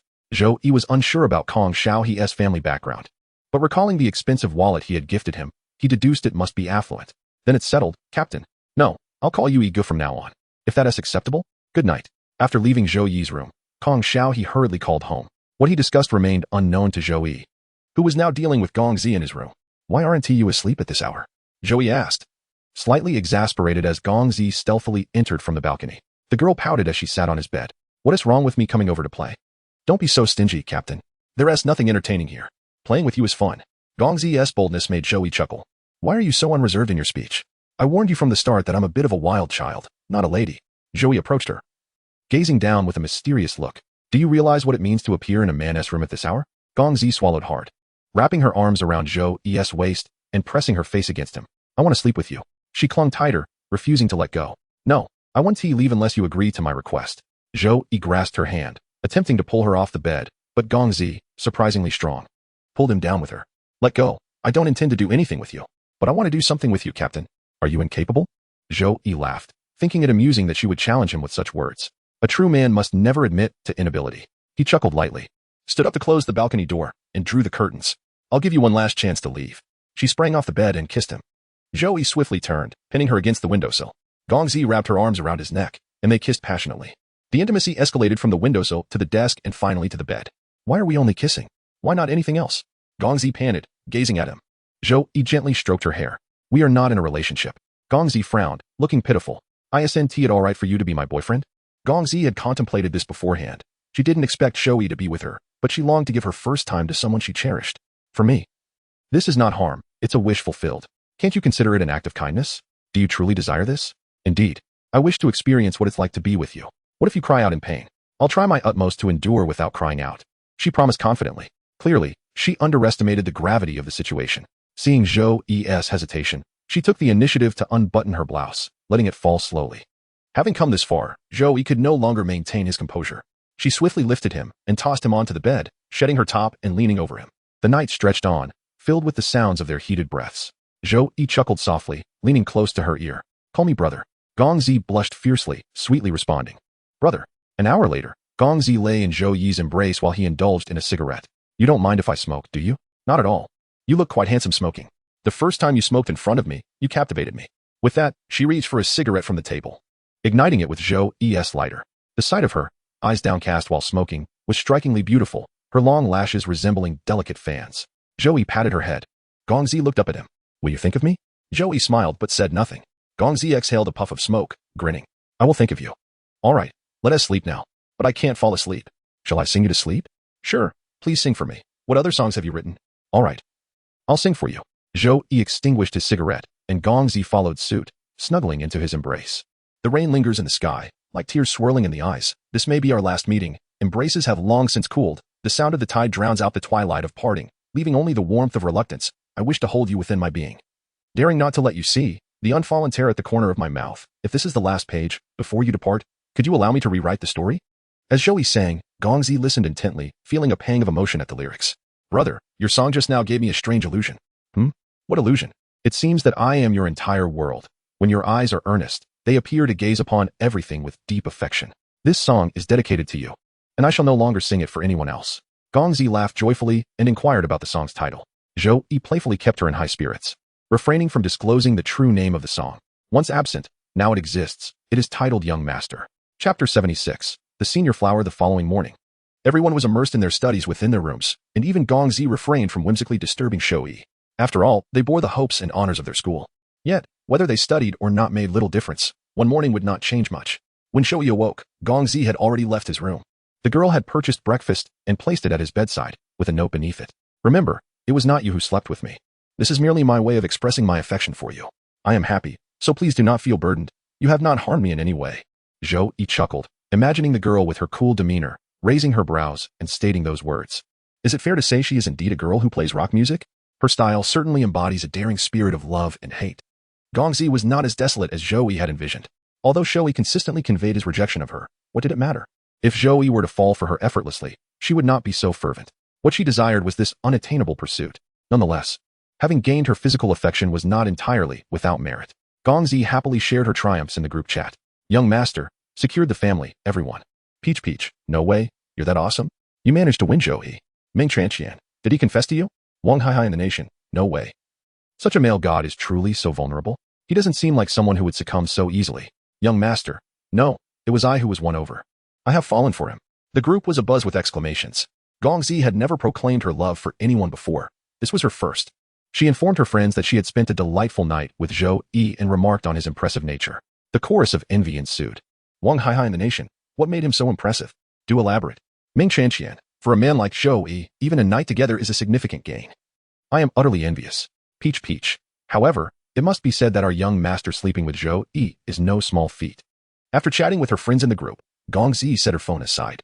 There was a competition in the afternoon, and she had no desire to be outperformed by others. Zhou Yi, on the other hand, felt no need to study. He had already aced the exam. Regardless of the outcome, he was on the phone with Jiang Ruolin, who informed him that since the previous day's trending topic, the account Zhou Yi's assistant had received numerous messages from entertainment companies, as well as invitations from various shows and musicians. Mr. Zhou, what are your thoughts? First, let's verify the authenticity of these accounts and messages. If they are from reputable companies and shows, we can consider them. All right. I will gather their contact information and compile it into a table to send to you shortly. While Jiang Ruolin was searching for information on her computer, she paused. A smile breaking across her face. Mr. Zhou was genuinely straightforward. However, she could not simply accept his generosity. Mr. Zhou, you are far too courteous. As your assistant, my primary role is to alleviate your burdens. Let's discuss a raise once I have helped you earn some profits. I am not yet deserving of such consideration. Jiang Ruolin was a proud woman. In her eyes, Zhou Yi had already treated her exceedingly well, having only joined the company for a brief time. It would be unreasonable to request a raise without any achievements. Such actions might incite discontent among other employees, so she declined. For the first time, Jiang Ruolin felt a strong desire to assist her boss in generating income. She felt that not exerting herself would be unjust towards Zhou Yi, especially since working at Huanyu was such a joy. Jiang Jia, do we have no work today? When Jiang Ruolin stepped out to fetch water, an employee at her workstation asked her. But Jiang Jia, we spend our days eating, drinking, and playing games. I have never felt so burdened by slacking off at work before. Me too. It feels as though we are just living off Mr. Zhou's generosity. I long to contribute something to the company. Ah, if only other company employees could hear us, they would surely think we were insane. Laughter erupted among the group. By the way, Jiang Jia, did Mr. Zhou really say we could play games at the company? I'm still a bit hesitant. Wu Ying and when Xin exchanged glances. Realizing how fortunate they were to be at Huanyu, they were hesitant to share their daily activities with friends, fearing jealousy. It felt as though they had gained weight since joining the company. I feel like I'm in retirement. I used to look forward to retirement. And now I feel as though I already have. Pass me some of those chips on your desk. Let us gossip. Did you all know about Mr. Zhou being a musical prodigy? Of course. I absolutely love that song Blue Lotus. No wonder Huanyu is such a remarkable company. Mr. Zhou's vision is on a completely different level compared to other bosses. I am so looking forward to our team building event, more than I ever have before. The work atmosphere at Huanyu was incredibly pleasant. Colleagues were devoid of deceitful rivalry, and no one felt compelled to compete. The predominant activities involved gossiping or teaming up for games, reminiscent of university camaraderie. In such an environment, Jiang Ruolin felt at ease. Typically, an executive assistant was not held in high regard by employees. On the surface, she appeared to be the right hand of the boss, tasked with conveying company decisions, which could easily make her a target for criticism. However, in reality, she was also an employee, and the boss often sought her insights on company matters. Being caught in between was a challenging position. At Huanyu, these worries dissipated. Truth be told, Zhou Yi's absence over the past few days had left her yearning for him. Jiang Ruolin found herself lost in thought, staring at her computer screen, recalling the time he had been intoxicated. She tightened her grip on the mouse. If only Zhou Yi were not her superior. Yet, without that hierarchy, their connection would not be as profound. Thus, it was an unsolvable dilemma. She sighed and returned to her work. Meanwhile, Zhou Yi and his companions had entered the venue, preparing for the competition. This modeling competition was held at a prestigious university. As expected from a great institution, it is truly beautiful, Jiang Tsong remarked, admiring the campus scenery. As the foremost educational institution in Huahua, it boasted a rich history. Sprawling grounds 10 times larger than Hua University and was adorned with stunning landscapes and attractive individuals. Upon entering the campus, Zhou Yi and his group attracted numerous glances. He was simply too conspicuous. Isn't that Zhou Yi, who was trending yesterday? Indeed, it seems he is here for the competition. He's even more handsome in person. I thought the video was edited. Should I ask for his WeChat? To Zhou Yi's surprise, a girl approached him, requesting his WeChat. He politely declined, and she smiled before walking away. Throughout their journey, Zhou Yi found himself declining countless requests for his WeChat, including from some boys, though he could only speculate about their motives. Upon arriving at the testing location, they noticed a considerable gathering outside. A team from the province also spotted Zhou Yi's group, with their captain, Yang Hong, casting a cold glance at Zhou Yi before dismissively averting his gaze. What a look he gave. Who does he think he is? Jiang Tsung rolled his eyes at Yang Hong. Wang Yuan scoffed. He is nothing but a defeated captain. How can he be so arrogant? Zhou Yi, with his characteristic good humor, smiled and said, let him be. He doesn't see us as part of his team. So we need not concern ourselves with him. After Zhou Yi finished speaking, the crowd suddenly stirred. It was Xie Tingwan. Chapter 77, The Goddess Xie Tingwan. Is it really Xie Tingwan? Oh my, I'm utterly mesmerized. Her face is astonishingly small. I feel such envy. How can there be someone so talented and beautiful? Heaven truly favors her. Finally, I've seen her in person. I dare not gaze into her eyes, for to look more than once would be an act of desecration. My goddess. The arrival of this young lady ignited a fervent discussion among the onlookers. Zhou Yi followed their gaze and beheld a girl being surrounded by a few others as she approached. She wore a simple white dress, adorned with a modest camellia at the collar, carrying a backpack and cradling several books in her arms as she walked gracefully towards them. Her lustrous black hair danced in the wind, and her every step was delicate and poised. The girl's beauty was not of the flamboyant kind. Rather, it was as pure and pristine as fresh snow, exuding an aura of gentle elegance. A soft smile graced her lips, embodying a serene composure. Just from her demeanor, one could sense the profound intellect she possessed. She was undoubtedly a girl of extensive knowledge. Wang Yuyan couldn't help but exclaim, my goodness, she is utterly stunning. For the first time, I truly understand the term goddess. Lu Yuyu inquired curiously, do you know her? She seems quite famous. Jiang Song explained. She is the most renowned campus beauty, widely recognized. Ever since she entered the university, the enrollment posters have never featured anyone else but her. At that moment, the system reminded Zhou Yi, host, Xie Tingwan is your target of pursuit, level A. This was the highest-ranking character among his targets. Zhou Yi squinted slightly, not surprised. Such beauty could not be anything less than level A. However, Xie Tingwan was defined as more than just her looks. She was not an easy character to pursue, as the difficulty of pursuit often correlated with the character's level. Host, for characters above level A, the system can provide affection prompts. That was rather considerate, as the hearts of such goddesses are seldom easy to decipher. It requires 100,000 attribute points to unlock immediately. Zhou Yi thought, indeed. There are no free lunches in this world. However, 100,000 attribute points were somewhat acceptable. The affection value for a level A goddess is typically 100,000. One must be willing to invest to reap rewards. With tears in his eyes, Zhou Yi made the purchase. Xie Tingwan was indeed famous, unlike Su Ning. Though she was the campus beauty, she did not possess an aloof demeanor. She was gentle and approachable, frequently assisting her classmates, excelling academically, consistently receiving scholarships, and often winning competitions.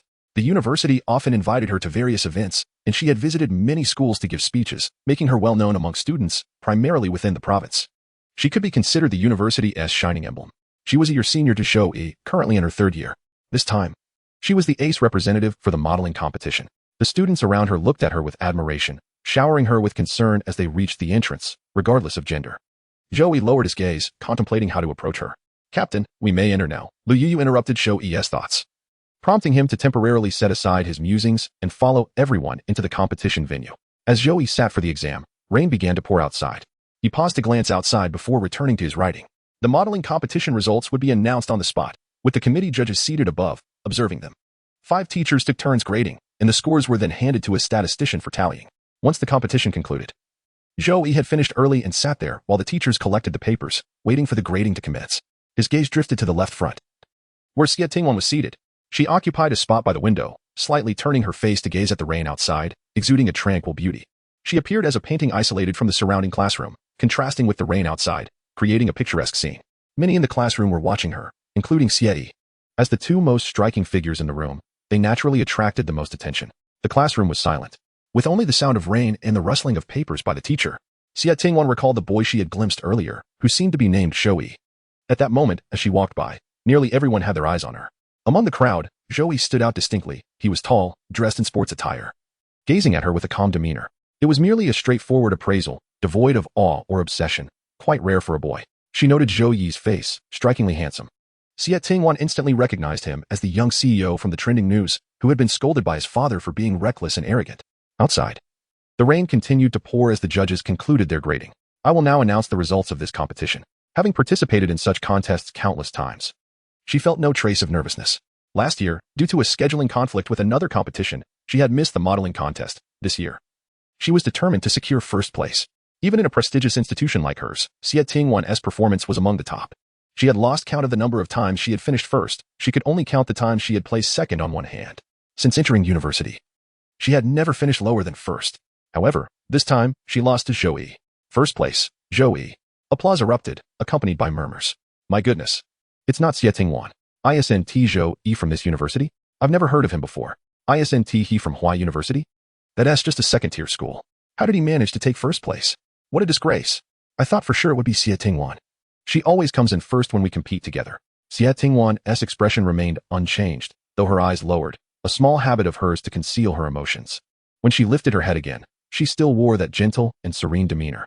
Second place, Xie Tingwan. The applause resumed, and Xie Tingwan offered a faint smile, calm and composed.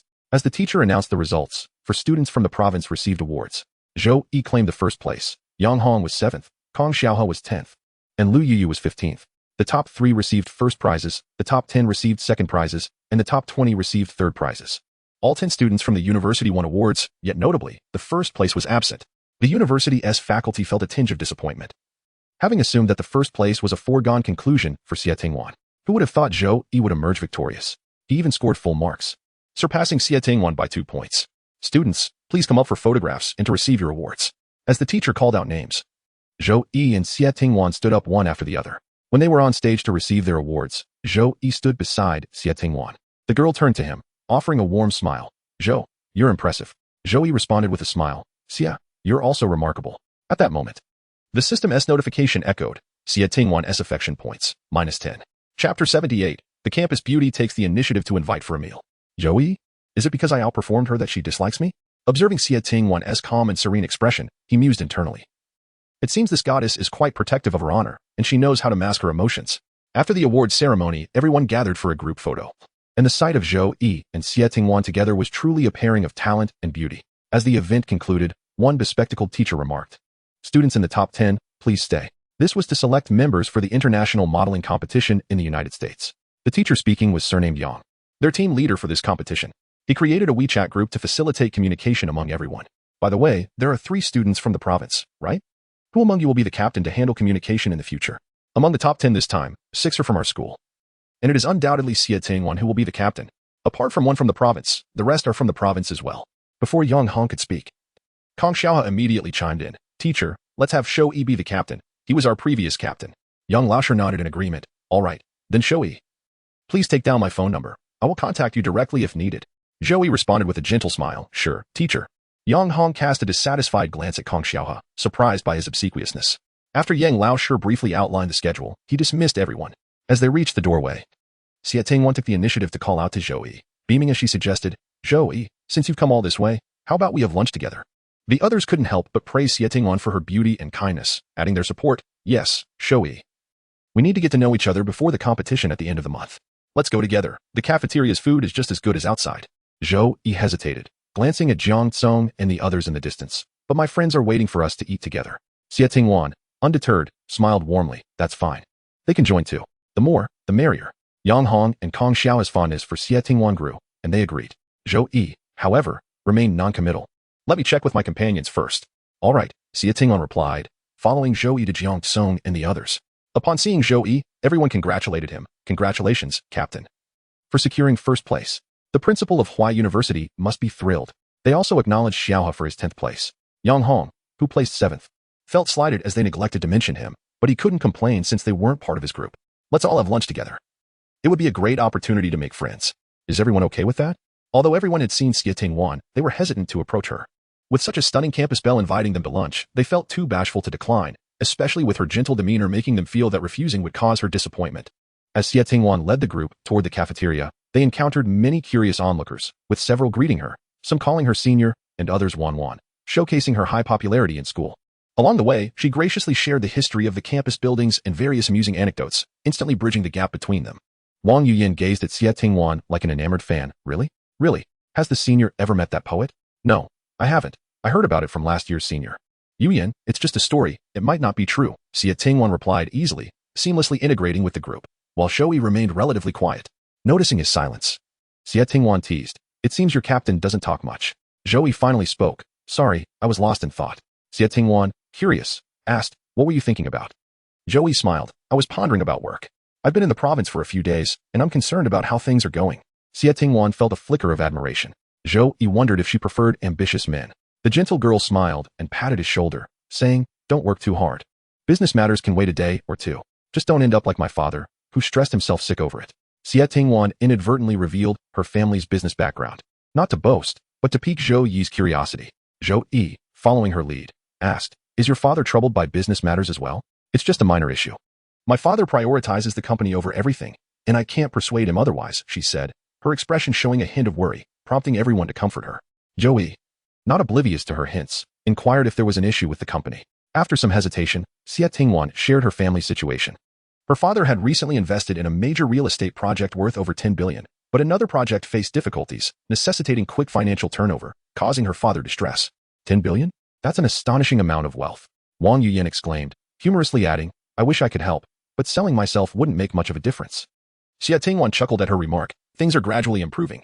It should return to normal soon. My father's just a bit anxious, but it's not a major issue." Though she seemed to mention her father's situation casually, she inadvertently revealed several key insights. Her family was affluent. Her father might need additional funds shortly, and the issue could be resolved without assistance, albeit with time. Only Zhou Yi could potentially help, given his connection with Huanyu Investment Corporation. Zhou Yi contemplated whether it was worth spending money to pursue her, and whether her words held any truth. "Senior, what is the name of your company?" "Perhaps I can assist," Zhou Yi inquired. The moment he spoke, Xie Tingwan's admiration for him visibly increased. "Tianhua Group. I wonder if you've heard of it?" She replied with a slight smile, locking her gaze with Zhou Yi's. Gongzi interjected in surprise. "Tianhua? Is it the Tianhua real estate?" "Yes. Real estate is a significant sector for Tianhua." Their conversation continued as they arrived at the cafeteria. Xie Tingwan deftly shifted the subject to other topics, as the crowd made it impractical to delve into details with Zhou Yi. During lunch, Xie Tingwan dominated the conversation, effortlessly engaging everyone with her words. Zhou Yi's phone buzzed incessantly, yet amidst the lively chatter, he felt awkward checking it alone. Throughout the meal, Xie Tingwan did not engage Zhou Yi much, as if she had merely mentioned her family's affairs in passing. She maintained her composure. On the way back to the hotel, fatigue settled in, and conversations dwindled. Zhou Yi opened his phone to search for Tianhua Group, and numerous articles appeared, revealing it as a colossal conglomerate with ventures in real estate, dining, and entertainment, boasting a market value exceeding 100 billion. Xie Tingwan was indeed a bona fide heiress. The profile indicated that the president of Tianhua Group, Xie Changren, was nearing 60. With 3 sons and 2 daughters, Xie Tingwan was the third child, with 2 elder brothers. This was merely the surface, as entertainment news hinted at possible illegitimate children, a not uncommon occurrence in wealthy families.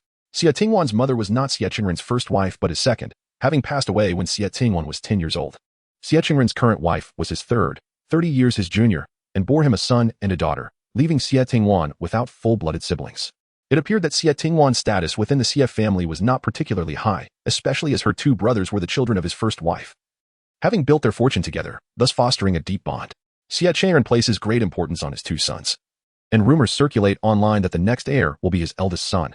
Xie Tingwan's younger siblings have the support of their current third wife, Ai Qingqing. Only she stands alone, without any backing. In every family photograph of the Xie family, Xie Tingwan is always relegated to the corners. Zhou Yi furrowed his brow, his expression one of complexity.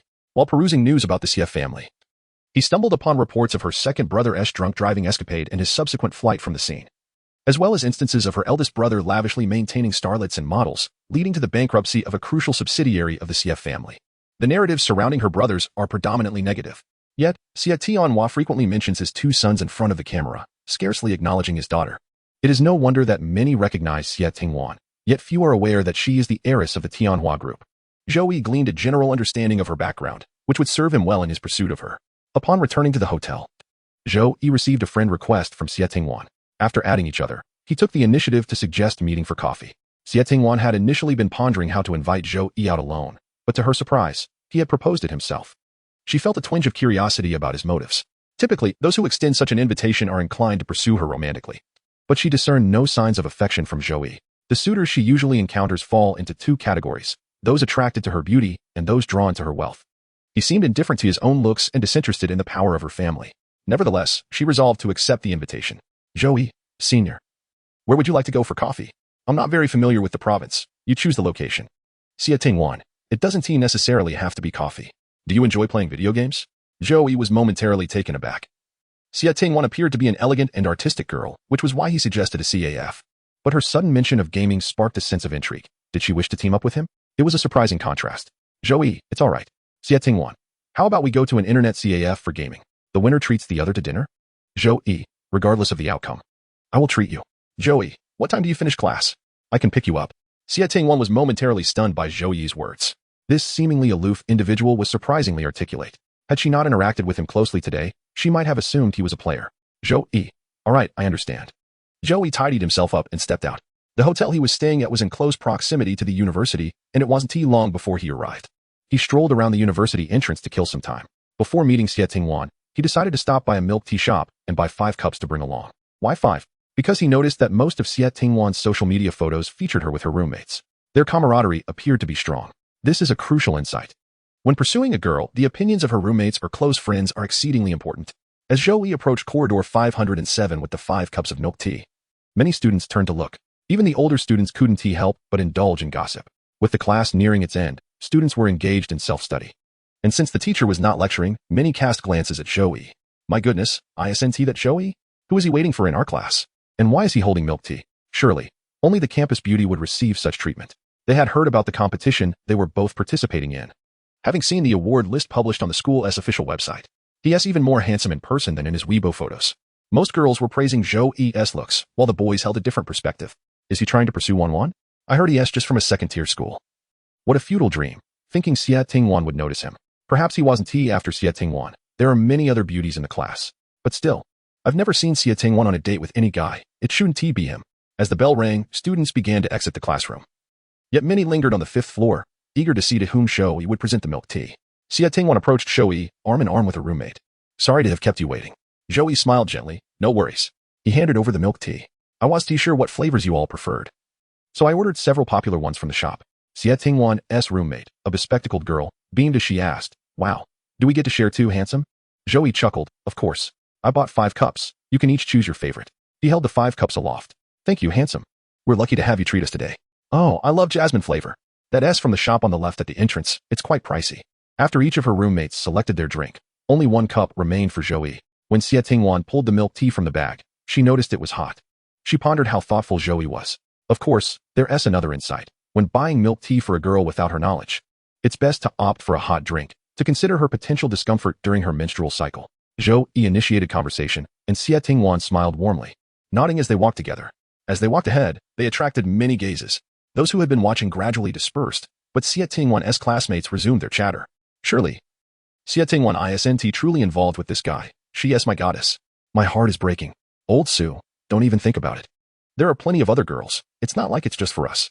Sigh, at least Zhou Yi is handsome and wealthy. They seem like a good match. Zhou Yi held onto the cup of milk tea without taking a sip. Xie Tingwan curiously inquired, Aren't you going to drink? I'm not fond of milk tea. Really? Then why did you buy an extra cup? I was afraid there wouldn't be enough flavors for you to choose from, if there is something you dislike. You'd have a backup. Xie Tingwan was taken aback. Zhou Yi was exceedingly thoughtful. Xie Tingwan's affection for him increased by 1 point. Thank you, Zhou Yi. You're truly considerate. It's my pleasure. It's an honor to treat you to milk tea, senior. Zhou Yi's demeanor in the afternoon seemed to differ from his earlier aloofness during the exam. Was it merely her illusion? He didn't seem as cold now. Although she was uncertain about the reason behind this change, she found herself rather fond of this gentle, attentive side of Zhou Yi. With a teasing smile, she remarked, You're so considerate. It's evident you've had your fair share of girlfriends. Zhou Yi shook his head in denial. I've only had 1 girlfriend. And it ended poorly. Let us not discuss her. It's all right. Someone like you must have countless girls chasing after you. There is no need to dwell on the past.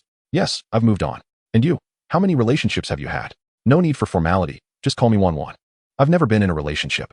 Xie Tingwan took a sip of her sweet milk tea, revealing a contented smile. As they strolled along the campus path, they resembled any other couple within the university grounds. Indeed, Xie Tingwan had never been in a relationship. All her thoughts were consumed by the desire to improve herself. For her, matters of the heart were not something she could choose. Reflecting on this, her gaze dimmed. If given a choice, she would prefer a more carefree existence, rather than feeling constantly exhausted as she did now. As the two conversed, they arrived at the entrance of the girl's apartment. Xie Tingwan smiled and waved her hand, saying, Wait for me a moment. I will be right back. Upon returning to her dormitory, Xie Tingwan was met with playful teasing from her roommates, which made her shyly smile. She approached her wardrobe, took a moment to choose, and selected a white knitted sweater and jeans to change into. It was more convenient to wear something simple for the internet CAF. After waiting for about 5 minutes outside, Zhou Yi saw Xie Tingwan emerge, holding something in her hand. This is for you, she said, revealing a pen resting quietly in her palm. Zhou Yi reached out to take it, puzzled. Why the sudden gift of a pen? They walked side by side toward the internet CAF near the school. But the value of this gift is not equivalent. Your pen is worth much more than the milk tea I bought. Then consider it a declaration of war for me, she quipped. A declaration of war? Is it because I won the competition this time? Yes, I should thank you. If you hadn't come in first, I might still be lost in my past glories. You've reminded me that I need to strive harder. She had received numerous awards, believing herself to be sufficiently outstanding, yet she was far from reaching her ideal state. You are already impressive. There's no need to put too much pressure on yourself. Xie Tingwan felt a warmth in her heart as her affection for Zhou Yi increased. She recognized his well-meaning consolation, but there were certain things she could not share with him. She chose not to pressure herself, knowing that others would impose expectations upon her. Even though she had come this far, she still felt dispensable at home. In her father's eyes, no matter how accomplished she was, she could never compare to her two brothers. Xie Tingwan smiled and replied, "Yes, I understand." Upon arriving at the internet CAF, Zhou Yi noticed the environment was rather poor, filled with swirling smoke. After inquiring with the owner, he found that there were no private rooms available. They had to switch to another CAF, which was slightly more expensive but had a much better atmosphere. Zhou Yi reserved a private room for two. What do you usually like to play, Zhou Yi? PlayerUnknown's Battlegrounds. I'm not very good at that. Please don't think poorly of me. Not at all. My skills are average as well. They settled in and started a match. Although Xie Tingwan's skills were mediocre, she played with great focus, concentrating intently on the screen and coordinating well with Zhou Yi. He was accurate with his shots, while she followed closely behind him to gather equipment. Every time there was gunfire, Zhou Yi would step out to protect her, taking down enemies with precision, which looked very impressive. She finally understood why her roommates loved gaming with their partners. It was genuinely enjoyable, and the feeling of being protected was quite exhilarating. Thus, Xie Tingwan managed to survive until the end. When they reached the final circle, Zhou Yi intentionally let himself be eliminated. He stood behind her, making Xie Tingwan inexplicably nervous. I feel like I'm going to die. I definitely can't defeat them. What should I do, Zhou Yi? Gaming had never been her forte, and in this unfamiliar territory, her confidence waned. She did not want to lose after reaching the final circle. Zhou Yi leaned down and held her hand. Chapter 81. No, it's 10 million. Zhou Yi stood to Xie Tingwan's left, one arm wrapping around her from behind. She felt as though he had enveloped her in an embrace. When his hand clasped hers, she froze. The girl, caught in his grasp, nervously swallowed, her eyelashes fluttering. She tilted her head slightly to the left, and Zhou Yi's handsome face loomed large before her. Xie Tingwan's heart raced, appreciating his undeniable charm. She briefly lost herself in his gaze. Zhou Yi's focused demeanor while playing the game exuded a unique allure. The room felt stifling, and her cheeks flushed. Look, there's another one in the grass. His magnetic voice broke her reverie. Xie Tingwan turned her gaze back to the screen. Yes, I see it. This time, you shoot, and I'll help you aim. Zhou Yi was quite adept at charming her. When Xie Tingwan successfully eliminated an opponent, a radiant smile lit up her face. I hit them. Are you happy? Very. Zhou Yi lowered his gaze to her, his smile gentle and indulgent. Xie Tingwan blinked rapidly as her heart raced. She had never been this close to a boy before, let alone held by one and enveloped in his embrace. Zhou Yi released her hand, pointing at the screen. You take this one. As long as he goes down, we win. After he stepped back, Xie Tingwan felt a pang of loss. Biting her lip, she suggested, maybe. You should teach me. I'm afraid I won't hit. Zhou Yi casually smiled. All right. He grasped her hand once more, leaning in closer. Perhaps to enhance their coordination, his face was now near hers. Zhou Yi focused on the screen, while Xie Tingwan watched him intently. Suddenly, he squinted and smiled confidently. Right here. Just as he finished speaking, he pressed the button, gunfire erupted, and the game concluded. They had won. Zhou Yi's eyes sparkled as he looked down and said, We. Xie Tingwan lifted her head to meet his gaze. But due to their close proximity, her lips brushed against Zhou Yi's chin. They both froze in surprise. Xie Tingwan's face turned visibly red. I didn't mean to. I'm sorry. She bit her lip, avoiding Zhou Yi's gaze. An ambiguous atmosphere lingered in the private room. Xie Tingwan cautiously glanced at Zhou Yi and pushed a bottle of water toward him. After playing for so long, you must be thirsty. Have some water. She attempted to ease the tension, though her heart raced uncontrollably. Zhou Yi took a sip of water and asked, Shall we continue playing? Xie Tingwan shook her head. No more. I'm too inexperienced and can only rely on you. No, you've done well considering you don't play much. It's getting late. Shall we go for dinner? All right. As they exited the internet CAF, the sunset was breathtakingly beautiful. Xie Tingwan looked up at the sky, captivated by the stunning evening glow. It's so beautiful, she marveled. The setting sun cast a warm glow upon her, making her appear dreamlike, with even her hair shimmering. They walked side by side down the bustling street, where many people were queuing at the stalls. What do you want to eat, Wan? Anything is fine. I've eaten countless times around our school. It mainly depends on what you want. Then let us go to the restaurant you think is the best. Sure. Xie Tingwan led Zhou Yi to a Hunan restaurant, the one they frequented most during dormitory gatherings. Although she wasn't very good with spicy food, she truly enjoyed the flavors of Hunan cuisine. The owner, a warm-hearted woman, greeted her with a bright smile as soon as she arrived. Oh, it's Wan. Come, sit down and see what you'd like to eat. Being beautiful in the campus belle, she had become familiar with the owner over time. Xie Tingwan handed the menu to Zhou Yi, saying, Order whatever you like. Everything here is good. You don't have to worry about making a bad choice. They ultimately ordered 4 dishes, 3 main courses and a soup. While waiting for the food, Xie Tingwan cradled her face in her hands and asked, "Why did you suddenly invite me out today?" Zhou Yi, unperturbed, replied while washing the dishes. "I thought I could help with some family matters." Xie Tingwan tilted her head with a playful smile and asked, "Then why do you want to help me?" Zhou Yi paused, raising an eyebrow and asked, "So you think I'm only helping because of you?" Isn't it? It can't possibly be because of my father. Why is it impossible? Tianhua is such a vast conglomerate. If I could make them owe me a favor, that would be far more valuable than money. Xie Tingwan, with a radiant smile, replied, "You are not that kind of person. The boss of Huan Yu is not someone who is solely motivated by profit. Then what do I seek?" "I don't know." Zhou Yi chuckled, narrowing his eyes and asking, "If I help you, how do you plan to repay me? What does Boss Zhou desire as repayment?" "I haven't thought of that yet. Let's discuss it after I assist you." "So, how much are you planning to invest?" Zhou Yi leaned back, observing as Xie Tingwan gestured with her finger, indicating 1. She nodded. 1 million is acceptable. Zhou Yi smiled slightly. "No, it's 10 million. Xie Tingwan widened her eyes in surprise. "Is that for real? You're not joking, are you?" "Of course it's true, 10 million. After her initial astonishment, Xie Tingwan bit her lip and asked, "Aren't you afraid I might deceive you?" Zhou Yi smiled nonchalantly. "Aren't you afraid I have ulterior motives in helping you?" They exchanged knowing smiles.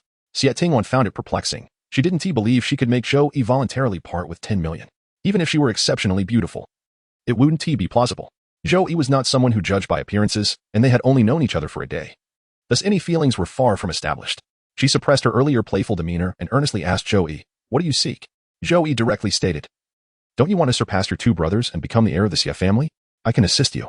Xie Tingwan's pupils dilated momentarily. Her palms suddenly clammy with sweat. How could he see through her? This was impossible. She had concealed her intentions well and had never mentioned such matters in front of him, lowering her gaze to hide her astonishment and unease. She heard the young man across from her say again, "Wanwans, I am investing in you, not the Xie family." Chapter 82. What if that person is me? When Zhou Yi uttered this sentence, even Xie Tingwan, adept at concealing her emotions, could not maintain her composure. Her eyelashes fluttered, and she felt a stirring within her heart. For so many years, Zhou Yi was the first to recognize her ambition. I don't understand why. There is no such thing as a free favor in this world. I don't know why Zhou Yi wants to help me, nor where his trust in me originates. Xie Tingwan picked up a glass of water, attempting to regain her calm. Zhou Yi had already noticed her flustered state. Among the Xie siblings, only your capabilities are sufficient to take on the role of heir. Xie Tingwan's emotional value increased by 10. Xie Tingwan lifted her gaze to look at Zhou Yi. This was the affirmation she had yearned to hear for so many years, even if it had not come from her father's lips. This was a recognition of her worth. She set down her glass and offered Zhou Yi a genuine smile. One that was not the gentle smile of a refined young lady, but a bold expression brimming with unrestrained ambition. In this moment, Xie Tingwan was authentic and beautiful, shedding the guise of a delicate flower to reveal her true self. In fact, Zhou Yi preferred this version of her. A woman with ambition was far more intriguing than a mere flower, and conquering someone like her presented a greater challenge and thrill. Have you truly considered helping me? What if I fail to secure that position? Wouldn't that leave you with nothing? Xie Tingwan raised an eyebrow, her smile enchanting.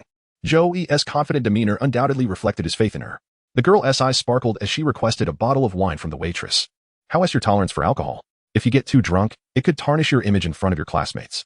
My tolerance is average, but tonight, I truly wish to drink with you. Xie Tingwan sometimes pondered the intriguing nature of fate. If she hadn't called out to Zhou Yi for dinner today, if she hadn't revealed anything about the Xie family, would the present outcome still have transpired?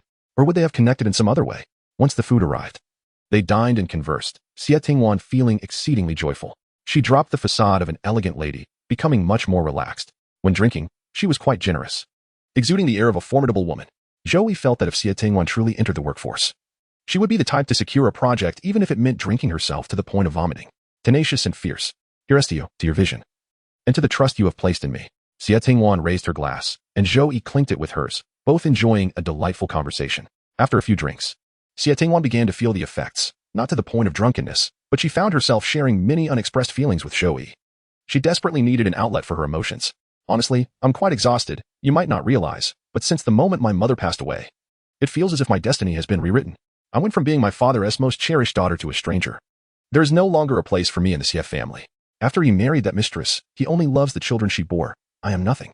No matter how well I perform or how many accolades I receive, I will never compare to my brothers in his eyes, simply because I am a girl, unworthy of inheriting the Xie family. This has always been the case, yet I refuse to continue living this way. I will not yield. I will prove to him that I am his most outstanding child. The Xie family will surely be mine. As she spoke, Xie Tingwan gripped her wine glass tightly, never once abandoning her dream. Zhou Yi frowned, his expression tinged with concern. It must have been very difficult for you over the years. Xie Tingwan paused, gazing into Zhou Yi's eyes, which now held an indescribable tenderness. Difficult, indeed. Since I entered high school, my life has seemed to accelerate. But this is what I have longed for. The sooner I graduate, the sooner I can enter Tianhua. I've always been at the top of my class, occasionally slipping to second place, and while everyone praises my intelligence, the truth is, I simply work harder than them. Studying is truly exhausting. Striving to maintain the top position is draining. I remember once when I scored second, my father was immediately displeased. He was disappointed in me over just one instance. Yet my brothers have never even achieved first place. For Xie Tingwan, there was no alternative. If she did not strive for the top, she would not capture her father's attention, nor would she secure a chance to enter Tianhua, regardless of how arduous or draining her studies were. She gritted her teeth and persevered. During countless sleepless nights, she relied solely on her willpower. Zhou Yi, when you took first place from me, I felt a bit upset because every time I achieved an accolade, I would let my father know, and only then would he show me a bit more patience. This was a rare opportunity for me. Xie Tingwan's initial negative feelings toward Zhou Yi were not rooted in vanity, but stemmed from the fact that his presence robbed her of an opportunity to converse with her father. I apologize. I had no idea that first place was so important to you. No need to apologize. You are inherently remarkable. My shortcomings are my own fault, and honestly, I am happier to know you than to have taken first place. Xie Tingwan spoke these words sincerely. She was genuinely glad to have met Zhou Yi. You are about to graduate. Does your father have plans for you to join Tianhua? All my efforts over the years have not been in vain. He wishes for me to enter Tianhua to assist my elder brother in managing Tianhua real estate. It seems your father still trusts your abilities, but he does not love me. When Xie Tingwan uttered this statement, Zhou Yi felt a pang of sadness. Ultimately, Xie Tingwan's obsession with the identity of heir to the Xie family was driven by both ambition and her relationship with her father. She worked tirelessly, yearning for Xie Qingren's recognition. Zhou Yi comforted her, saying, you will eventually find someone who truly loves you. Xie Tingwan chuckled softly, perhaps. But I have never given it much thought. Even if I were to seek a partner, my father would insist on a match within the same social standing. A marriage devoid of love. Hence, I do not harbor great expectations for romance. Zhou Yi took a sip of his drink, gazing at the young woman whose cheeks were slightly flushed, and remarked, what if that person were me? Xie Tingwan was momentarily taken aback. Chapter 83. The fiery female streamer. If Zhou Yi were the one, she would undoubtedly feel quite elated. Setting aside their identities, she greatly admired Zhou Yi's character. He understood her well and trusted her implicitly. These qualities were already enough to stir her heart. Moreover, Zhou Yi was tall, handsome, and exceptionally capable. Such a man would inevitably captivate anyone. Yet, she believed that a future with Zhou Yi was improbable. If it were you, I would willingly register for marriage with you right now. As she spoke, Xie Tingwan sighed. But even in my own marriage, I lack the authority to decide. Zhou Yi's words merely encouraged Xie Tingwan to contemplate such possibilities, planting a seed in her heart. When she began to regard Zhou Yi as a potential spouse, this thought would linger in her mind during their future encounters. This, in essence, was a subtle suggestion. When one is in a state of ambiguity with another, uttering such words inevitably leads the other to ponder how it would be if they were indeed partners. Such ambiguous feelings are born in this manner, particularly as women tend to indulge in imaginative thoughts. Under the influence of various filters, one appears increasingly perfect in her eyes, deepening her affection. A single gesture or remark from you could send her into a whirlwind of contemplation, yielding countless interpretations. This outcome can be both positive and negative. Just as one might be puzzled by their partner's sudden anger, it could simply be that an unintentional comment from you has led her to conjure an unfavorable scenario. Zhou Yi was not genuinely aiming to be her benefactor. He sought to win her heart. Another aspect of this approach was that Xie Tingwan would naturally begin to compare other men she encountered with Zhou Yi. If the Xie family desired her to engage with a particular man for a marriage alliance, Xie Tingwan would inevitably think of Zhou Yi. If that man fell short of Zhou Yi, her feelings for Zhou Yi would only intensify. People are often assessed through comparison. Zhou Yi smiled and said, what if? What if that person is indeed me? Fate is unpredictable. An undeniable anticipation arose within Xie Tingwan. Indeed, what if that person were Zhou Yi? If she worked hard and earned her father's approval, becoming the heiress, with Zhou Yi's remarkable qualities, her father might not disapprove after all. Xie Tingwan's eyes sparkled as she turned to Zhou Yi. Then I hope we can share that fate. Previously, she had feared and even loathed the idea of marriage, especially arranged unions. However, now something felt different. Xie Tingwan's heart fluttered 20. Initially, Xie Tingwan was difficult to move, yet upon entering her heart, one would discover that she too was merely a fragile woman. Everyone has their weaknesses. Her unattainable desires were her vulnerability. I will assist you. Once you truly ascend to the position of heiress, we will uncover whether our destinies are intertwined. Zhou Yi's words were undoubtedly a mere fantasy, subtly suggesting to Xie Tingwan that if she could indeed become the heiress, he would not hesitate to be with her. Zhou Yi was astute. Should Xie Tingwan inherit Tianhua, the benefits for him would be substantial. However, at that moment, Xie Tingwan's rationality had been dulled by alcohol and Zhou Yi's words, leading her to believe in his statement. I will strive not to disappoint you, she replied with a smile. Under the influence of alcohol, her face flushed, and her gaze towards Zhou Yi held an inexplicable allure. All right, Though somewhat intoxicated, Xie Tingwan could still walk steadily, maintaining a respectful distance between them. Upon reaching the dormitory entrance, Xie Tingwan asked him, "Tomorrow?" She paused for a few seconds, letting out a soft sigh. If only you were at D University. Her eyes dimmed. Being with Zhou Yi was her most comfortable state. She could express herself freely without pretending to be someone she was not. Alas, such happiness was fleeting. Zhou Yi did not belong to her, nor to D University. Perhaps I could come to D University in the future, Zhou Yi replied, prompting Xie Tingwan to lift her gaze in hopeful inquiry. Really? Can you truly come to D University? If I can secure first place in the mathematical modeling competition, then certainly, the rules state so. Xie Tingwan was aware of this. Yet securing first place in an international competition was no easy feat. What? Do you doubt my ability to attain first place? Not at all. Since you are so confident. I believe you will succeed. With that, Xie Tingwan smiled and embraced Zhou Yi. Zhou Yi, I will await you at D University, where there are superior resources and a grander stage. Your world should not be confined to a mere small Huai. Thus, I will come. I must also assist you in securing Tianhua. Xie Tingwan's heart fluttered. A sweet smile graced Xie Tingwan's face. As Zhou Yi departed, she gazed at his retreating figure. Her world had once been shrouded in darkness. Throughout her journey, she had only herself. But now, she had a companion. Zhou Yi was her confidant. In the beginning, they were not well acquainted, maintaining a certain distance, but after this competition, they had become close friends. Of course, this did not include Yang Hong, who had been isolated. Observing the flattering demeanor of several others towards Zhou Yi, Yang Hong could only scoff. His teammates, who had followed him, were also quiet, for aside from Yang Hong, their team had not won any awards. However, they felt embarrassed to speak to Zhou Yi, as they had chosen to stay with Yang Hong and lacked the courage to approach him. Wang Yuyan and Gong Zi sat beside Zhou Yi, while Lu Yuyu occupied the seat opposite him. The three most beautiful girls in the team surrounded Zhou Yi, who could help but feel envious. Wang Yuyan, holding a cup of milk tea, adorably asked, "Captain, can we visit Huai University to see you in the future?" Of course, Yuyan's school is not far from Huai University. Zhou Yi replied. Gong Zi smiled, ruffling her hair. "It's all right, Yuyan. Don't dwell on it too much. Save your earnings for yourself." Wang Yuyan shook her head. No, I must treat you all. No refusals allowed." Zhou Yi chuckled in agreement. "All right, I will go." With Zhou Yi's affirmation, everyone readily accepted Wang Yuyan's invitation. They then inquired about Wang Yuyan's live streaming, and everyone agreed to watch her broadcast that evening to help boost her popularity. The return journey was filled with laughter and joy, a stark contrast to Yang Hong's group. He could already envision what it would be like to compete in America. His phone buzzed with congratulatory messages, the most enthusiastic being from their advisor, Wang Wei. Just the sheer number of exclamation marks in his messages conveyed his excitement. This journey had indeed been exhausting.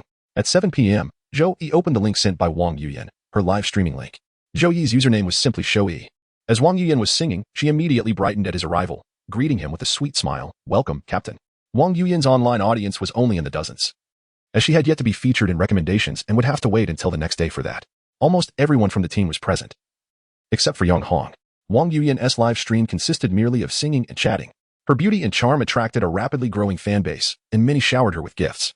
Zhou Yi had been lingering in the live room, concurrently reviewing project materials sent by Jiang Rulin while listening to Wang Yuyan's broadcast. Eventually, some viewers encouraged her to engage in a competition, but she hesitated. Being a novice streamer, she feared that if she faced off against a prominent anchor, she would be utterly overwhelmed. Yet, she felt her own lack of strength deterred her from participating. Wang Yuyan appeared somewhat troubled when another viewer remarked, "Go ahead. Big Brother will support you. Don't be afraid. We will vote for you, Bunny. Just connect directly." Typically, the odds of a newcomer competing against a big anchor are slim, so don't worry. If you don't compete, it will be hard to earn money, little sister. The barrage of encouragement from the audience compelled Wang Yuyan to give it a try. Before long, she was automatically matched with another streamer. On screen appeared a popular influencer whose beauty was enhanced by heavy filters, yet she possessed an impressive physique. The opposing female anchor, Fei Fei, had a large bust and wore a black lace outfit that featured a deep neckline, accentuating her curves. Upon speaking, she captivated her audience. "Thank you for the gifts. My dear brothers, I love you all. Kisses, my darlings." With a flirtatious wink, she blew a kiss to the camera, causing Wang Yuyan to feel a bit awkward and hesitant to speak. The gifts kept pouring into Fei Fei's live room, and Wang Yuyan found herself overshadowed without even exchanging words. Having received gifts totaling 3,000 yuan, Fei Fei was quick to respond to Wang Yuyan's tentative greeting. "Hi. What are we playing? Whoever loses has to strip and dance." Initially flustered, Wang Yuyan gradually found her courage with encouragement from the chat. She smiled sweetly and replied, "Anything is fine. I just started streaming and am still figuring things out. What do you want to play?" Fei Fei furrowed her brow. "A new streamer? So you don't have many fans yet. This match probably won't yield much money." She seemed less enthusiastic, tossing her hair and suggesting, "Let us make it so the person with fewer votes does squats, and the one who loses strips and dances." Wang Yuyan had watched a few streams and understood the implications of the challenge. Wearing pants, she felt indifferent about the squats, but the thought of stripping made her uneasy. Strip? Can we change that? Feifei replied, then if you lose, sing a song for my big brother. Not wanting to waste time, she quickly initiated the match. The real competition had just begun, lasting 5 minutes. Feifei's supporters immediately showered her with gifts, starting at 3,000 yuan, as was customary for her big fans. Wang Yuyan's supporters were taken aback by the formidable opponent she faced, recognizing that Feifei was a well-known figure in the streaming community, leading them to believe she would likely lose. They contributed a few hundred yuan, knowing they had little chance of winning, as Wang Yuyan prepared to do squats. Gongzi unexpectedly donated 5,000 yuan.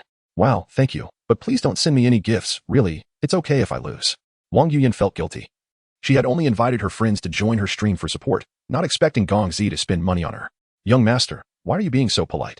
I often gift streamers when I watch. It's really no trouble. Is this the rabbit-esque friend? He.S. a big spender. Maybe we can win this round. I want to see the other side strip, haha. That opponent has a great figure, but her face seems overly enhanced. A few thousand ISNT much. It's not significant in the streaming world. When the other side is strong, they can spend tens of thousands a match, so let us not get too excited, folks. Noticing the increased activity from her side, Feifei raised an eyebrow. Looks like the other side has some backing. She pouted and threw a flirtatious glance at the camera. Commenting to the username Gio, don't worry, we 1T lose. Following her words, he donated another 8,000 yuan. Gio is quite generous, casually spending nearly 10,000. He was with Yaya's group last time, and he dropped 40,000. Truly impressive. Gio is a devoted fan of Feifei, spending solely on her. I'm not sure how he can afford it.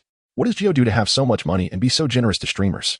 I can't believe there is nothing going on between them. Let us not jump to conclusions. I've spent a lot on Feifei too, but we're just friends. Can I spend money for happiness? Regardless of their private relationship, in the live room, they were merely streamer and fan. Feifei didn't rely on Gio alone. She had other supporters. As Feifei's side began to gain momentum, Wang Yuyan quickly messaged Gongzi, urging him to stop sending gifts, threatening to end her stream otherwise. Gongzi complied, knowing he wouldn't let Wang Yuyan face defeat. When Wang Yuyan saw the chat mentioning Feifei's matches yielding tens of thousands, she resigned herself to defeat, not wanting her friends to spend money on her. Preparing to do squats, a dazzling display of fireworks and castle effects erupted on the screen. Overwhelming the chat, Wang Yuyan froze in disbelief. Wow, which big brother made such a generous move? Is he trying to light up the entire gift wall? He just obliterated the opponent's health bar. Let us see if they dare to continue. 10,000. Is the rabbit this powerful? Did she switch platforms? Once the effects faded, Wang Yuyan saw that her top supporter was Zhou Yi, who had directly gifted 100,000 yuan. Feifei's eyes sparkled with excitement. This was bound to make Zhu spend heavily. She began to squat, her ample bosom drawing the viewer's gaze. While doing squats, she playfully pouted. The big brother on the other side is so impressive. You deceived me into thinking you were a newcomer. It seems I might lose to a newbie today. I checked. She really is a new streamer, and her big brother is a new account. Must be a guild account. They're trying to promote her by investing early. With those conditions, her rise to fame is inevitable. Early investment is normal. Is Gio going to compete? If he does, I'll follow suit. The chat buzzed with questions about whether to continue. If they were to compete, it would surely require a minimum of tens of thousands. Gio huffed. What qualifications do they think they have to compete with me? 10,000 is nothing. They've never seen the world. Gio, let us fight until they submit.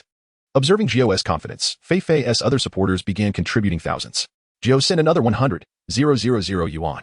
With only a minute remaining, Gio figured that even if they were trying to support the newcomer, they wouldn't spend much more. And all that was needed was for the streamer to make it on the newcomer's leaderboard. As the opposing health bar began to catch up, Wang Yuyan's fans grew anxious. Here it comes, the big brother on the other side is taking action. What should we do? Let us go. Even a few hundred is worth it. Let us give it our all. What about that big brother who sent 10,000? Zhou Yi, I'm charging more. Haha. The elder brother is quite genuine. Is this your first time watching a live stream? It seems the elder brother is new here, clearly just arrived. Just when Feifei thought the opposing side might not send any more big votes, Zhou Yi sent in 200,000.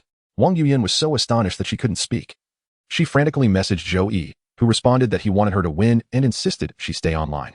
Seeing Zhou Yi's generous contribution, Gongzi also began to send votes, contributing 50,000, followed closely by Kong Xiaohe with another 50,000. Feifei was overjoyed. Excellent. Such a splendid display. It had been quite some time since she had connected with such a powerful streamer, although her opponent was a newcomer. Their strength was certainly on par with those seasoned streamers who had been in the game for years. She purposely furrowed her brow at the camera, biting her lip and pitifully asking, what should we do, Brother Gio? Brother Gio was also in a flurry. In the live stream, viewers began to rally around Brother Gio, as if he alone could easily overpower the opposition. In reality, several of them were operators from Feifei's guild, deliberately putting Brother Gio in a position where he had no choice but to act, leaving him with no way out. With only half a minute remaining, Fei began to charm the audience in the stream. She knew that if she won this round today, she wouldn't have to worry about her performance for the entire month. As Brother Zhou often sent gifts while watching live streams, he had become acquainted with many influential figures and shared a link in their group asking for assistance. Soon, a number of people joined Fei's side. Brother Zhou was anxious, and some influential individuals missed the notification, thus missing the live stream. The ones who arrived were primarily from other streams, merely seeking entertainment and enjoying the fleeting glory of being the top supporter. If one were to inquire about their fondness for the female streamer, it was rather superficial. Seeing Brother Zhou rally support, they too contributed several thousand votes. Only 10 seconds left, brothers. Please help Fei. She doesn't want to lose. Fei began to urge Brother Zhou to cast more votes. Gritting his teeth, Brother Zhou sent in another 300,000. Just as Brother Zhou's 300,000 was dispatched, Zhou Yi again contributed 200,000. What the heck? What's happening over there? Sending reinforcements. It's one influential figure who is contributing. My goodness, this battle is intense. Wait. Didn't the opposing side only have a few dozen people? How are they so formidable? Brother Zhou, hurry up. There is no time left. Only 3 seconds. Everyone. In the final 3 seconds, Zhou Yi, feeling uneasy about the opposing side possibly stealing the win, sent in another 100,000. Wang Yuyan's live stream audience erupted. Wow. Big brother, you're incredible. Oh my, Rabbit, you were so fortunate to encounter such a powerful supporter on your first try. Foster father, please allow me to pay my respects. Brother Zhou, would you like to join my live stream for a while? That name sounds familiar. Isn't he the one trending a couple of days ago? The opposition must be dumbfounded. Haha. This is hilarious. The few influential supporters on the opposing side didn't manage to outperform even one of ours. Wang Yuyan's live stream surged to the top of the newcomer rankings, receiving platform recommendations. Many flocked to her stream, and her follower count soared rapidly. Although Fei lost this round, she was secretly overjoyed, having earned substantial profits. Recently, Brother Zhou had been increasingly frugal, his prowess diminished compared to the past, naturally. She intended to extract the last of his funds. Calculating the total, Brother Zhou had already spent 1 million on Fei. Not only sending gifts during the live stream but also transferring substantial amounts privately. This time, he had spent tens of thousands again, ultimately losing. Which left him cursing under his breath. Brother Zhou, in the last few seconds, there wasn't enough time. Even if I wanted to recharge, it was too late. It's alright, Brother Zhou has already contributed so much. The opposing side is acting like lunatics, completely disregarding the rules. That big brother must be a fool to spin so recklessly. The opposing streamer is as clueless as a deer caught in headlights, not even uttering a soft word. It seems they are acquaintances. Those who contributed thousands appear to be friends. Indeed, who would waste money on a new streamer they don't know? You all don't understand. This is the joy of nurturing a streamer. The atmosphere in Fei's live stream remained lively. And they were aware that Brother Zhou might have been unable to contribute further. Many influential supporters, when out of money, would claim they had just recharged, which served as a convenient excuse. Fans and streamers shared an unspoken understanding, refraining from exposing each other to embarrassment. Fei continued to express her gratitude to the influential figures in her live stream, her words sweet and charming. Despite the loss, she remained cheerful, endearing her to her audience even more. Some less tactful streamers would throw tantrums after a loss, blaming their supporters for not being supportive enough. Fei was far from that level of emotional intelligence, otherwise, she wouldn't have garnered so many supporters willing to spend on her. Wang Yuyan's guild group also became animated. Everyone was eager to connect with this rabbit, as her guild had influential supporters. They encouraged each other to connect with this big brother named Zhou Yi, hoping to entice him to their guild. The other 2 influential figures who had contributed thousands also joined in. Typically, guilds operate this way. When they see one of their streamers gaining influential supporters, they encourage other streamers to connect, both to see if their own supporters might contribute and to attract those from the opposing side. After all, they are all part of the same guild.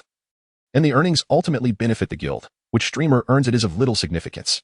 Wang Yuyan's fellow streamer, Kaylai, sent her a WeChat message. Kaylai, Yin. You're amazing. Quickly say some sweet words to charm that big brother. Don't let him leave. Yin Rabbit, he is my friend, not just a big brother. Kaylai was momentarily taken aback.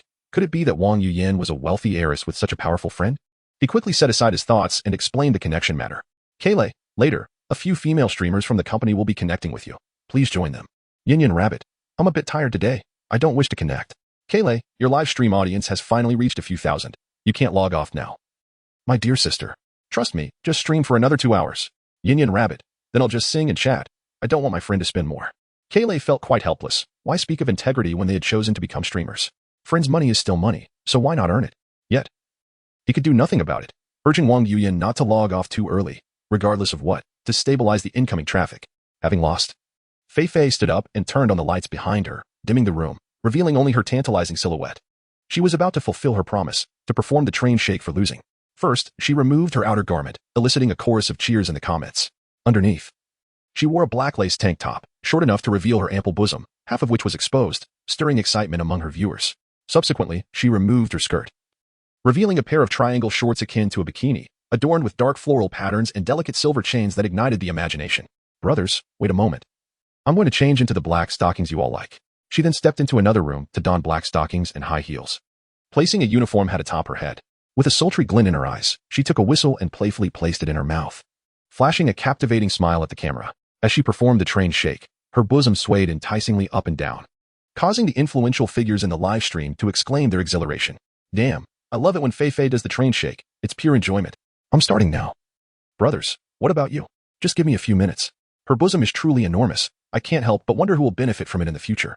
In the live broadcast, the atmosphere was lively as Fei performed a dance, playfully winking and biting her lip, while shaking her chest and hips, which left Wang Yuyan feeling quite uncomfortable. She was at a loss where to direct her gaze, appearing dazed as the comments flooded in, praising Fei's cuteness. The opposite side is too flirtatious. I prefer pure beauties like the rabbit. Indeed, the host is truly adorable. I hope she can maintain this charm. The figure on the opposite side is indeed impressive. It leaves me quite captivated. Does the host know how to dance? Perhaps she could learn some popular dance moves. Wang Yuyan shook her head in a daze. I can't dance. I only know how to sing. Dancing is too difficult for me. I'm too stiff. Zhou Yi chuckled softly, knowing that with her current approach, Wang Yuyan would struggle to earn money from her broadcasts. His inbox was filled with messages, most from female streamers, accompanied by their WeChat IDs and photos. Brother Zhou, could you add me on WeChat? I'm Chi, streaming at 8 p.m. Come join my broadcast sometime. Are you interested in a private meetup, perhaps for a meal or some fun? Do you need any special services? Here's my WeChat. Where are you, big brother? We offer on-site services. Numerous streamers messaged him, some even offering special services, which Zhou Yi glanced at before closing the chat.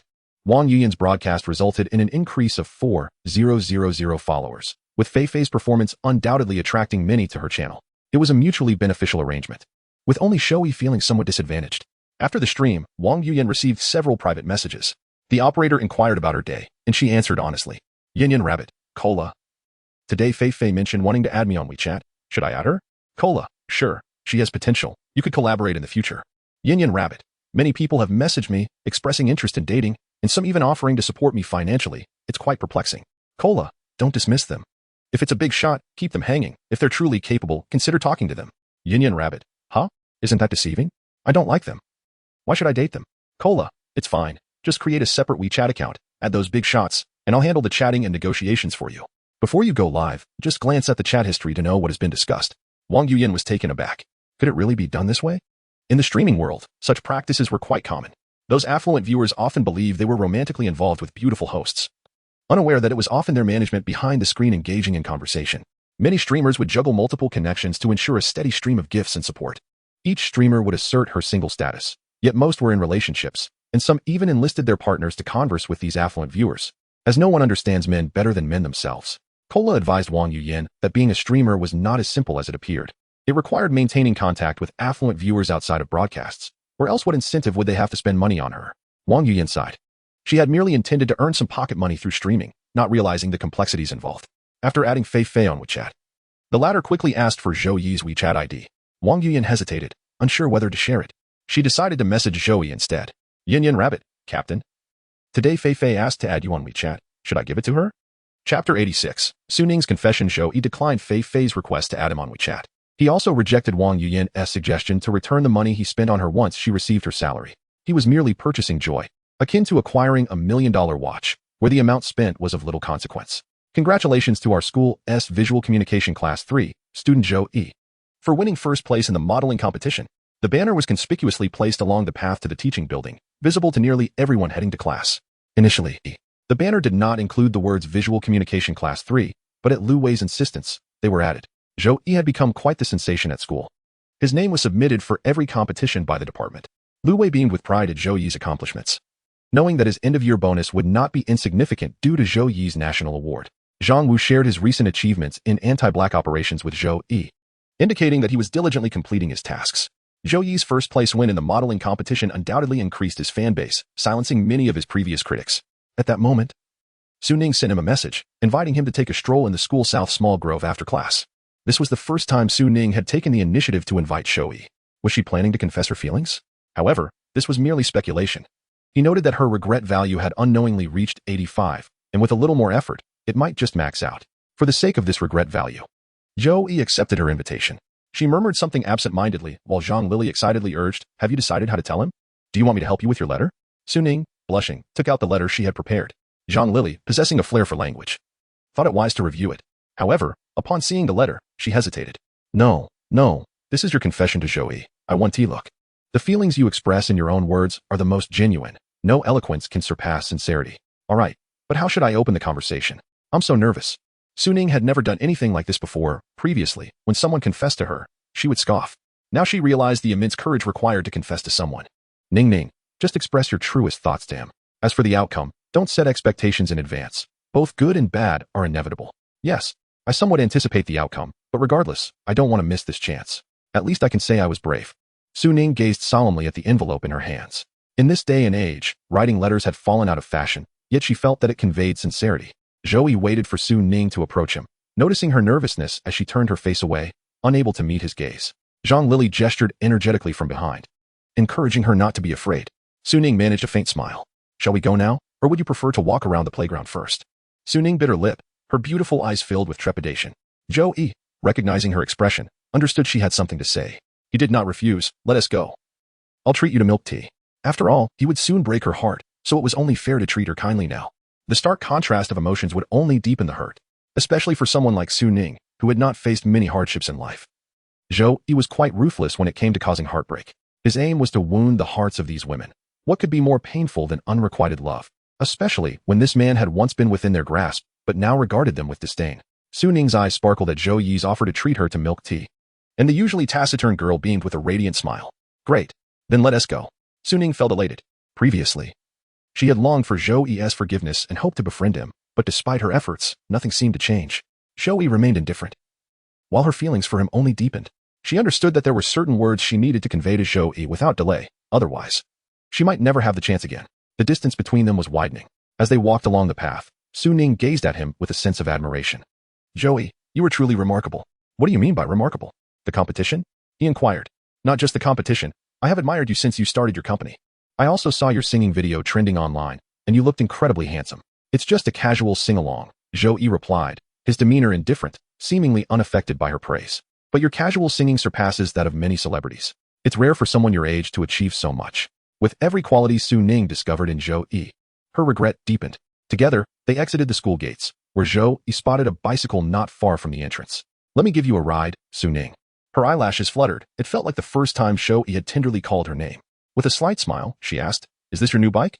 Though she felt a bit nervous about riding for the first time, the thought of being with Zhou Yi brought her joy. As he pedaled ahead, the sunlight seemed to envelop him, casting a halo around his hair, creating a moment that felt dreamlike. Hold on tight, Zhou Yi reminded her. The gentle breeze tousled her hair, and Su Ning's eyes sparkled with sweetness as she wrapped her arms around his waist. The two on the bicycle appeared as a perfectly matched couple, flanked by sycamore trees, reminiscent of a beautiful cinematic scene. Zhou Yi, she began. I originally intended to confide in you in a secluded corner, but I suddenly feel the urge to tell you now. Go ahead. I like you. Chapter 87. Love letter? Tear it up. Su Ning thought she would need to build up to this confession, but the words spilled out effortlessly. It turned out that confessing was not as daunting as she had imagined. With the atmosphere so amicable, she spoke from the heart. After finishing, she tightened her grip on his shirt, feeling a surge of nerves. Don't reject me just yet. Let me finish, she urged. Okay, go on. Taking a deep breath, Su Ning continued. I had many words prepared, but now I can't seem to recall any. You must think I'm ridiculous for having hurt you before and still daring to confess my feelings. I never anticipated I would end up here. That I would like you. The more I got to know you, the more my feelings grew. I couldn't help but fixate on you, following your every move. I have never been in love or liked anyone before, Zhou Yi. You were my first. I used to be proud and indifferent to the affections of others. But you changed me and taught me to cherish the feelings of those around me. Su Ning felt genuine remorse, even if she was reluctant to accept others' affection. She shouldn't have used such an arrogant attitude to wound them. It was truly cruel. The tragedy was not merely that he did not reciprocate her feelings, but that he had once cared for her. Love is a complex matter, and when it does not occur simultaneously, it becomes all the more sorrowful. Regrets about the past weighed heavily on her heart. She owed him many apologies, but she knew that no number of I'm sorries could make up for her actions. I don't seek anything in return. I simply wanted you to know how I feel. If I don't express this, it will haunt me for the rest of my life. Once she finished, Zhou Yi gradually came to a halt. He dismounted the bicycle, and Su Ning followed suit. They stood beneath the trees, gazing at each other. What answer do you hope to hear from me? Zhou Yi asked, his expression eerily calm, bordering on cruel. Her eyes welled with tears as she bit her lip, her voice trembling with emotion. I don't need you to answer me. I just wanted to share my feelings. Don't deceive yourself. You claim to seek nothing, but deep down, you wish to hear my forgiveness. Will you forgive me? Su Ning's voice had become soft, as if it would shatter at any moment. I can't forgive you, or rather, I no longer care, but I cannot pretend as if nothing happened. Su Ning's regret level increased by 5. Will you still like me?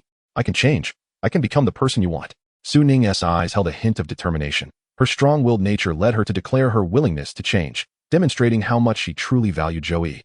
Zhou Yi cruelly shattered her hopes once more. I won't like you anymore. Su Ning's regret level increased by 5. Su Ning clenched her teeth, refusing to let the tears fall. The tranquility in Zhou Yi's eyes conveyed a painful truth. He bore no hatred, nor love. The absence of both was the most heartbreaking reality. I feel our situation is quite unfortunate. We once liked each other, yet it concludes in such a manner. If only you had shown me a hint of kindness back then, perhaps today's outcome would be different. You slapped me awake, but you also shattered every possibility between us. Zhou Yi's words pierced Su Ning's heart like a dagger. Su Ning's regret level increased by 5, unable to contain her tears. They streamed down her cheeks. Zhou Yi's words served as a harsh reminder that she alone was responsible for her suffering. She had extinguished all chances of love. Her heart ached as she sobbed. I can't help but embrace you. Zhou Yi did not push her away, allowing her to weep in his arms. Silence enveloped them, intensifying her tears. Seeing her in such distress, Zhou Yi finally spoke. Life is like a game of chess. One cannot regret their moves. Su Ning released him, lowering her gaze as tears continued to fall. This experience had imparted a profound lesson. She wiped her nose and retrieved the love letter she had written earlier, handing it to Zhou Yi. I understand everything you said, but please accept this letter. It contains my thoughts for you. Zhou Yi reached out to take it, and she expected him to read it. However, he tore the letter before her eyes. Su Ning stood frozen, her lips trembling as tears flowed more freely. You slapped me. I trampled on your feelings. Consider it even. Zhou Yi's words caused her to retreat, lost and desolate. Could such an act truly balance the scales? She knew it was impossible. Even with the letter torn, time could not be rewound, and the consequences of her actions remained, etched within her heart. How could anything ever be made whole again? Zhou Yi's act of tearing her letter felt just as painful as a slap. Su Ning crouched down, painstakingly gathering the torn pieces of paper while Zhou Yi simply watched. The necessary retribution had been exacted, and her regret was at its peak.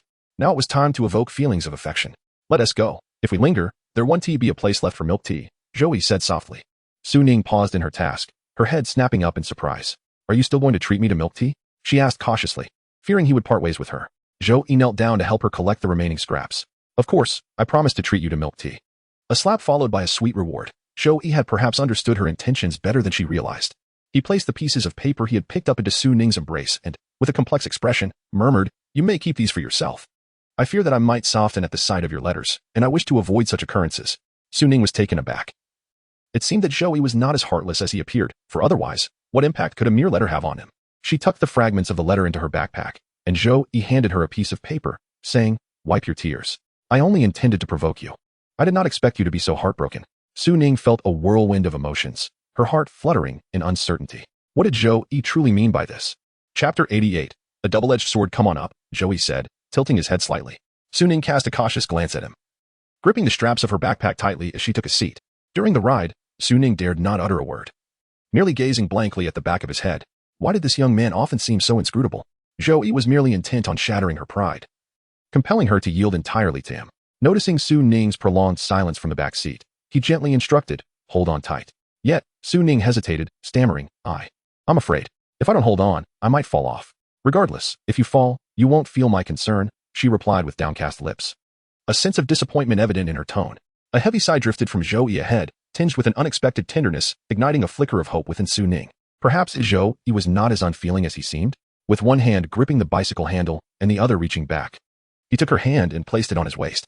In that moment, silence spoke louder than words. Sometimes, a girl merely feigns toughness.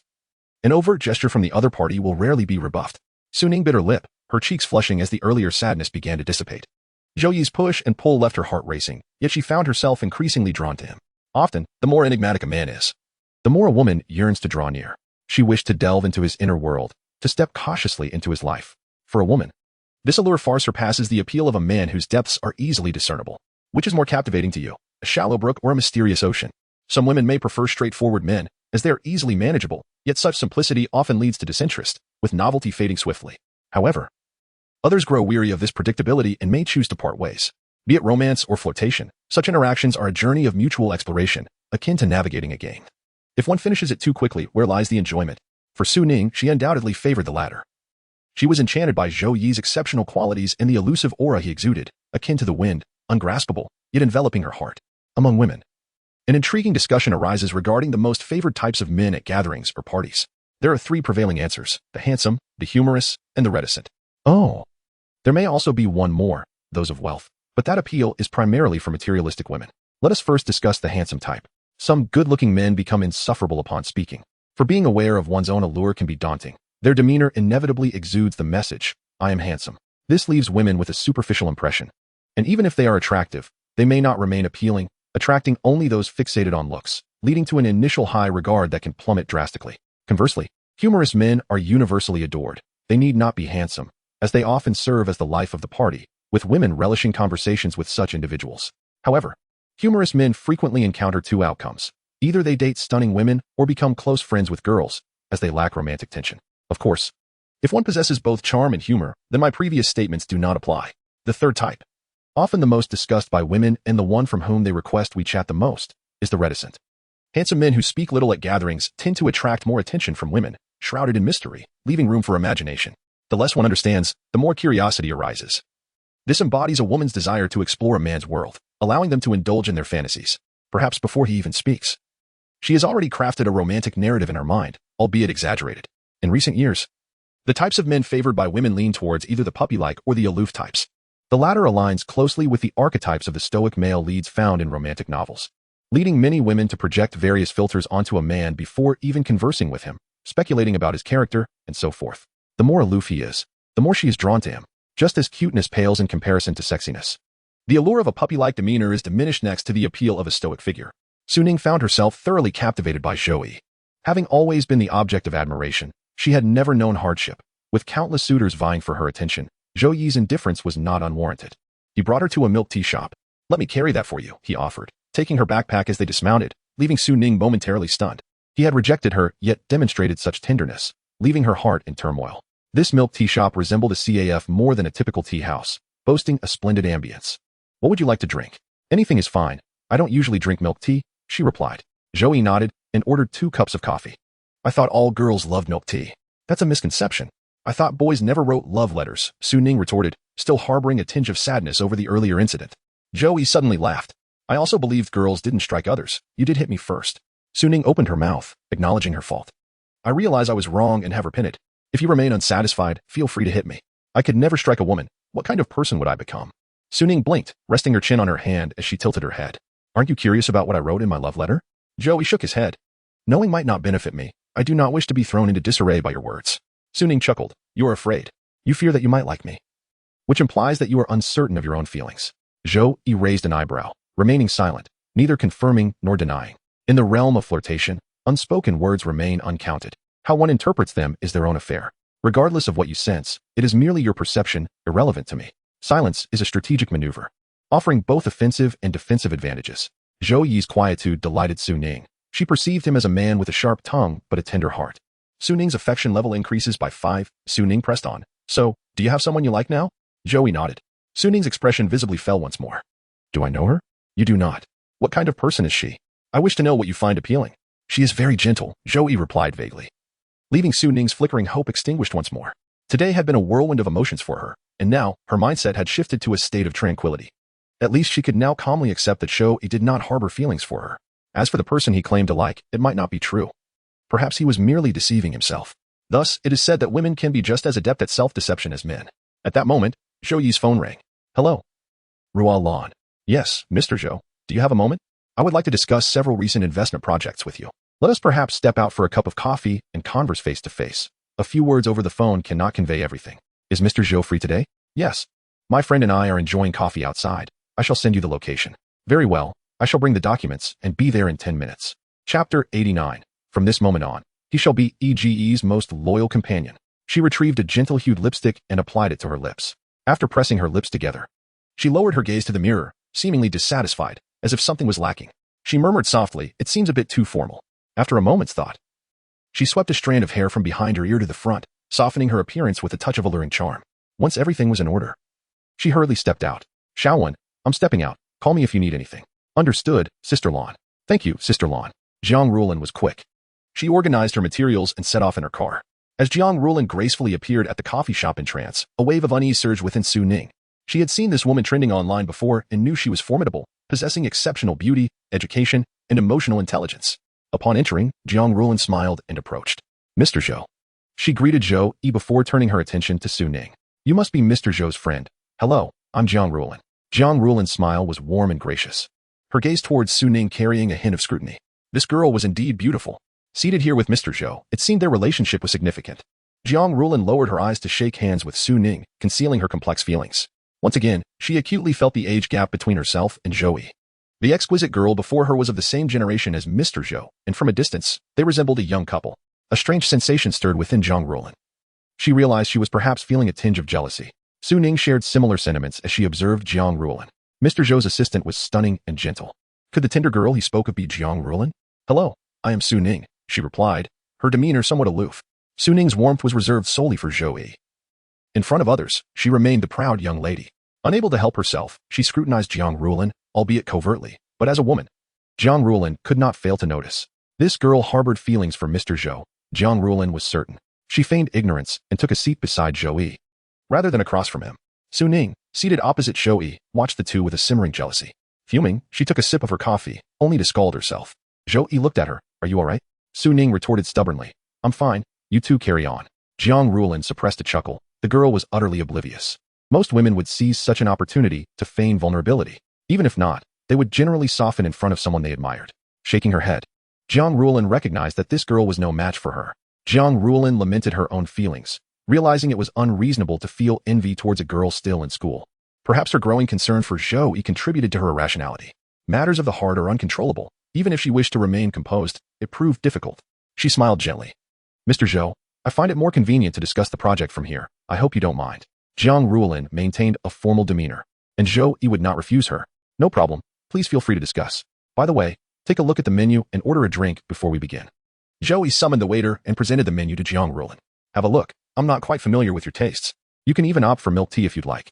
Zhou Yi's considerate demeanor pierced Su Ning deeply. Despite assuring herself that Zhou Yi was merely a gentleman caring for a lady, she could not shake off the discomfort. Suddenly, Zhou Yi looked up and asked her, Ning Ning, would you like anything else? Is that coffee too hot for you? Ning Ning, a simple title evoked varied emotions in the two women. It was the first time Zhou Yi had addressed Su Ning in such a manner, and noticing her discomfort made her smile immediately. I'll switch to a milk tea. I crave something sweet. Jiang Rulan, meanwhile, tossed her hair back and responded elegantly, I'll have whatever Mr. Zhou is having. Let us order the same. The contrast between them was stark. Su Ning found herself outmatched. After Zhou Yi ordered drinks for both, Su Ning felt increasingly sidelined. The conversation between Zhou Yi and Jiang Rulan centered on company matters, a realm Su Ning was unfamiliar with. Jiang Rulan exuded charisma while discussing business, and Su Ning found herself compelled to acknowledge this fact. Jiang Rulan laid out the project's intricacies, articulating her views and suggestions, as Zhou Yi had entrusted her with significant decision-making authority. Very well, let us proceed as you suggest. I fully support you. Thank you for your trust, Mr. Zhou. I hope I will not disappoint you. Jiang Rulan sighed in relief, smiling. Zhou Yi then inquired about the film project. Have you received any news regarding the film investment I asked you to monitor? Jiang Rulan nodded, producing another document. Mr. Zhou, this is the film company wishing to collaborate with us. When might you be available to meet them? Are we required to visit their film company? Smaller film companies typically do not necessitate our personal presence. They send their proposals to us. However, major companies require investors to be present, as there are numerous stakeholders to evaluate. In essence, the film companies must ascertain our capabilities. Then let's meet with those smaller companies tomorrow. I have no classes in the afternoon. As for the larger firms, how is the schedule arranged? 3 major film companies have invited us to meet this Saturday. Will it be you attending, or shall we go together? In the future, I must review their scripts before considering any investment. Understood, Mr. Zhou. While Zhou Yi conversed with Jiang Rulan, Su Ning felt utterly neglected. The disparity between her and Zhou Yi was now glaringly apparent, feeling like an outsider. Su Ning rose to take her leave. Zhou Yi did not urge her to stay, merely nodding. I apologize for overlooking you. Allow me to arrange a cab for you. No need. I can manage on my own. Goodbye. After picking up her bag, she nodded at Jiang Rulan. Farewell, Miss Jiang. Goodbye, Student Su. As Su Ning departed, her heart ached. Walking along the street, she felt a wave of confusion wash over her. Should she simply forget him? Yet if she could do that, she wouldn't have confessed her feelings. She had only ever loved this one person. How could she forget? What else could she possibly do? Perhaps there was one thing she could achieve, to assist him in his career, just as Jiang Rulan did. As the daughter of the Su family, her resources and connections far surpassed those of a mere assistant. She dialed her brother. Hello, brother, I have a favor to ask of you. Unbeknownst to Zhou Yi, He merely heard the system report that Su Ning's feelings for him had increased yet again. After Jiang Rulan observed Su Ning's departure, she discreetly took a step back and seated herself opposite Zhou Yi. Her previous proximity had been prompted by Su Ning's presence, but with the latter gone, she resumed the appropriate distance expected between a subordinate and a superior. Jiang Rulan had always been a woman of decorum. With the business discussions concluded, the atmosphere shifted to casual conversation. How's everything at the company? Is everyone in good spirits? Rest assured, everyone is energized and eager for Zhou Zong to assign them tasks. To be honest, I've never witnessed such enthusiasm before. Jiang Rulan smiled. Her time at the office felt as comfortable as being at home, indeed more vibrant than the cold solitude of her rented apartment. Zhou Yi appeared somewhat taken aback. Does everyone genuinely wish to be productive? Surely, it can't be just to please you. It is absolutely genuine. Once you arrive at the company, you'll see for yourself. Why not visit now? Everyone is eager to meet you, Zhou Zong. On one hand, Jiang Rulan wished to convey to Zhou Yi that the company was thriving under her leadership. On the other hand, she sought to prolong their time together. In that case, let us procure some refreshments for everyone. Work is about to commence, and it's an opportune moment to share the project details with the team. Very well. I'll order some coffee first, and Zhou Zong, we can decide on additional treats later. Jiang Rulan proceeded to the front desk to order dozens of cups of coffee. Xiaowu, where are you? I'm in the dormitory, Ego. Do you have time to ride your bike over? I have an urgent matter. Sure. Just let me know where to find it, and I'll be right there. As soon as Zhang Wu hung up, the people in the dorm began to murmur with a hint of sarcasm. Indeed, none of us possess the audacity of that person, having bullied Zhou Yi in the past. They now shamelessly curry favor, like lapdogs. Zhang Wu scoffed, saying, yes, I've indeed latched onto a significant benefactor, a particularly substantial one at that. Ego has promised me a position in his company upon graduation, while some others wouldn't even qualify as his subordinates. Wouldn't you agree? A few of them fell silent, not daring to respond. Zhang Wu, however, was unfazed. If they had the opportunity to ingratiate themselves with Zhou Yi, they would be quicker than their own shadows at his beck and call. After hanging up, he hurried to meet Zhou Yi. Finding him beneath a tree accompanied by a man and a woman, the latter being Zhou Yi's assistant, whom he recognized. He greeted them amicably. Hello, Miss Jiang. Jiang Rulan smiled back. Hello. Zhou Yi had previously gone with Jiang Rulan to purchase cakes and pastries, which were now placed in the car. After Zhang Wu arrived, Zhou Yi handed him the car keys along with a cup of coffee and some treats. Zhou Yi gestured towards the CAF where he had previously enjoyed his coffee.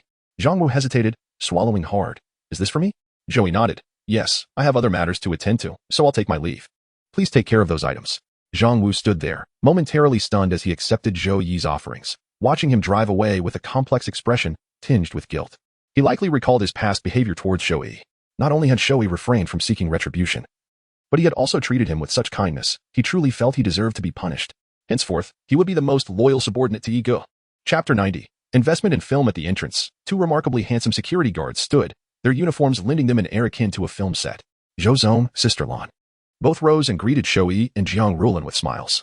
The two young men, Suan and Yichin, were graduates of a film academy. While they were indeed good-looking compared to the average person, in a place teeming with beauty like a film school, they lacked connections and resources, rendering them virtually invisible in the industry. Since graduating, they had struggled to find suitable employment, and working in small productions was both exhausting and financially unrewarding, leading them to become security personnel for Zhou Yi.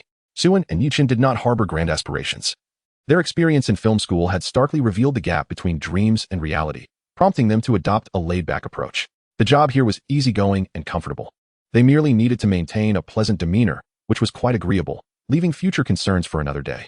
Zhou Yi entered with a gentle smile, acknowledging them with a nod. Suan and Yichin exchanged hushed remarks. Zhou Zong is quite amiable, unlike many bosses.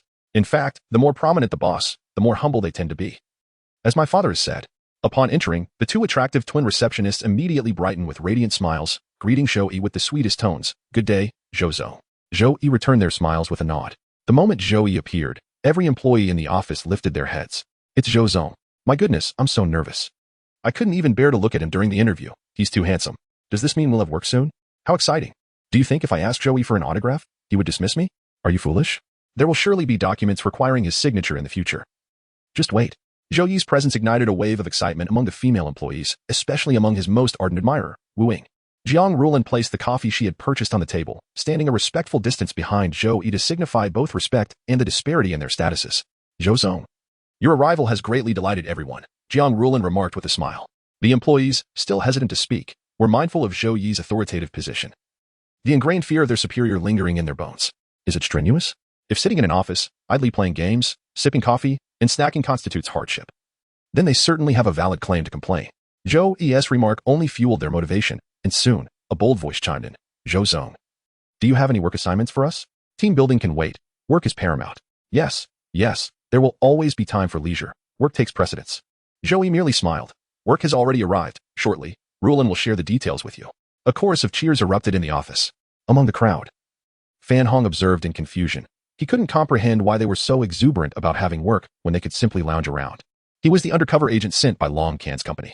However, team building gatherings were necessary. The first step required colleagues from various departments to become acquainted, facilitating smoother collaboration in future tasks. Rulin, please distribute the cake and coffee to everyone, and then outline the forthcoming project details. After Zhou Yi's directive, Jiang Rulin began to distribute the refreshments while explaining the company's upcoming projects. Each department had distinct responsibilities, thus she could only provide a general overview, with more detailed discussions to follow in meetings with department heads. Seated beside her were Wu Ying and another male colleague. It won't be an issue. Zhou Zong is not that kind of person. Just put your mind at ease. Even if we have to work overtime, I would gladly welcome it, especially with such generous overtime pay. Hearing this from her companions, Fan Hong felt a lump in his throat. These two seemed impervious to reason. He took a sip of the coffee on the table, feeling frustrated. It seemed that undermining Huan Yu from within would not be a simple endeavor. Fan Hong and Wang Can were related, and since he was no professional spy, he had no idea why his uncle had entrusted him with this task. The reason was clear enough. It was because he appeared sufficiently naive and unsuspicious, eliciting no wariness from others. Even if he inadvertently misspoke, they would likely attribute it to an innocent mistake. Meanwhile, after Jiang Rulin took a phone call, she knocked on Zhou Yi's office door. Come in, Zhou Zong. A film company is inquiring whether you are available to meet with them. They have brought the script and are waiting downstairs. Zhou Yi paused for a moment. So soon? Jiang Rulin nodded, affirming, indeed. I mentioned on WeChat that you would be available tomorrow, but it seems they were rather anxious and arrived early. Zhou Yi set down his pen, then let them in. I have nothing pressing at the moment. Upon receiving the news, Song Mu's face lit up with joy. The boss has agreed to meet with us. Su Wenjin's eyes widened in excitement as he took a deep breath and straightened his slightly wrinkled shirt. Let us go. Song Mu exclaimed eagerly, pulling Su Wenjin inside. Su Wenjin sighed. I hope this time it works out. He was nearing the point of losing faith, his spirit dampened by repeated setbacks.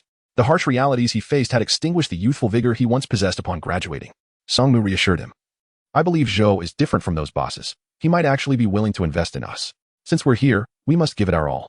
Su Wenjin nodded, though he held little hope in his heart. The two ascended with their script in hand. Is this the right place? Yes, John's assistant said it was here. At the entrance, two individuals sat, presumably security. Suin, spotting them by the elevator, recalled Jiang Rulin mentioning that someone from the film side would be arriving.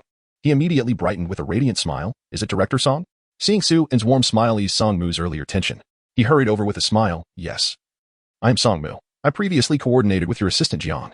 Su-in and Yichin opened the doors for them, and a sweet receptionist welcomed them. She escorted Song Mu to the reception room and brought them water. Gentlemen, please wait a moment. Mr. Zhou will be here shortly. Anxiously, Song Mu awaited Zhou Yi's arrival. When Zhou Yi entered, Song Mu and Su Wenjin quickly stood to shake hands. After a brief exchange of pleasantries, Zhou Yi requested to see the script. Song Mu could tell that Zhou Yi was a straightforward person and promptly placed the script before him. He was confident in their film. However, many investors dismissed them upon realizing they were merely two young graduates, sending them away without even glancing at the script. Zhou Yi did not take long to read. When he closed the script, Song Mu felt his heart sink. Had Zhou Yi not liked their story? Disheartened, he forced a smile and inquired, Mr. Zhou, what do you think of our script? To his surprise, Zhou Yi beamed. Good. Excellent. I'm investing in this film. Just kidding. This was a box office champion in my previous life. Zhou Yi had not finished reading because he found the story immediately familiar, recognizing it as a variation of Dying to Survive. Chapter 91. The wealthiest person in Weihai is named Kong according to the evaluation by the cultural star Golden Touch. This script was rated as guaranteed to be a blockbuster. Even if Zhou Yi had not seen the film in his past life, based on the rating, he would invest without hesitation. Upon hearing Zhou Yi's words, Song Mu and Su Wenjin were momentarily stunned, followed by overwhelming joy. Su Wenjin was so moved, he nearly choked up. Thank you so much, Mr. Zhou. Song Mu patted his back. He then turned to Zhou Yi. May I ask how much you might invest? Our film requires significant funding. At this point, Song Mu felt uncertain again. They had only secured a little over $1 million, with some coming from their families. However, to produce a quality film, they needed at least $20 million, even without high-profile actors. How much do you need? $20 million. As Song Mu uttered this figure, anxiety gripped him. Zhou Yi frowned, recalling that in his previous life, the film's promotion seemed to require over $70 million. Why was it now only $20 million? We genuinely have no alternative. We assure you that all funds will be directed towards production. You can send someone to oversee us. And we will not hire big-name actors. We are committed to ensuring the story is compelling first. Zhou Yi remembered that previously, most of the budget went to actors' salaries. Hence the reduced amount this time. He could certainly invest 20 million outright, but he saw this as an opportunity to engage with influential figures like Kang Xiaohua's father. If he recognized the film's potential, collaborating with a big shot could yield mutual profits. In the future, when they sought to invest in the next blockbuster, he could bring along these connections, enhancing his standing in the industry. He aspired to become a legendary figure in film investment. He needed to integrate into Huaihai's elite circle. Going solo was perilous. He wondered if Kang Xiaohua's father possessed sufficient influence. It would be prudent to gauge the situation. Securing a few 100,000 would be a positive outcome. He believed the script could resonate with Kang Xiaohua's father, who would inevitably be moved by the living example of his son. Noticing Zhou Yi's sudden silence, Songmu cautiously probed, "Mr. Zhou, what are your thoughts? Perhaps you could invest a portion initially. We could share progress when filming reaches halfway, which might bolster your confidence in us." Zhou Yi smiled and replied, "I can start with 10 million. If you cannot secure the remaining funding, what will you do?" No matter what, this film had to be made. Solutions would present themselves. Songmu wanted Zhou Yi to see his determination. He would never abandon this project. Suddenly, Zhou Yi asked, "Could you provide me with another copy of your script?" Songmu hesitated. "Do you need to review it again?" Scripts were sensitive. The risk of plagiarism in the arts was prevalent, so caution was warranted. "I can assist you in securing funding." As soon as Zhou Yi finished speaking, Songmu and Su Wenjin were taken aback. Mr. Zhou's willingness to invest 10 million was already beyond their expectations, and now he offered to help them secure more funding. It was overwhelmingly touching. They genuinely didn't know how to express their gratitude to Zhou Yi. Seeing them about to express their thanks, Zhou Yi waved his hand. "Let us not dwell on gratitude. Whether funding can be secured is uncertain, but I will certainly try." Songmu and Su Wenjin handed over their scripts to Zhou Yi, hoping he would bring them good news. "Mr. Zhou, when you have time, I would like to treat you to a meal. Wait until I secure the investment. Then you can treat me. I will have someone coordinate with you regarding the film. Best of luck." Zhou Yi patted Songmu on the shoulder. "Mr. Zhou, I truly did not expect you to have such faith in us. This film is undoubtedly significant. Perhaps one day, you will change the world. At least in my previous life, that film sparked significant public discourse and even led to legal changes. Zhou Yi believed this world would not be an exception." His words undoubtedly encouraged the two. As they exited the building, their faces beamed with smiles and anticipation for the future. "I told you, Mr. Zhou is truly different. His vision is remarkably far-reaching. Not only that, but his willingness to invest also entails considerable risk. I still feel as though I am dreaming." Indeed, the two young men stepped into the sunlight as they left the building. In the future, they are poised to become the hottest new generation of directors in the film industry. After bidding farewell to Songmu, Zhou Yi sent a message to Kang Xiaohai. "Zhou Yi, Xiaohai, is it convenient for me to visit your home recently?" Zhou Yi's words were merely a reminder of their prior agreement for Kang Xiaohai to introduce him to his business partners. Kang Xiaohai had already informed his family about this, and his father was well prepared. Initially, he intended to discuss this matter with Zhou Yi in a couple of days. But unexpectedly, Zhou Yi brought it up first.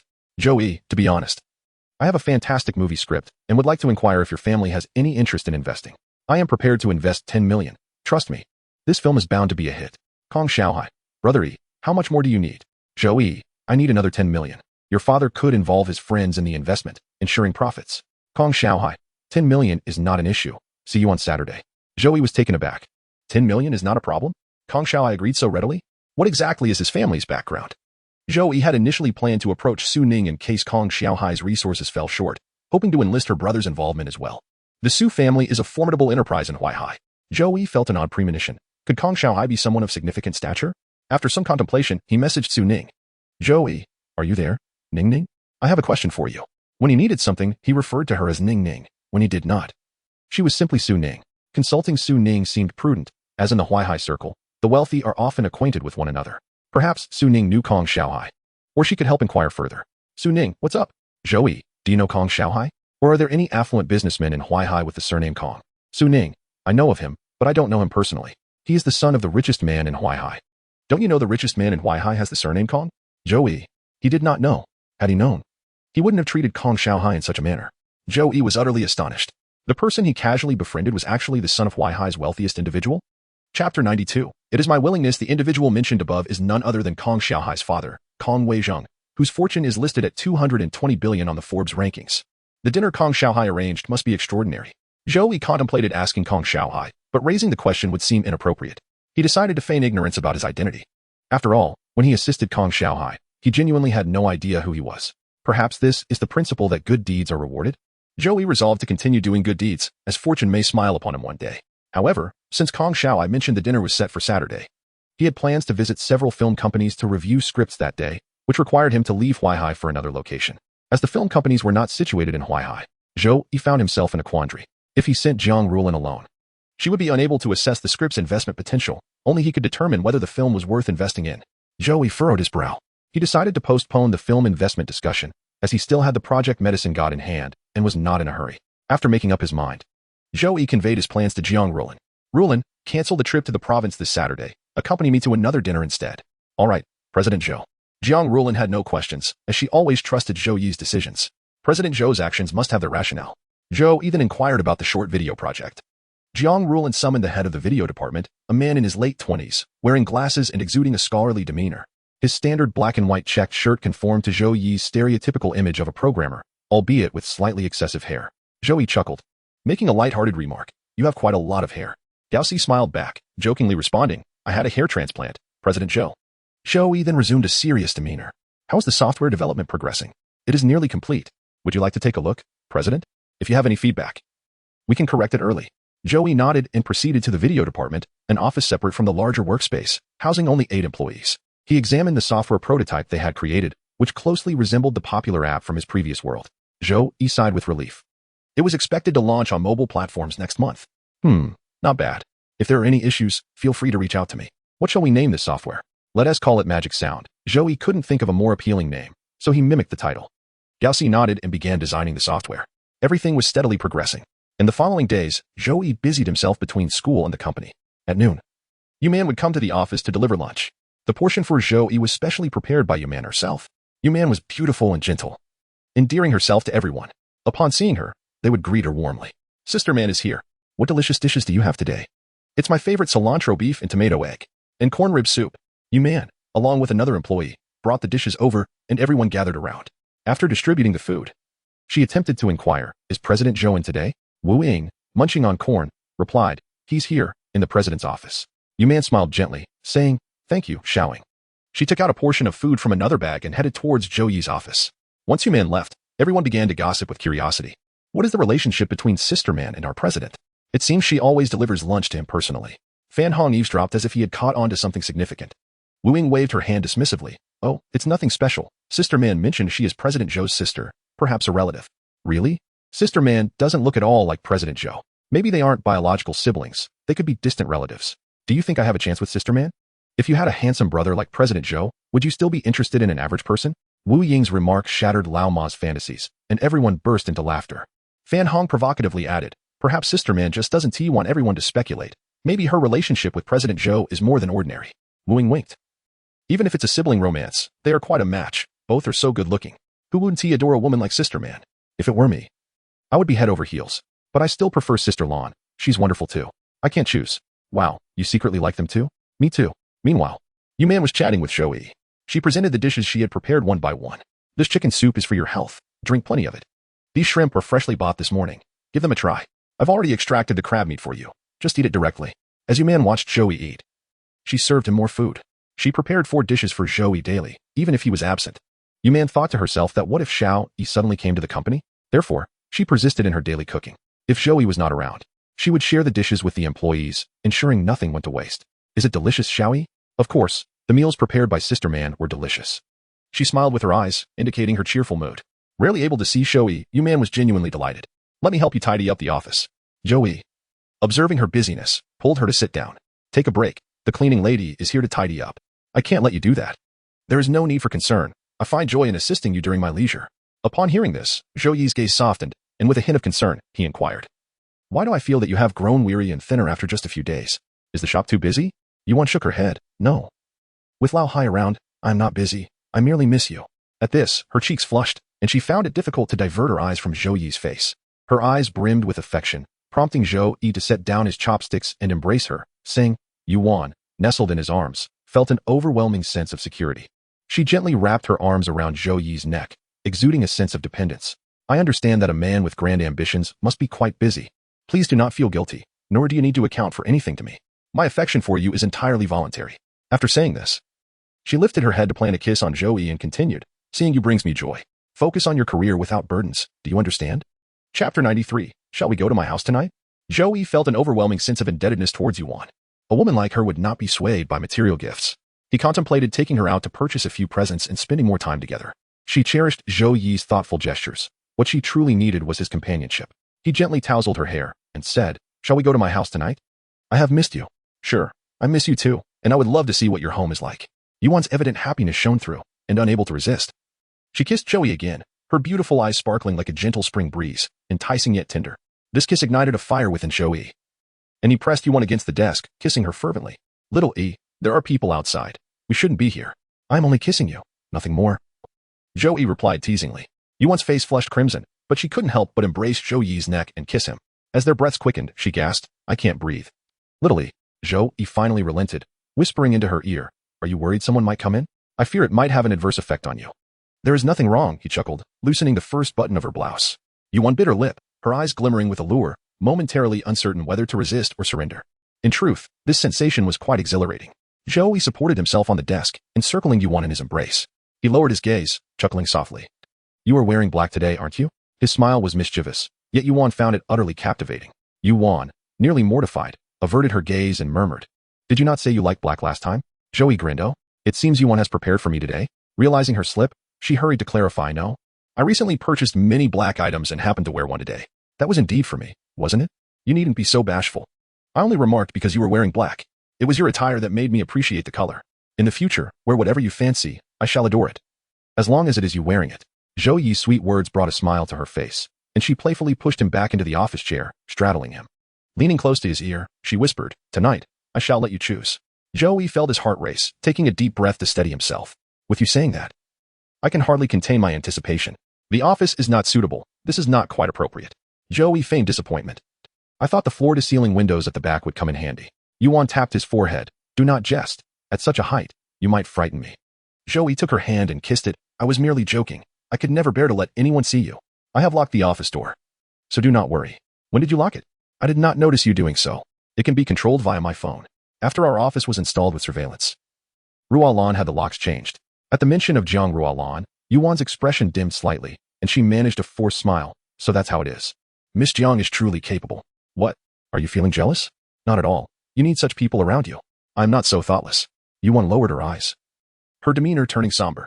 She felt inferior when compared to someone as accomplished as Jiang Ruolan, believing she could offer Zhou Yi no assistance in his career.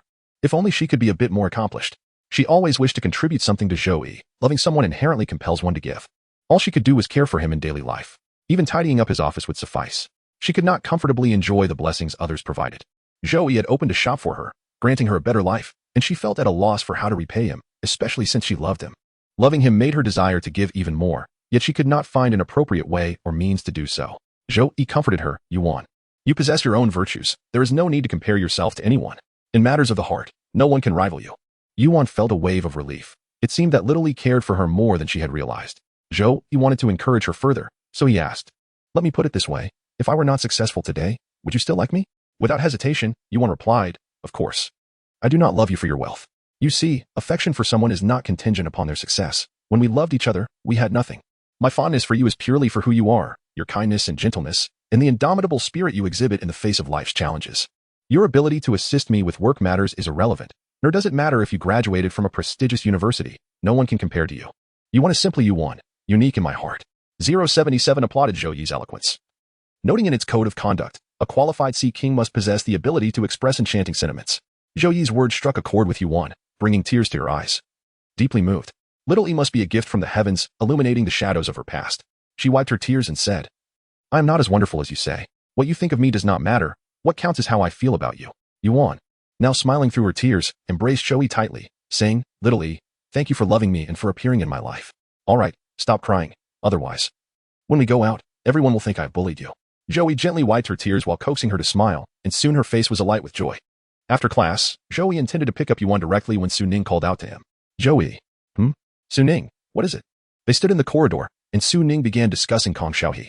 "Did you not ask me about Kong Xiaohe the other day? I know a little. And after inquiring with my brother, I can share some information with you today."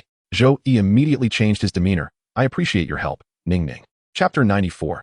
Heir to a billion-dollar corporation? Kong Xiaohe had suffered from poor health since childhood. His father had taken him everywhere in search of treatment. Yet after many years, there was little improvement. My brother had once assisted by introducing him to a doctor. Clearly, his father values him greatly. Of course. Zhou Yi and Su Ning leaned against the railing in the corridor, attracting glances from passing classmates. Suning tentatively suggested, "Shall we move to another location to talk? It seems many are watching." Zhou Yi pondered for a moment, realizing he needed to inquire about the Kong family, and thus arranged to meet Suning at a nearby CAF outside the school. This time, he did not venture far, settling for a location close to the campus, as he could not be bothered to expend too much effort. "I was preoccupied with company matters that day and couldn't attend to you. I apologize," he said. "It's fine. I understand. My brother can be like that when he gets busy," Suning replied. Currently, Suning harbored feelings for Zhou Yi, exhibiting a high tolerance for his actions. After all, she felt indebted to him, and thus found it difficult to voice any complaints. "Why the sudden curiosity about him?" she inquired. Zhou Yi did not conceal the truth from her. "During the provincial competition, I was on the same team as Kong Xiaohai. I noticed he was not in good health, so I treated him. In gratitude, he offered to introduce me to his father, probably to help me expand my network." Suning was momentarily taken aback, her face revealing her astonishment. "You cured Kong Xiaohai's ailment?" It was no wonder she was shocked. Many had invested great effort to no avail in treating his condition. Both the Kong family and those seeking to curry favor with them had exerted considerable effort, only to be surpassed by a mere university student, and one who was not even a medical student at that. "Yes, I had studied a bit of medicine, particularly traditional Chinese medicine," Zhou Yi said, lowering his gaze to sip his coffee as if to mask his embarrassment. Suning was profoundly impressed by Zhou Yi's abilities. She looked at him with admiration and exclaimed, "How is it that you are so intelligent? I have never encountered anyone as clever as you. I have a relative who is an expert in this field, and he claims that traditional Chinese medicine is exceedingly difficult to master. Indeed, it is quite challenging. I merely tried my hand at it, and was surprised to find that it actually worked," Zhou Yi admitted. "I suppose you were unaware of Kong Xiaohai's background at that time?" "I truly had no idea. It was only later that I realized his status was quite exceptional, which prompted me to ask you about him," Zhou Yi confessed. Suning's expression softened, and she marveled at Zhou Yi's kindness. Such an opportunity was not something just anyone could come by. It was evident that Zhou Yi was destined for greatness. However, she refrained from asking how he had acquired his knowledge of traditional Chinese medicine, suspecting it was tied to his own mysterious background, a secret she had always sensed. "Is he the only son of the Kong family?" she asked. "No, he has a sister. My brother once pursued her, but she did not reciprocate his feelings," Zhou Yi clarified. "Your brother was rejected by someone like her?" "She certainly has high standards," Suning remarked. Although Zhou Yi had never met Suning's brother, judging by her looks, he could surmise that her brother must not be lacking in attractiveness either. Furthermore, the Su family was a well-known affluent family in Weihai, leading Zhou Yi to wonder if the girl deemed the Su family unworthy. Suning, unaware of his train of thought, simply smiled and responded, "She does indeed have high standards, but that's to be expected, as she is the future heir of the Kong family's vast conglomerate, with a fortune in the billions. Can one expect her to settle for anything less?" Zhou Yi paused in stirring his coffee, suddenly lifting his gaze. "Is it not Kong Xiaohai?" Suning shook her head. Previously, Kong Xiaohai's health was poor, and his father did not consider him.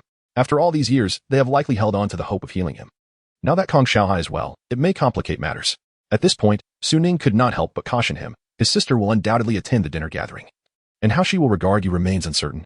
It would be prudent for you not to offend her, as the Kong family's affairs have no bearing on you, and it is best to avoid entanglements. Having witnessed considerable familial strife among the affluent since childhood, especially concerning inheritance issues, Suning feared Zhou Yi might become collateral damage in the Kong family's internal conflicts. Moreover, by having cured Kong Xiaohai, Zhou Yi had positioned himself in opposition to that woman. What was once a certainty now bore uncertainty, and she could not predict whether she would seek retribution against Zhou Yi, despite widespread rumors of her fondness for her brother. It was contingent upon Kong Xiaohai posing no threat to her. The dynamics of wealthy families were intricate, and not all affluent women were delicate pampered daughters. "Is the Kong family's daughter formidable?" Zhou Yi asked. "My brother says she is quite extraordinary," Suning replied, summarizing all she knew about the Kong family. By the time the two emerged from the CAF, the clock was nearing 5 o'clock. Just beside them was a flower shop, and Zhou Yi paused. "What flowers do you like? Allow me to buy some for you." Suning bit her lip, her cheeks flushing. Many had gifted her flowers in the past, yet she had remained unmoved. However, when Zhou Yi offered to buy her flowers, her heart raced. Kneeling before a display of sunflowers, she cradled her face and said, "I adore sunflowers. Compared to roses and the like, she favored these vibrant blooms, appreciating their symbolism. She yearned to become increasingly positive and courageous. Having previously kept her heart tightly sealed, feeling both proud and isolated, she no longer wished to be that person." Zhou Yi purchased all the remaining sunflowers in the shop for Suning. It was indeed quite simple to bring joy to a girl. Buying flowers was the most straightforward approach. Suning embraced the large bouquet of sunflowers, unable to suppress her radiant smile. She seemed to exude an increasingly sunny disposition.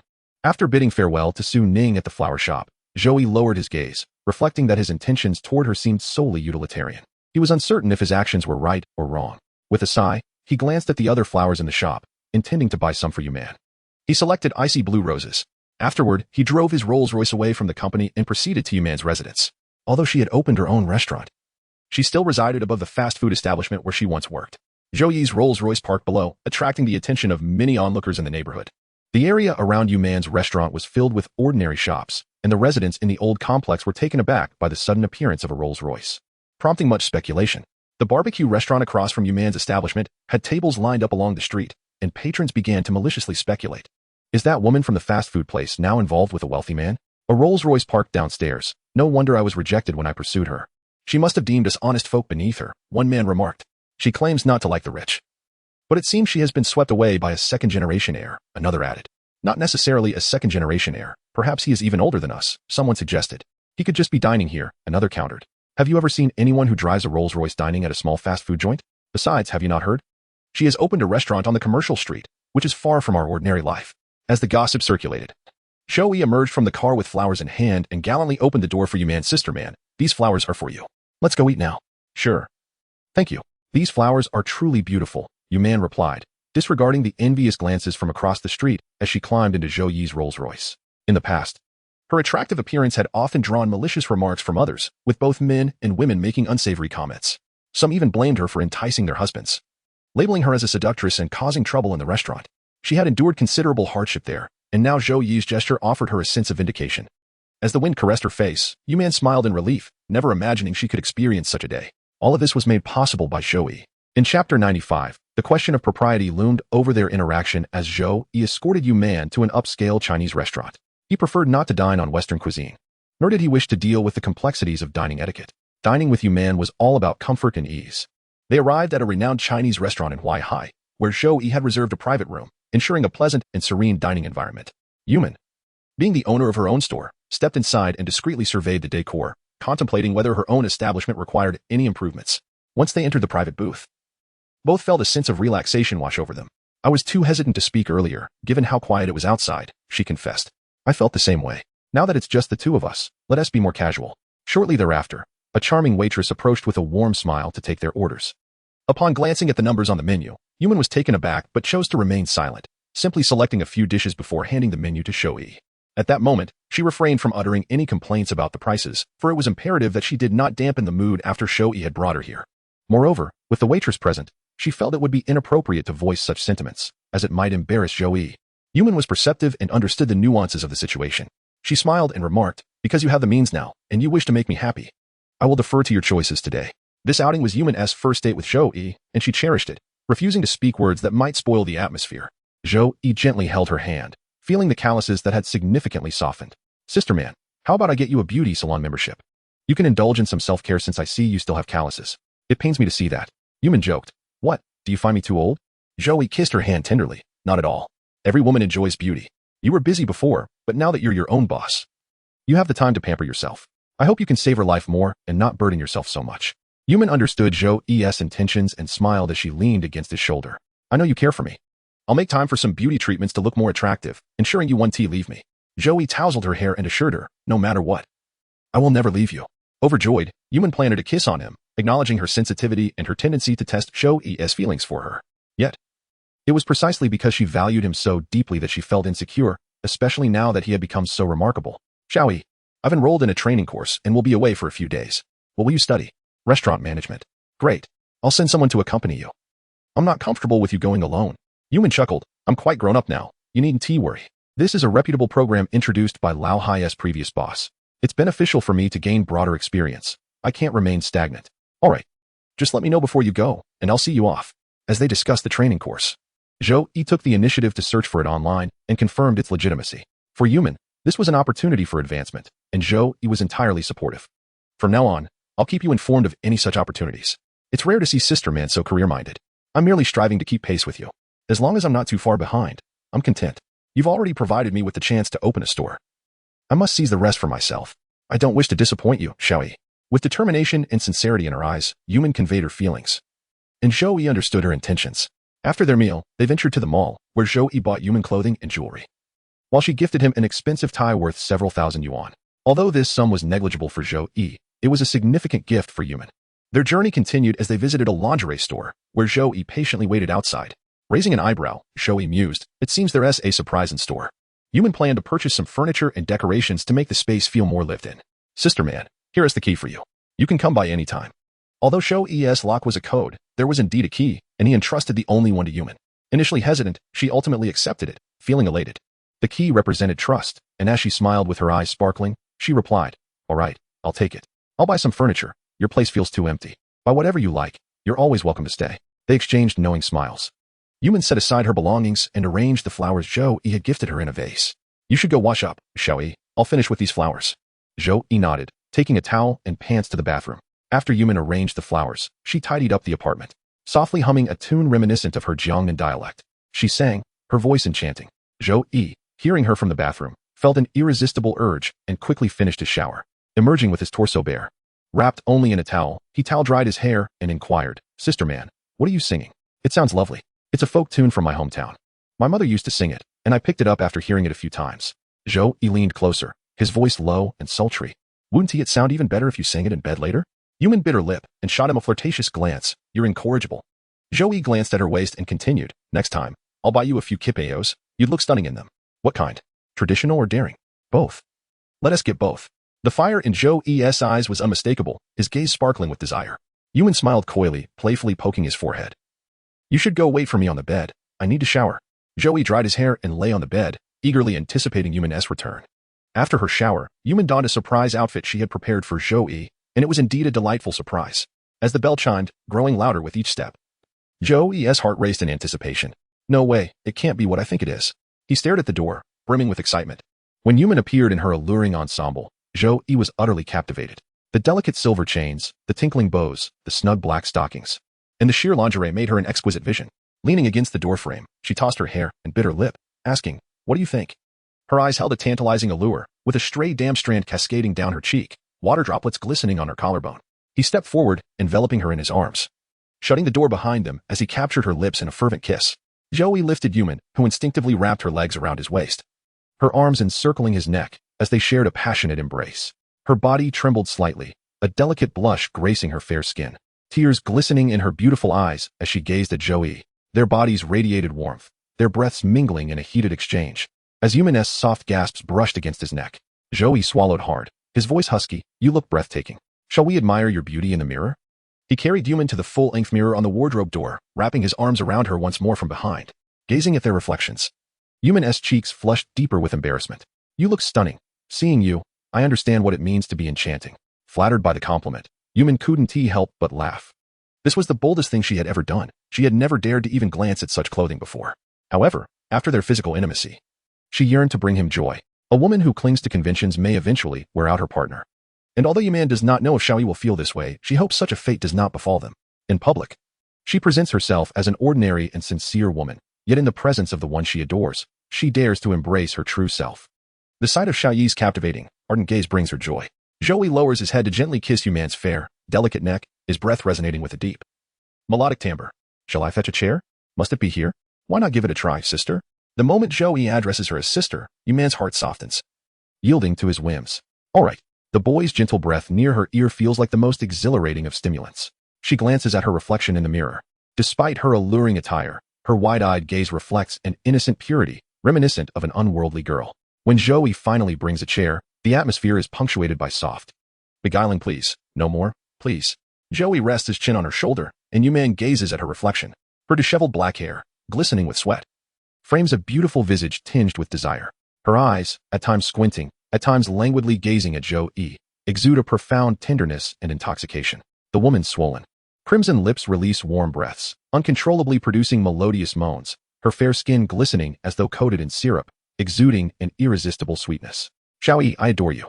In moments of joy, Yuman whispers this to Zhou Yi, infused with deep affection, rendering him utterly captivated. I adore you too, sister.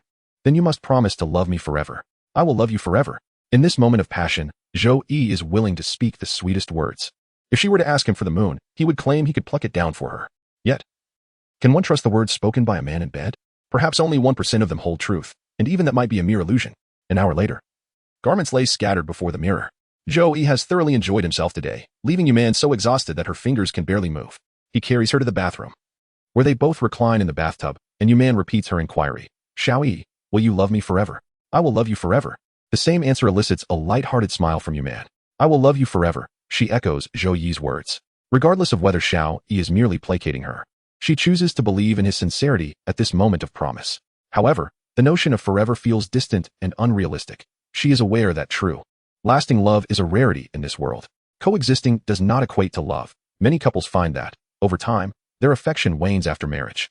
It may morph into familial love, or they may become akin to strangers, with some even turning against each other. Marriage binds them together, yet it cannot tether their hearts. Most couples live this way. Growing old together is genuine, but enduring love is often a facade, with many settling for a life of compromise. Thus, Yuman merely seeks reassurance in this moment. She does not demand that he fulfill her expectations. Noticing her repeated question, Zhou Yi wonders if she feels anxious. Yuman is not the type to inquire daily about his feelings, so her question today surely carries significance. A keen intuition stirs within him. Something is amiss. Unfortunately, he cannot extract the truth from her, as she remains reticent. Sister man, are you afraid I will leave you? Yes, you are so wonderful. Of course, I'm afraid. Surely, that's not the only reason. Zhou Yi vaguely guesses at the underlying issue and continues. Do you desire marriage? At this question, Yuman falls silent. Perhaps every woman dreams of donning a beautiful wedding gown and marrying the man she loves.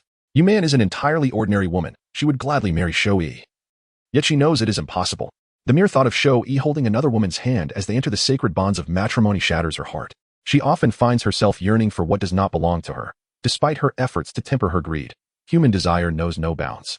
Quickly, she pulls herself from such unrealistic fantasies, shaking her head in denial. No, I do not wish to marry. Chapter 97. The flower language of the steel wool ball signifies wealth and endurance. Regarding the topic of marriage, Zhou Yi cannot provide her with a satisfactory answer, so he refrains from pursuing the subject further. Let us enjoy the present. Why concern ourselves with the future? He chooses to revel in the joys of the moment. Subsequently, both remain taciturn about the matter. The night swiftly passes.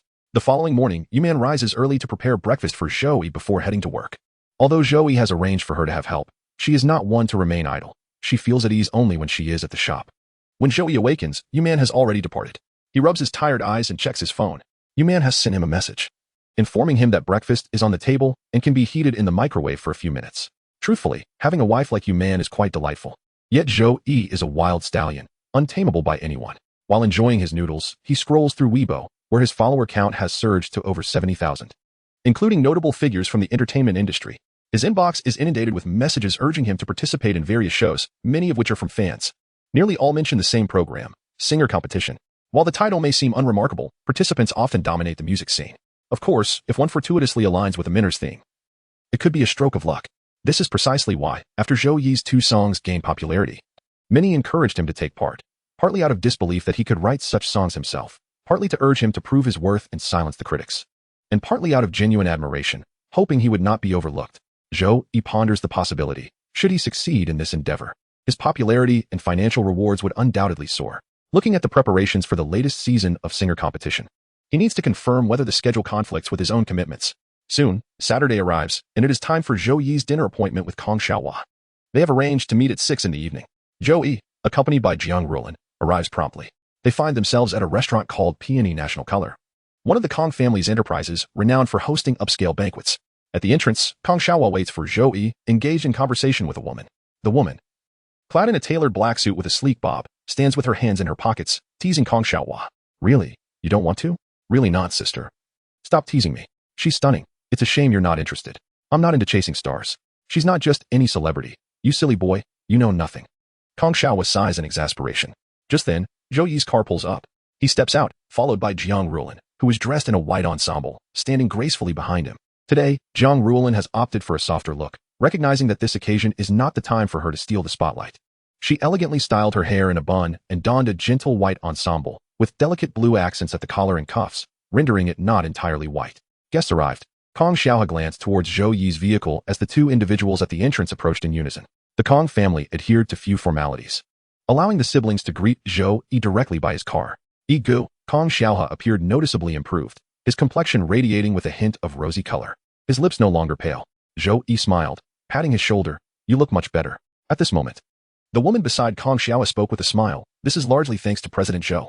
She extended her hand, introducing herself. Hello, I am Kong Huijin, Xiao's elder sister. The woman exuded grace, her beautiful eyes brimming with warmth. She stood slightly shorter than Zhou Yi, approximately 5 feet 7 inches, and her demeanor left a lasting impression. She was a remarkable woman. Kong Xiaohe and his sister bore a striking resemblance, though their features differed slightly. Compared to Kong Xiaohe's delicate eyes, she possessed slender, phoenix-like eyes that naturally held a hint of allure, and her smile accentuated this charm. At that moment, the system's voice resonated. Encountered a primary target, Kong Huijin. Another primary target? Indeed, her initial affection value towards you is quite high, at 30. Zhou Yi suspected this was likely due to Kong Xiaohe. Noting that this affection value was merely a standard sense of goodwill. This woman may not be easily won over. Even Su Ning's brother does not regard her highly. You must consider carefully how to win her over. Zhou Yi remarked. The floral language of a steel wool ball signifies nobility and perseverance. I can manage. Maintaining his smile, Zhou Yi extended his hand, warmly stating, Hello, I am Zhou Yi. Please, calling me President Zhou is too formal. Just call me Zhou Yi. Using a name feels too distant. You are a benefactor to our Kong family. As I am a few years your senior, may I call you A? Of course. Then you may call me sister, just as Xiao does. Few are privileged enough to address Kong Huijin as sister. She appeared to regard Zhou Yi with a gentle demeanor, contrasting sharply with the aloof image he had envisioned, and dispelling Su Ning's notion of her as a cunning woman. She chuckled lightly, saying, I will go ahead and inform father. You two continue your conversation. After Kong Huijin departed, Zhou Yi remarked simply, Your sister is very gentle. Kong Xiaohe immediately smiled. Gentle? Perhaps, yes. If you had witnessed her wielding a wine bottle against someone or using her high heels to send someone to the hospital, you would not say that. My sister cares for me deeply, thus, she is especially gentle towards those who treat me well. Kong Huijin's tenderness in this life was reserved solely for her brother, with even their father lacking such privilege. Kong Huijin was fiercely protective of her brother, a trait ingrained in her very essence. Due to Kong Xiaohe's poor health, he had been a reserved child, often bullied without voicing his distress. Upon discovering this, Kong Huijin ensured those responsible faced dire consequences. Kong Xiaohe's frequent illnesses raised uncertainties about his ability to inherit the Kong family legacy, prompting Kong Huijin to raise him as a boy. Her temperament was formidable. In her own words, if I offer you a glimpse of color, you must recognize your place. Cross me, and you face uncertainty. Cross my brother, and your demise is assured.